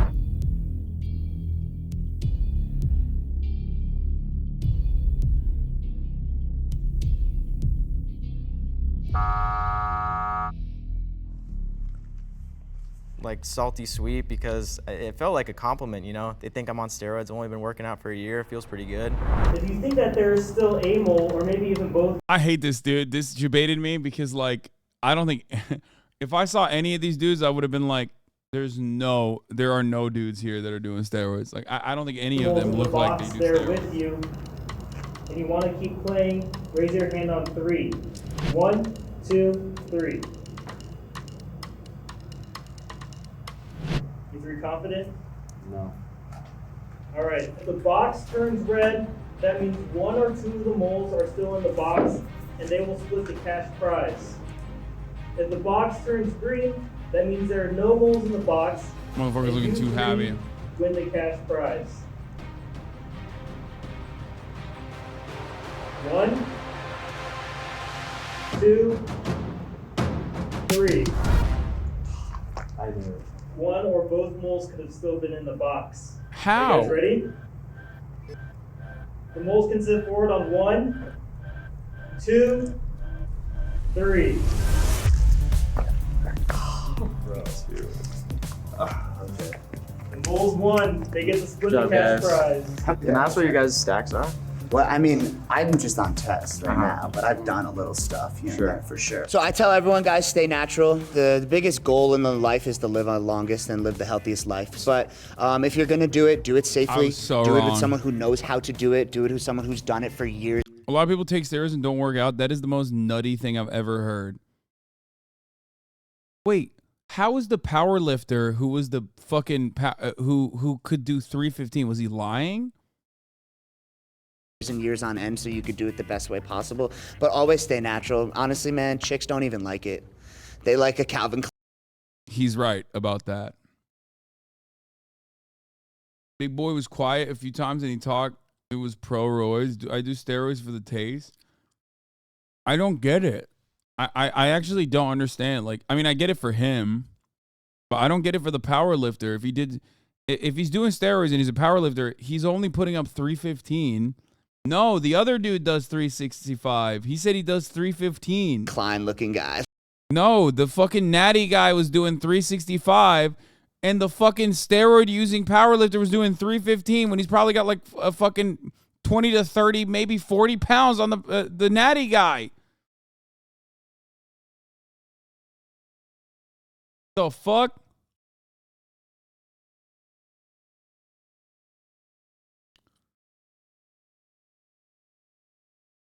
Getting stupid built, I feel like, is more for the male gaze than the female gaze. 100%.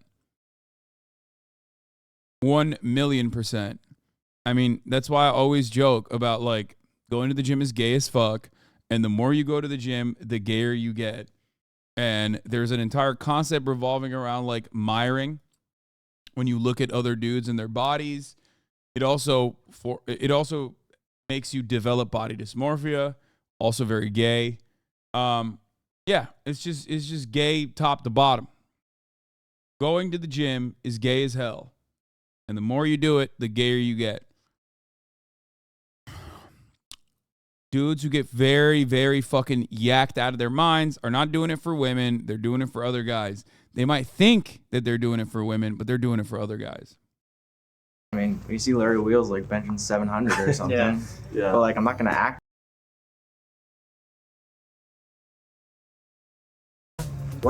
Forward on the box. 3, 1.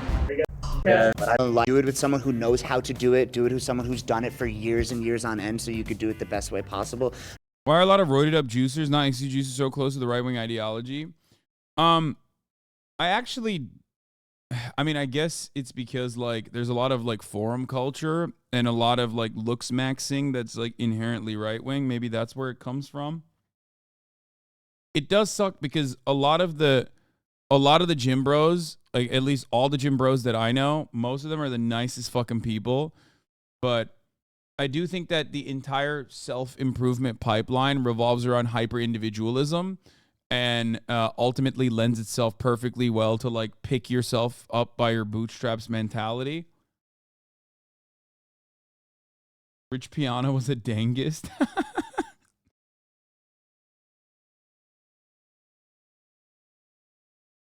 I think that's what it is.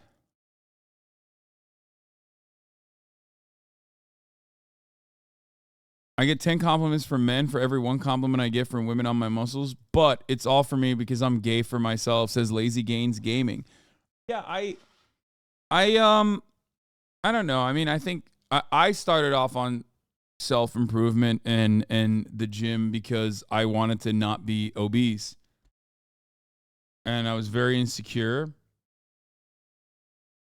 And that's why I started off, but it made me get so much confidence. You know what I mean? So it's like odd that people who work out all the fucking time, who like accomplish their goals and are able to engage in that act and see that like, your hard work does pay off at the end. Don't actually, or they see that and then they don't, like, I don't know. They don't become more confident people that are more empathetic to others and want to help them out.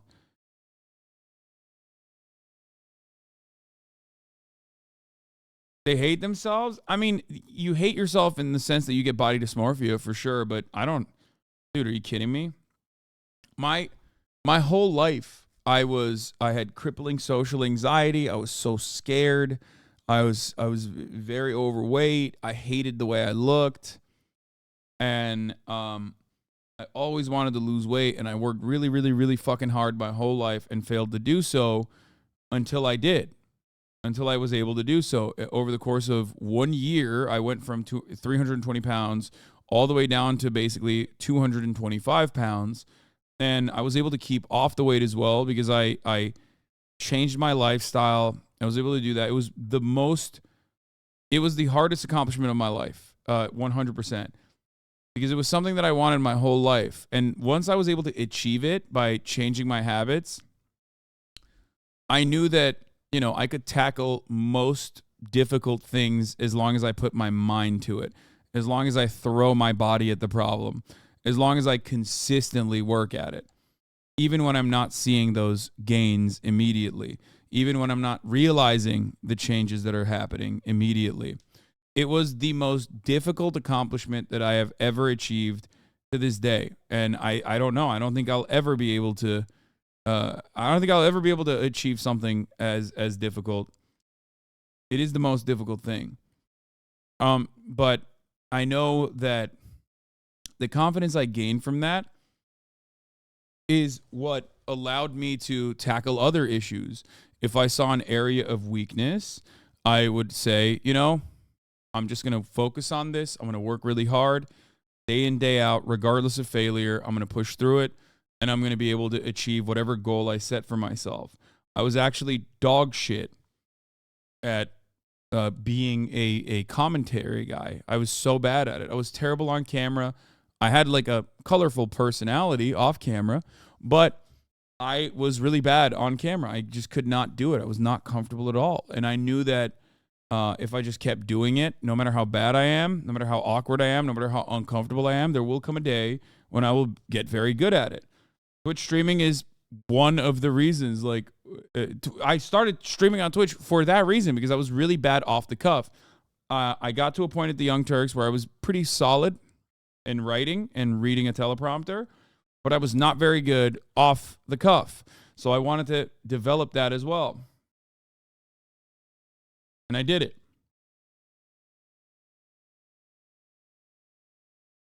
I got to a point where I'm very comfortable off the cuff and I can't shut the fuck up. Asian sensation. So many gym bros say you accomplish XYZ with lifting. Why would you be a socialist? The government isn't lifting weights for you. How do you counter this? Shut the fuck up. You're joking, right? Almanachim.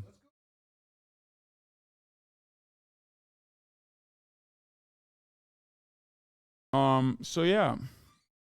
Meritocracy finds a natural home in the gym, and its influence often extends to other aspects of life, fostering a commitment to hard work and occasionally leading people to reactionary beliefs. It's just sad because I don't think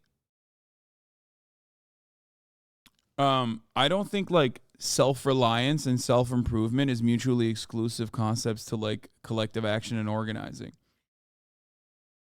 I think through collective action and through organizing, you are supposed to find a comfortable medium where you do have more freedoms, more time to yourself, more time for self-improvement. And yet, I think a lot of dumb meatheads at the gym unfortunately take a turn for the worse and become like, you know, libertarian weirdos. Well, fitness is not inherently self-improvement. What do you mean? Yes, it is. What? I disagree with that.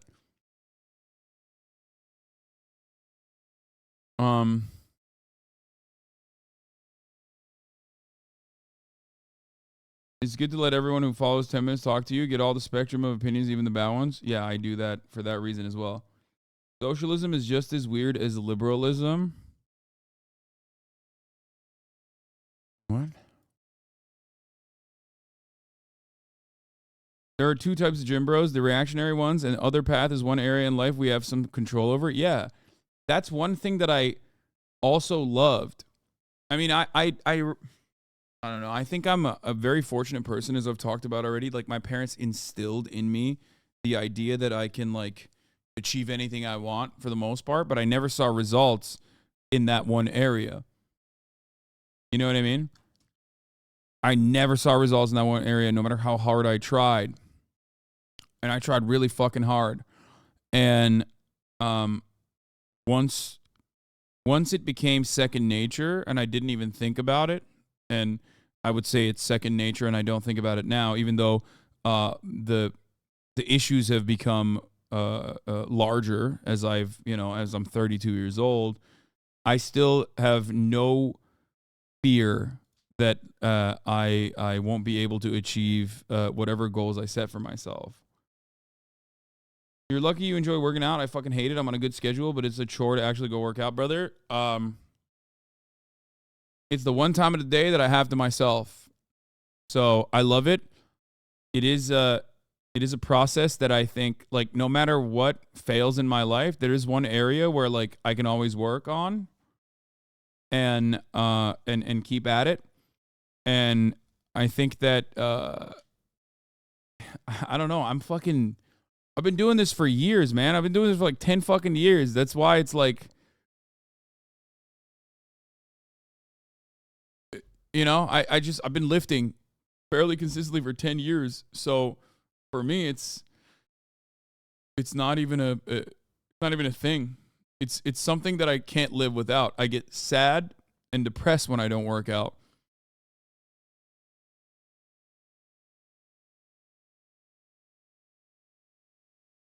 I've got a problem being too skinny and a fast metabolism. Lucky my wife is a good cook, so I've been able to put on weight. But man, maintaining it and getting my pre-COVID size has been a fucking chore. Yeah, well, be careful what you wish for.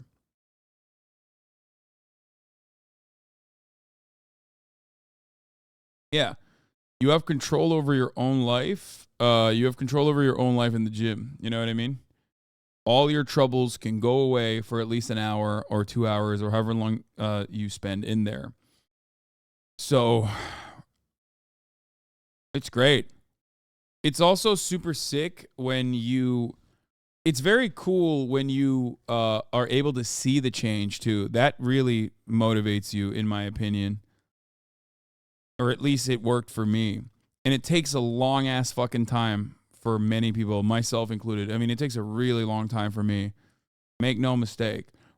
I've been fortunate in many other avenues. I come from a really good family. I was very lucky for that. I'm tall, right? But losing weight and being physically fit is not an area where I got any luck whatsoever.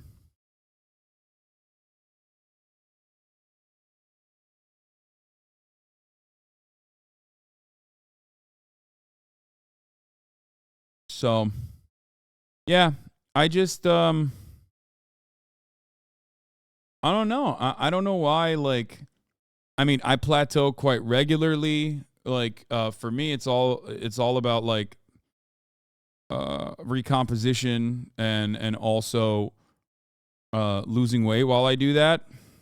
And it was much easier for me to do that when I was, like, in my 20s. And it's been much harder this time around after COVID. Because remember, during COVID, I talked about this before. I went from like being around 230, sometimes swinging between like 230 to 240 max, and having like a decent amount of muscle mass, to during COVID being so incredibly and insanely sedentary and completely dropping weightlifting and eating whatever the fuck and feeling depressed as shit. I went all the way up to 285. Like I shot the fuck up to 285. And while I was doing it, it happened over the course of 2 years. I was actually losing muscle and then putting on fat in place of that muscle. When I noticed that I couldn't even fucking stand up for 15 minutes without getting out of breath, I was like, oh my God, I have like a serious issue. Like everything is heavier. Everything is heavier. Fat is heavier than muscle. Wait, what?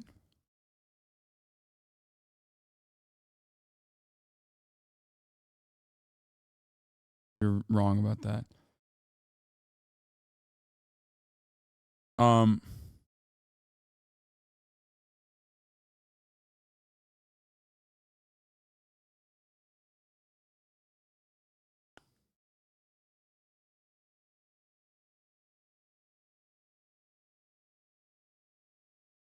Well, I didn't even notice. You didn't seem too different. I mean, you can kind of tell. Like, you can tell, I think. I can tell. If I look back at, like, videos from that time, I mean, we post a lot, but if I look back at videos from that time, like when I had the long hair too, or when I was first growing out my hair, I would say, like, the fattest point was, like, 2021 July. That's when I, like, started working out again.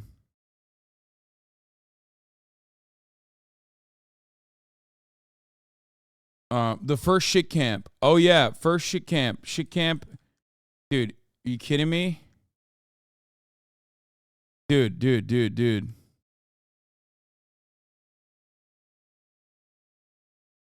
Or was it shit con? Not shit camp. No, shit con. That was my fattest. Here. Everyone kind of get real nice and tight. Oh, cute, you all right? Baby, ASU, theater school. Yeah. There's no rush. We got this. Oh, we got this. There's no rush. Yes. Keep it up. Look how fat I am here. I'm gonna throw up. Well, you do it. Plug your nose. Plug your nose. Plug your nose. Yeah, you can't tell, but like I'm so fucking fat here. Don't touch him. Don't touch him. Maybe you can't tell, but I am very fat here.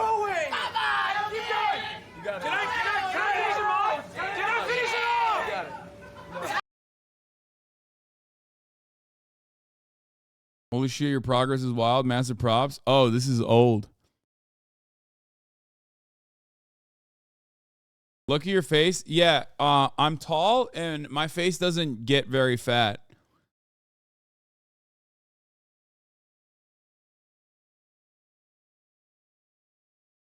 Like, look, you can tell here even.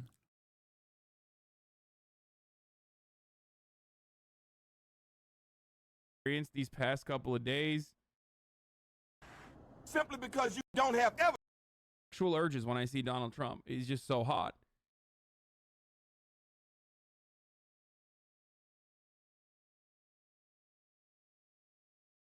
Huh.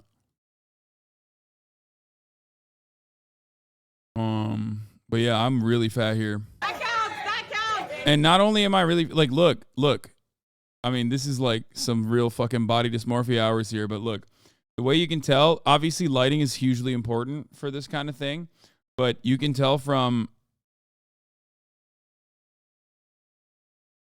it's funny. You can tell from my like muscle mass. I've lost like, I had no shoulder definition whatsoever. You can basically see my tricep protruding, but I literally have no shoulder definition, no shoulder muscles, like all my delt, my front delt, my rear delt, my middle delt, every single fucking part of these, every single part of that muscle is gone. You can basically kind of tell that I have like a little bit of fucking muscle underneath it, but, and the weight looks different on hypermobile bros too. Yeah, exactly. And and the thing is, you can't see it, you can't understand it. I can tell you, one, because I'm hypercritical of myself, but also because I know, like, what do you call it? I know from, like, the actual weight that I was putting up.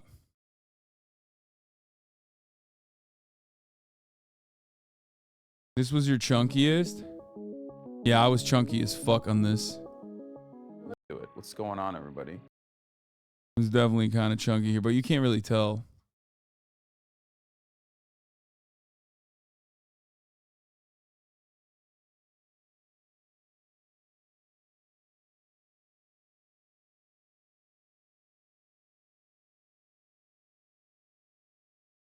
So,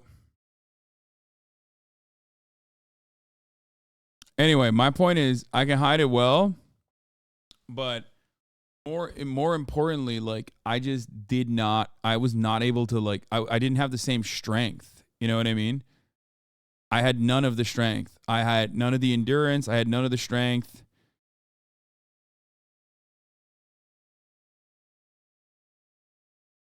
You also are doing the big boy stance where you keep your arms close to your body. I do it too. Yeah. So, you know, I was very fat here. Look at this.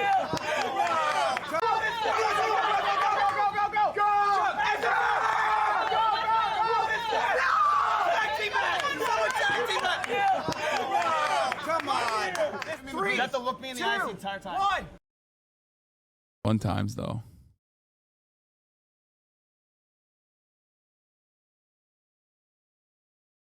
Yeah, Will also was fat there. I mean, not fat, but like Will was actually much more overweight as well, and he's lost a lot of weight too since then. Compare this to you fighting the sumo.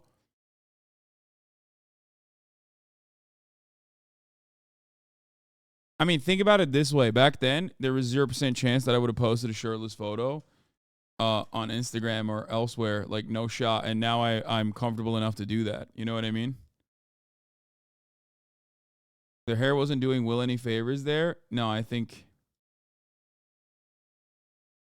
like the difference in muscle definition is I think very noticeable for me. I don't know for you guys, but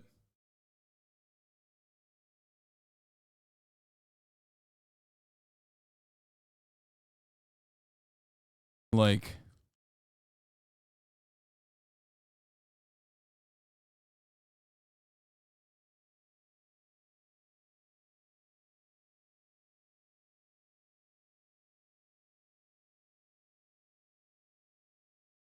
where are the abs? I still don't have abs.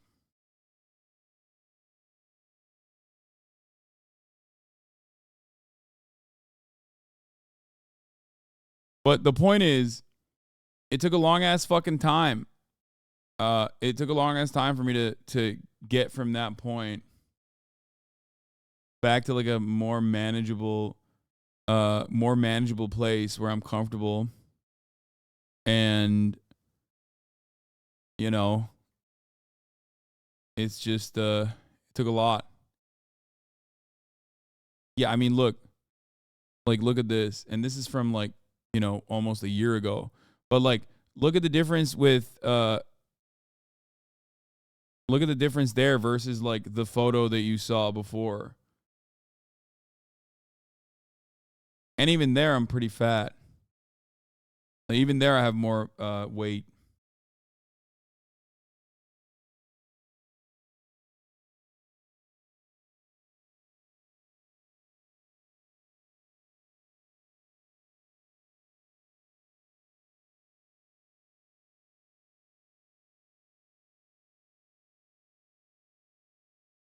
My brother, sorry about your calf genetics. I don't give a fuck.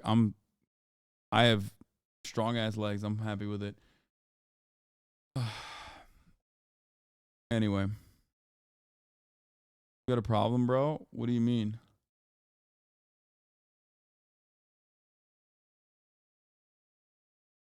You ready for the calendar for Fear End? No, I'm not.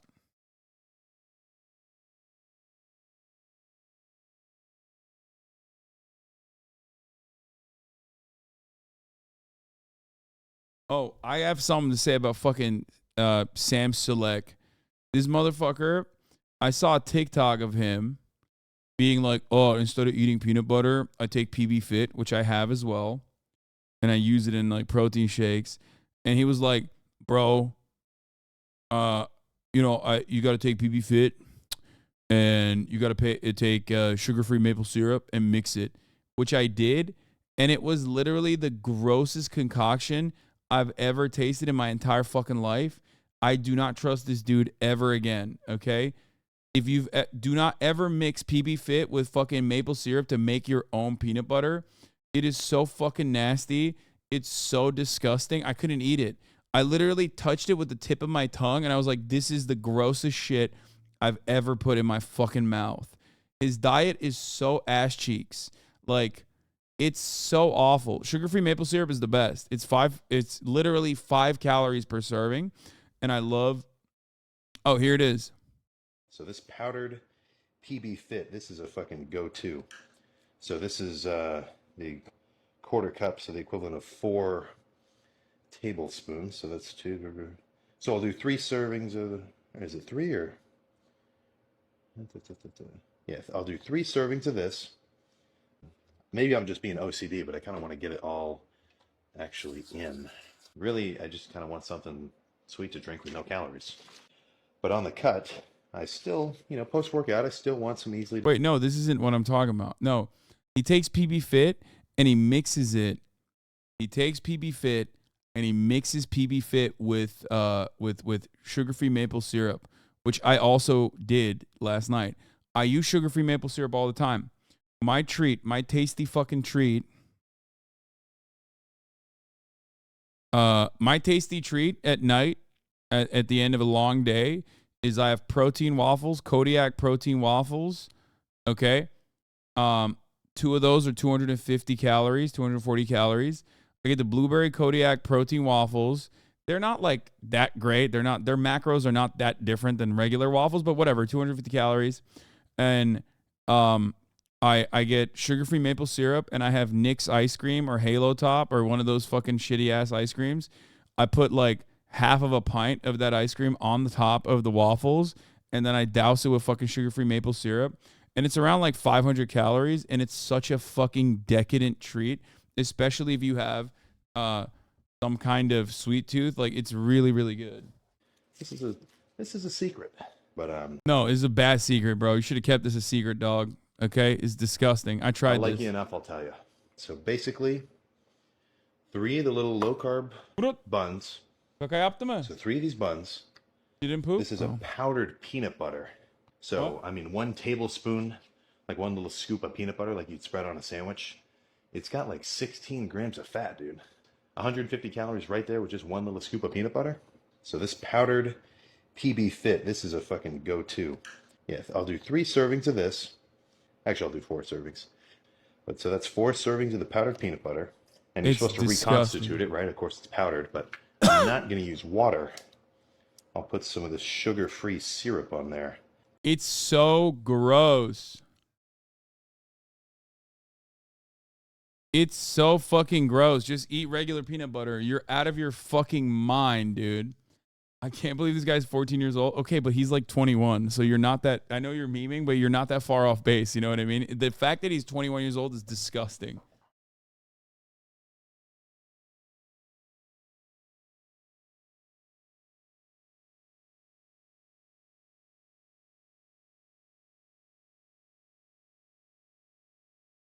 So I don't always love the way you talk about fitness and health. You did get me big and fat to do 10 minutes of yoga just now, so pog, I guess. Hell yeah.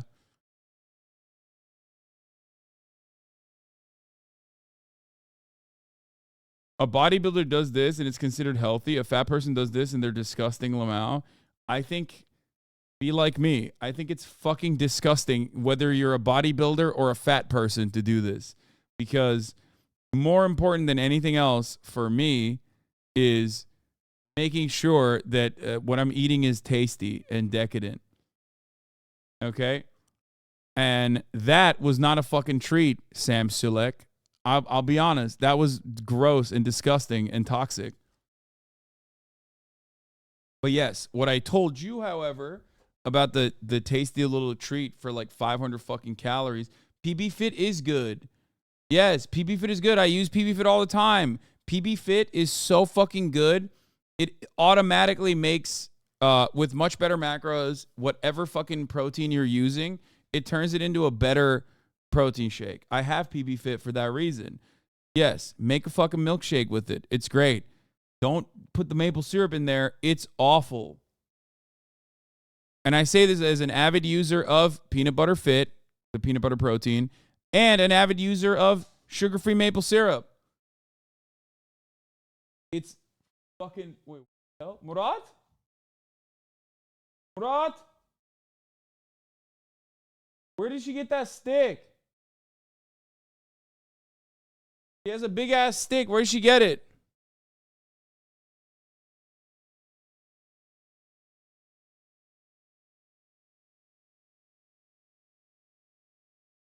Where'd she get that stick? What the fuck? Why, how did she get the stick from outside? Bring her in here?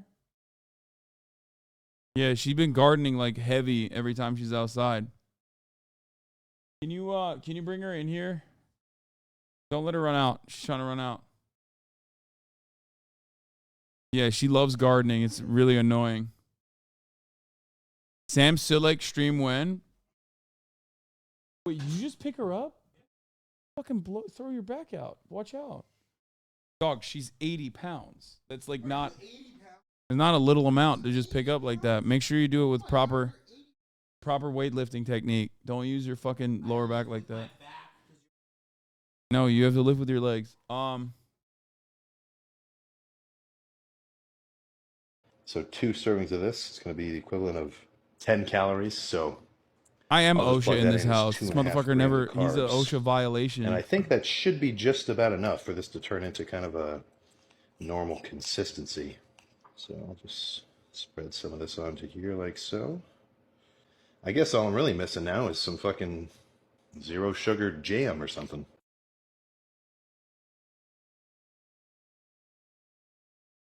The syrup is not going to rehydrate the powder? No, it just like...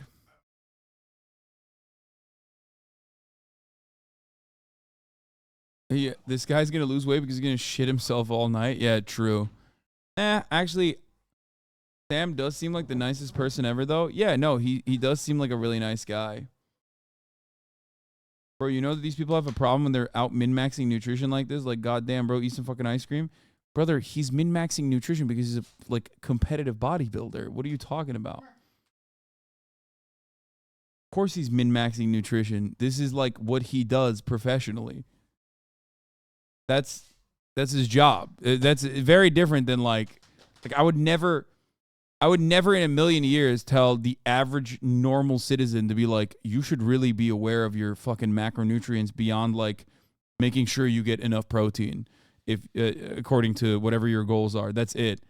That's still to this day, after 10 years of working out, I only care about like ensuring that I get enough protein, and that's it. After that, the rest of it I can just like kind of move around and dance around with.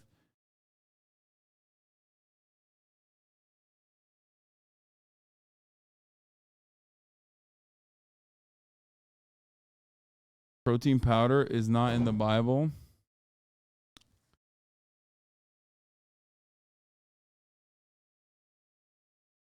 Start squatting Kaya now? No. Is that his actual job? I mean, he's a TikTok guy, and I think he does like he competes. I'm pretty sure, right? I mean, look at that, nuts. What are you at now? 240? No, I've been in like 235. Oh, 235. That's right. That fucking pump is good though. Yeah. Just so it's pumped. I know, right? It's like not even a question. Holy, this is the first time I've seen my own reflection from the back. Yeah. Holy shit, that's what I'm really kind of looking at. That's crazy. All right. Hey, I just remembered you're the best poser in the world here. Steroids, right? Yeah, no shit. I don't think any person on the planet would dispute that he does steroids. Are you crazy? Drop your shoulders, lift your elbows. There you go. Yeah. Perfect. Nice. Do a back double bicep.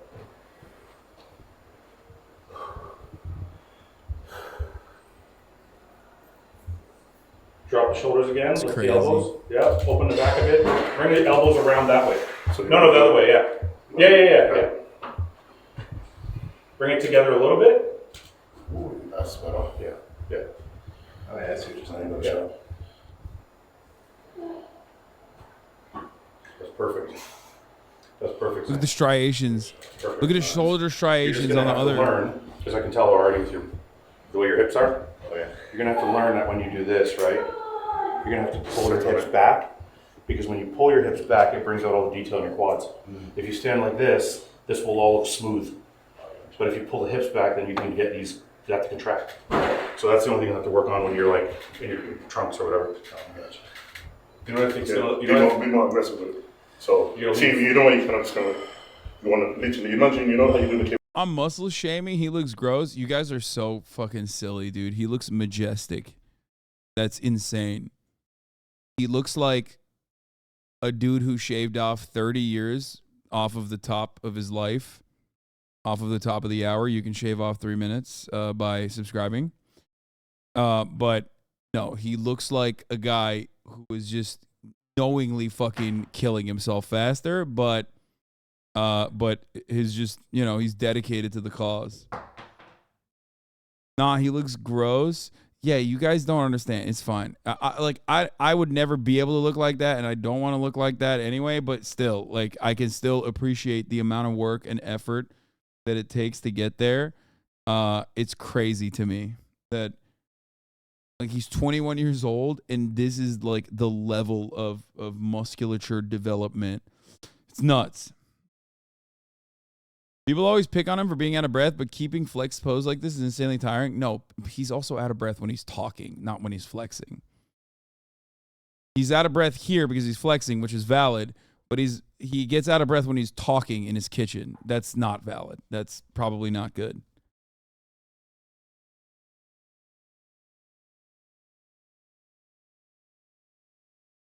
I've never, dude, I don't understand how you can look like this at 21. I mean, even with steroids, like the fact that he's able to get to this, like he doesn't have enough time on the planet. Like he has not had enough time on the fucking planet lifting weights to get to that level. Like you can get to that level with steroids, but like you need like he doesn't have enough run time. You know what I mean? Like, what the fuck? Does this motherfucker start weightlifting with steroids at 14? Like, how did he get there?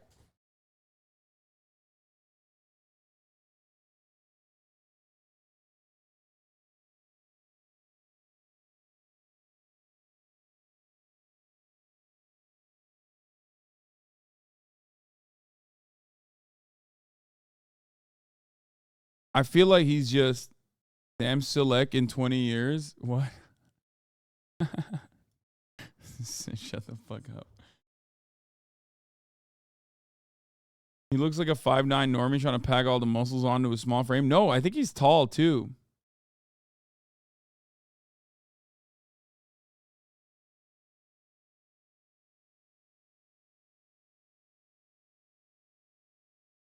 Yeah, he's 5'11", which is, you know, for gym bros, pretty decently tall. I mean, this is a man who I think is knowingly taking on the risk to just fucking destroy his heart and his body, okay? And in a weird way, I have a profound appreciation for him doing such a thing, because it's just like, he's just crazy. I don't know how to describe it. This is like being one of those, it's like being like a monk, you know what I mean? And like trapping yourself into a cave or some shit to achieve like the next level of consciousness. Like normal people like myself are like, yeah, fuck that. I want to watch porn and, you know, play video games and shit. And this guy's just like knowing full well, shaving years off of his lifespan to just look like this. You know? Insane. But I respect it. You sound like one of those bystanders from Baki.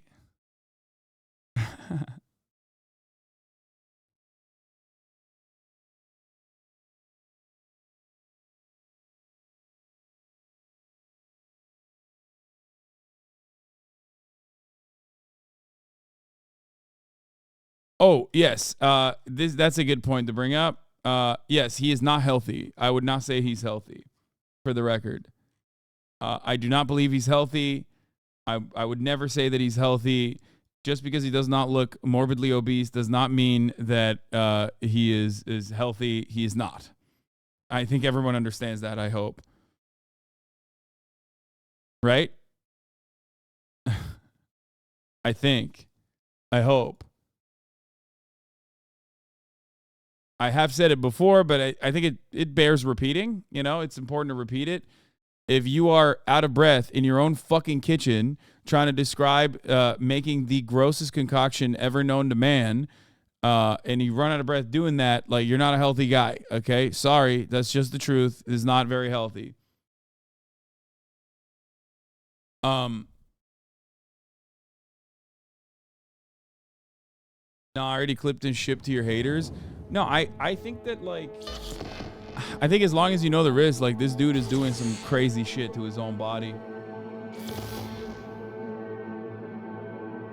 You gassing this guy up is proof that guys do it for guys. 100%. For the record, I was doing regular mainline quests on Cyberpunk. I'm doing the Pan Am one.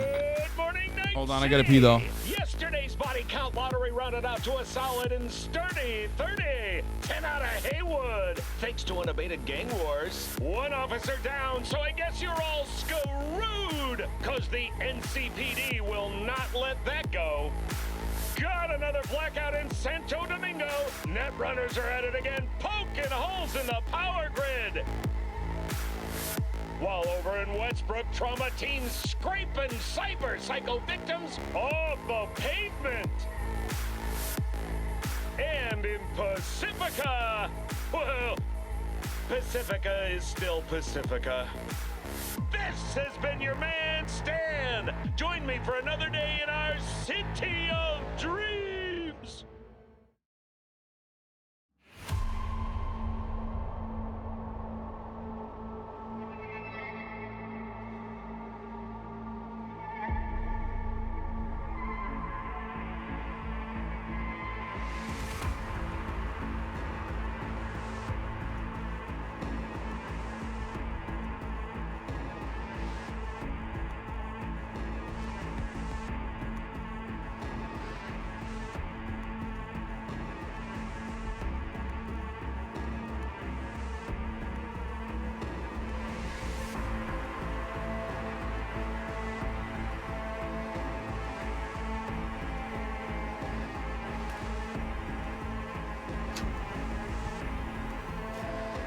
This menu theme goes so fucking hard, dude. Entirely too hard. So I was doing the Pan Am mission on my own because I'm just doing like, I'm rerunning the mainline quests. So I'm in the midst of the Pan Am mission right now. Wiped, 6th Street's pleased. But I'm gonna go back to the I'm gonna go back to the what do you call it? I'm gonna go back to the other shit in a second. I also want to play with the controller on here because I do play with the controller when I'm playing on my Steam Deck. So let me see if I can find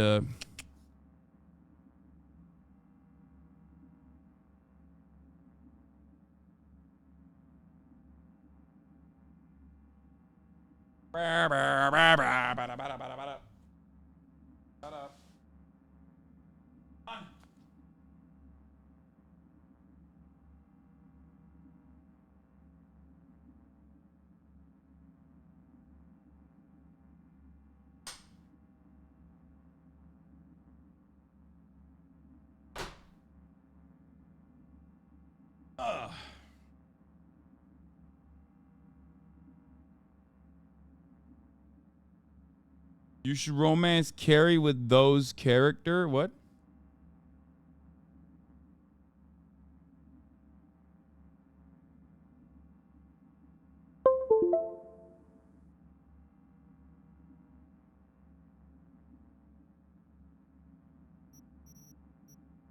Okay.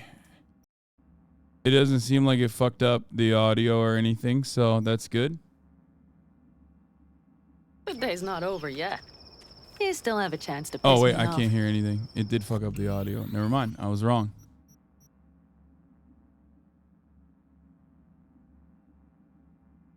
Can you guys hear me? Wait, what the fuck? Hello? Why can't I hear it? No.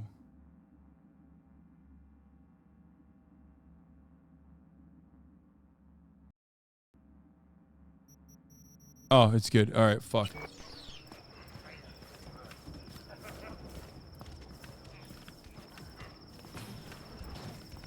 Down Preem on our Enchum? Hell Hello, yeah. Noah. Hey. Better not be New biz behaving or like new a friends gong. back there? Take a wild guess. Is everything good with you? Did those bozos come around again? Raffins? Nah, it's been quiet. They'll be back, sure enough. This place has seen worse. What can I get you? God, this game is Broseph. so good. 2 of them. 2 brosifs, For that package brosif. for Street. What was it? You didn't peek? Valoperidol. Drugs for the cyber psychos in our midst. They trade in him? Yes. They have deals. With black clinics, rippers. Well, here's to that thorn of yours. Thanks for everything, partner. Pan Am, my beloved.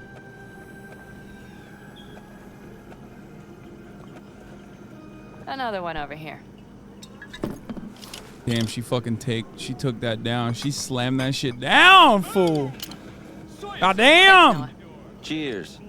Let me know if you need anything else.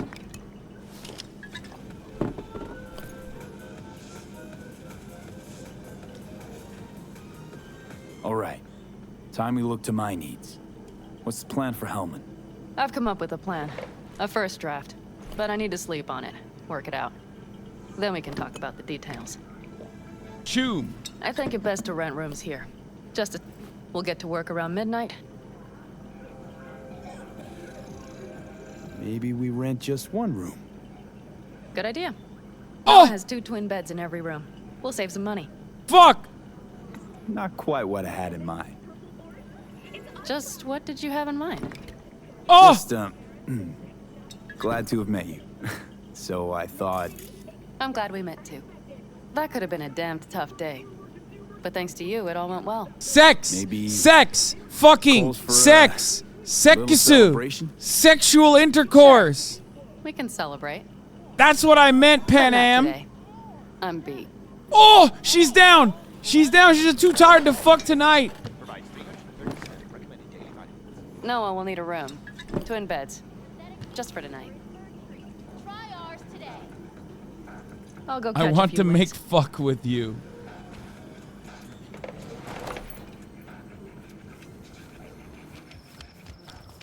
Ugh.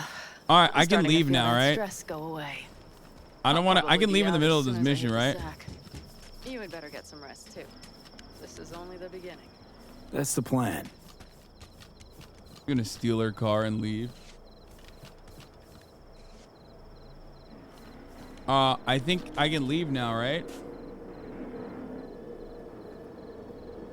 Bro, at least stay the night? No, because then... No, that's the trick, dude. That's how they get you. You stay the night, and then you have to do the fucking mission. I don't want to go. Wait, really? You think I have to? I think you guys are fucking with me. Dude, I've been using the mantis arms. It's crazy.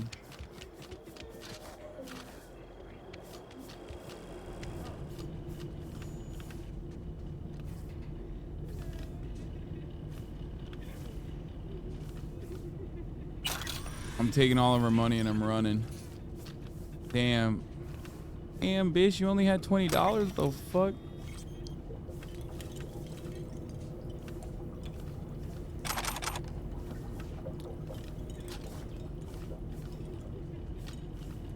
Steal her tabbies? Yeah, I'm stealing her fucking tabbies.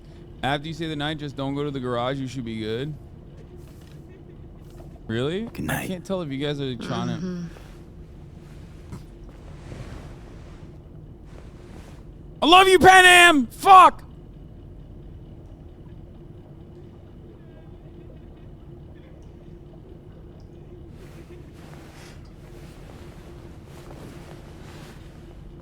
Damn, she's gone. Oh, Gonna puke? I gotta go. wait, what? Hey, I'm back in town. What's your status?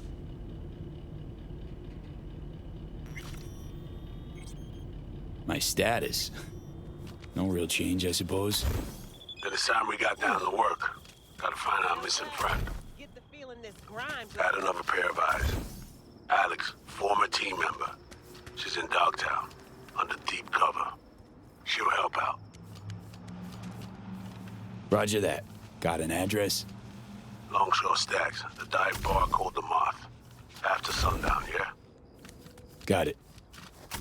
And Sense trained on any potential shadows. Yeah? What's up in the big world? My name is Dakota Smith. If you're looking for jobs out here, you will find them with me. Okay, that's Name's fine. V. Thanks for the intel. Things flow differently out here. Keep your head on, city kid. I am the city kid. What are you carrying? Fire. All right, time to sell all my fucking gonk shit, dude. You know what I mean? Fuck, I got so much of that. Okay, we got a light machine gun. Never gonna use that. We got a submachine gun. I'll keep that. Double barrel shotty. I'll keep that. Pistola. I'll keep that. Not this one. Assault rifle I'm still using. That is gone. That is gone. That is gone. That is gone. That is gone. Ooh, what the fuck is this? A precision rifle called the Widowmaker. Don't remember that one.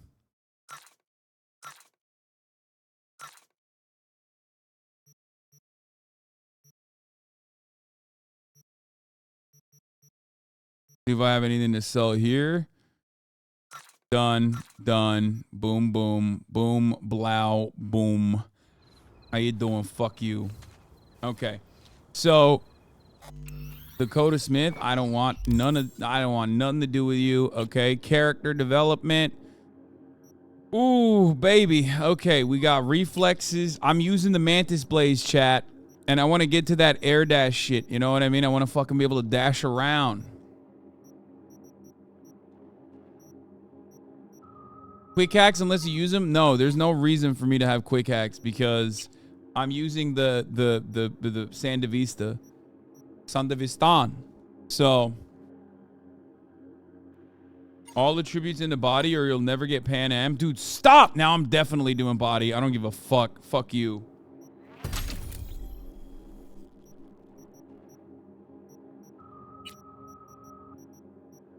I've already unlocked everything on this, but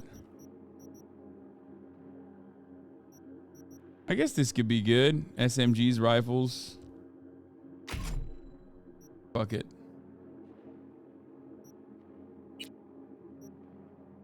I should unlock this because I feel like I use pistols more, but whatever. Have you been playing? Not a lot. I have played a little bit. Change that to the subby, to the subi. There it is. Got that fucking optics on it too. I feel like that subby is good. Remember to focus on one gun type. I know Lee's 30's great name. Holy shit. Oh my god. Stop. I know. Okay. If you scrap shitty tier 3 stuff, you get high level components. True. I should do that, but the plot thickens. The cast is expanding. Okay, Pan Am. I love you. Okay, you're my roll dog. You're my gal. You're my gal pal, but it's time for me to fucking go back to the city. Because I am Night City. I am the city kid. Will you fuck Idris over Pan Am if you could? No. I love Pan Am. I can't do that to Pan Am. I already did one Sekkasu run with Pan Am where we lived happily ever after, and I would still do it again. You know what I mean? So, I don't know why this area is hostile now, by the way. Like, I don't understand why this area is hostile now.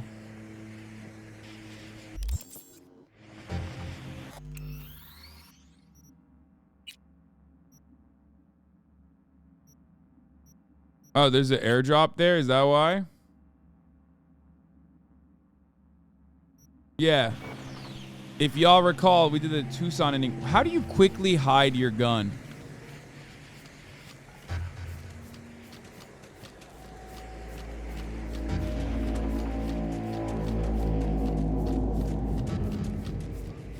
B? No, on my end, on this.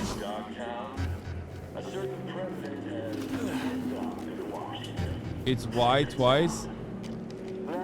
Okay, triangle, got it. Oh, this area is no longer hostile. Oh, the airdrop is hostile. Should I take it? Chat, I want to show you how fucking incredible this is. Hold on. You want to see how fucked up the, you want to see how this shit works? The Mantis blades? What do we got here?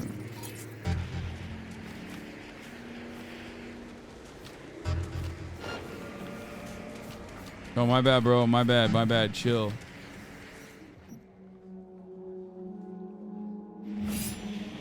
Just kidding, bro.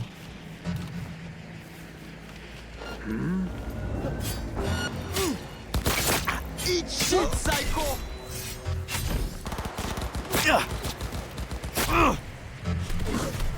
Fuck.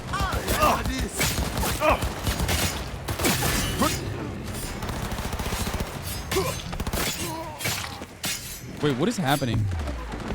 Why am I seeing what's on my screen? We getting Why is that happening? Wait, why is that happening in front of my screen? Is that a bug?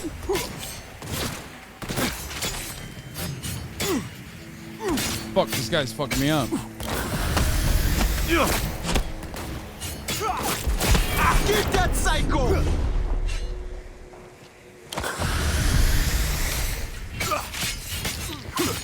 Done, baby. Do I go? What was that?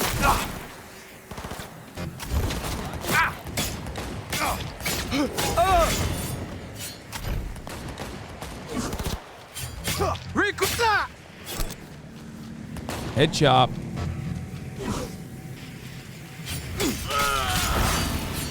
Yeah, why is that happening? I don't think I'm getting my shit hacked. I think it's like, I think it's a bug, right?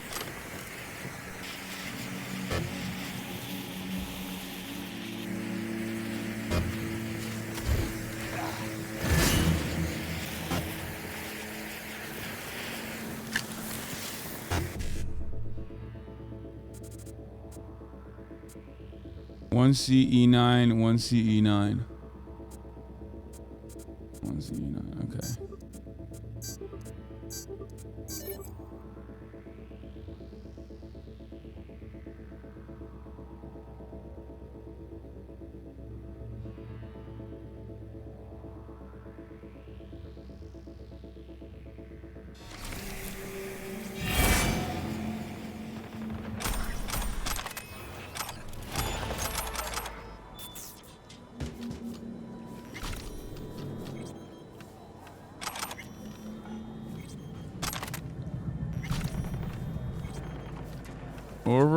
Overlay on the blades is the wrong screen ratio? Is that what it is?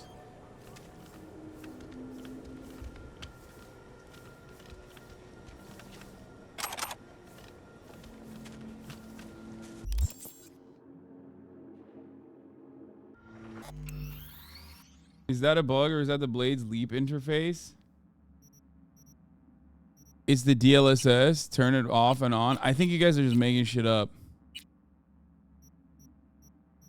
Because I don't even have DLSS frame generation. See?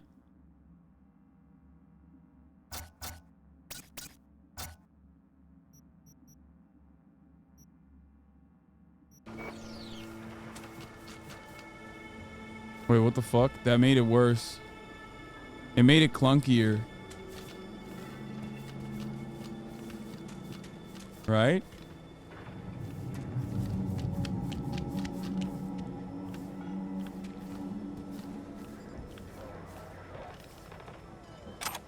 The DLSS literally makes it. No, motion blur was on, but when the DLS is on, it doesn't even, like, you don't even see the motion blur, I think. And we'll just keep it on auto.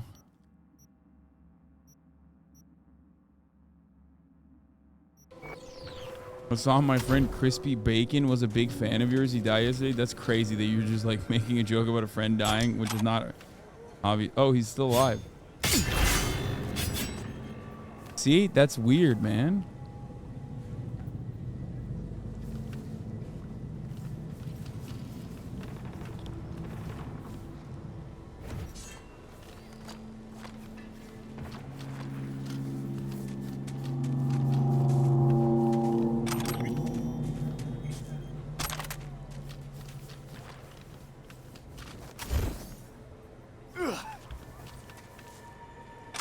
No head. Motherfucker done lost his head, dude. Ko had the same visual bug. How did he fix it?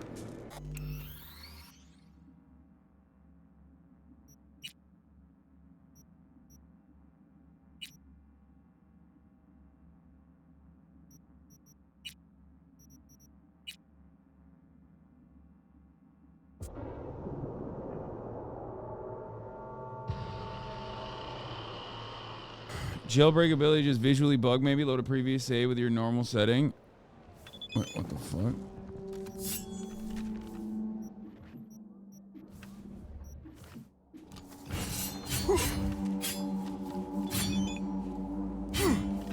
Oh, it's gone. Okay.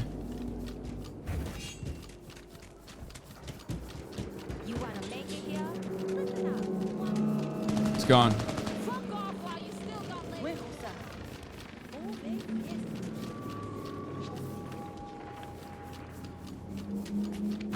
Did you actually break your ribs? I broke mine 2 weeks ago. Yes, I did, but it was really easy. Like it was not anywhere near as bad as like breaking anything that's like super serious. I was very lucky. I think I'm not gonna, this blue one I'm gonna disassemble instead of, holy fuck, this machete is, god damn, this machete is fucking thick. Okay, I'm going to disassemble these so I can get tier 3 subs, tier 3 items. Right, that's what we're supposed to do, right, chat? That's what we're doing, right?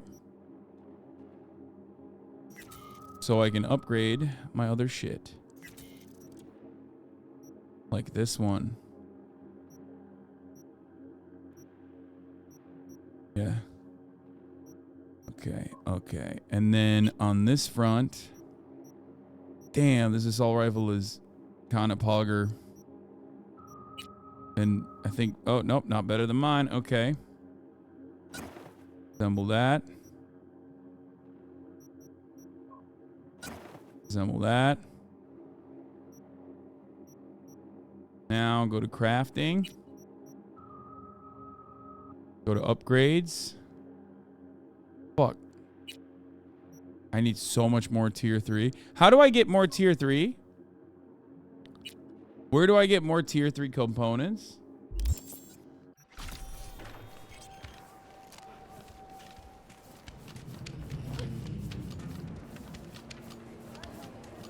Get your fresh clipped shards here. You're in for a treat. Try ours today. Sup? I craft it. Upgrade the Sandy, chat. Oh, I can't upgrade the Sandy. I don't have enough. Best way is buying them after selling weapons for whole max money. Where do you buy them? Ain't nothing without your help. Check out Ronald's Cream Stem. I can make tier 3 with tier 2. Get the better Sandy. This Sandy is better.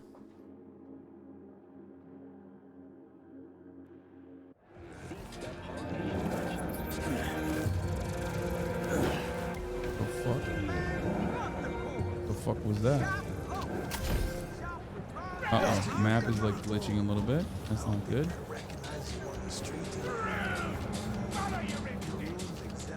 You said gun shops have them? They went to the city to pick up the merch. Never came back.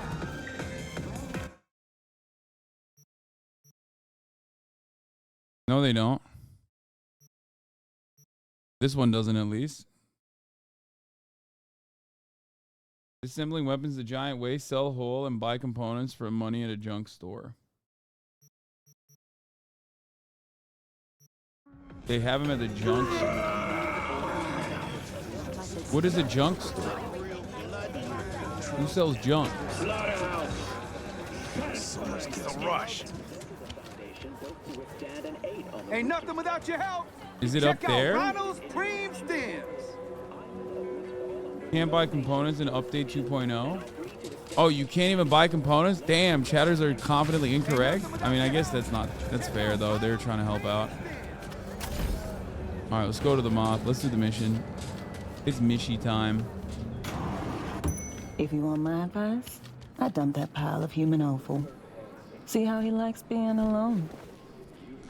Yeah, maybe you're right. Anyway, better get going. Take care. Chin up, sweekends. Seeing sunshine round the bend. Just don't you let those bastards walk over you. You have to do police dispatch missions to get them? What the fuck? Surprise me. Adventurous. How special coming up? It's meth. She can give me meth. Every time someone surprises me, it's meth. Hey, V, you at the bar? Sure am. Waiting for you. I'll be there momentarily. There's, one thing you should know. Sensing there's legacy shit needs resolving. You know that op 7 years back that went south? Well, my eyes left me for dead. Cover story was I sold out to Arasaka. I never told Alex it was a cover. So, things could get tense.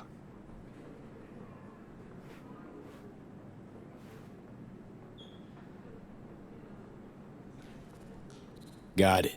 Might tell us to go fuck ourselves. Something like that. I'm nearing the entrance.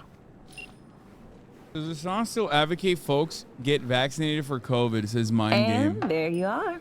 Enjoy Honey Bunch. Thanks. Brother, man, I First gave up time on in that here. venture I a got that long right? time ago. You new to Dogtown? Oh, hell no.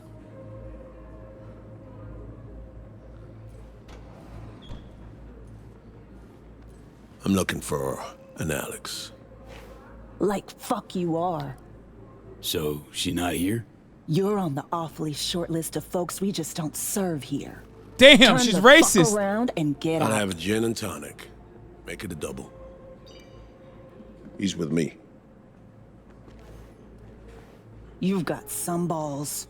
Said we don't serve your kind around here. Goddamn, didn't know All right, Dogtown my was people. like that. We They got gotta that close dog up in for them. the The day. dog is racist, chat. I ain't going fucking anywhere. Come on. You serious? Guess we gotta handle the business, dude.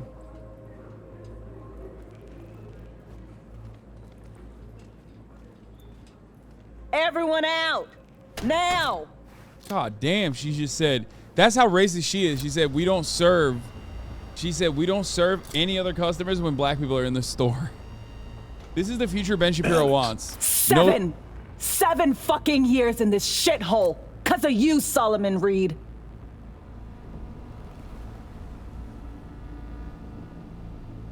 Okay, that's a little rate. Okay, you gotta dial it back, honey. Holy. Sol ain't getting it. Maybe you will. Hey, what the hell? Relax. Just want to talk this through. President Myers sent us. Got a mission in Dogtown. With him? Bro, whiteface technology is crazy. Okay? Because let me tell you something. Turns out it's me. I'm the problem. It's me. I'm the racist. Okay? Number one. Number two. That's OP. That's like, did you get your race car? I got my race car. It's the reverse Dolezal.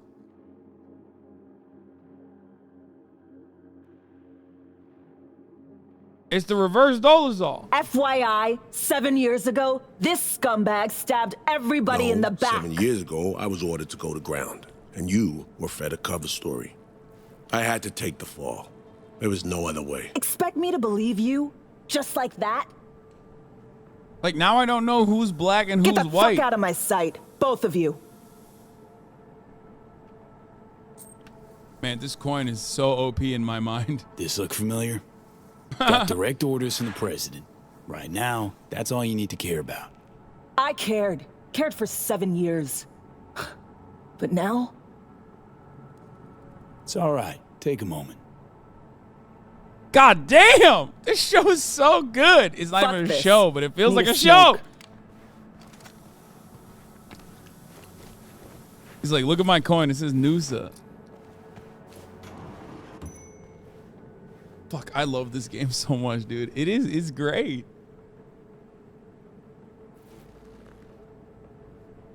The hell was that? Did she just shapeshift? Nah, she race shifted. RCTA! Perks of the FIA Militech connection. Get to call dibs on their latest gen, cutting-edge tech. RCTA is real, dude. Let's Let go. me try this.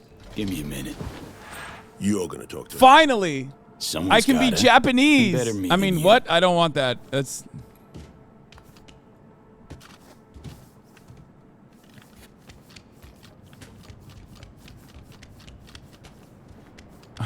I want to go talk to her and be like, hey, Alex, can I Couldn't get that? wait till I was done.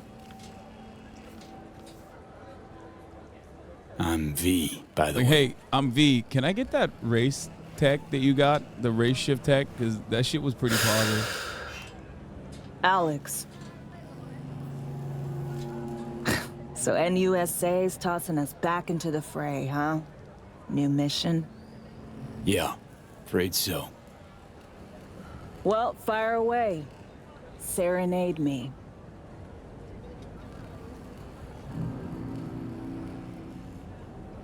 FIA agent went missing. Reed and I are tasked for finding her. Dogtown. And all of a sudden, FIA remembers I exist. You know Dogtown better than any other operative in their ranks. Their ranks. So you're not FIA. Curious. What leverage they had on you.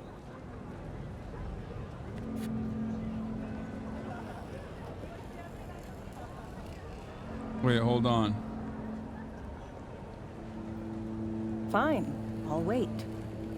Attention, this is Kurt Hansen. One second, sorry. I'm texting Nick and Milena. A certain president has turned dump in Washington. Safe and sound. Now, if I were a betting man, I'd say she was there all along. Our unflinching response to the Scab got your tongue? blatant provocation proved effective. What else can I say? Rosalind, if you're ever really in Dogtown, we're ready to welcome you with open arms.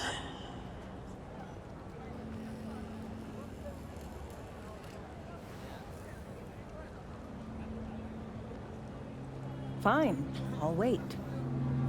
1 second. They fucked up the NMP hairline today.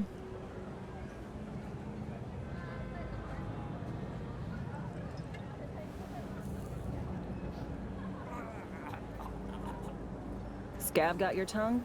Deal's just for this one op, then I'm out. Wouldn't count on brevity. Me? One and the same mission for the last 7 fucking years. Been working the local arms and tech dealers since the war. My one-op, that. Going real swell. Well, I got less time than that. NMP on stream tomorrow. Always starts the same way. On his stream. Do them a I'm gonna go on favor, their stream in the they morning. promise one in return. Sometimes even deliver. Then one day, they nail your dick to the wall. This op mean that much to you? 'Cause you're clearly hoping to get something out of it. Question is what?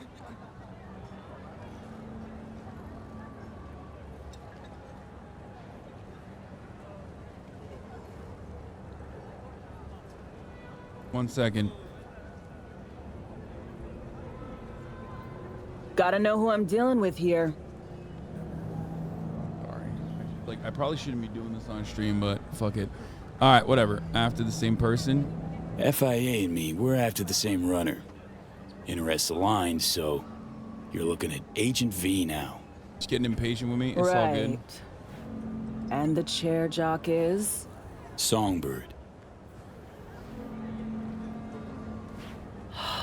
Fuck me. She's gonna do it. Yeah, the silent Gonna treatment take actually more helped than me one convince cig to her. process You're wrong. that. Chat, it's not droppy, right? Like the stream is not weird. Like it's perfectly fine. It's showing like there's no issues, right?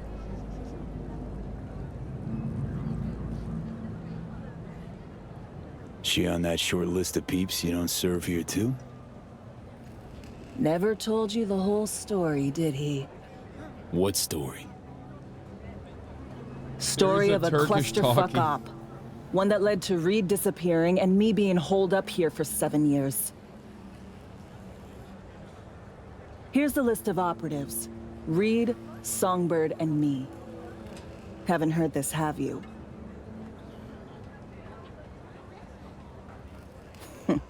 That's just perfect. Tell me you believe in coincidences? Or, fuck it, fate? 'Cause plug the same variables into an equation and surprise! Gonna get the same fucking result. Shit in, shit out.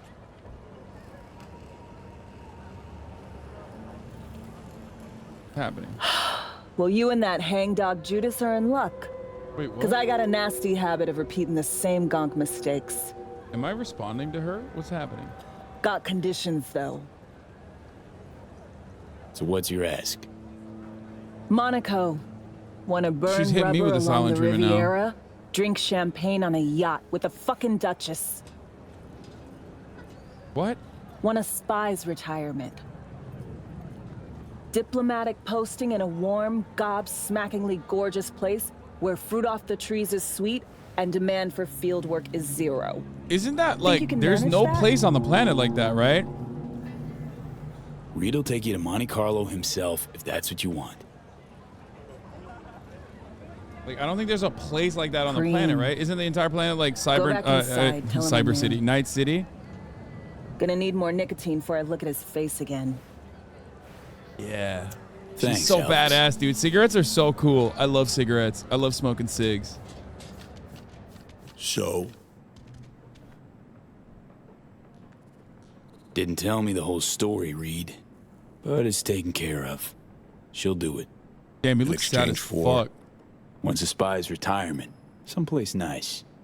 But if you ask me, She's itching to get closure after what went down between you two.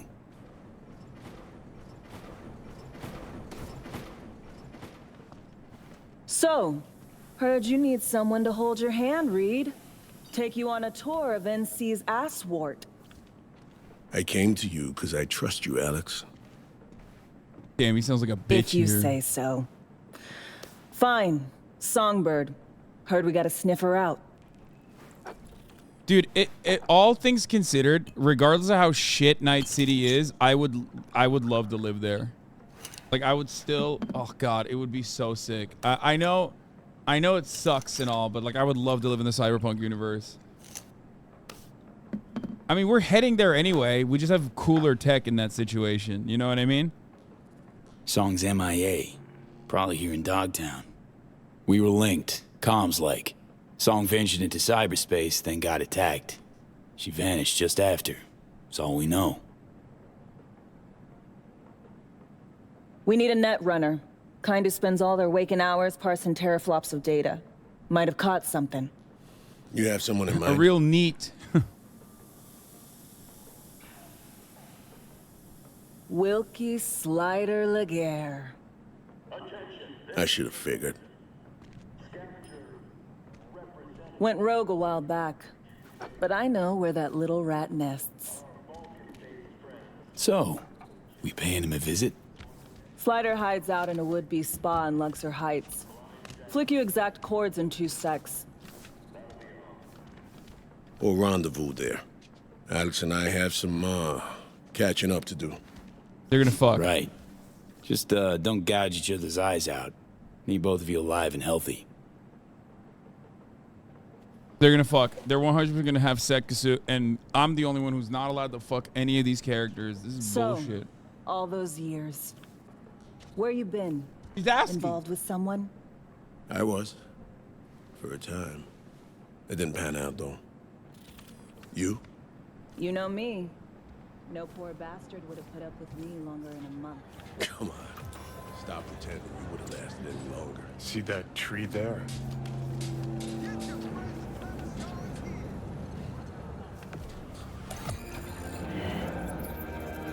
Yeah. Something special about it? Fitting, isn't it? How the prettiest thing here in Dogshit Town is a monument to the dead? Still don't get this gonk affinity for symbols and empty gestures. Come on. Wouldn't let one for you if I wasn't fresh out just now. Shit, maybe I am as sentimental as everyone else. When I see those two, Reed, Alex, went through something similar myself.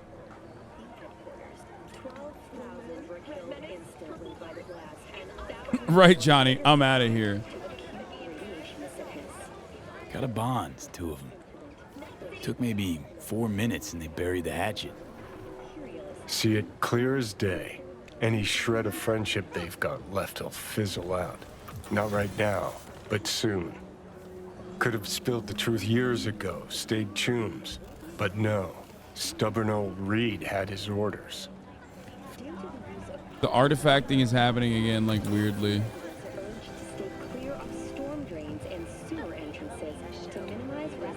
They're fighting for a common cause. It's all the glue they need. That's what the powers that be want. For you to believe in some abstract bullshit instead of each other. System wins that way. Think, how many times you willing to get burned before you stop trusting someone?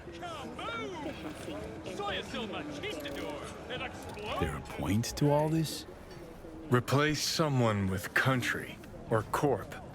How many times you gotta take a bullet for these motherfuckers in the name of empty promises? Chew on that when you look at those two.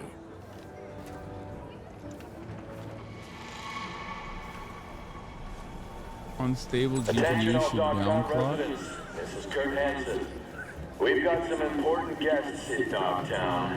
Hereby my personal invitation. Stay out of their way. They will be welcome to the Black Sapphire. The event is invitation only. No invites? Keep out. What is the event? I want to be a part of that event.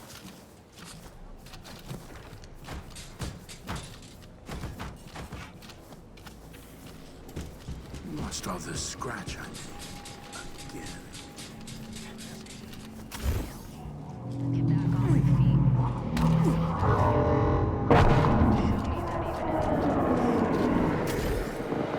Another drop. Don't fucking listen. Don't tease me with a good time, okay? Don't do it.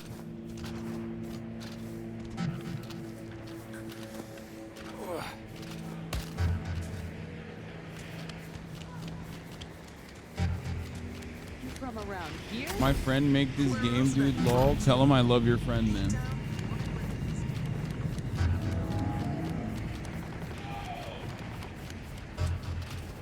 We break our backs in this shithole day in, day out. For what?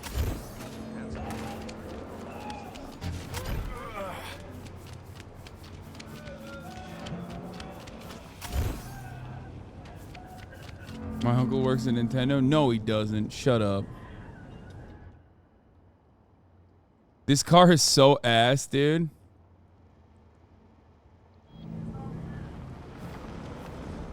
I don't know why I just didn't take the fucking vehicle this whole time.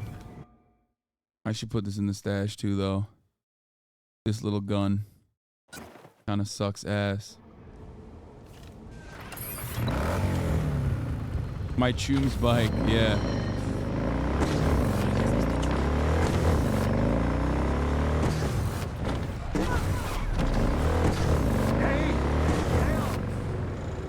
What is that? That's like, is that like a cop or something? I don't know what's happening there. Those blue guys.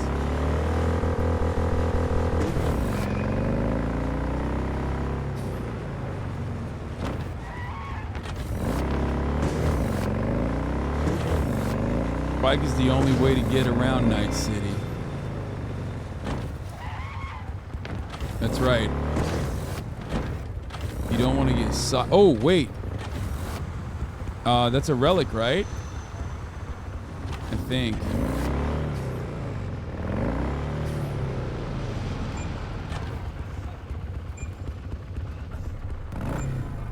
Am I allowed to take that, or are they gonna give me some shit?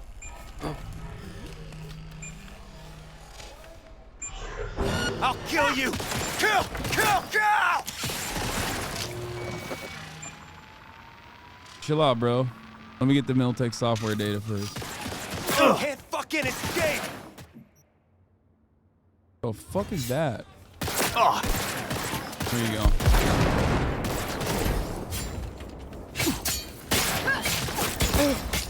No, no, no!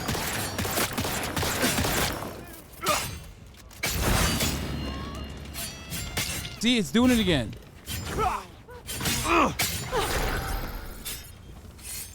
Why?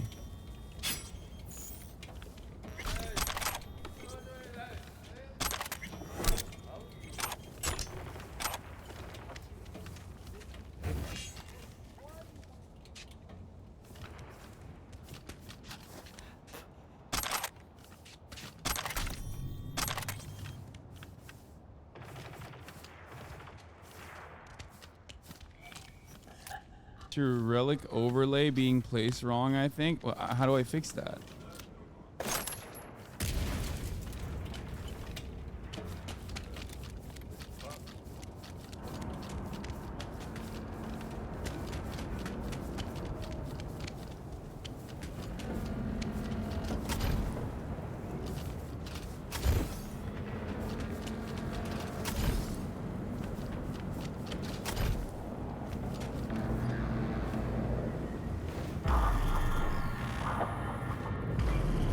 You haven't been waiting long, I hope. Well, guess you and Alex needed a while to catch up. Yeah. All swell now, though. Let's go. Time's at a premium.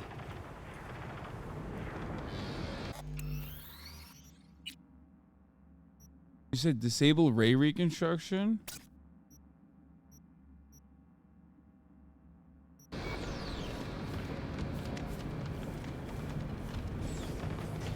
He dropped some pipe in her and it was all good.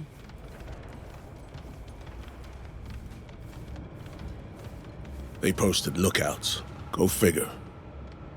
I doubt they'll play nice and just let us in. No harm in talking to them. I love chatting people up, even though I can easily kill them, right?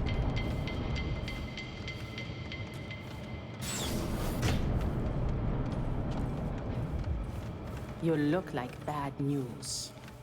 Turn around and crawl back to the hole you came from. Looking for a net runner. Not a kind of service we provide, partner. Hey, what does that mean? So fuck the fuck off, eh?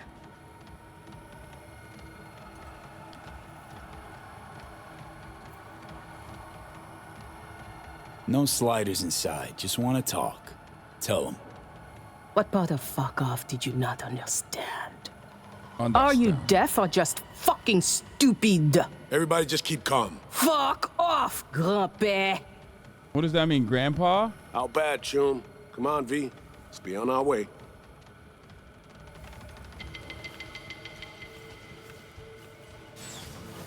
Well, I guess it didn't work out, so. Why would I? I spotted the shaft on our way in. We just need to find a vent, crawl through to the other side, and open the door. No, I say we beat the. Gonna take a look. No, I'm just going I'll hang in. back on lookout. Cover you if need be. I'm just going the fuck in. Yeah, I'm not doing any of that shit. What are you, crazy? Here you go. I thought we'd talk it through first.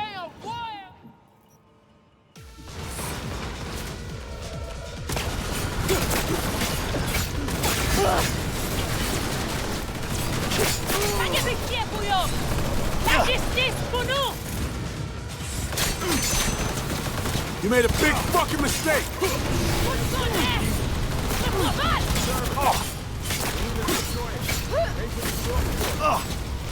What the fuck is that? Who's doing that? You got nowhere to run!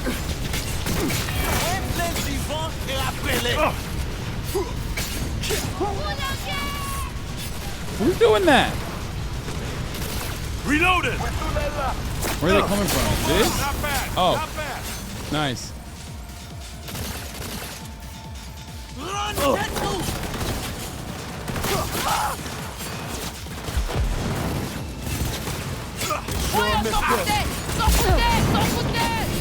Cooling down. Port's wide open. Oh shit. Oh fuck. Whatever. Oh, I'm empty. Need a reload.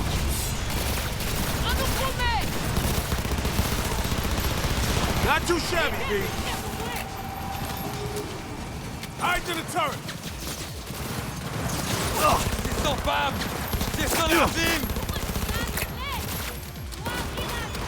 Focus fire on the open vent.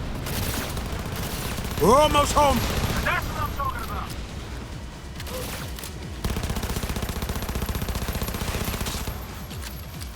Need more bullets, wee. Oh my god, this fucking demon is like non-stop, huh? They're done for.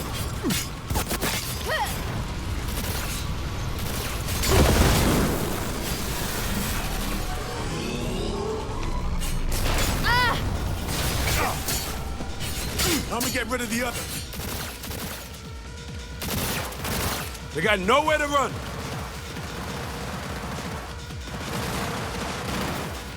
Where are you shooting at me from? Huh? Yo sais la foi! Yo sais le peuple! We're almost home now. I can't wait to air dash.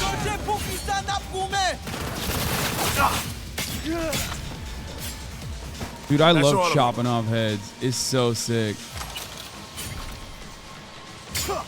Mantis arms are fucking goated. Hey, what the fuck? Why can't I cut his head off? What? Just cut his head off. Oh, there it is.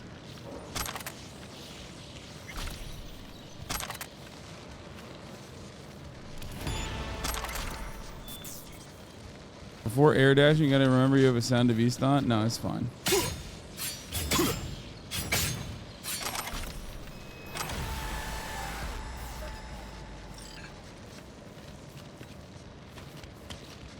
What is this?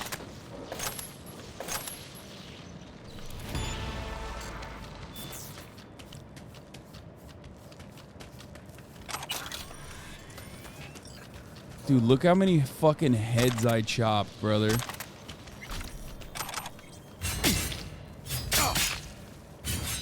Huh.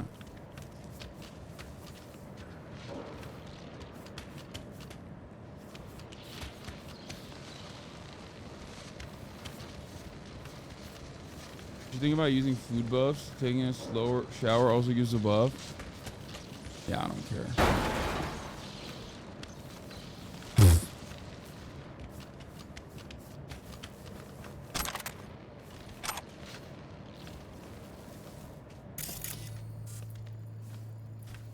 Did I get everything?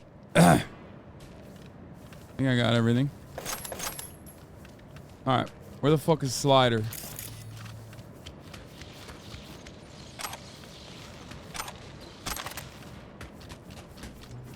Here?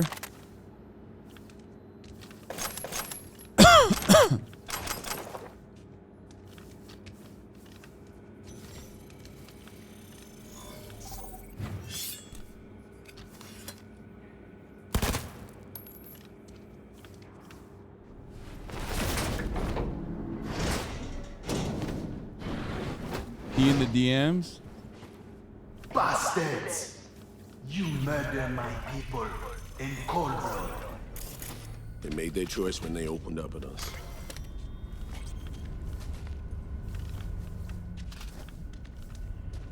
Yeah, bro, how you gonna fucking make this my fault? Me, Solomon Reed. I would be lying if I said I have missed you. Oh, this guy's sick. And you? You brought death to Mama Bridget. Will that be your gift for me as well? Here to make a deal, nothing more. A deal? Let me guess.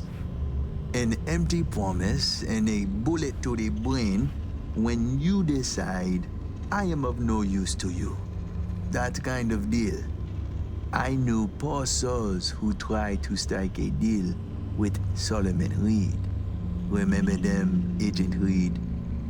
If one party is backed into a corner, it is not negotiation. It is extortion. You say tomato, I say fucking deal with it, Slider. Now, cut the shit and do us the courtesy of hearing us out.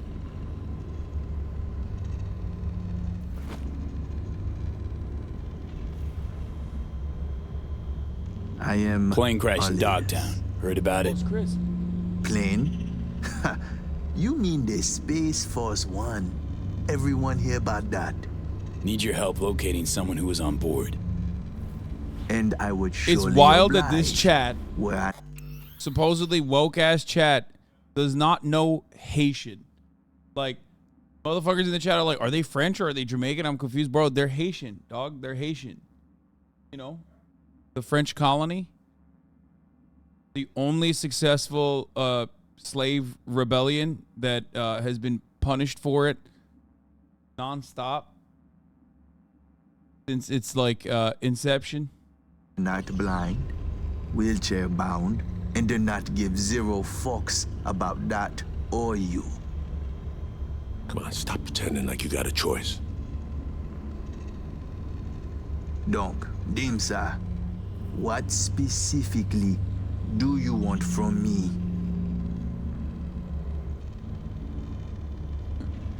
They've been punished nonstop, plus punished by Hillary Clinton, plus punished by me now. Soon after SF-1 crashed, a runner was attacked while on the net. Attack severed our link. Need to locate her stat. Ah, so you want one to investigate net traffic on the day of the crash? Got a malfunctioning relic in my skull. That's how she made contact. That help any? Perhaps. I will need a peek at this trinket in your head.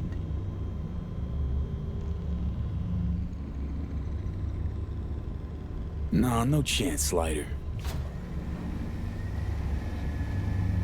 It is this or nothing. You choose.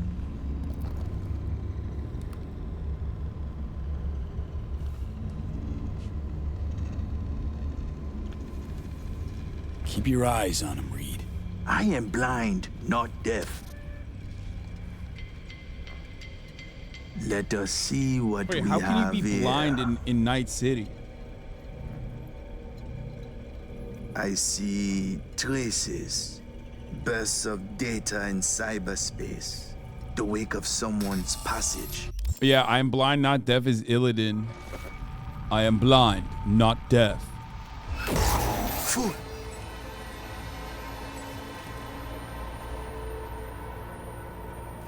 Who dare they mad? This I do not believe. You out of your mind coming to me with this shit. I think Slider just happened on you hanging out in my head. Nah, this is something else. What you see? The black wall. It bring only death. Specific, Slider. The woman. Did you know she used the black wall protocol to connect with you? I had no idea, no. Now you do. What's that mean for us? For what we need? How to explain to laymen? The net has layers, various vectors for translocation. But there is one thing that must not be touched. The black wall. The woman? She is walking, ticking bomb, megatons. She go boom, everybody fucked in the ass. Every last one. Miwa Noir. It is a dam that protects us, the civilized world, from the strange bets of the cyber wilderness. If your two-leg bomb crack the dam down He the said they're middle, coming over the it black will wall, unleash dude. a flood. Wipe We us built off the the wall map, for that just reason. like Haiti. The cyber wall. That why you and the Pacifica Voodoos don't see eye to eye? Because they're poking holes in the black wall? They do not penetrate, only jerk off next to it. Netwatch try to keep them in check. But you have to be cracked in the first place to want to stick your gigit into a live wire outlet.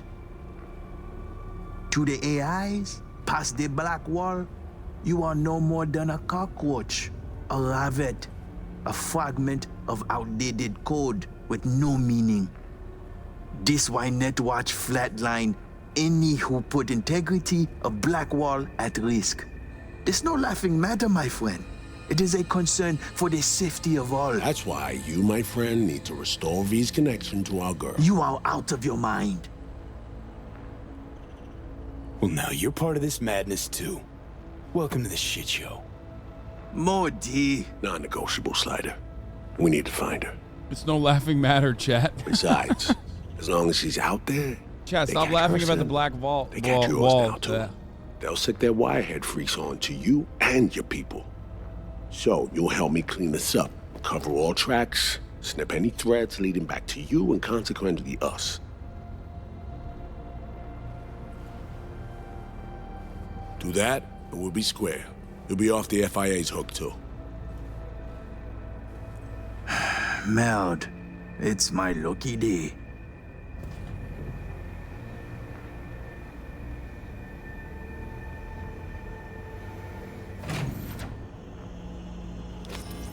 Chat, he's a bad guy.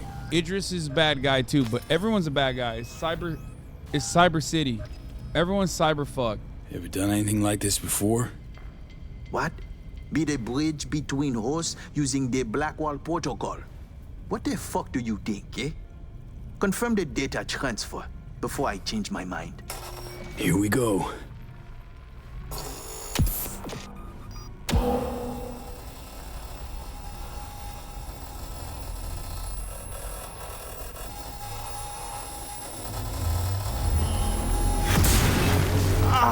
Shit!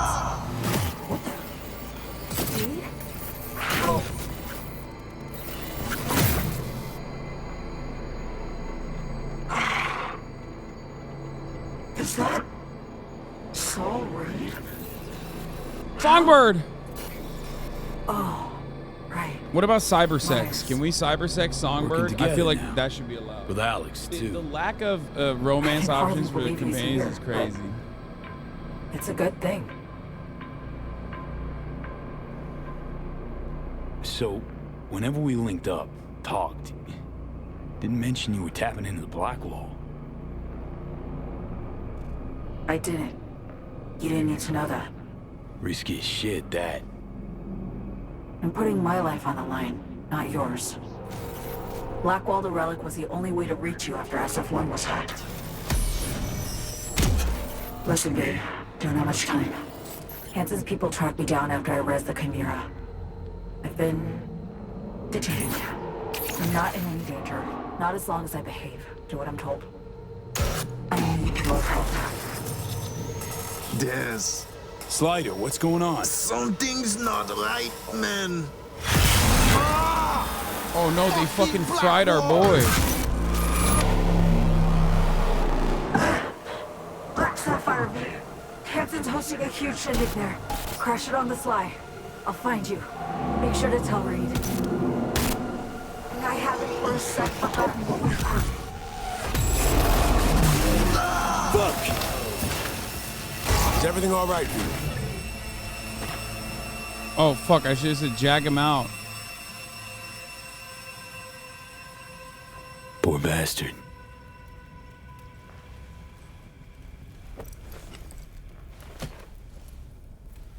It's over. You short-circuited. Is there a way to save him there? If you jag him off? Or is he dead no matter what? He dies anyway? Okay.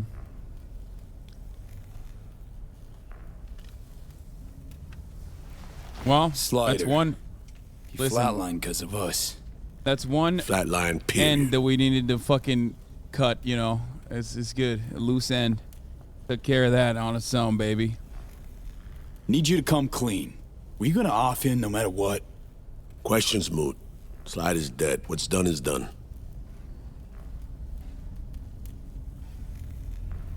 So, Songbird, what's up Look at with this her? fucking guy, Got dude. the link back up. We spoke. She's fine, mostly. He's looking all cute in the back. Needs our help, but she's fine. In one Keanu's piece. looking cute. All right, give me the deets later. Come on, let's delta her out of here. There could be more of Slider's lackeys looking around. Take it easy, Slider.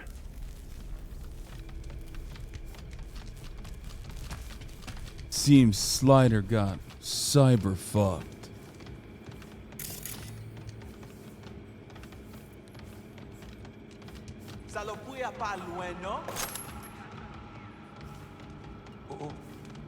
Wait, who's talking?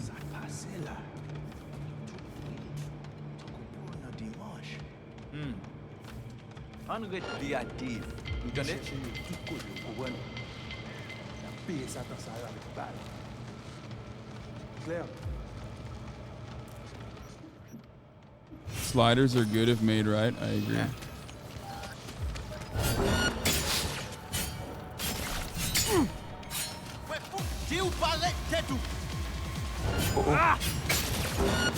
Let's get to work.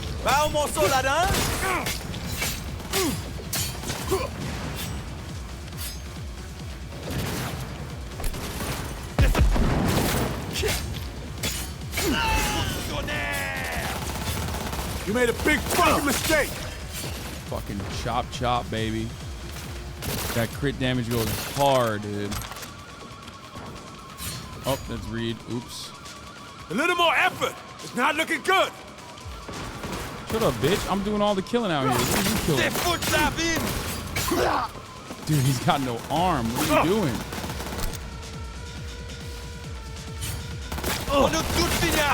Sure missed this.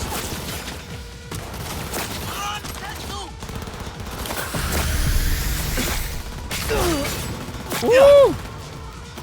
You lost your head, boy. God damn. They're done for.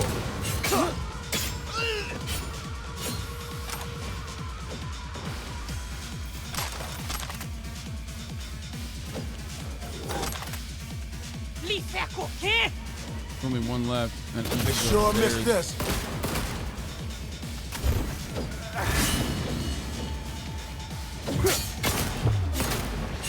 That's all of them.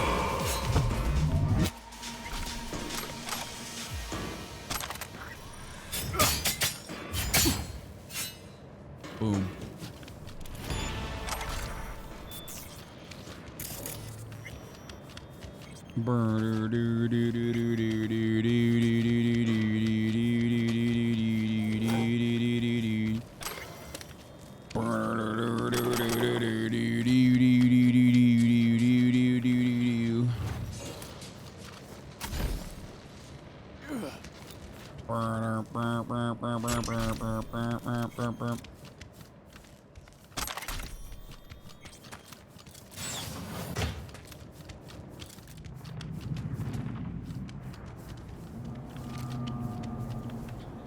Come on, Reed. Let's move on.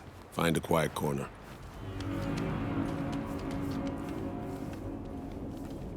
Damn, dude. Cyber City. God, I gotta stop calling it Cyber City. Fucking Night City is so beautiful. It makes me forget that at the top of the hour there's a 3-minute ad break. You know what I mean? You ever feel that way? That like at the top of the hour there isn't a 3-minute ad break? What did Songbird tell you? You might feel that way because you're probably a subscriber. Because that's the only way that you will forget that at the top of the hour there's a 3-minute ad break. Here's a 3-minute ad break now. You know what I mean? It's crazy. She's tapped into the black wall. Didn't deny it. No big thing. Kinda. We need to find her, fast.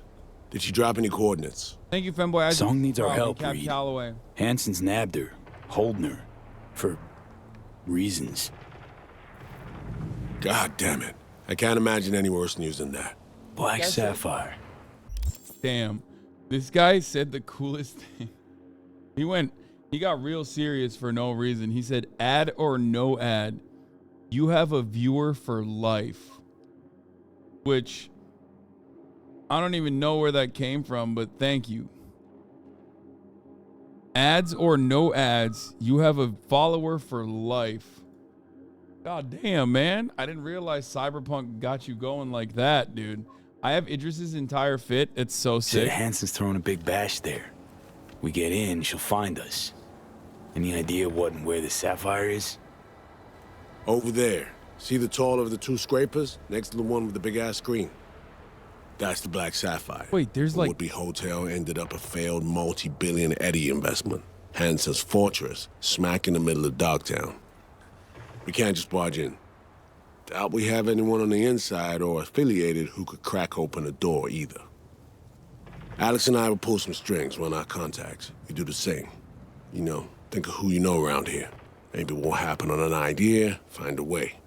No local fixer, goes by Mr. Hands. Could ring him. Do it. We'll be in touch.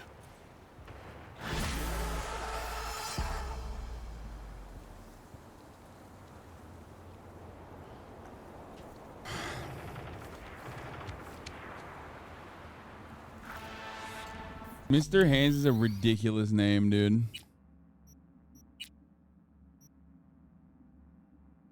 What would be the first implant you got if you lived in Night City? First of all, I'm going to the Ripper dock and not becoming a Japanese man. Obviously, I don't know why you would think that. But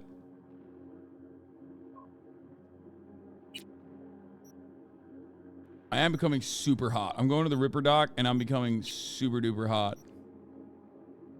Do I have any pants? I do. I have new shoes I can wear too. Might as well get out of this outfit then.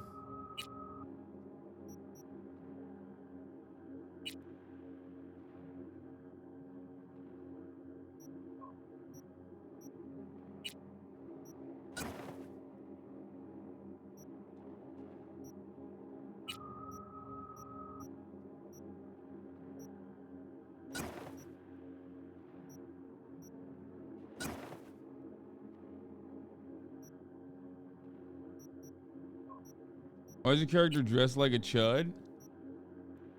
Why not? That's kind of sick.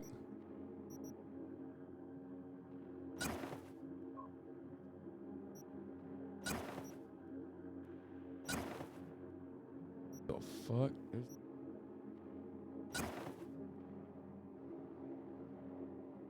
Okay, maybe I do need to do transmog because this shit looks cool, but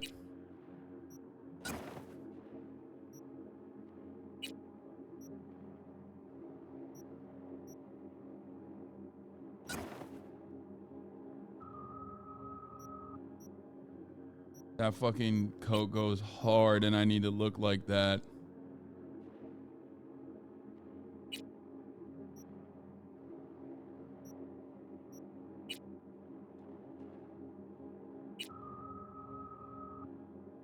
Dude, I look like I'm a soda jerk in this outfit. I don't know why. Oh, you guys can't really see.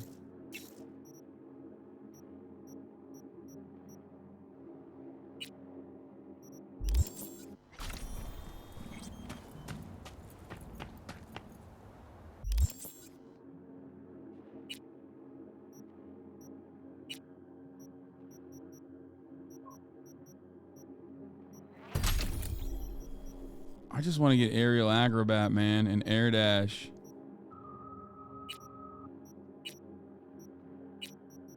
I guess technical abilities don't hurt either.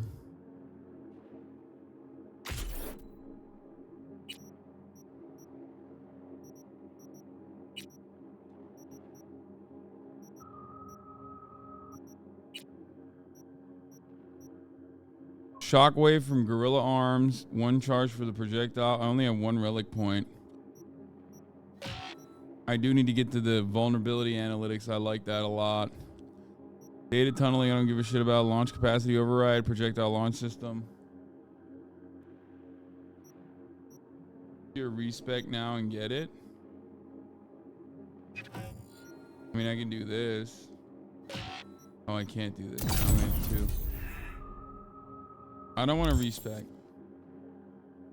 I don't want to lose my respec.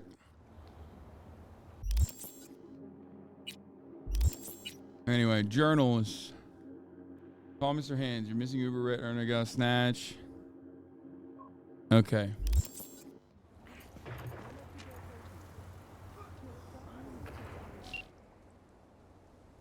What do you say?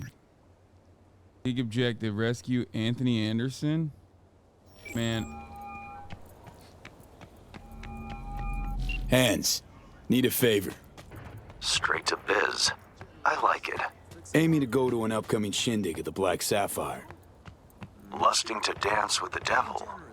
V, the place is inaccessible and treacherous in equal parts. You cannot simply walk in uninvited as opposed to, say, Hecky Plaza. Surely there's some way in. Very well, I'll be frank. A handwritten invitation, unachievable, but I can work something out. I'll need a favor in return, though. Reputation is a currency. Its value derives from collective faith. It fluctuates. Do you understand me? Yeah, I see what you're driving at. Want me to help you earn a little rep. Precisely. Complete a few gigs for me, give my reputation in Dogtown a shot in the butt cheek. The Black Sapphire plans will be yours. All right, Hands. Got yourself a deal. I'm oh so glad. Auf Wiedersehen. That was so real. That's like literally something I would do in the real world, okay? Complete at least 3 gigs for Mr. Hands. All right, that's a good spot to end it on because I can just do the gigs for Mr. Hands off stream. And I'm going to go hang out with my brother and go to Caroline's birthday. Okay. That was good. That was fun. Tomorrow I'm going to try to stream. I think I will be able to, but maybe a little bit later than usual because we are going to do the podcast tomorrow. Tomorrow morning I will be on Nick and Melena's broadcast, by the way. So get excited for that. I am going to be on the NMP broadcast, okay? I'm taking them to go work out with my trainers, and that they're going to be early, and I'll be live early as well, obviously on their stream. And then afterwards, we're going to shoot the pod. And yeah, we're going to shoot the pod after that. And that's it, really. That's all I got. And then after the pod, I will try and stream. I think I will be able to, but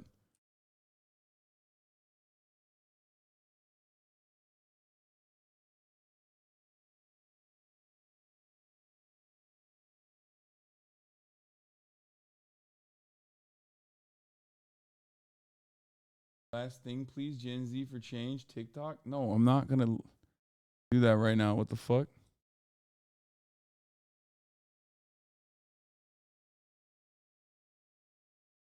I'm looking for my... Yeah, there it is. All right, everybody. Love you all, and I'll see you tomorrow. Signing off from the Democratic People's Republic of Korea. Spread your wings and fly, everybody, with the spirit of Cholima.